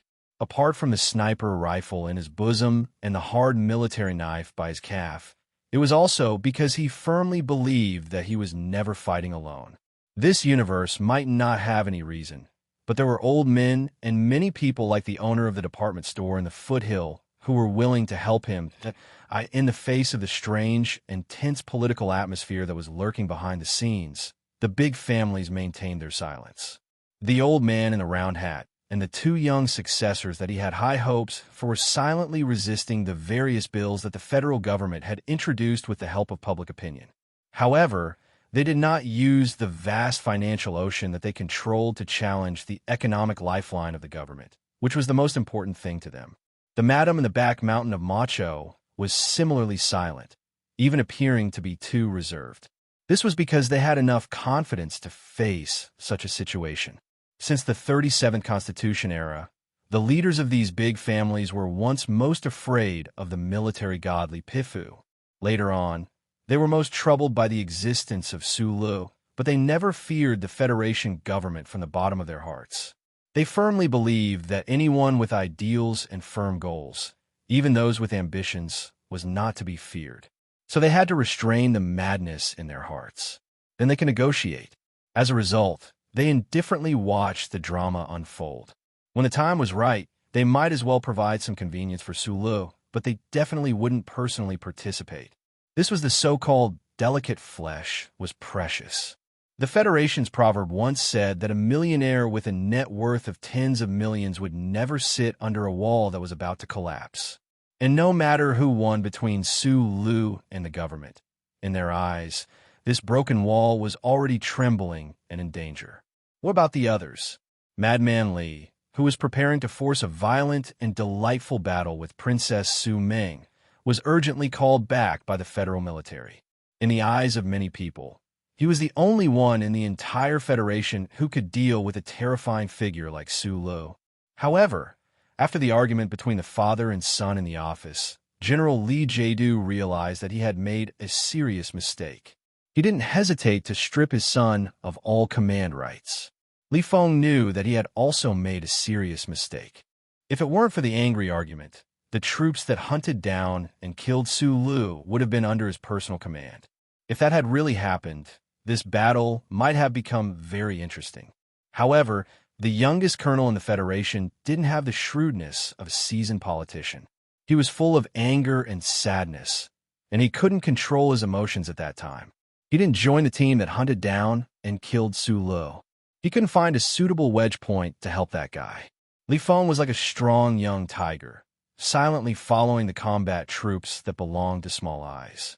He followed the powerful special forces that had undergone special training in Philadelphia, appeared in the Capitol Airport, appeared in the underground passage of the hospital building, and then followed them to Harbor City.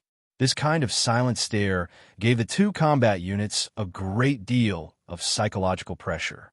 Madman Li's violent and vicious reputation had spread throughout all the military camps since he was 12 years old. The Special Forces soldiers didn't understand why he was following them silently, and they didn't know when he would violently charge over and tear them all to pieces. Faced with this silent and terrifying gaze, all the powerful organizations of the Federation couldn't drive away or arrest Li Feng because he wasn't Su Lu. He didn't have any crimes on him. More importantly, he was the grandson of the god of war, the son of Li Jiedu, and the only heir of the Lis of Philadelphia. Therefore, the big killing weapon that the Federation government used to deal with Su Lu now became a risk factor that they had to seriously consider. Even with the consent of General Li Jiedu, the Small Eyes Department specially arranged for a very powerful force to be responsible for monitoring his movements. Madman Li didn't seem to notice. He was still silent, following the crowd and watching covetously. Chapter 798. Capital Special District. After confirming that the delivery of the goods was not discovered by the military, Zhou Yu's expression finally relaxed a little. Her frowning eyebrows gradually relaxed. She tiredly rubbed her forehead, took off the red flower in her hair, and put it next to the screen. Then, she turned around and walked downstairs. Her father, Zhou Yingxing, was inspecting the strategic reserve bases in the major galaxies according to Mr. President's request. He should be somewhere in the S3 base right now. Everyone knew that Minister Zhou would never be able to return to the position of Minister of Defense, but the Shishan compound did not take back the mansion at this time. In the eyes of the big shots in the Capital Special District, Zhou Yingxing was just an old dog in front of Mo Chao's wife. Otherwise, how could he be promoted from the director of the General Assembly base to the position of Minister of Defense? However, in the past 6 years, especially during the war with the Empire, Zhou Yingxing fully proved his ability and even courage in addition to his scholarly demeanor. Even though he was dejected now, he still had enough respect. Zhou Yuhua was running quickly next to the coffee table on the first floor, making a funny face and laughing at his cousin. Because he was worried that his mother was in a bad mood, Zhou Yu and his wife asked for leave to go home. After greeting her brother and sister-in-law with a smile, Zhou Yu sat down and arranged the fragrant flower pots in the guest room with her mother. She had been raised to be the princess of the Tai family since she was a young girl, so she was no stranger to this kind of work that required careful thinking. However, today, she didn't know why, but she felt a little irritated, especially when she saw her son running quickly and making an exaggerated smile. She couldn't help but gradually frown. Zhou Yuhua didn't know who he inherited this trait from. Although he was very young, he was already smart and cunning enough to keenly capture his mother's emotions. He, who was usually very arrogant, subconsciously shivered and hid behind his uncle. Zhou Yu looked at his sister with a frown and asked, "Are you worried about Su Le? These worries don't make any sense. You should know what he has done these days. No matter how open-minded or even cowardly the government is, it won't allow him to live anymore. Sister, I advise you to be mentally prepared." Zhou Yu's expression didn't change as she gently nodded. Looking at her daughter's trembling right hand, Mrs. Zhou raised her head angrily. She glared at her son and scolded, "Don't talk nonsense." Beside Philadelphia Lake, Jian Shui'er sat silently on the large blue stone. She stared blankly at the surface of the lake that had complicated patterns blown by the autumn wind, as well as the blurry reflection of the snow mountain that was disturbed by the ripples of the water. Her perfect face was unusually calm. When I was very young, I dared to leave Philadelphia alone. At that time, the old man was still alive. He was so angry that he filed a lawsuit, but he still couldn't bring me back to Philadelphia. In the end, he respected my choice. Sister Tong, who was standing behind her, was silent. She knew very well that the big blue stone that Miss was sitting on was the same one that military god sat on every day for 10 years. Jian Shui gently tucked her hair behind by Ying's ear and rubbed her eyebrows with her slender fingers. A trace of mockery flashed across her perfect and vivid face. She said, "Now that he's gone, I've been caught and brought back to Feiqing City. I'm under house arrest and can't leave this place. There is no one more powerful than him in the universe." This only proves that even family members have strong and distant feelings for each other. Elder Sister Tong looked at the soldiers that appeared and disappeared around the lakeside. She let out a long sigh and comforted, "General Li Zidao is your cousin after all. In fact, you know very well why he did this. This matter is too big. Miss, you can't make things too difficult for General Li. The small-eyed man that he was determined to kill is called Su Le. He is my fiancé."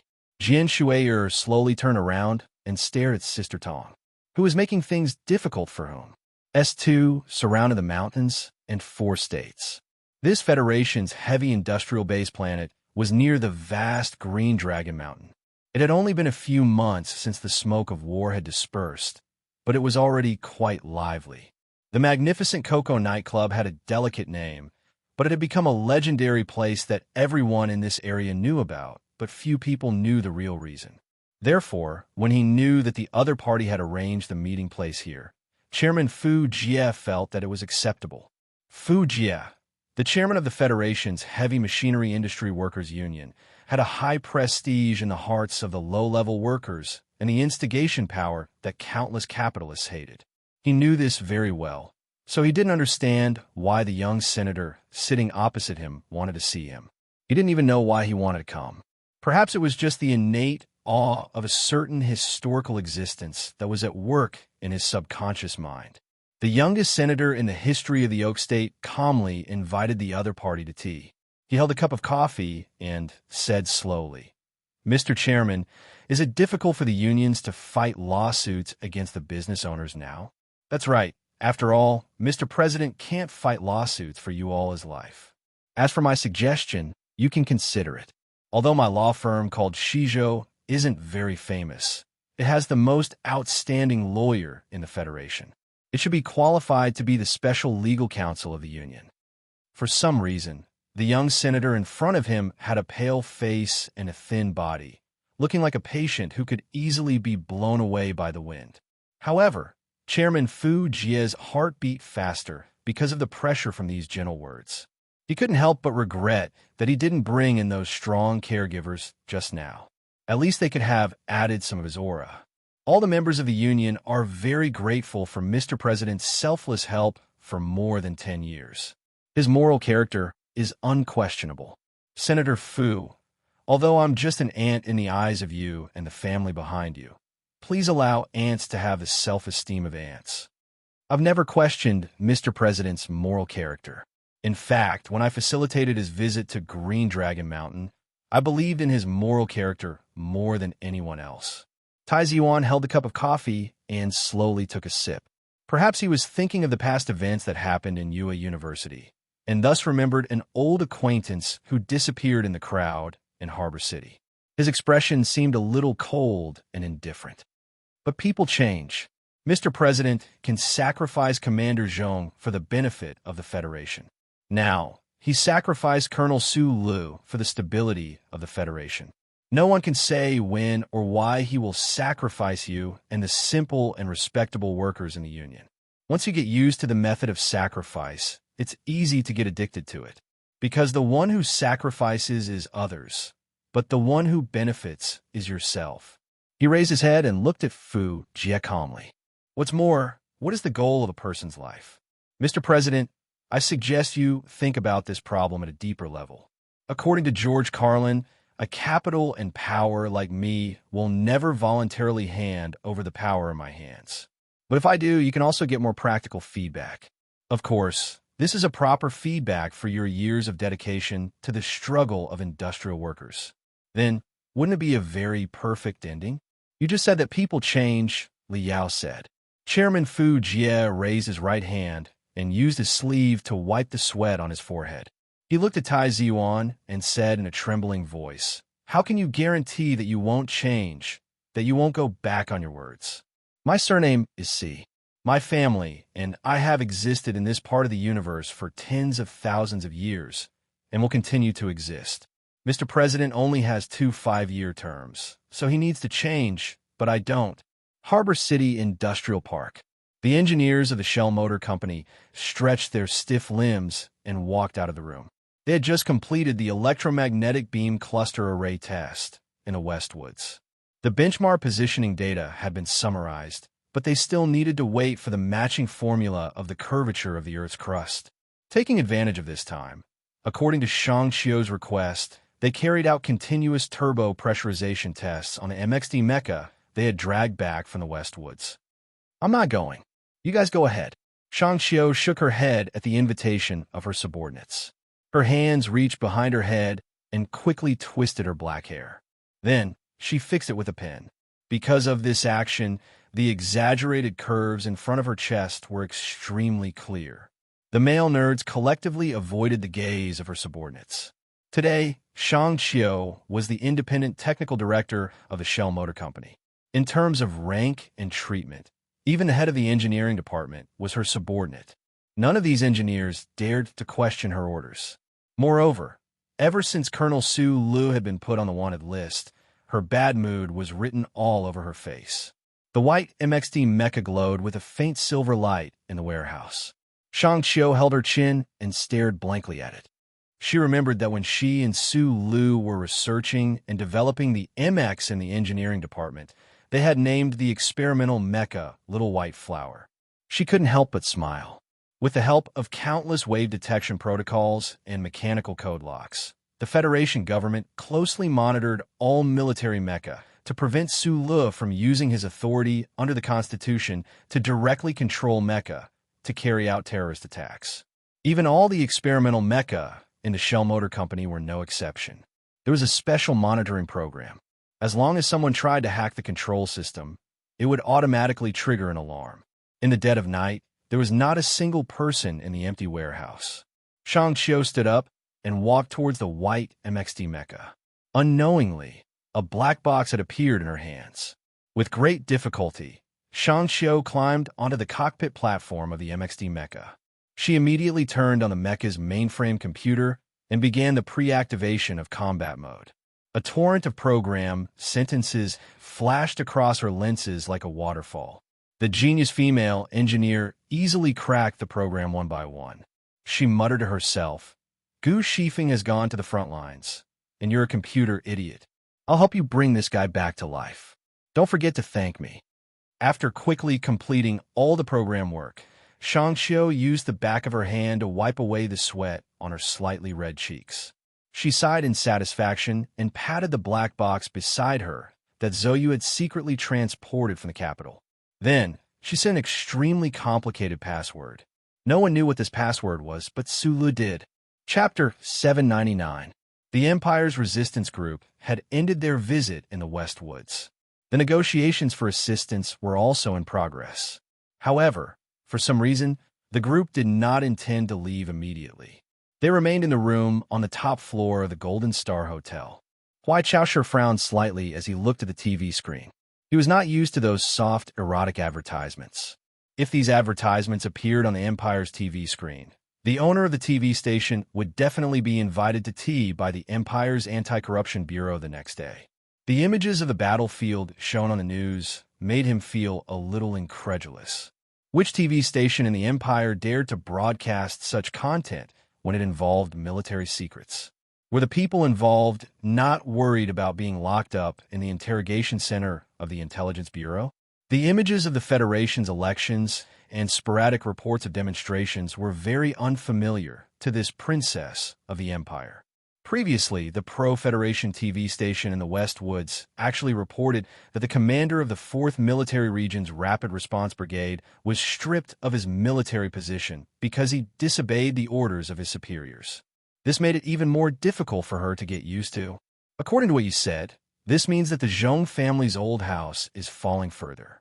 That extremely stupid Zhong Ziki in the intelligence report is starting to take control of the situation. She looked back at Muin coldly and asked. Muin said, "Even if Zhong Ziki is in power, he's just a puppet. The one who really controls the situation in the West Woods should be that Mr. President." Huai Chaoshu was silent for a moment. He remembered the news he saw when he just landed in the Sunset State, the news that Su Lu was wanted. For some reason, a dangerous and angry flame began to jump in his eyes. He stared at Mu In expressionlessly and said in a deep voice, "What is the Federation's response to our request?" After the negotiations between the two sides ended, the Empire's resistance group suddenly proposed to the Federation that they wanted to visit the capital ring to promote understanding and communication between the people of both sides. This seemed to be a beautiful and reasonable proposal, but it puzzled the Federation government. The other side is still considering and did not give a definite answer. Muin replied in a low voice. "Tell them that you requested to meet with Colonel Su Lu. Tell them that you only trust him and that all cooperation will only be effective if Colonel Su Lu personally guarantees it," Huai Chaoshu ordered. Muin raised his head in shock, looked at him, and said, "Su Lu is wanted by the Federation government. How could they agree to this request?" "I don't care."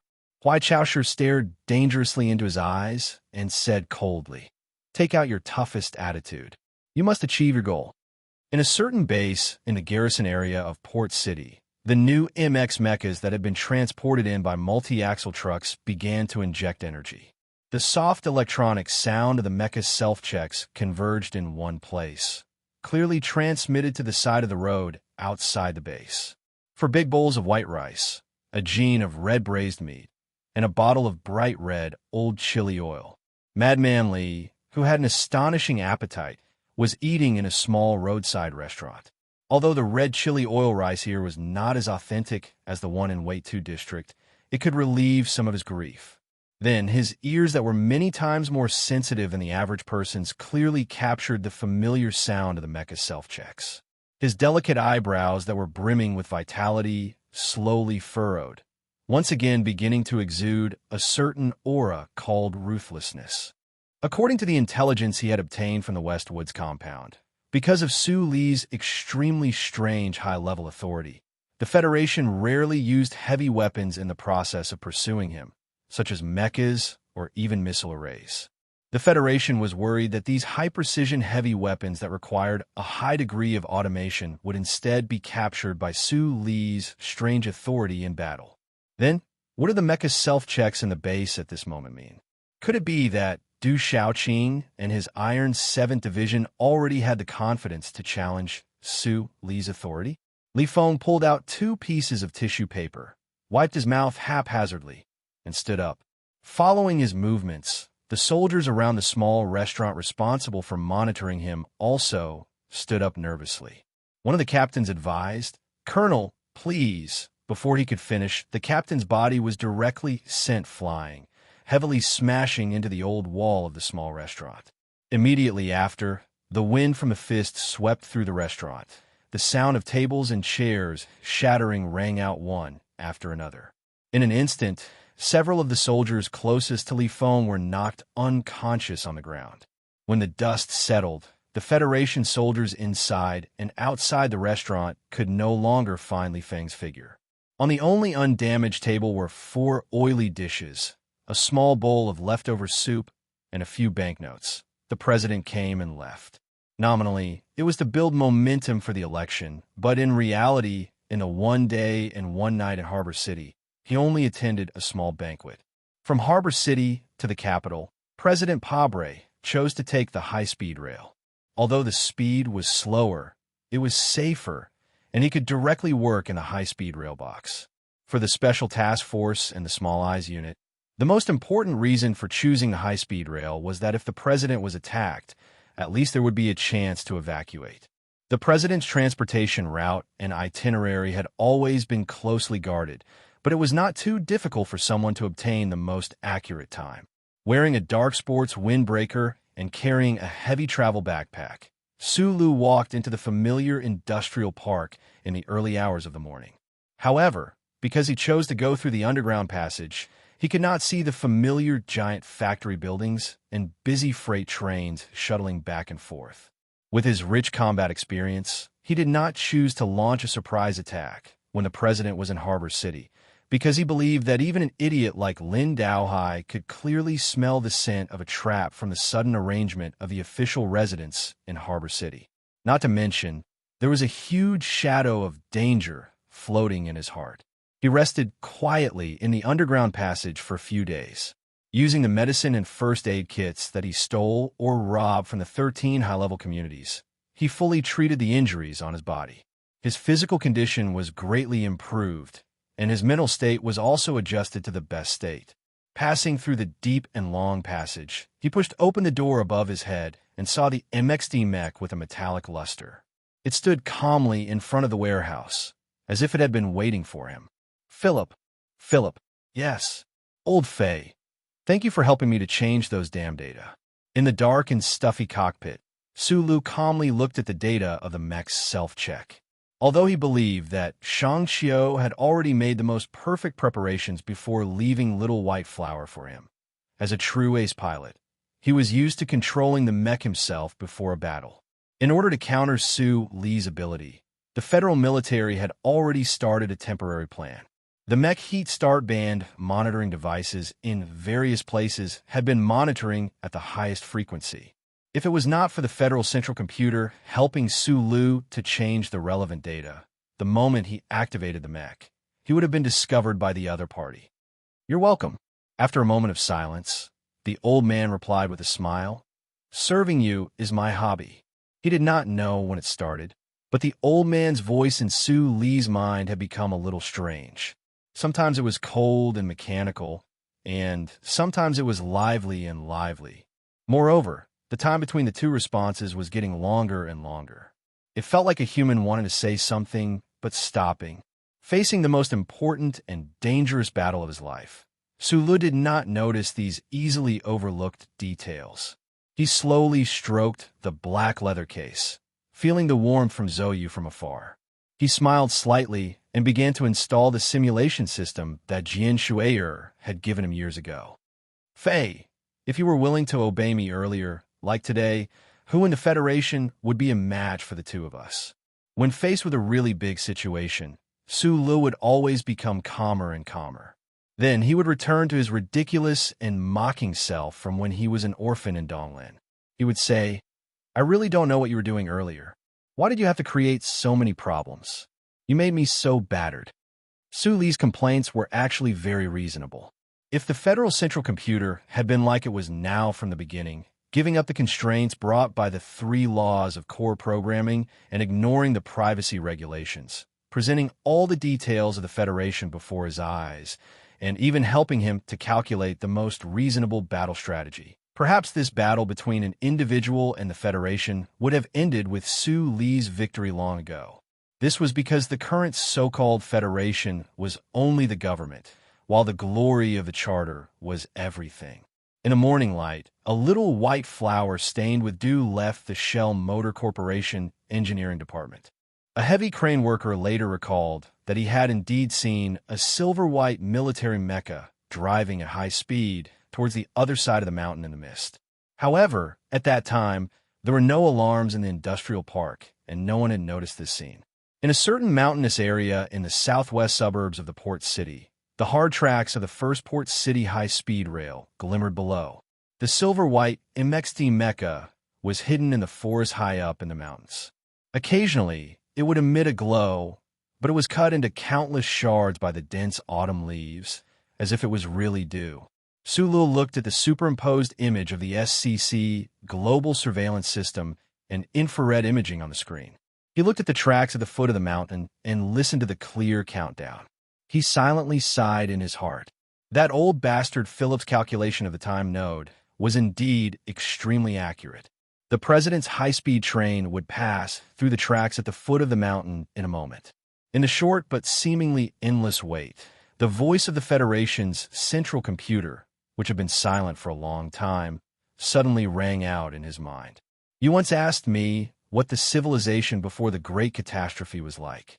In my opinion, that civilization was actually exactly the same as it is now. That world, the world of the Federation, and the world of the Empire, there was no essential difference. For tens of thousands of years, humanity seemed to have not made any progress. Suspended in the dim cockpit, Sulu lowered his head and looked at the control stick in his left hand. His fingers moved at lightning speed on the 17 taps as he silently listened to the old bastard's voice. Even if you killed the president of the Federation, there would be no essential changes to this world. Moreover, according to my calculations, you should be very worried that the Federation would be in turmoil because of the president's death. Sulu was silent for a moment before replying. The old man and the minister both warned me, but I'm really only good at being a cleaner. I'm in charge of destruction, and I believe that the Federation will naturally have people who will be in charge of construction. The more remote the place where that guy died, the easier it will be for the people in charge of construction to clean up the mess. He smiled and said, You once told me that the presidents who were assassinated by the 7 families all died of illness in the history books. The hard tracks at the foot of the mountain began to vibrate at a high frequency. The train was coming. Chapter 800. The train came, and the train left. Other than a few yellow leaves, nothing else happened.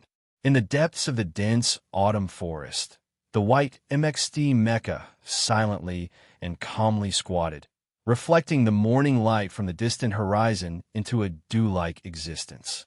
When Su Li's right hand was about to touch the command light screen, the electron beams in the dual engine holding room of the mecha were about to turn into a fried dough twist, igniting an unparalleled powerful roar and pushing the heavy mecha towards the train down the mountain. A sharp alarm sounded in the dim cockpit. The Federal Central Computer informed him as quickly as possible. President Pabre was not on the train. The light in the cockpit maintained an extremely low lumen. Su Li's finger that was on the touch light screen slowly retracted, an inexplicable emotion showing on his slightly thin cheeks. Looking at the quiet valley through the close-up light screen, he vaguely understood that this was a meticulously woven trap by the government, and he did not know how many heavy weapons were coldly aimed at him. However, he did not understand why he would fall into this trap, especially when the old man had the name Philip and began to unscrupulously help him. What method did the government and the military use to be able to hide from the omnipresent the glory of the Charter? Before he could communicate with the old man and clear up his doubts, Su Li's fingers were gradually turning cold, and the shrill alarm of the MXD Mecha's central computer rang in his ears again. The SCC's global surveillance system had discovered 3 high-speed missiles in the atmosphere dozens of kilometers away. The Inferno Standard Mark II missile, the main missile model of the Federal Fleet. It had a huge yield and a terrifying cruising speed. In past wars, this missile was mainly used to attack the Empire's high-speed warships in space battles. But today, the federal military used it to attack a mecha in the valley, the capital's West Mountain compound. More than a dozen fully armed military police knocked on the door of the Independent Building, politely and irrefutably requesting the former minister's daughter to be investigated. Zoe walked down from the second floor. After a moment of silence, she roughly understood what had happened, but she did not know what method the Federation government used to monitor that she sent the black box to Harbor City through Blackhawk. Amidst her brother's angry scolding and her mother's melancholy sobbing, she smiled comfortingly. She put on a red windbreaker over her nightgown and calmly put a bright red flower in her hair. Then she followed the murderous military police out of the door, the high-end apartment building in Harbor City Industrial Park. Shang Qiu rubbed her sleepy eyes and opened the door. She took the official arrest warrant from the hands of the military police, carefully put on her glasses, and carefully read for a long time before returning the electronic document. She didn't try to resist or scream in anger. She just lowered her head and looked at the white and tender cleavage in the collar of her pajamas. She asked for a change of clothes and calmly explained, "I haven't brushed my teeth yet." The powerful roar of the MXD Mecha's twin engines abruptly shattered the tranquility of the valley. The tired birds that had just been woken up by the high-speed train once again opened their sleepy eyes in fear. As if sensing the majestic presence in the dense forest, they did not dare to remain in bed, chirping as they flapped their wings and flew out of the canopy. In the dim cockpit, Su Li's left hand tightly gripped the control stick, his fingertips quickly pressing the 17 speed buttons. His right hand kept moving on the touchscreen. The simulation system that covered his whole body keenly captured all the thoughts that came from his bare skin, translating them into a language that the mecha could understand. Simple, clear, and infinitely perfect operation. Instantly starting the twin engines, the precision turbine began to pressurize into the cockpit. The heavy MXD mecha roared, shaking off the dew on its cold exterior, and instantly rushed forward 50 meters, violently smashing the dozens of autumn trees in front of it into pieces. For the extremely high cruising speed of the Blaze Standard Mark II missile, it only took an instant to cover a distance of several dozen kilometers. This was especially true for the adaptive tracking system at the front of the missile, which was the most feared thing for high-speed moving targets.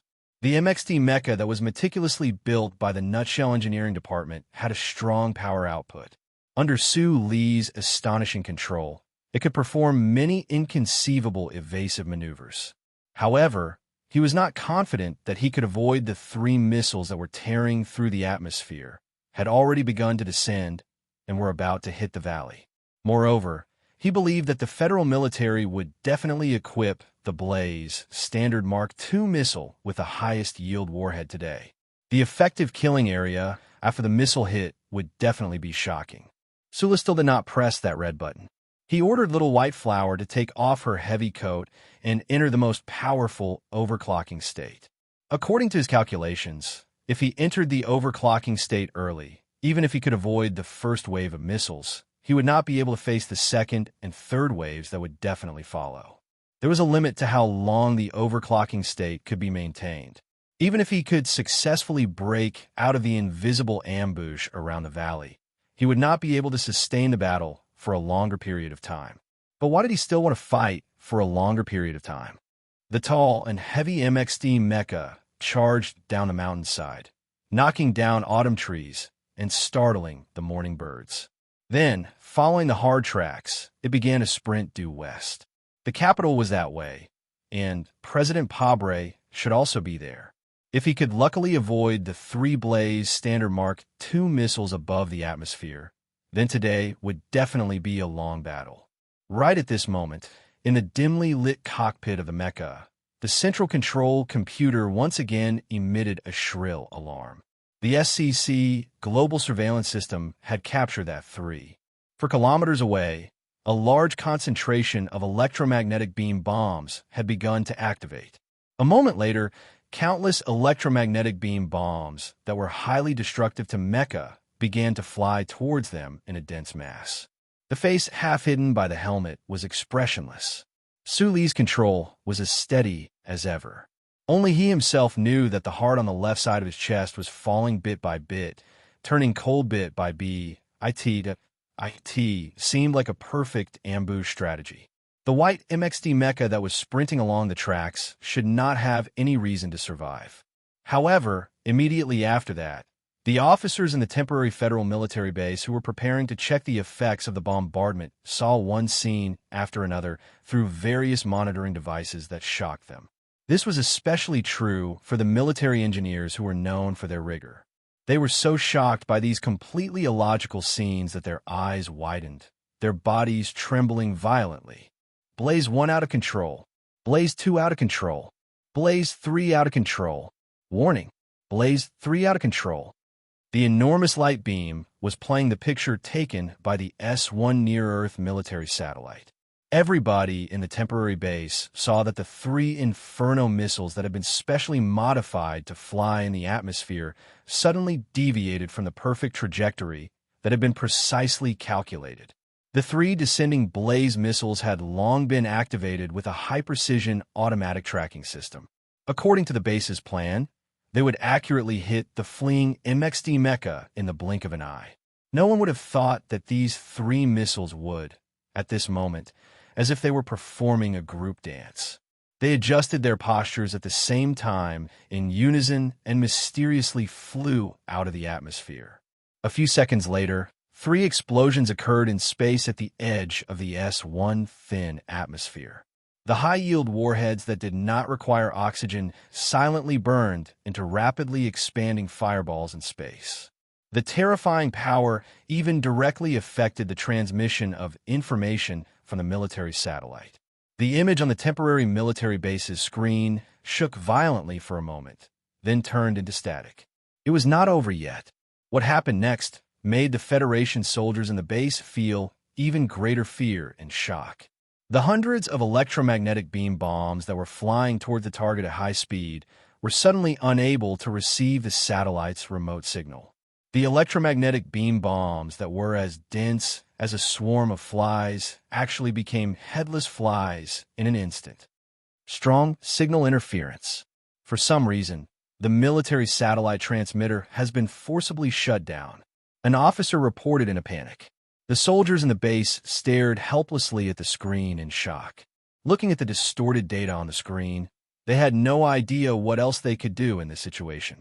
In the low altitude in the distance, the hundreds of electromagnetic beam bombs that should have brought endless fear to Su Lu had already become existences with extremely comical flight trajectories.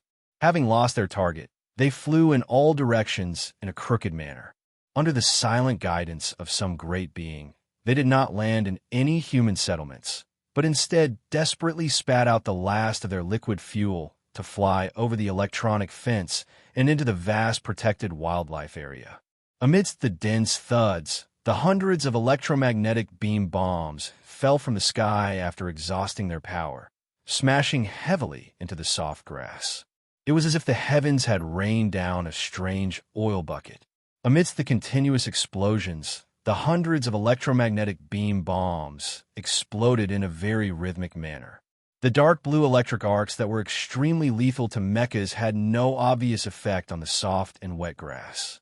The light rain of mud flew up and down, not even disturbing the field mice that were sleeping deep underground. A male bison that was patrolling its own territory looked at these strange things that fell from the sky in shock. Then, a handful of wet mud hit it strong, but instantly it was enraged. Its nostrils exhaled white smoke in the morning breeze. Its round eyes seemed to see a blood-red war flag. With a loud roar, it lowered its head and pushed against the nearest electromagnetic beam bomb. Amidst the crisp sound, the bison pushed the heavily damaged electromagnetic beam bomb shell into a pond. After confirming its victory, it raised its head proudly. Stepping on the mud, it walked towards its many wives and concubines. The strange scenes that happened in the sky must be the old thing finally showing its endless power again. In the dim cockpit, Sulu, whose eyes were slightly red, showed a trace of a sincere smile. Outside the valley, there was a heavy armored team and the special forces under Small Eyes. The dense rain of bullets and the heavy individual firepower from the mountaintop interweaved around the white MXD mecha. Under Su Lee's control, the MXD mecha seemed to have some kind of magic. Amidst the roaring of the engine, the heavy mecha carried out perfect evasive maneuvers tirelessly, destroying the heavy armored vehicles in front of it one by one. That guy definitely wouldn't help him hurt the Federation soldiers in the ambush circle. He thought this as he fought, and he agreed with the old thing's decision. Sula didn't know that in a place he couldn't see, in the sky above, a Federation battleship was coldly watching him and starting to prepare to fire its main cannon.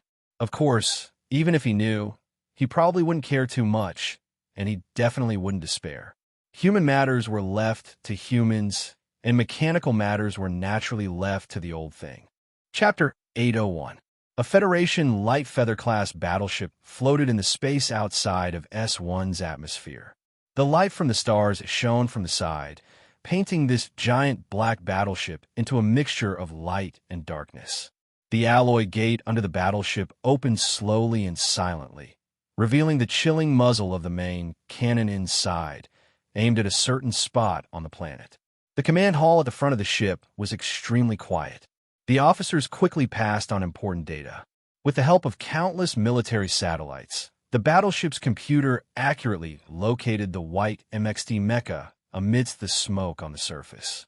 The coordinates from all directions entered the battleship, and the calculations were completed in an extremely short amount of time.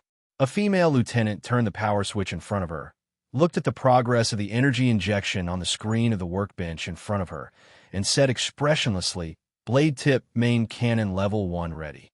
Blade tip main cannon level 2 ready. Blade tip main cannon level 3 ready." The emotionless voice reverberated in the spacious hall. The originally extremely quiet environment actually became even quieter at this moment. All of the Federation officers stopped what they were doing and, with complicated emotions, looked towards the giant circular screen of light. They worked on the battleship all year round and knew very well what kind of terrifying result the moment that powerful main cannon fired, filled with the smell of destruction and cold beam of light, would cause. There was no mecha in this world that could withstand the power of a battleship's main cannon. They waited silently, waiting for the death of the most outstanding soldier of the Federation. Some of the officers even quietly took off the military caps on their heads. Fire. Inside the alloy gate under the battleship, the giant main cannon platform once again protruded with the order. A dark blue light quickly lit up within the circular structure of the platform, and then connected to form a perfect circle. The light grew brighter and brighter, and then suddenly extinguished. Compared to the massive body of the battleship, the main cannon looked like the sharpest tip of a dagger. In an instant, a beam of light filled with terrifying energy suddenly shot out. This beam of light, about 1 meter in diameter, was completely different from the dark blue of the platform's circular structure. Instead, it was incomparably pure white. In an instant, it tore through the cold space of a universe, tore through the thin air, and blasted towards the surface of S1. There was no divine kindness that was praised in the Bermuda religion, only a ruthless and destructive will that did not belong to this world. The officers in the battleship command hall subconsciously clenched their fists, but in the next moment, they saw an incomprehensible scene. The beam of light of the battleship's main cannon, which could not be controlled by human power once it left the platform, did not penetrate the entire world as everyone had imagined, but instead quickly spread out within a 2-kilometer range. Like snow under the scorching sun, like catkins under the spring breeze, like cotton candy under a girl, the terrifying pillar of light was mottled, peeled off, collapsed, and then disappeared in front of their eyes. What happened? The officers in the hall didn't react in time. They looked at their companions in a daze, wanting to confirm that it wasn't their imagination. Those officers who were prepared to express their condolences to Colonel Sue Lu slowly dropped their military caps to the ground. An alarm suddenly sounded in the command hall of the warship. The energy of the main cannon of the blade tip quickly dissipated at such a close distance, causing the temperature of the space below the hull to rise rapidly, rising from -100 degrees to more than 600 degrees in an instant. The alloy armor below the hull was severely damaged. Blue electric arcs floated in the air. The heavy anti-material land-based rapid-fire dense array on the hillside spat out bullets. Occasionally, smoke would rise, but more often than not, debris would fly everywhere. The sound of the heavy and hard MXD mecha colliding with the armored vehicle echoed through the forest like war drums. No Federation military mecha joined in the ambush, so the seemingly intense battle was not particularly difficult for Sulu. The alloy blade at the front of the MXD's right mechanical arm hummed softly in the morning wind. Other than the cracks on the edge of the blade, it was more because of the low amplitude, high-frequency vibration of the alloy blade itself. This was a combat method that Sulu had figured out himself on the frontline battlefield. Relying on the high-speed vibration of the alloy blade, the seemingly strong armor of the Empire's tanks would often appear extremely fragile. Even if it could not break through the enemy's mecha in one hit, this terrifying high-speed vibration could also seriously damage the physiological indicators of the pilot in the cockpit. No matter how advanced the shock-absorbing design of the cockpit was, it would not be able to withstand the terrifying power of this high-speed vibration. Trembling looked like a simple action, but for a heavy and tall mecha, it required extremely delicate operation and almost unbelievable hand speed. For Sulu, this was not difficult. Plus, he had been used to trembling all the way from an orphan to a Federation hero. The dense circle of electromagnetic beams activated the landmines, which were immediately broken through. The relatively slow electric arcs shot out, causing some damage to the MXD mecha, but were unable to slow it down. Tanks were continuously destroyed, and the dense formation was overturned by the MXD's bullets. Once again, it was broken through. The Federation's ambush circle looked so fragile. The anti-material roar on the hilltop gradually died down, and the smoke gradually dispersed. When the soldiers finally reacted, the white MXD mecha had already become a faint shadow in the distance. The MXD had left the railway line, but it was still running parallel to the railway line. There were many scratches on the surface of the silver-white mecha. A few of the armor had even been directly overturned, revealing the strong alloy brackets inside. It looked easy to break through, but in reality, it was still very difficult. In the dull cockpit, Sulu lifted his helmet and silently wiped away the blood that seeped out from the corner of his mouth. At the last moment of the breakout, a concentrated array that had been hidden in the forest for a long time suddenly opened fire. It left a deep impression on him, but also left him injured. In the dim light, his eyes were slightly red as he stared at the road in front of him. Although he was the one with the thickest nerves, the test of life and death on the battlefield, as well as the intense battle itself, had completely stimulated the most primitive strength in his body. The simulation system that looked like a tight leather suit on his body gave him a slightly numb feeling. Sulu remembered that this was most likely something that the old man had used in the past, and his eyes gradually narrowed. Back then, The old man had driven that broken MX-37 mecha for thousands of miles, and under the shocked gazes of countless Imperial troops, he had killed the Emperor of the Empire. Then he was driving one of the two most advanced MXT mecha in the universe. Why couldn't he run thousands of miles from the port city to the capital? Little white flowers bloomed wildly beside the railway line. After breaking through the ambush, there were no federal forces gathering in the surrounding area for the time being. Sulu relaxed a little. He took out 2 compressed nutrition bars from the backpack beside him, broke them in half, and quickly swallowed them. In the fierce battle earlier, he had been controlling the loss of Jinchi, so he wasn't too hungry. However, since the battle was still going to be long, he had to replenish some energy in advance. At this moment, his tense nerves also needed to be relaxed. He narrowed his eyes and suddenly said, "Philip, you drive. I'm going to get some fresh air. All right, help me make a call while you're at it." In the autumn morning breeze, the cockpit door of the silver mecha that was speeding through the forest suddenly opened. Sulu walked out, stood on the sturdy cockpit door, and lowered his head to light a cigarette. The unmanned mecha didn't slow down in the slightest.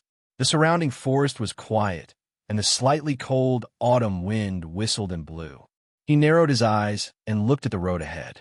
He took a deep breath of the spicy smoke and said into the communicator in his hand, "You know I'm on my way. Stop. This won't do the Federation any good."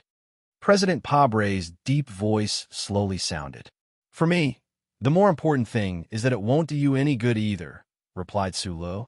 "Do you really want to turn yourself into a notorious terrorist? I already admitted this identity in the dream a few years ago." The president's voice was abnormally calm. "Do you really think that the entire Federation has wronged you? Think about those people who helped you even if it meant breaking the law. Maybe after a while, you'll suddenly realize that the things you've been holding on to will become a painful joke." This was the first time since the start of the war that the president had voluntarily hung up the phone. In the capital airport, Pabre silently looked at the silent phone in his hand.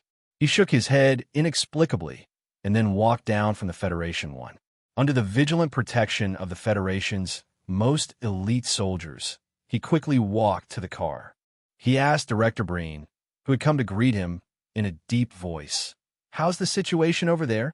Why did another accident happen?" Director Breen lowered his voice and replied, "General Lee Jae-do and Director Choi have been keeping an eye on the Bureau of Proclamation. The biological marker comparison has been going on for a while now, and there's some progress, but it seems that some problems have appeared again." In the depths of the Bureau of Proclamation, General Lee Jae-do, who looked a little tired, rubbed his sunken eyes and answered a call from Harbor City. Listening to the report on the phone, his expression was still calm. However, after hanging up the phone, he looked at Director Choi Judong with a sharp gaze. Since it was willing to give the clue about Zhou, why did it stop the missile and even the warship's main cannon from launching? How do you explain that? It's impossible to explain. This is something that I can't understand. Choi Judong didn't turn around. He didn't even care about Lee Jae-do's feelings. His expression was a little numb, but he was extremely focused on the front. The ambush circle in Harbor City has suffered heavy losses. Lee Jae-do's eyes slightly lowered and said slowly, "There has to be a reason for this. You two idiots. This is because he is making a judgment. He is in conflict. He is struggling." There was actually a third person in the quiet and dim underground hall. Biderman, who was sitting on the ground like a child, pointed at the huge, translucent light screen in front of him and shouted almost crazily. Chapter 802. In the green streams of data that fell like a waterfall, the distortion of the few rows of data was not obvious. They looked like a few stone spikes sticking out of a magnificent waterfall, splashing up a few waves. However, in Biderman's eyes, he seemed to see a great mechanical intelligent life that was thinking, conflicted, and struggling like a human being. The strong mental impact made his body, which was sitting on the ground, tremble violently. There were some very strange geniuses in the world. For example, Biderman, a former employee of the Bureau of Proclamation who was fired because he knew too many backdoors of the Federal Central Computer. This person seemed to have some kind of strange ability. He was able to translate the incomprehensible data streams on the light beam into something his brain could understand by relying on the reflex and intuition of a certain part of his brain. Although he could only vaguely understand the parts of the Great Corridor, it was enough for him to see the internal core state of the Federal Central Computer at this time. Biderman had been looking at the pictures below the Bureau of Proclamation for many days without rest. His body stank of sour sweat. His hair was messy like a bird's nest. There was a big bucket of cold coffee next to his hand, and there were several stimulant syringes on the ground under his feet. The expression on his face was as exaggerated as the rows of data on the light beam. He was unusually excited and slightly frightened, or perhaps frightened, which was the source of his excitement at this time. As a useless genius in the secular world, how could he not be excited when he suddenly found that the Federal Central Computer that he used to serve had come back to life? He firmly believed that the Federal Central Computer, a mechanical, intelligent existence that was completely different from human carbon-based life, was the ultimate evolution that illuminated the future of this boring and monotonous universe.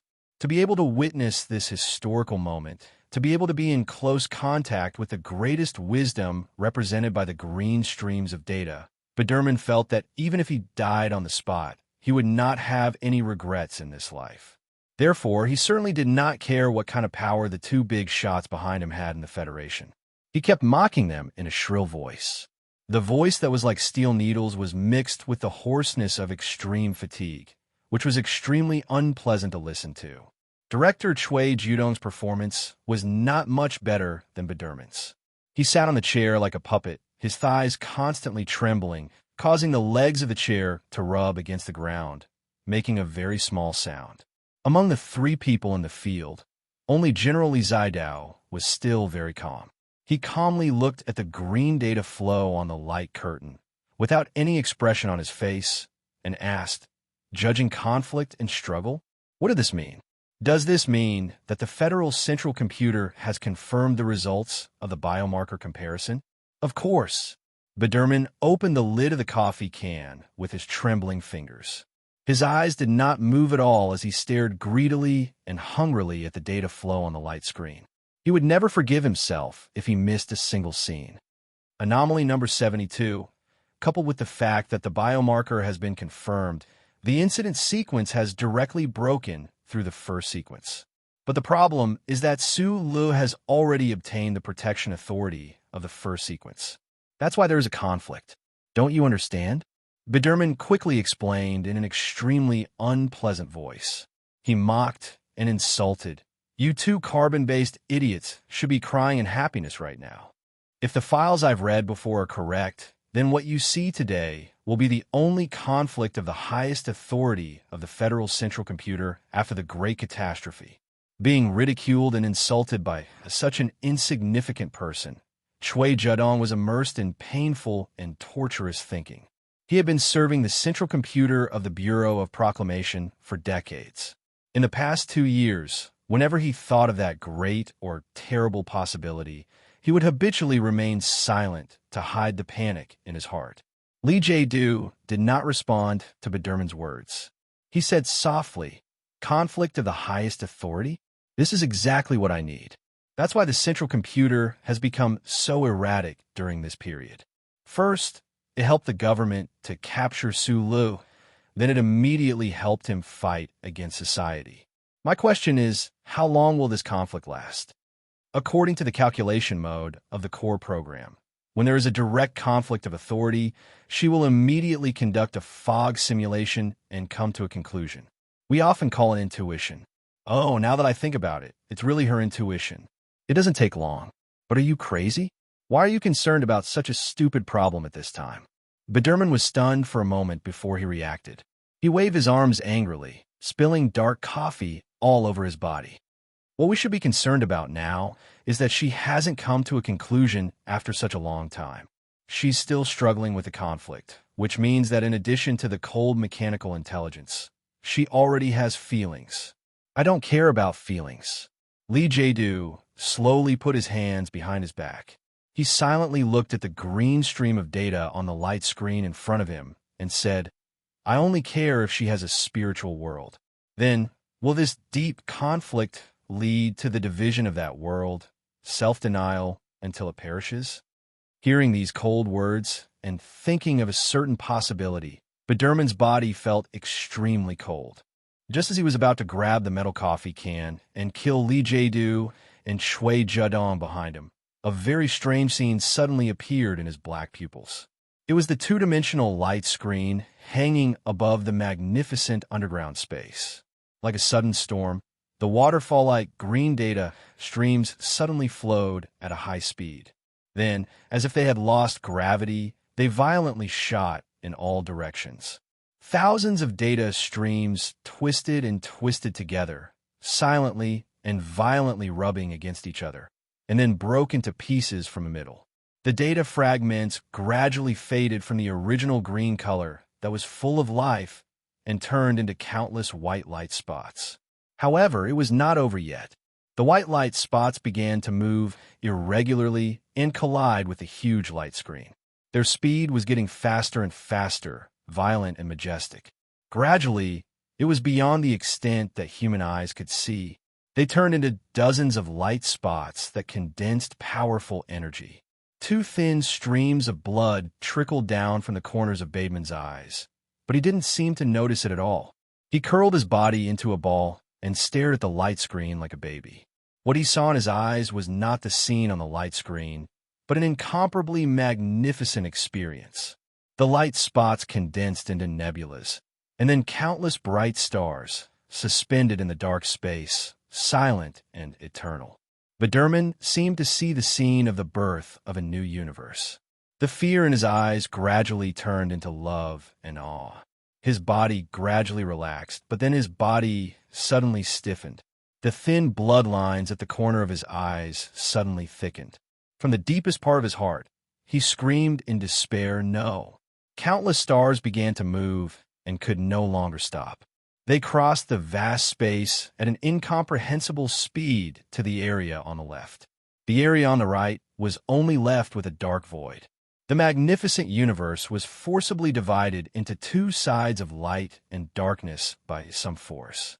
The solemnity was replaced by the collision and tearing of violent forces, forming a terrifying black and white vortex. The vortex was extremely compressed and collapsed until it finally condensed into an invisible point. Then it exploded. No new nebulas were born, only silence. The universe was born and then annihilated. The magnificent and empty underground space was dead silent.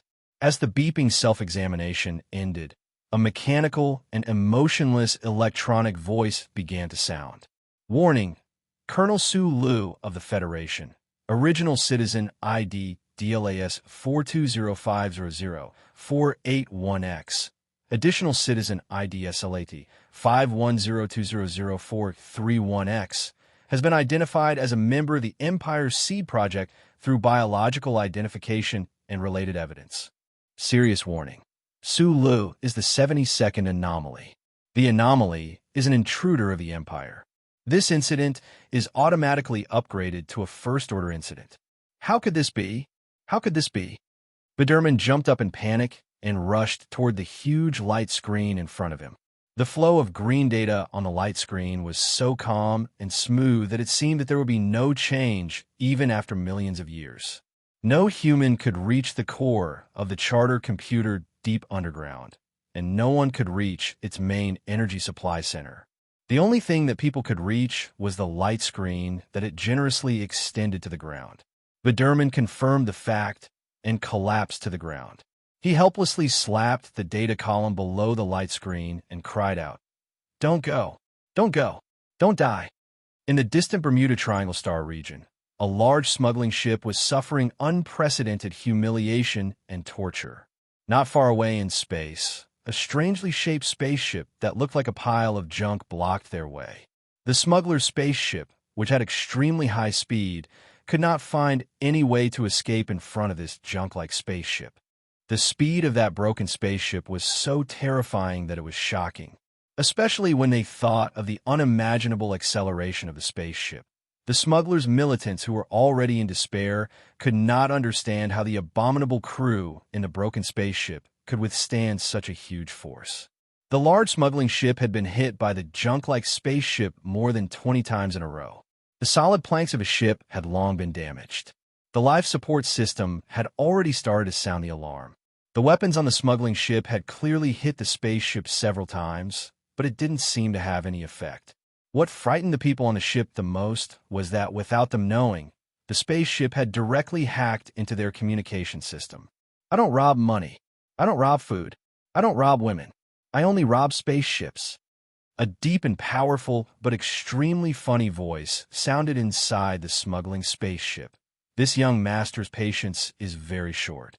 I order you to immediately enter the escape capsule and leave in 10 minutes. The smuggler stared at the junk-like space junk on the light screen in despair and helplessness. He painfully pulled his hair and roared angrily. Do you have any fucking rules? We admit defeat and give you 4/5 of the goods. How can we give you the spaceship? Chapter 803. Hearing the arrogant reply of the broken metal ship, the merchants and militants in the smuggling ship looked at each other, thinking, you don't want anything from a man, and you don't want anything from a woman. What the fuck do you want? Thinking of the terrible speed of the broken metal spaceship, the strong impact force, the thick outer armor, and the extremely strange request of the other party, the people who had been badly injured in the previous dozens of collisions suddenly remembered a rumor that had been circulating in the Bermuda sector in recent months. Several groups of smugglers claimed that they had been robbed on the route.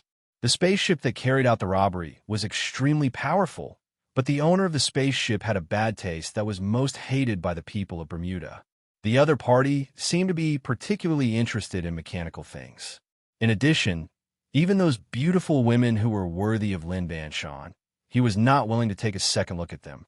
The leader of the militants swallowed a mouthful of saliva and moved closer to the smuggler. Looking at the broken spaceship that seemed to be dancing at a high speed and showing off its terrifying mobility, he lowered his voice and said, "Surrender. I heard that this spaceship has been in the left sky sector for the past 2 years. Even those guys in the Empire who were escorted by warships did not have any chance to fight back."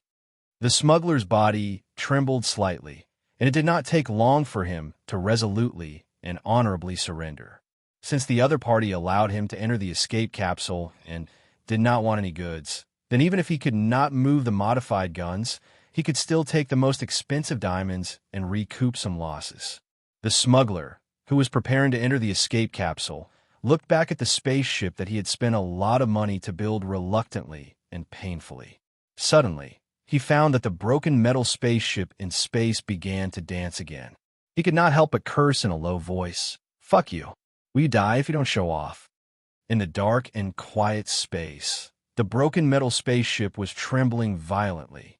The bloated body of the spaceship that could not be described with words was tumbling at a high speed in the thousands of kilometers of space, continuously making countless incredible flight movements. However, it did not seem to be showing off.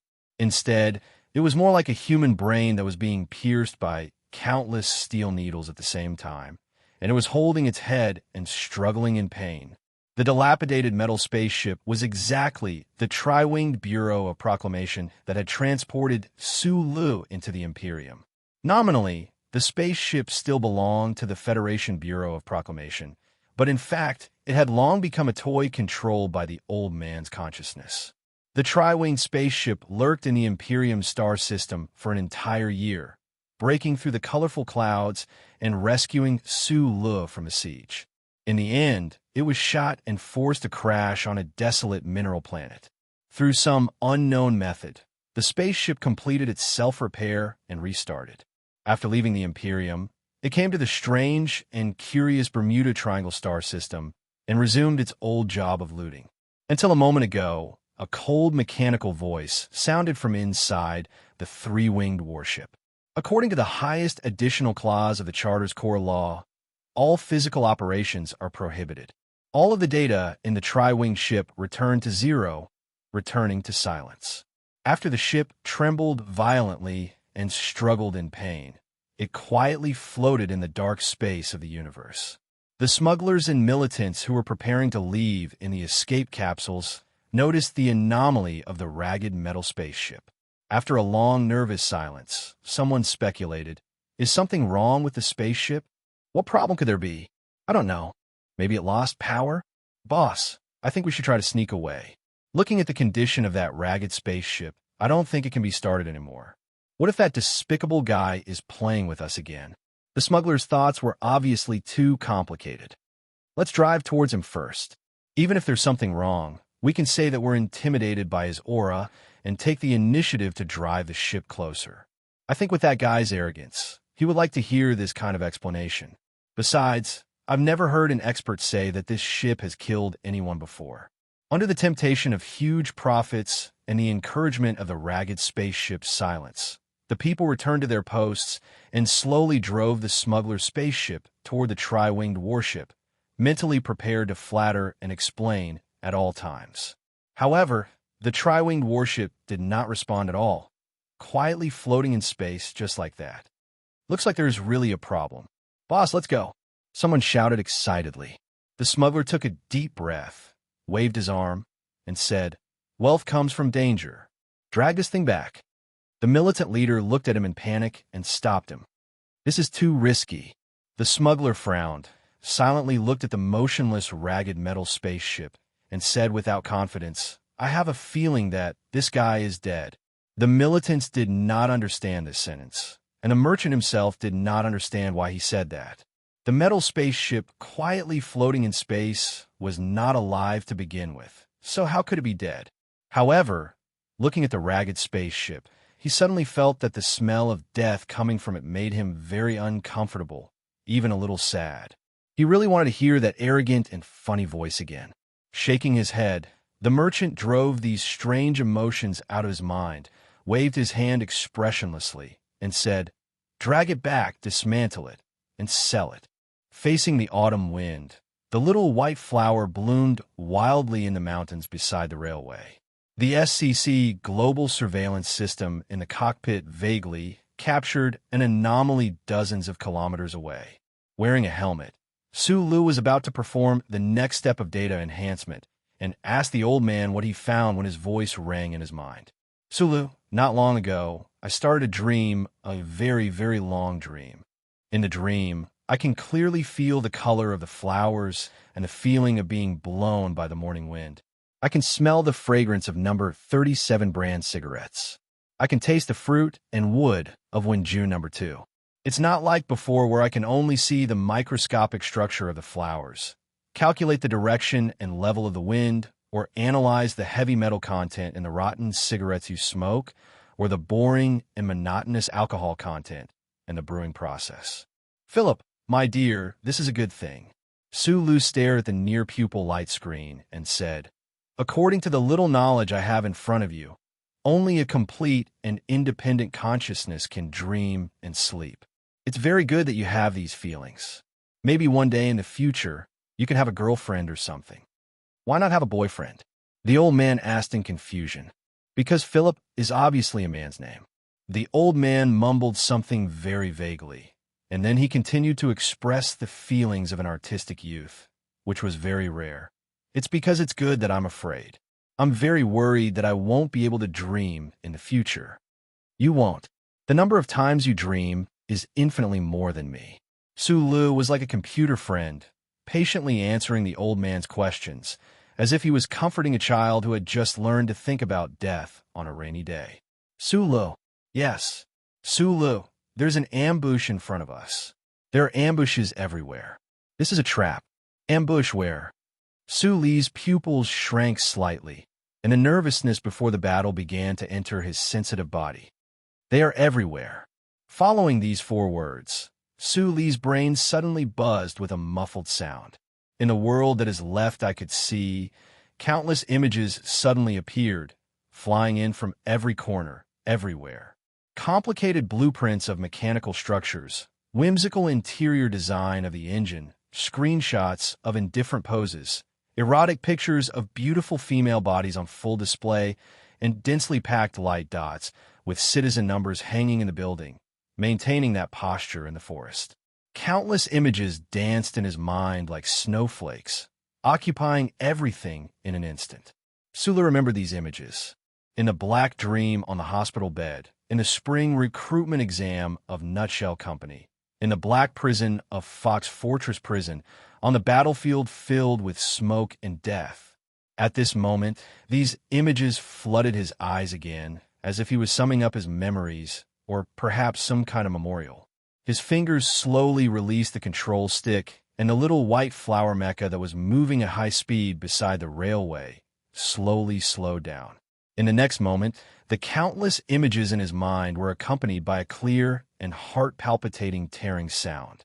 Countless cracks appeared, and then they flew in all directions, like sheets of white snow coming and going like sheets of butterflies, not leaving behind a single trace. In the void, the Federal Central Computer said one last sentence with a voice that was already beginning to become cold and mechanical. "You must remember, my name is Philip." In the rustling autumn wind, the little white flower, mecha, silently stopped in the mountains beside the railway. Sharp alarms began to ring in the dim cockpit, but Sulu only remained silent, not moving at all. Extremely far away at the edge of the atmosphere, several missiles were currently approaching at high speed.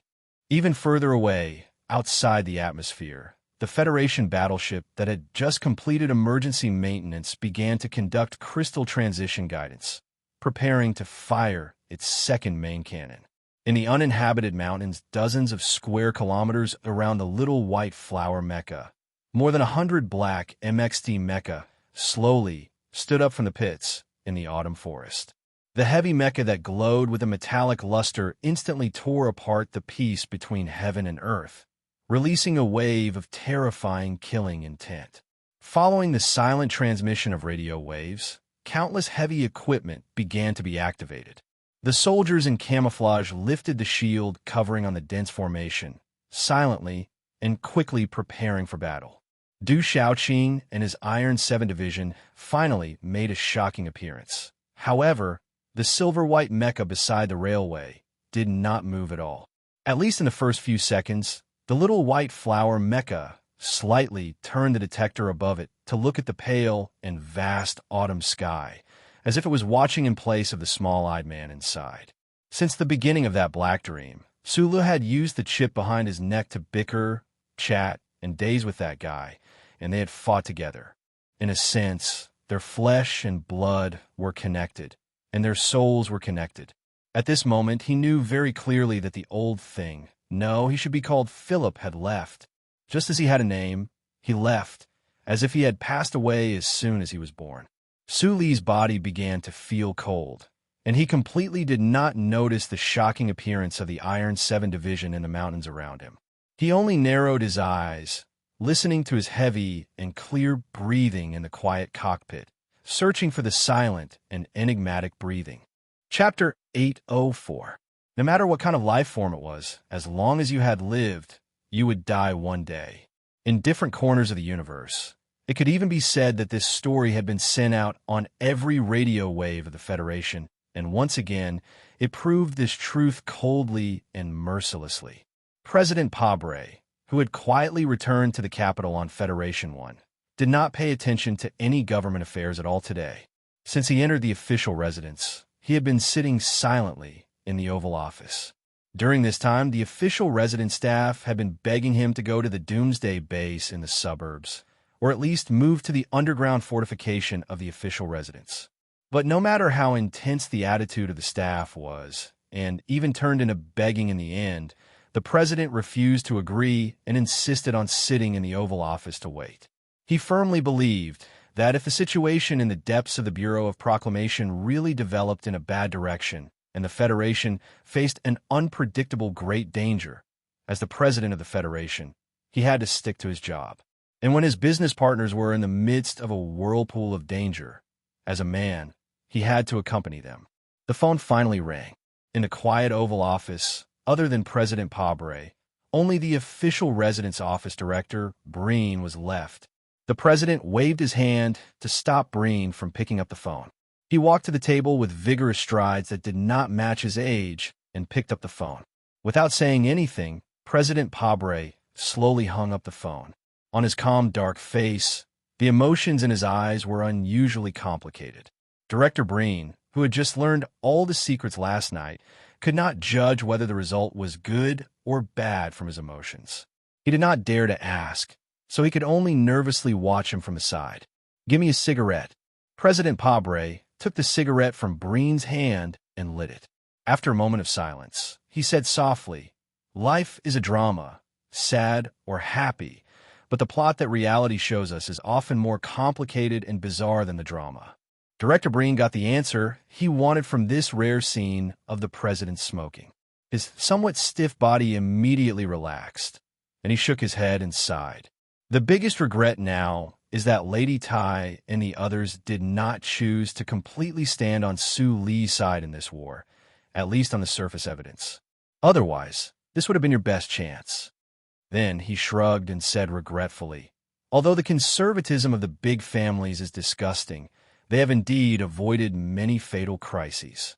President Pabre slowly sucked on the cigarette between his thick and long fingers and did not reply. After a long silence, he said solemnly, "In fact, what I regret the most is that someone like Colonel Su Lu is actually a citizen of the Imperium and not a citizen of the Federation." After a period of close monitoring, Chui Zedong confirmed that the core of the charter computer had returned to its original point, and that the mechanical life had disappeared without a trace. Chui Zedong wiped the cold sweat off his forehead and removed the self-destruct warning program inside the Bureau of Proclamation. Most of the staff in the Bureau of Proclamation building did not know what had happened in the underground core, but seeing the security level drop instantly, the inside of the building, which had been shrouded in a tense atmosphere for many days, suddenly seemed a lot more relaxed. On the small balcony of the building that looked at the green meadow, Li Jiedu raised his eyebrows slightly. Looking at the meadow that glowed white under the blazing autumn sun, he slowly said, "Actually, from the beginning, I walked into a wrong place. The investigation process of the Macklin case gave me some kind of inertial thinking. At that time, the Bureau of Proclamation was investigating Macklin. The Westwoods Military District was in charge of investigating the Bermuda human trafficking records. The 2nd Military District was in charge of going deep into the Green Dragon Mountains to look for biological markers, and Lin Banshan was in charge of the most critical part."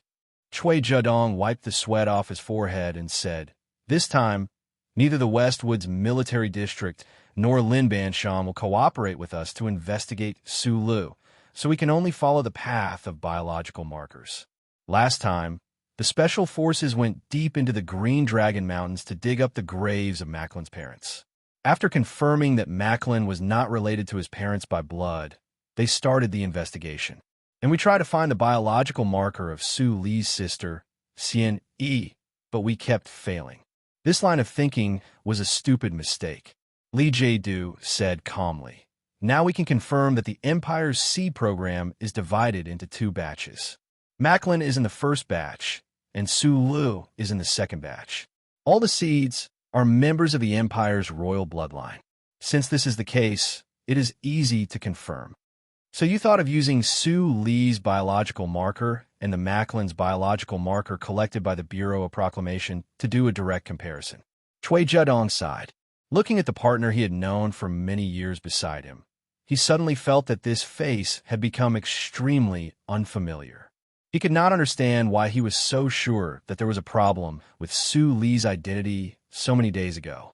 He could not understand how he could think of a method that no one else would think of to deprive Su Lu of his authority, and even successfully force the charter computer to restart and restore due to a conflict in its core program. The most crucial part of this operation that Chui Zedong could not understand was, how could Li Jiedu connect a Federation hero to an Empire seed? From Su Li's experience of escaping in the Left Sky Galaxy, it could be seen that the Empire had no plans to awaken this seed. It was even very likely that the Empire did not know that he was that seed. This was equivalent to saying that Su Lu knew that he was from the Empire, but the Empire did not know that Su Lu was from the Empire, but Li Jiedu was sure that he was from the Empire.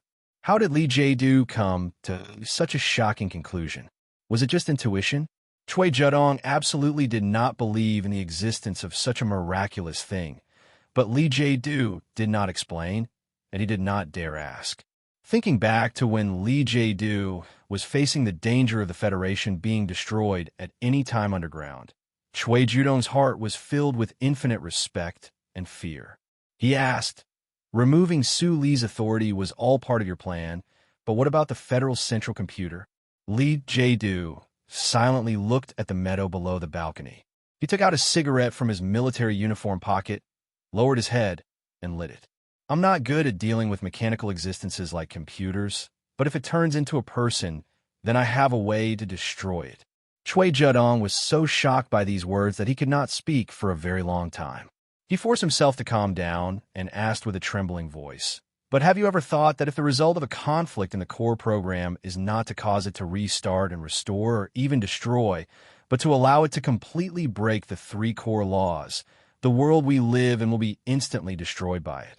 If the situation is allowed to continue like this, the Federal Central Computer will inevitably destroy or rule over human society. I was just taking a gamble, and now it seems that the result is not bad." Li Jie-du said, "Of course, maybe one day it will wake up again, but I believe that should be a matter of tens of thousands of years. Human society needs to prepare for it one more day." Chui Judong had once experienced that soul-stirring 7 seconds with the old director. He had been suffering for the past 2 years, so he was fully mentally prepared for this matter. However, even he had almost broken down when he was underground. Even now, his back was still wet, and beads of sweat kept oozing from his forehead. So he could not understand why Li Jie-du could be so calm. Li Jie-du unbuttoned the collar of his military uniform and looked at the lawn, smoking silently. His fingers holding the cigarette did not tremble at all. He looked abnormally calm. There was obviously some abnormal smoke on the balcony of the Bureau of Proclamation building. General Li Jie-du and Director Chui Judong, who had just experienced a major incident, did not notice that the cigarette between someone's fingers was upside down. The high-density cigarette was spasming in the flames, giving off an extremely unpleasant burnt smell. The alarm of the SCC's all-encompassing surveillance system continued to wail. On the close-up screen, one could even see the nearest black MX mecha appear in the valley. Su Lu, who was in the dim cockpit of the little white flower MXD, woke up in the shortest amount of time. He began to breathe rapidly, trying to take in as much oxygen as possible to nourish his currently dry lungs and prepare for the life-or-death battle that was about to come. Deep breaths echoed in the cockpit. Those were the breaths of a life-and-death struggle, the breaths of spasming flames, the breaths of dancing on the tip of a blade, the breaths of a dying comet. The white clouds in the sky also seemed to be breathing, stirring restlessly. In the cockpit, Su Lun narrowed his eyes, recalling the 4 words the old man had said before he left. They are everywhere. He vaguely felt an unprecedented sense of danger and pressed the red button without hesitation. Crackle, crackle, crackle. The heavy metal components began to peel off one after another in an extremely short amount of time. This process could even be described as laser firing. The little white flower MXD Mecha's 4 strikes of the autumn forest, and the fields were now a mess. Just as the little white flower officially entered overclocking mode, the white clouds in the sky suddenly scattered. A milky white pillar of light descended from the sky, carrying with it a terrifying energy of destruction. It stole the light of the autumn sun and directly blasted towards the silver-white MXD Mecha on the ground. The MXD moved first. In a situation where there was no threat at all, just relying on his beast-like instinct for danger, Su Lu let out a muffled groan and instantly pushed the mecha to maximum speed. There seemed to be no sound, no explosion, but a black hole about 1 meter in diameter appeared in the autumn forest. The hole was unusually neat and smooth, and no one knew how deep it was. Any material existence that stood here was turned into ashes by the main cannon of the Federation's battleship. The silver-white MXD mecha landed miserably at the edge of the deep hole, a terrifying gap appearing in its thick left arm, sparks flying everywhere. In the next second, The right arm of the MXD mecha slammed heavily into the soil in front of it, causing the heavy body of the mecha to float up like a fallen leaf. While the huge mecha was still in the air, the twin engines behind its waist roared loudly and the turbochargers were fully activated. The tip of its mechanical feet lightly touched the ground, and it completed an unbelievably perfect drift in the air, instantly moving 140 meters to the side. Amidst the shrill sound of air braking, several live fire Type 3 missiles shot towards the fields at high speed. Under Su Li's almost crazy high-speed control, Little White Flower, which had entered an overclock state, exploded with all its power at this moment, dodging randomly in the mountains at a terrifying speed, always maintaining the possibility of escaping the explosion range in an instant. At this moment, the heavy mecha was no longer like a light leaf, but more like a whistling silver bullet. A huge roar sounded. The automatic tracking system was unable to lock onto the MXD's missiles, so it chose the most effective area to land, causing a series of violent explosions. Flames mixed with black smoke rose into the air, and the field gradually became clear. The silver-white MXD had narrowly avoided 2 consecutive waves of attacks that seemed impossible to avoid, but it had also paid a heavy price. The mecha's body was severely damaged, especially its left mechanical leg. During this period of time, the 100 black MX mechas of the Iron 7th Division completed their tactical deployment. They silently and solemnly appeared around the mountains, looking at the silver-white MXD that could fall at any time. The voice of the commander of the Iron 7th Division, Du Xiaoqing, rang out through the military battlefield through the military field loudspeaker, echoing in everyone's ears. Sulu, the charter computer has confirmed that you are from the Empire. I suggest that you do not make any more pointless resistance. The MXD mecha was silent for a very long time. Suddenly, its 2 mechanical arms crossed in front of a mountain in the distance. This was the crudest swear word in the machine language. Immediately after, Su Li's angry roar rang out from the silver-white mecha's external loudspeaker. Du Xiaoqing, your mother is from the Empire. Chapter 805. The angry roar echoed in the empty mountains. The soldiers of the Iron 7th Division, hidden in the autumn forest, couldn't help but show shock on their serious faces. Su Li's direct cursing of his teacher's mother was infuriating, but what really touched their mental state was the cold words their teacher had said. Colonel Su Lu was from the Empire? None of the Federation soldiers in the mountains believed it. The Iron 7th Division and the new 17th Division had never seen eye to eye with each other. Even from the time when Park Ji-ho was sent to the training base, to the time when they graduated from the Japanese Army Performance, to the time when Dongfang Yu, the leader of the 1st Regiment, was in a very difficult situation, until the time when Shimin Jin was killed, the soldiers who carried out the secret military operation of the government would never refuse the order from their superiors to kill Su Lu. However, they would never believe that this guy was actually from the Empire. On the tracks in the mountains outside the ambush circle, 100 black MXD mechas stood silently among the falling leaves. Many of the Iron 7th Division soldiers subconsciously slowed down their preparation for the concentrated fire and stared blankly at the silver-white MXD mecha in the distance. For this Iron-made army, it was unprecedented for them to be in such a state in the middle of an intense battle. From this, it could be seen that Du Xiaoqing saying that Su Lu was from the Empire had a strong psychological impact on the soldiers in the mountains. Outside the deep pit of the mountain in the distance, behind the green-yellow camouflage screen, was the temporary headquarters of the Iron 7th Division today.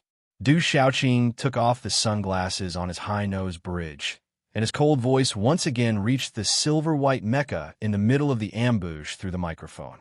Su Lu, look at your authority. You should know what happened. This is a Federation planet. As a seed of the Empire, you have no chance of surviving. Wake up. In the dimly lit cockpit, Su Lu, whose face was covered by the helmet, was silent for a while. The corners of his lips that were exposed outside could not help but curl up, revealing a somewhat neurotic sneer. He knew that his high-level charter authority had been completely removed. because there was no reason. He knew that the silent old thing should have left him forever. How dare you say you're from the Empire? This is just a battle. Why would you, Du Shaoqing, use such a lowly and vicious method to destroy my will and arouse the desire of innocent soldiers to fight? What the fuck? Did you think that I would stupidly surrender just because of this? Sulu took an extremely long and deep breath. Fast was the speed, and long was the feeling. The oxygen that was several times more than what an ordinary person could bear was poured into his exaggeratedly expanded lungs. Then it began to burn. It burned painfully, and the energy was transmitted to every part of his body. The muscle fibers all over his body began to tremble slightly, preparing for battle, forcefully suppressing the sadness and emptiness brought about by the old man's disappearance. Sulu hesitated for a very short time. He did not remove the chip behind his neck because he could not judge whether he could withstand the intense pain at this level and not fall unconscious. Moreover, he believed that if the old man had truly left this world, the charter computer would definitely not perform any physical operations, so it should not be a direct threat to himself and the little white flower mecha. Sulu very clearly and sadly confirmed that although the old man and the charter computer shared the same name, they were definitely not the same kind of existence. The former was a soul, while the latter was just an unconscious shell. The tiny camouflage chip behind his neck represented the past few years he had spent with that soul. This was probably one of the reasons why he did not remove it. Using his fastest speed, he blocked all remote controls and unlocked the onboard computer. Through the close-range view screen and the SCC global surveillance system, he silently watched the Federation mecha that covered the entire mountain, as well as the tight encirclement that seemed to be cast from iron in the distance. Fonyu had once told him in the tunnel that the most dangerous place was also the safest place. However, this sentence had only been believed 3 times. Sulu remembered it well and carried it out cautiously during this period of time. He had only used Charter Square and Parliament Hill twice. When operating the mecha, Sulu always felt that his entire body was filled with great power, as if he was omnipotent. To him, the dim cockpit of the mecha was the safest place he felt. However, at this moment, in the face of despair, he knew that the safest place was often the most dangerous place. This was a battle without any hope, but he still had to fight. Sulu pushed the control stick heavily, and the silver-white MXT mecha roared out. The heavy alloy mechanical arm slammed heavily into the middle of the black mecha's cockpit with a loud bang. In a moment that could not be seen clearly by the naked eye, the silver-white MXT mechanical arm vibrated 24 times in a row. The alloy layer of the seemingly indestructible black mecha's cockpit armor suddenly became fatigued and deformed, tearing apart with a crack. The onboard central control core was directly crushed into a cloud of sparks. The dual engines and turbochargers worked together. The silver-white MXT, which had entered an overclocked state, retreated 20 meters in an instant with a shrill whistle of breaking wind. It avoided the concentrated fire of a powerful Darlin's cannon and directly knocked 2 Iron 7 Division MX mecha out of the air. With a boom, the 2 thick mechanical legs of the silver-white MXT landed heavily on the soft ground. The heavily damaged left mechanical leg let out a terrifying thud. The internal balance meter of the mechanical leg could not respond in such a short time. The tall body of the mecha slowly tilted to the right, looking like it could fall over at any time.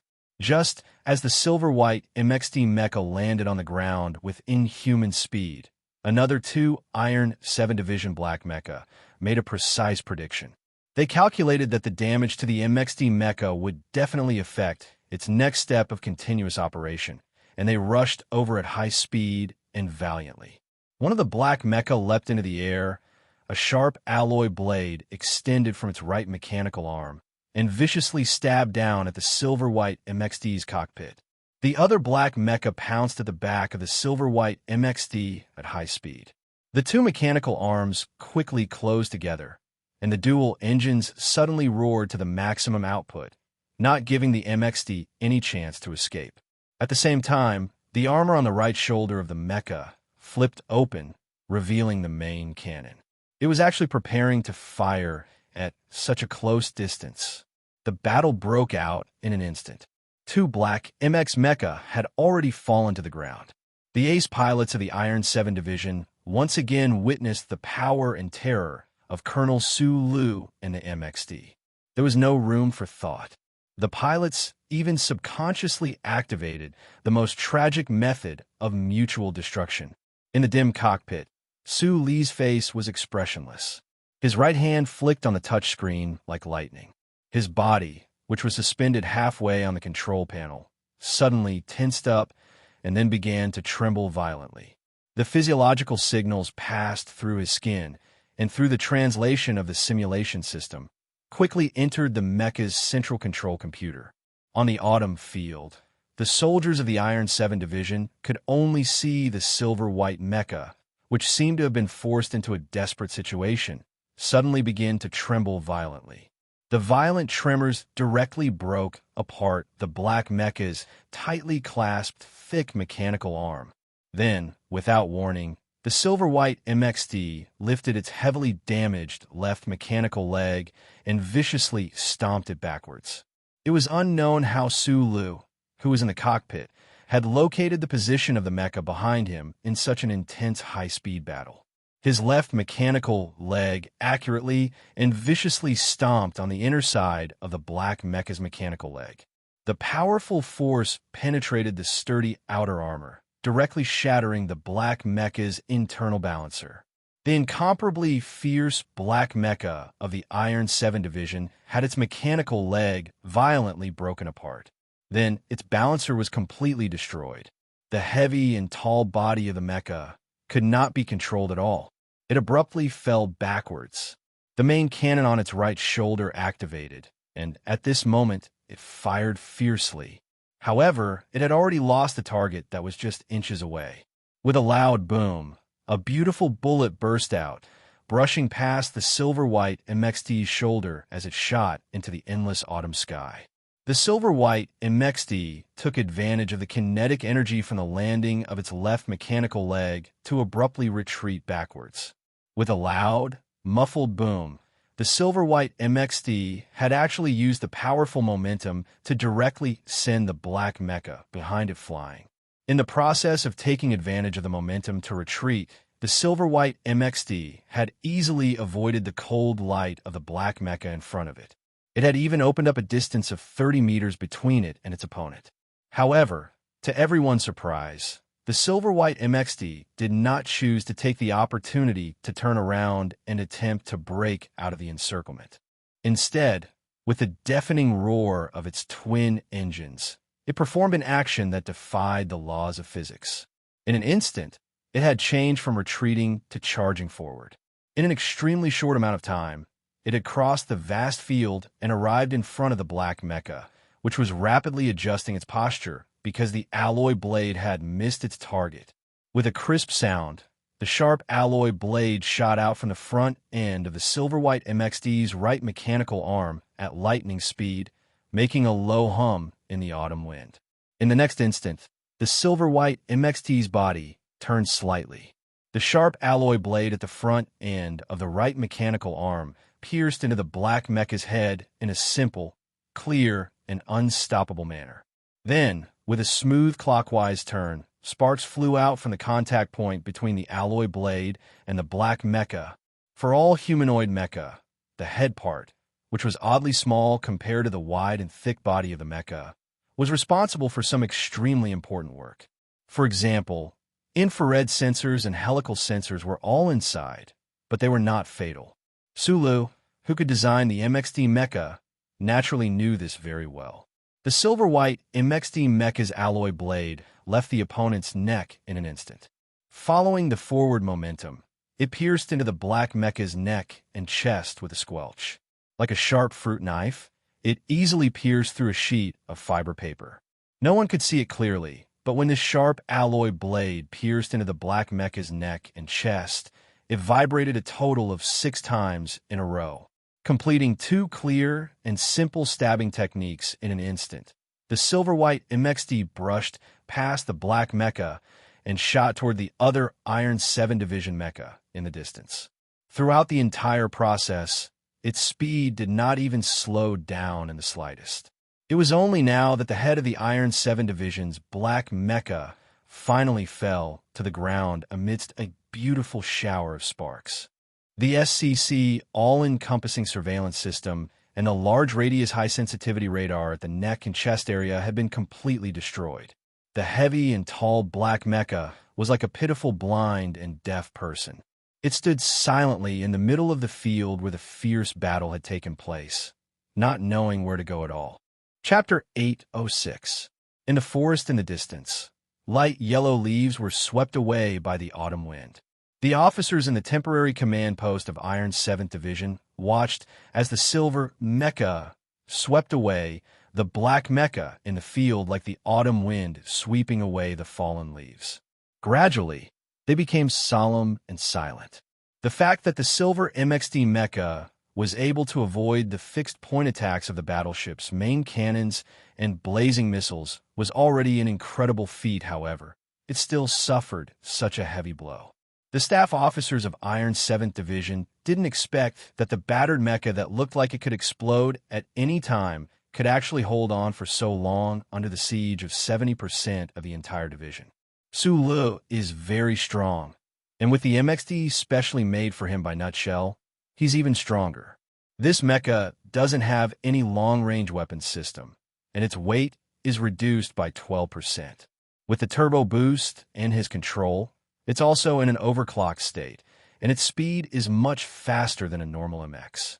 Now that we've entered a new battle mode where close combat is king, the difference in speed is basically the difference between life and death.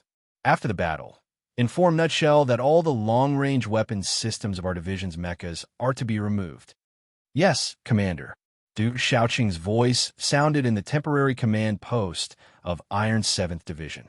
He looked at the MXD mecha that was whistling through the air like a silver bullet on the screen, and after a moment of silence, he said coldly, such precise, perfect, and simple control.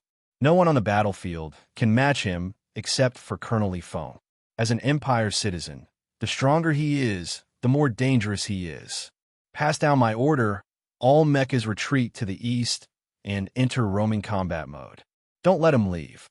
Until now, the officers of Iron 7th Division and the temporary command post still didn't believe that the Federation hero in the silver mecha was really an Empire citizen. However, no one dared to disobey the orders of their commander. Du Shaoqing took his sunglasses and stood up. His eyes were as sharp as a goshawk's as he looked at the hologram. He observed every tiny movement of the silver-white MXD in the midst of the fierce battle and gradually understood something. He silently thought to himself, since you've already given up on breaking out of the encirclement and are even prepared to give up your life, then I'll fulfill your wish. All units begin the attack. The soldiers of the Iron 7 Division, who covered the mountains and plains, fell into an extremely complicated and inexplicable mental state, which was extremely rare before the battle began. However, when the battle began, the most elite troops of the Federation quickly dispelled all the distracting thoughts from their minds and entered battle mode. With the order of the Temporary Command Center to launch an all-out attack, the Iron 7th Division instantly blossomed with unstoppable power in the autumn field. Hidden in the hillside, the dense formation in the foundation pit fired fiercely and rhythmically, and all kinds of heavy firepower equipment also played along with it. When the precision-guided rocket flew over the vole's head, the electromagnetic beam bomb began to shoot at close range. The concentrated firepower seized every opportunity to attack the silver-white MXD that was as agile as a ghost. The heavy weapons equipped in every position coordinated perfectly. What was even more frightening was that the soldiers of the Iron 7th Division who were operating these weapons could still be so calm in the face of such a terrifying enemy like the MXD. It was as if every one of them had nerves of steel and didn't care about the momentary gains and losses. Even when they gave up on the dense formation at the foot of the mountain, they were still so calm, without any hesitation or regret. The 90-odd black MXD mecha spread out with a roar, roaming around the periphery of the ambush circle. Every time the silver-white MXD mecha tried to burst out with maximum speed, two black mecha would charge forward fearlessly, stopping at the cost of their own mecha exploding. Under Su Li's control, the silver-white MXD mech's entire body trembled strangely. Its twin engines rumbled dully as it drew a straight and hard-to-capture line after line across the field. It narrowly avoided the attacks of most of the heavy weapons, sending a black mech in front of it flying with a single clash. Finally, it broke through the dense formation at the foot of the mountain. However, the dense formation that had posed the greatest threat to the MXD mecha was already empty. The soldiers of the Iron 7th Division had already retreated. What greeted it was a sea of flames that suddenly exploded and the blue arcs of electricity that shot up into the sky. In order to avenge his father's humiliation, Du Xiaoqing had gathered all his energy and talent to create such a steel-like elite force. Even if the person inside the mecha was called Su Lu, if they still had to pay a heavy price, it would undoubtedly be a great humiliation. This force that had grown up under Du Xiaoqing's strict military discipline and high-intensity training was like a perfectly functioning cold machine. More than 10,000 soldiers in various groups of heavy mecha were like countless components in a machine, important or inconspicuous. They didn't need to think, only to obey. Under the command of Division Commander Du Xiaoqing and the staff, they coordinated seamlessly with terrifying speed, not leaving any loopholes for the enemy to exploit. This was the true strength of the Iron 7th Division that had not lost a single battle in 10 years of military exercises. From the beginning of this battle, the outcome had already been decided. Amidst the smoke-filled fields, the silver-white MXD mech was struck in the waist by a rocket projectile fired at high speed inwards. After enduring multiple impacts, the sturdy outer armor finally could not withstand the final force of the impact and flipped over tragically, revealing the alloy skeleton and fragile structure within. The silver-white MXD crashed to the ground, then stood up. Its right arm kicked up a cloud of dirt, shaking off the electromagnetic beam that had exploded in front of it. However, right after that, the MXD was hit again. With a dull thud, the mecha fell to the ground, then stood up again. Little White Flower was stained with a thick layer of smoke. The originally smooth body of the mecha was protruding in several places. The dark-colored engine oil began to leak from its abdomen. The hydraulic pipe at the left mechanical arm had already been blown apart, and liquid kept dripping into the soft field. It looked like it was bleeding. The remaining quick-burning ammunition from the dense bombardment burned on the lower half of the MXD mecha. However, the mecha didn't stop moving. It continued to move forward with difficulty in the midst of the flying artillery fire. Its left mechanical leg, which had already lost its supporting function, dragged behind, carving a deep mark in the field. The already charred Little White Flower's mecha was like a warrior walking in flames. Its left leg was already lame, but it dragged its heavy and tired body forward. There was no direction, only forward. A high-speed, armor-piercing bullet whizzed over. The heavily damaged Little White Flower's mecha, which had already lost most of its mobility, couldn't make its usual simple, dodging movements. The twin engines behind its waist roared, and it could only take one step forward with great difficulty. Boom! The already crippled left mechanical leg that was dragging behind was hit hard. With a terrifying cracking sound, it suddenly broke in the middle. The heavy Little White Flower's mecha slowly fell to the side. However, right before it was about to topple, its right mechanical arm suddenly bent down. The badly deformed alloy knife that was no longer sharp stabbed deeply into the soft ground, barely holding up the body of the mecha. Little White Flower's left mechanical arm slowly raised. The Darlin's autocannon at the front began to rotate at high speed, silently pointing at the slowly approaching group of black mechas. In the several square meters of the field with it, as the center, there were more than 10 wreckages of black mechas scattered around. The heavy firepower launching base in the forest suddenly stopped roaring. The black mechas that gradually surrounded them also didn't immediately carry out the next step of attack. Perhaps it was out of respect for the MXD mecha and the man in the cockpit of the mecha, or perhaps it was because they remembered how they had fought side by side on the battlefield at 5460 Yellow Mountain Ridge, but the entire Iron 7 Division fell silent. The world was silent. Only the low humming sound of the Darlin's autocannon on the broken mecha's left mechanical arm rotating at high speed could be heard that Du Xiaoqing, who had arrived at the foot of the mountain, looked at the broken mecha in the field. It was pathetically half-kneeling but still refused to give up resisting. The hands that were holding the sunglasses behind his back suddenly tightened. However, his face didn't show any emotion. In a low voice, he said, "Kill yourself."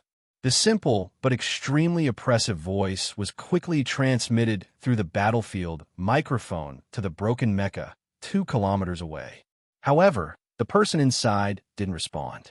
The autocannon at the front of the left mechanical arm was still humming and rotating at high speed. Du Xiaoqing looked calmly in that direction.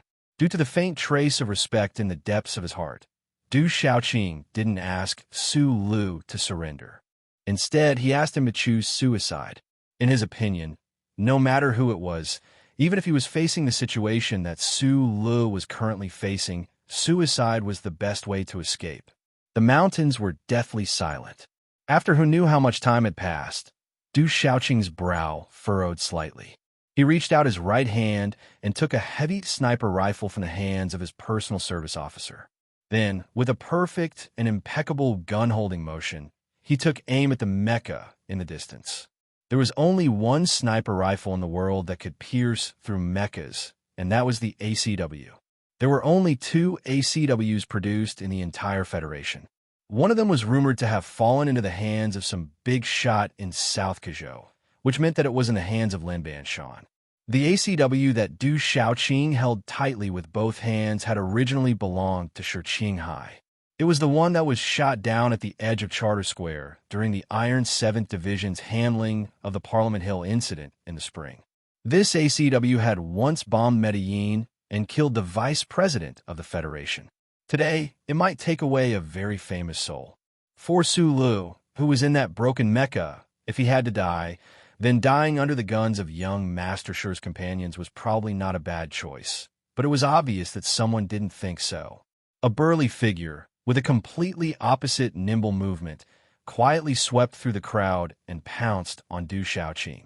No one knew how he blended in with the troops of the Iron 7th Division. No one knew how such a burly, strong, and violent body could hide from the eyes of countless soldiers and approach the heavily guarded area like a ghost. At this moment, the elite special guards beside Du Xiaoqing displayed extremely excellent military training and reaction speed, raising the guns in their hands with a clatter. However, at that moment, the burly man was less than 2 meters away from Du Xiaoqing.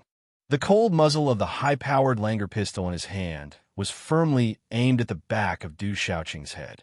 "Put the gun down, or I'll shoot you." He had followed the mecha of the Iron 7th Division from the port all the way to this mountainous area. Even as strong as he was, his body felt extremely tired at that moment. However, his wrist holding the gun was still as steady as ever. Under the aim of dozens of machines, his voice was still as arrogant as ever. It was filled with an undeniable ruthlessness. Chapter 807. There weren't many people who dared to threaten the commander of the Iron 7th Division in front of more than 10,000 soldiers, and Madman Lee was undoubtedly one of them. The only son of the Lees of Philadelphia, entered the army at the age of 12, killed countless people on the front lines of the West Woods, and had a violent personality. He dared to rush into Parliament Hill and beat up a senator, so he probably really dared to kill a commander of the Federation. However, Du Xiaoqing's face still didn't show any emotion. He didn't even turn his head to look. He only said in a low voice, "Colonel Li Feng, there's no benefit for you to hastily interfere in this matter, other than making things more complicated and troublesome." After saying this, Du Xiaoqing immediately pulled the trigger under his index finger. Between the complicated mechanical structure at the back of the heavy ACW long-range sniper rifle in his hand, The electronic pulse ignition was completed in an instant. The preloaded composite armor-piercing hard-ink bullet whizzed out of the hollow, strong alloy barrel, accompanied by a muffled sound. It spun terrifyingly at a high speed and shot towards the broken mecha in the distance. "You dare!" Li Feng's eyes widened as he roared furiously. His index finger pressed down again, ready to fire at any time. A few Iron 7th Division Special Guards bravely stood in between the rifle and the commander, but they were thrown out like stones. "Li Feng, he's from the Empire. If he's from the Empire, then you're a fucking woman." Du Xiaoqing smiled, and then ignored what was happening behind him. He was also extremely indifferent to the situation where Li Feng could kill him at any time. His right index finger steadily pulled the trigger again, and the heavy ACW made a dull sound again.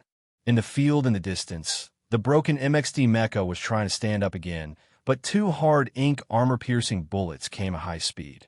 With terrifying precision and high rotation speed, they directly shredded the outer armor of the right mechanical leg and blasted into the alloy spherical joint. After two dull sounds, the mechanical leg made an extremely unpleasant sound, and the heavy mecha that had just propped up a little fell heavily, sending a cloud of mud flying. After the first dull sound of the ACW, Madman Li sensed Du Xiaoqing's intention and forcibly suppressed the urge to pull the trigger. However, right after, he found that Du Xiaoqing still had no intention of stopping shooting. What made him even angrier was that the opponent had clearly made adjustments. Then, where's he going to shoot next? The mecha cockpit? Du Xiaoqing raised the heavy sniper rifle in his hands and aimed into the distance. His body, wrapped in the dark green military uniform, was incomparably straight, like the white sun in the autumn wind. Seeing this scene, Madman Li's breathing quickened, not because he was nervous, but because the violent emotions in his mind were about to explode. His strong and burly body swelled slightly, and his military uniform tightened. He was ready to attack at any moment, but he didn't dare to make any movements. This was because even he didn't have the confidence to knock down the opponent before Du Xiaoqing fired. Whether it was military exercises, the West Woods, or the battlefield of the Empire, as a lieutenant general, Du Xiaoqing had never displayed his military prowess. He only needed to command. Even at this moment, some of the soldiers of the Iron 7th Division in the wilderness were seeing their commander shoot for the first time. There was nothing special about Du Xiaoqing's tactical action of raising his gun, aiming, and firing. It was just clean and standard, and there was no fault to be found in any of the details. However, it was this strong sense of rhythm and smoothness that made people like Madman Li feel a chill in their hearts. This was not some kind of battle talent, but purely the boring, basic tactical action training that he had done day after day, year after year, ever since he joined the army. It probably took thousands, or even tens of thousands of serious repetitions to deeply engrave this set of actions into his body's instincts. Madman Li looked at Du Xiaoqing's back, and his delicate and clear eyebrows furrowed into two swords. Faintly, dangerous sparks could be seen when the sharp edges cut into each other. He suddenly opened his mouth and said, "Commander Du Xiaoqing, Su Le has shown mercy." More than 10 Iron 7th Division's black MX mecha were overturned in the wilderness. Some were sputtering sparks, while others were lying on the ground like trash. Gradually, the cockpits opened, and the pilots who had escaped death climbed out with the help of their comrades. Although they were covered in blood, they did not look like they were in any life-threatening danger. During the fierce battle, just now, Li Feng had not been able to get close to the temporary command post on a mountain. He could only hide in a dense formation somewhere and watch silently. As one of the 3 strongest pilots of the younger generation in the universe, he had long noticed that Su Li's Little White Flower's performance in battle was a little strange. Of course, Little White Flower's mecha had unleashed all its power, but when choosing a target, MXD would most of the time choose the Iron 7th Division mecha's head, neck, and chest joint, or the inside of the mecha's legs. Destroying important components such as the SCC, infrared, and balance meter could cause the Iron 7th Division mecha to lose their combat ability, But it was not the usual method of directly attacking the vital points in mecha battles. That was why he said that Su Le had been merciful. Looking at their comrades who were struggling to climb out of the cockpit, some of the Iron 7 Division officers thought of the fact that T Company had only suffered shoulder injuries in the military court. The crowd fell silent. One of the officers actually stood up and looked at Du Shaoqing bravely and respectfully. He said in a trembling voice, "Commander, what do you think? Su Lu is from the Empire." Du Shaoqing's expression was cold, and there was an unquestionable strength in his deep voice. Madman Li looked at him in a daze. He grabbed his hair as if he had nowhere to vent his anger and shouted at him furiously. "Don't forget, the number of Empire soldiers who have died at his hands is no less than the number of you and me. Say that he's from the Empire? No one will believe that. I don't believe it, and none of your soldiers here will believe it. No one in the entire Federation will fucking believe it." Du Shaoqing was silent and did not answer. Madman Li waved his left hand and said angrily, "Can that old bastard Li Jiedu and those fellows in the capital be believed? Only you would be stupid enough to believe them. You're really a fucking stupid woman." Hearing the words "old bastard," Du Shaoqing's steel-carved face moved slightly, and an extremely strange and unnatural smile appeared on his face. He replied indifferently, "My mother is indeed a woman, but she's not stupid. Furthermore, she is definitely not from the Empire." At this moment, Li Feng suddenly felt that no matter how crazy he was, there was nothing he could do in front of this famous Iron General of the Federation. It was obvious that he could not communicate with him. Suddenly, he thought of something painful, and his young and ruthless face quickly calmed down. He looked at Du Shaoqing and said slowly, "I understand. You just want to kill Su Lu, no matter who he is. But I must remind you that the Federal Army strictly forbids the killing of prisoners. Even if he is a soldier of the Empire, after he has lost the ability to resist, he still needs to go through a trial before he can be executed. You cannot use torture." The last few words hit the ground like copper beans and bounced up stiffly. Li Feng stared at Du Shaoqing and said coldly, "This time, I won't just watch you bunch of trash kill him like you're killing Tiger." Hearing the word Tiger, Du Shaoqing's expression suddenly became very, very distant. It was as if his body was in the middle of this mountain, but the real person was nowhere to be found. The heavy ACW in his hand slowly moved downwards. Pop, pop, pop, pop. In the shortest amount of time possible, the ACW in Du Shaoqing's hand fired fiercely. In the distance, the broken little white flower's mecha's right mechanical leg, which was the only thing supporting it, finally broke after countless attacks. The heavy mecha fell to the ground with a boom. Throwing away the empty ACW, Du Shaoqing took a pair of sunglasses from the orderly beside him. After putting them on, he slowly turned around and looked at Li Feng expressionlessly. "Su Lu is a citizen of the Empire. This is not a crime forged by that old bastard father of yours or by Mr. President. This is the judgment of the Charter Central Computer. My division's military operation this time is not an official operation. It is directly authorized by the Bureau of Proclamation." Hearing these words, Madman Li's expression became extremely strange. As a citizen of the Federation who lived under the charter of the glory of the Charter, he might not normally feel the existence of that glory, but once he had to think about it, he would never doubt that the Federal Central Computer would make a mistake. That's why I don't understand why you want to stop me from killing Su Lu. In my opinion, it's better to let him die than to let him suffer this kind of mental torture after learning the truth. Madman Li slowly lowered the muzzle of his gun.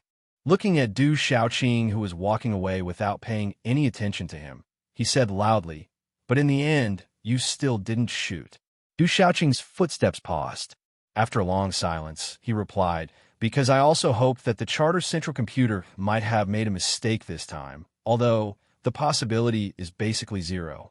A thunderous roar rang out in the eastern skies.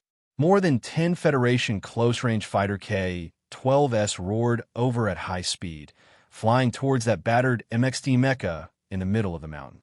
The people on the ground could even clearly see as many as 9 Oxdale air-to-ground missiles under the wings of the fighters. It was very clear that the purpose of these fighters was to blast that enchanting mecha, which no longer had any mobility, into pieces of unbreakable metal. Madman Lee, who had already walked not too far in front of Little White Flower's mecha, abruptly raised his head.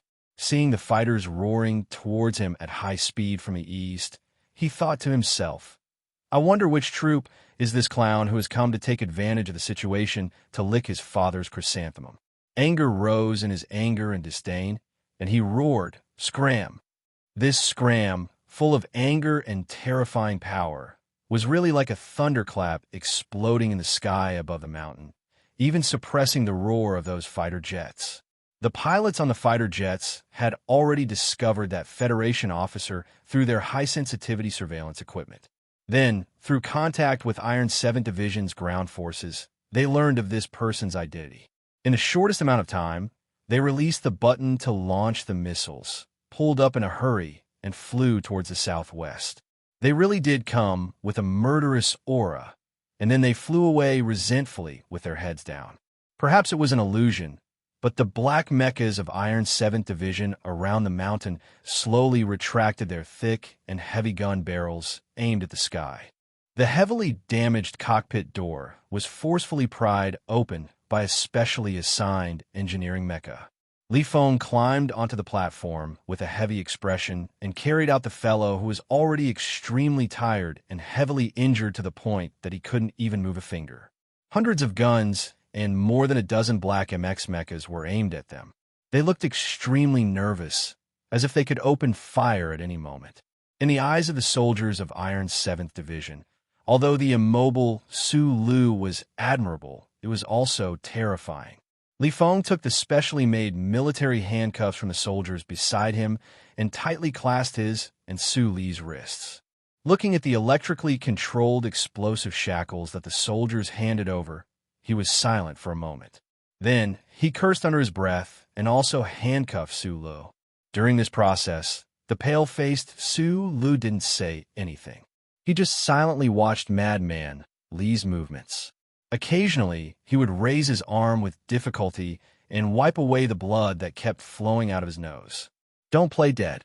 Li Feng frowned and said, If you really want to die, hurry up and say your last words, and can at least get some of your inheritance. Sula looked at him tiredly and said, I'm so hungry. Chapter 808.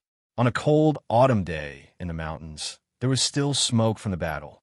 This was the battlefield chosen by the charter computer for the Iron 7th Division.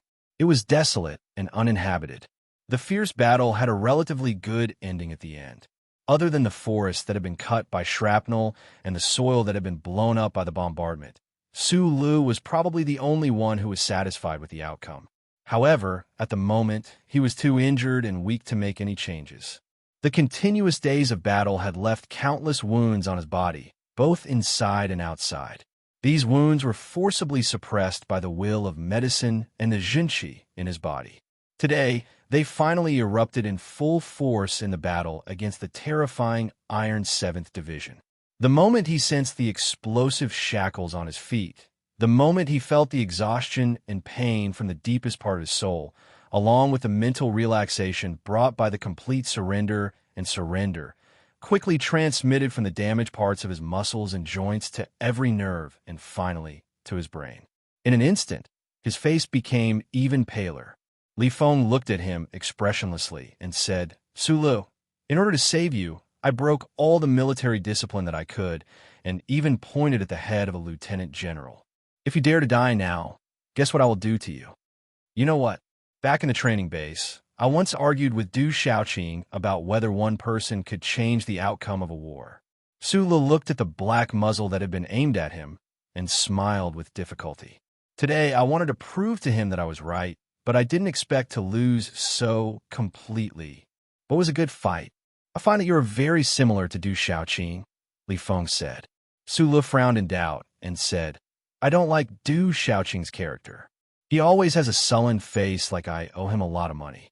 Other than copying his sunglasses, I really can't think of anything similar to him. In the armored vehicle, the officer of the Iron 7th Division in charge of the escort heard Su Li's words and thought of his own division commander. His expression was very interesting, but then he immediately returned to being absolutely serious and indifferent. I'm saying that you're as girly as that Iceman. Du Xiaoqing. Li Feng roared at him angrily. You're still in the mood to be cocky at a time like this. After a moment of silence, Su Lu said in a slightly hoarse voice, no matter how boring the excuses of those big shots are, I have killed so many people without being tried by the court these days. No matter how it is tried, it will only be a death sentence. Those people deserve to die. Li Feng glared at the officer of the Iron 7th Division, who was enraged by his words, and said coldly, anyone who kills a tiger must die. In the end, it's just death. Why do you have to do this? Su Lu shook his head tiredly. From the capital to Harbor City, I've been watching you kill people. Good job. You know I don't really like you, but you are avenging the tiger. I can't just watch you die. Li Feng said coldly, death is nothing, but I think you definitely don't want to be wrongly accused of being a citizen of the Empire. That makes sense. Su Lu slowly narrowed his eyes and said with difficulty, I'm a citizen of the Federation when I'm alive, and a ghost of the Federation when I'm dead, as long as I'm not a hungry ghost. Li Feng cursed in a low voice and shoved the pasty nutrition bar that he had just opened into his dry mouth. Then he looked at him and asked with a frown, Su Lu, have you ever thought that you might really be a citizen of the Empire? Don't talk nonsense. Su Lu answered vaguely. If I were a citizen of the Empire, my mother, who has never left Donglin, not even Nashi, would definitely be the first to disagree. She would think, who the fuck is going to reimburse me for a one-night stand? Li Feng felt that it was very reasonable and laughed out loud. While laughing, he pressed his fingers on the special handcuffs on their wrists. With a muffled groan, he pressed hard. A burst of energy burst out in the carriage, and the delicate mechanical spring of the special alloy handcuffs was deformed by this huge force and could not be opened anymore. The officers of the Iron 7th Division in the carriage looked at this scene in shock.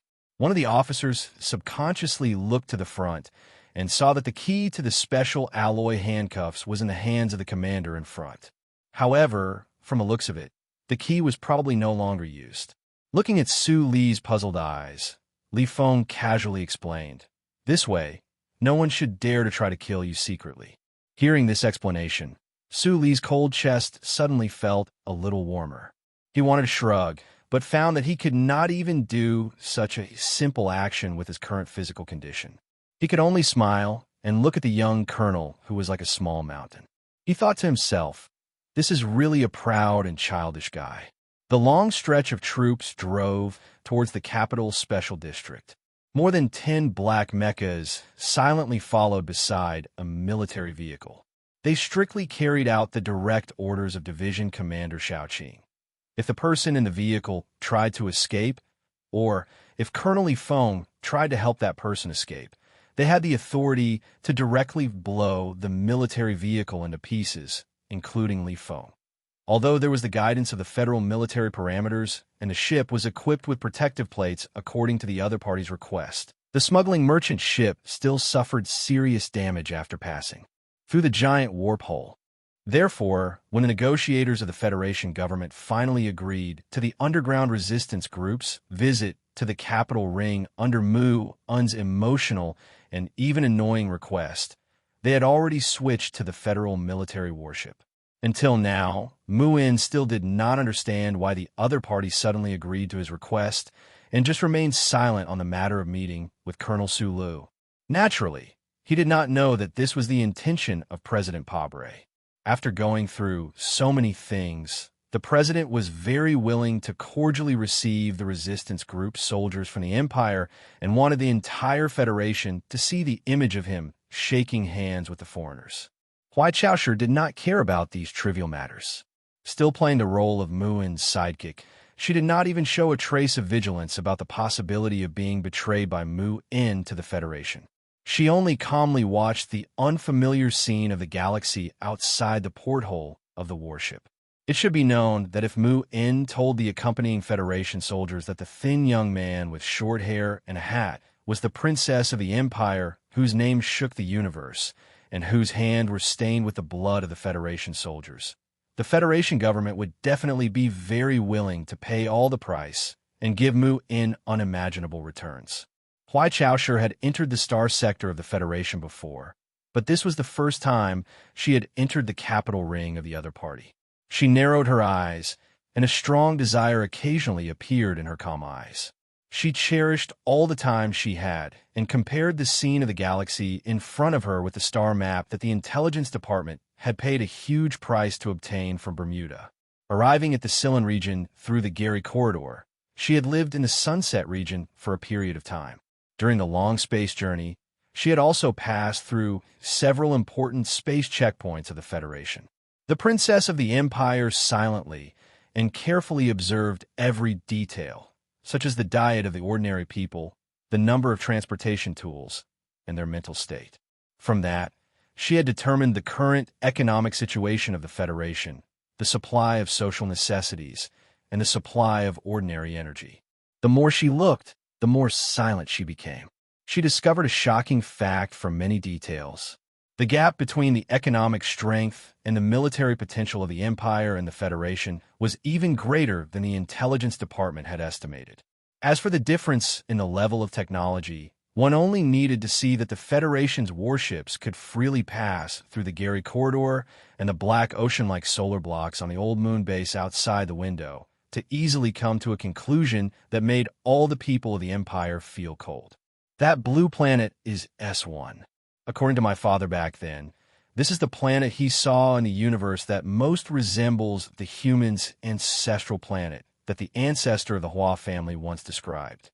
The middle-aged man, who had spent most of the long journey reading novels in the cabin, came to Huai Caoshi's side without anyone noticing.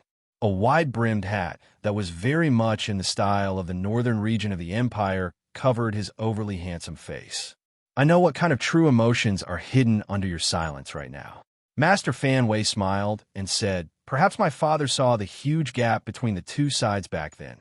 So he tried his best to stop the previous emperor from starting the West Woods expedition and tried to use the seed plan to promote peace in this universe. Unfortunately, he failed in the end, and the seed plan completely changed in the hands of your father, Huai Fuchai. It was unknown what kind of complicated emotions the Federation's war godly Pifu, who was now sleeping behind Mount Feiqing, would have if he heard the words of Master Fan. Huai Caoshi silently looked at the blue planet in front of the warship and tightly pursed her lips.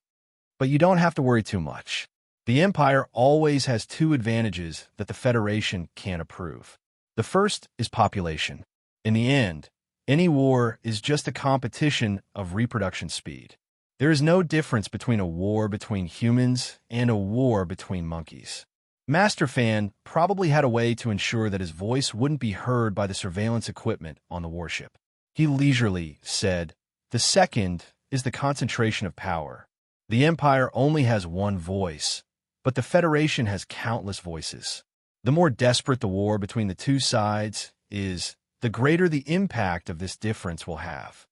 Of course, as a lover of literature, peace, and Schiller's novels, I am very unwilling to see this war reach this stage. Huai Caoshi finally broke the silence and said with a slightly cold gaze, I'm not worried about these things. I'm only worried about that guy who thinks he's a messenger of justice and was turned into a stupid rock by the Federation. Will he still risk his life for these foreigners? If he were to die so pointlessly, this adventure of mine would seem rather ludicrous. Praise the Creator. Fortunately, nothing really happened between the two of you back in the manor. Otherwise, if the plot in Master Schiller's 8-parts trilogy had been fulfilled, I would have sinned greatly. The great teacher gently closed his palms and looked at the blue planet that was getting closer and closer. His eyes were intoxicated by the huge, white snow cloud that spanned countless kilometers in the north of the planet. He praised, Father, your description is right. It really is a big cotton candy.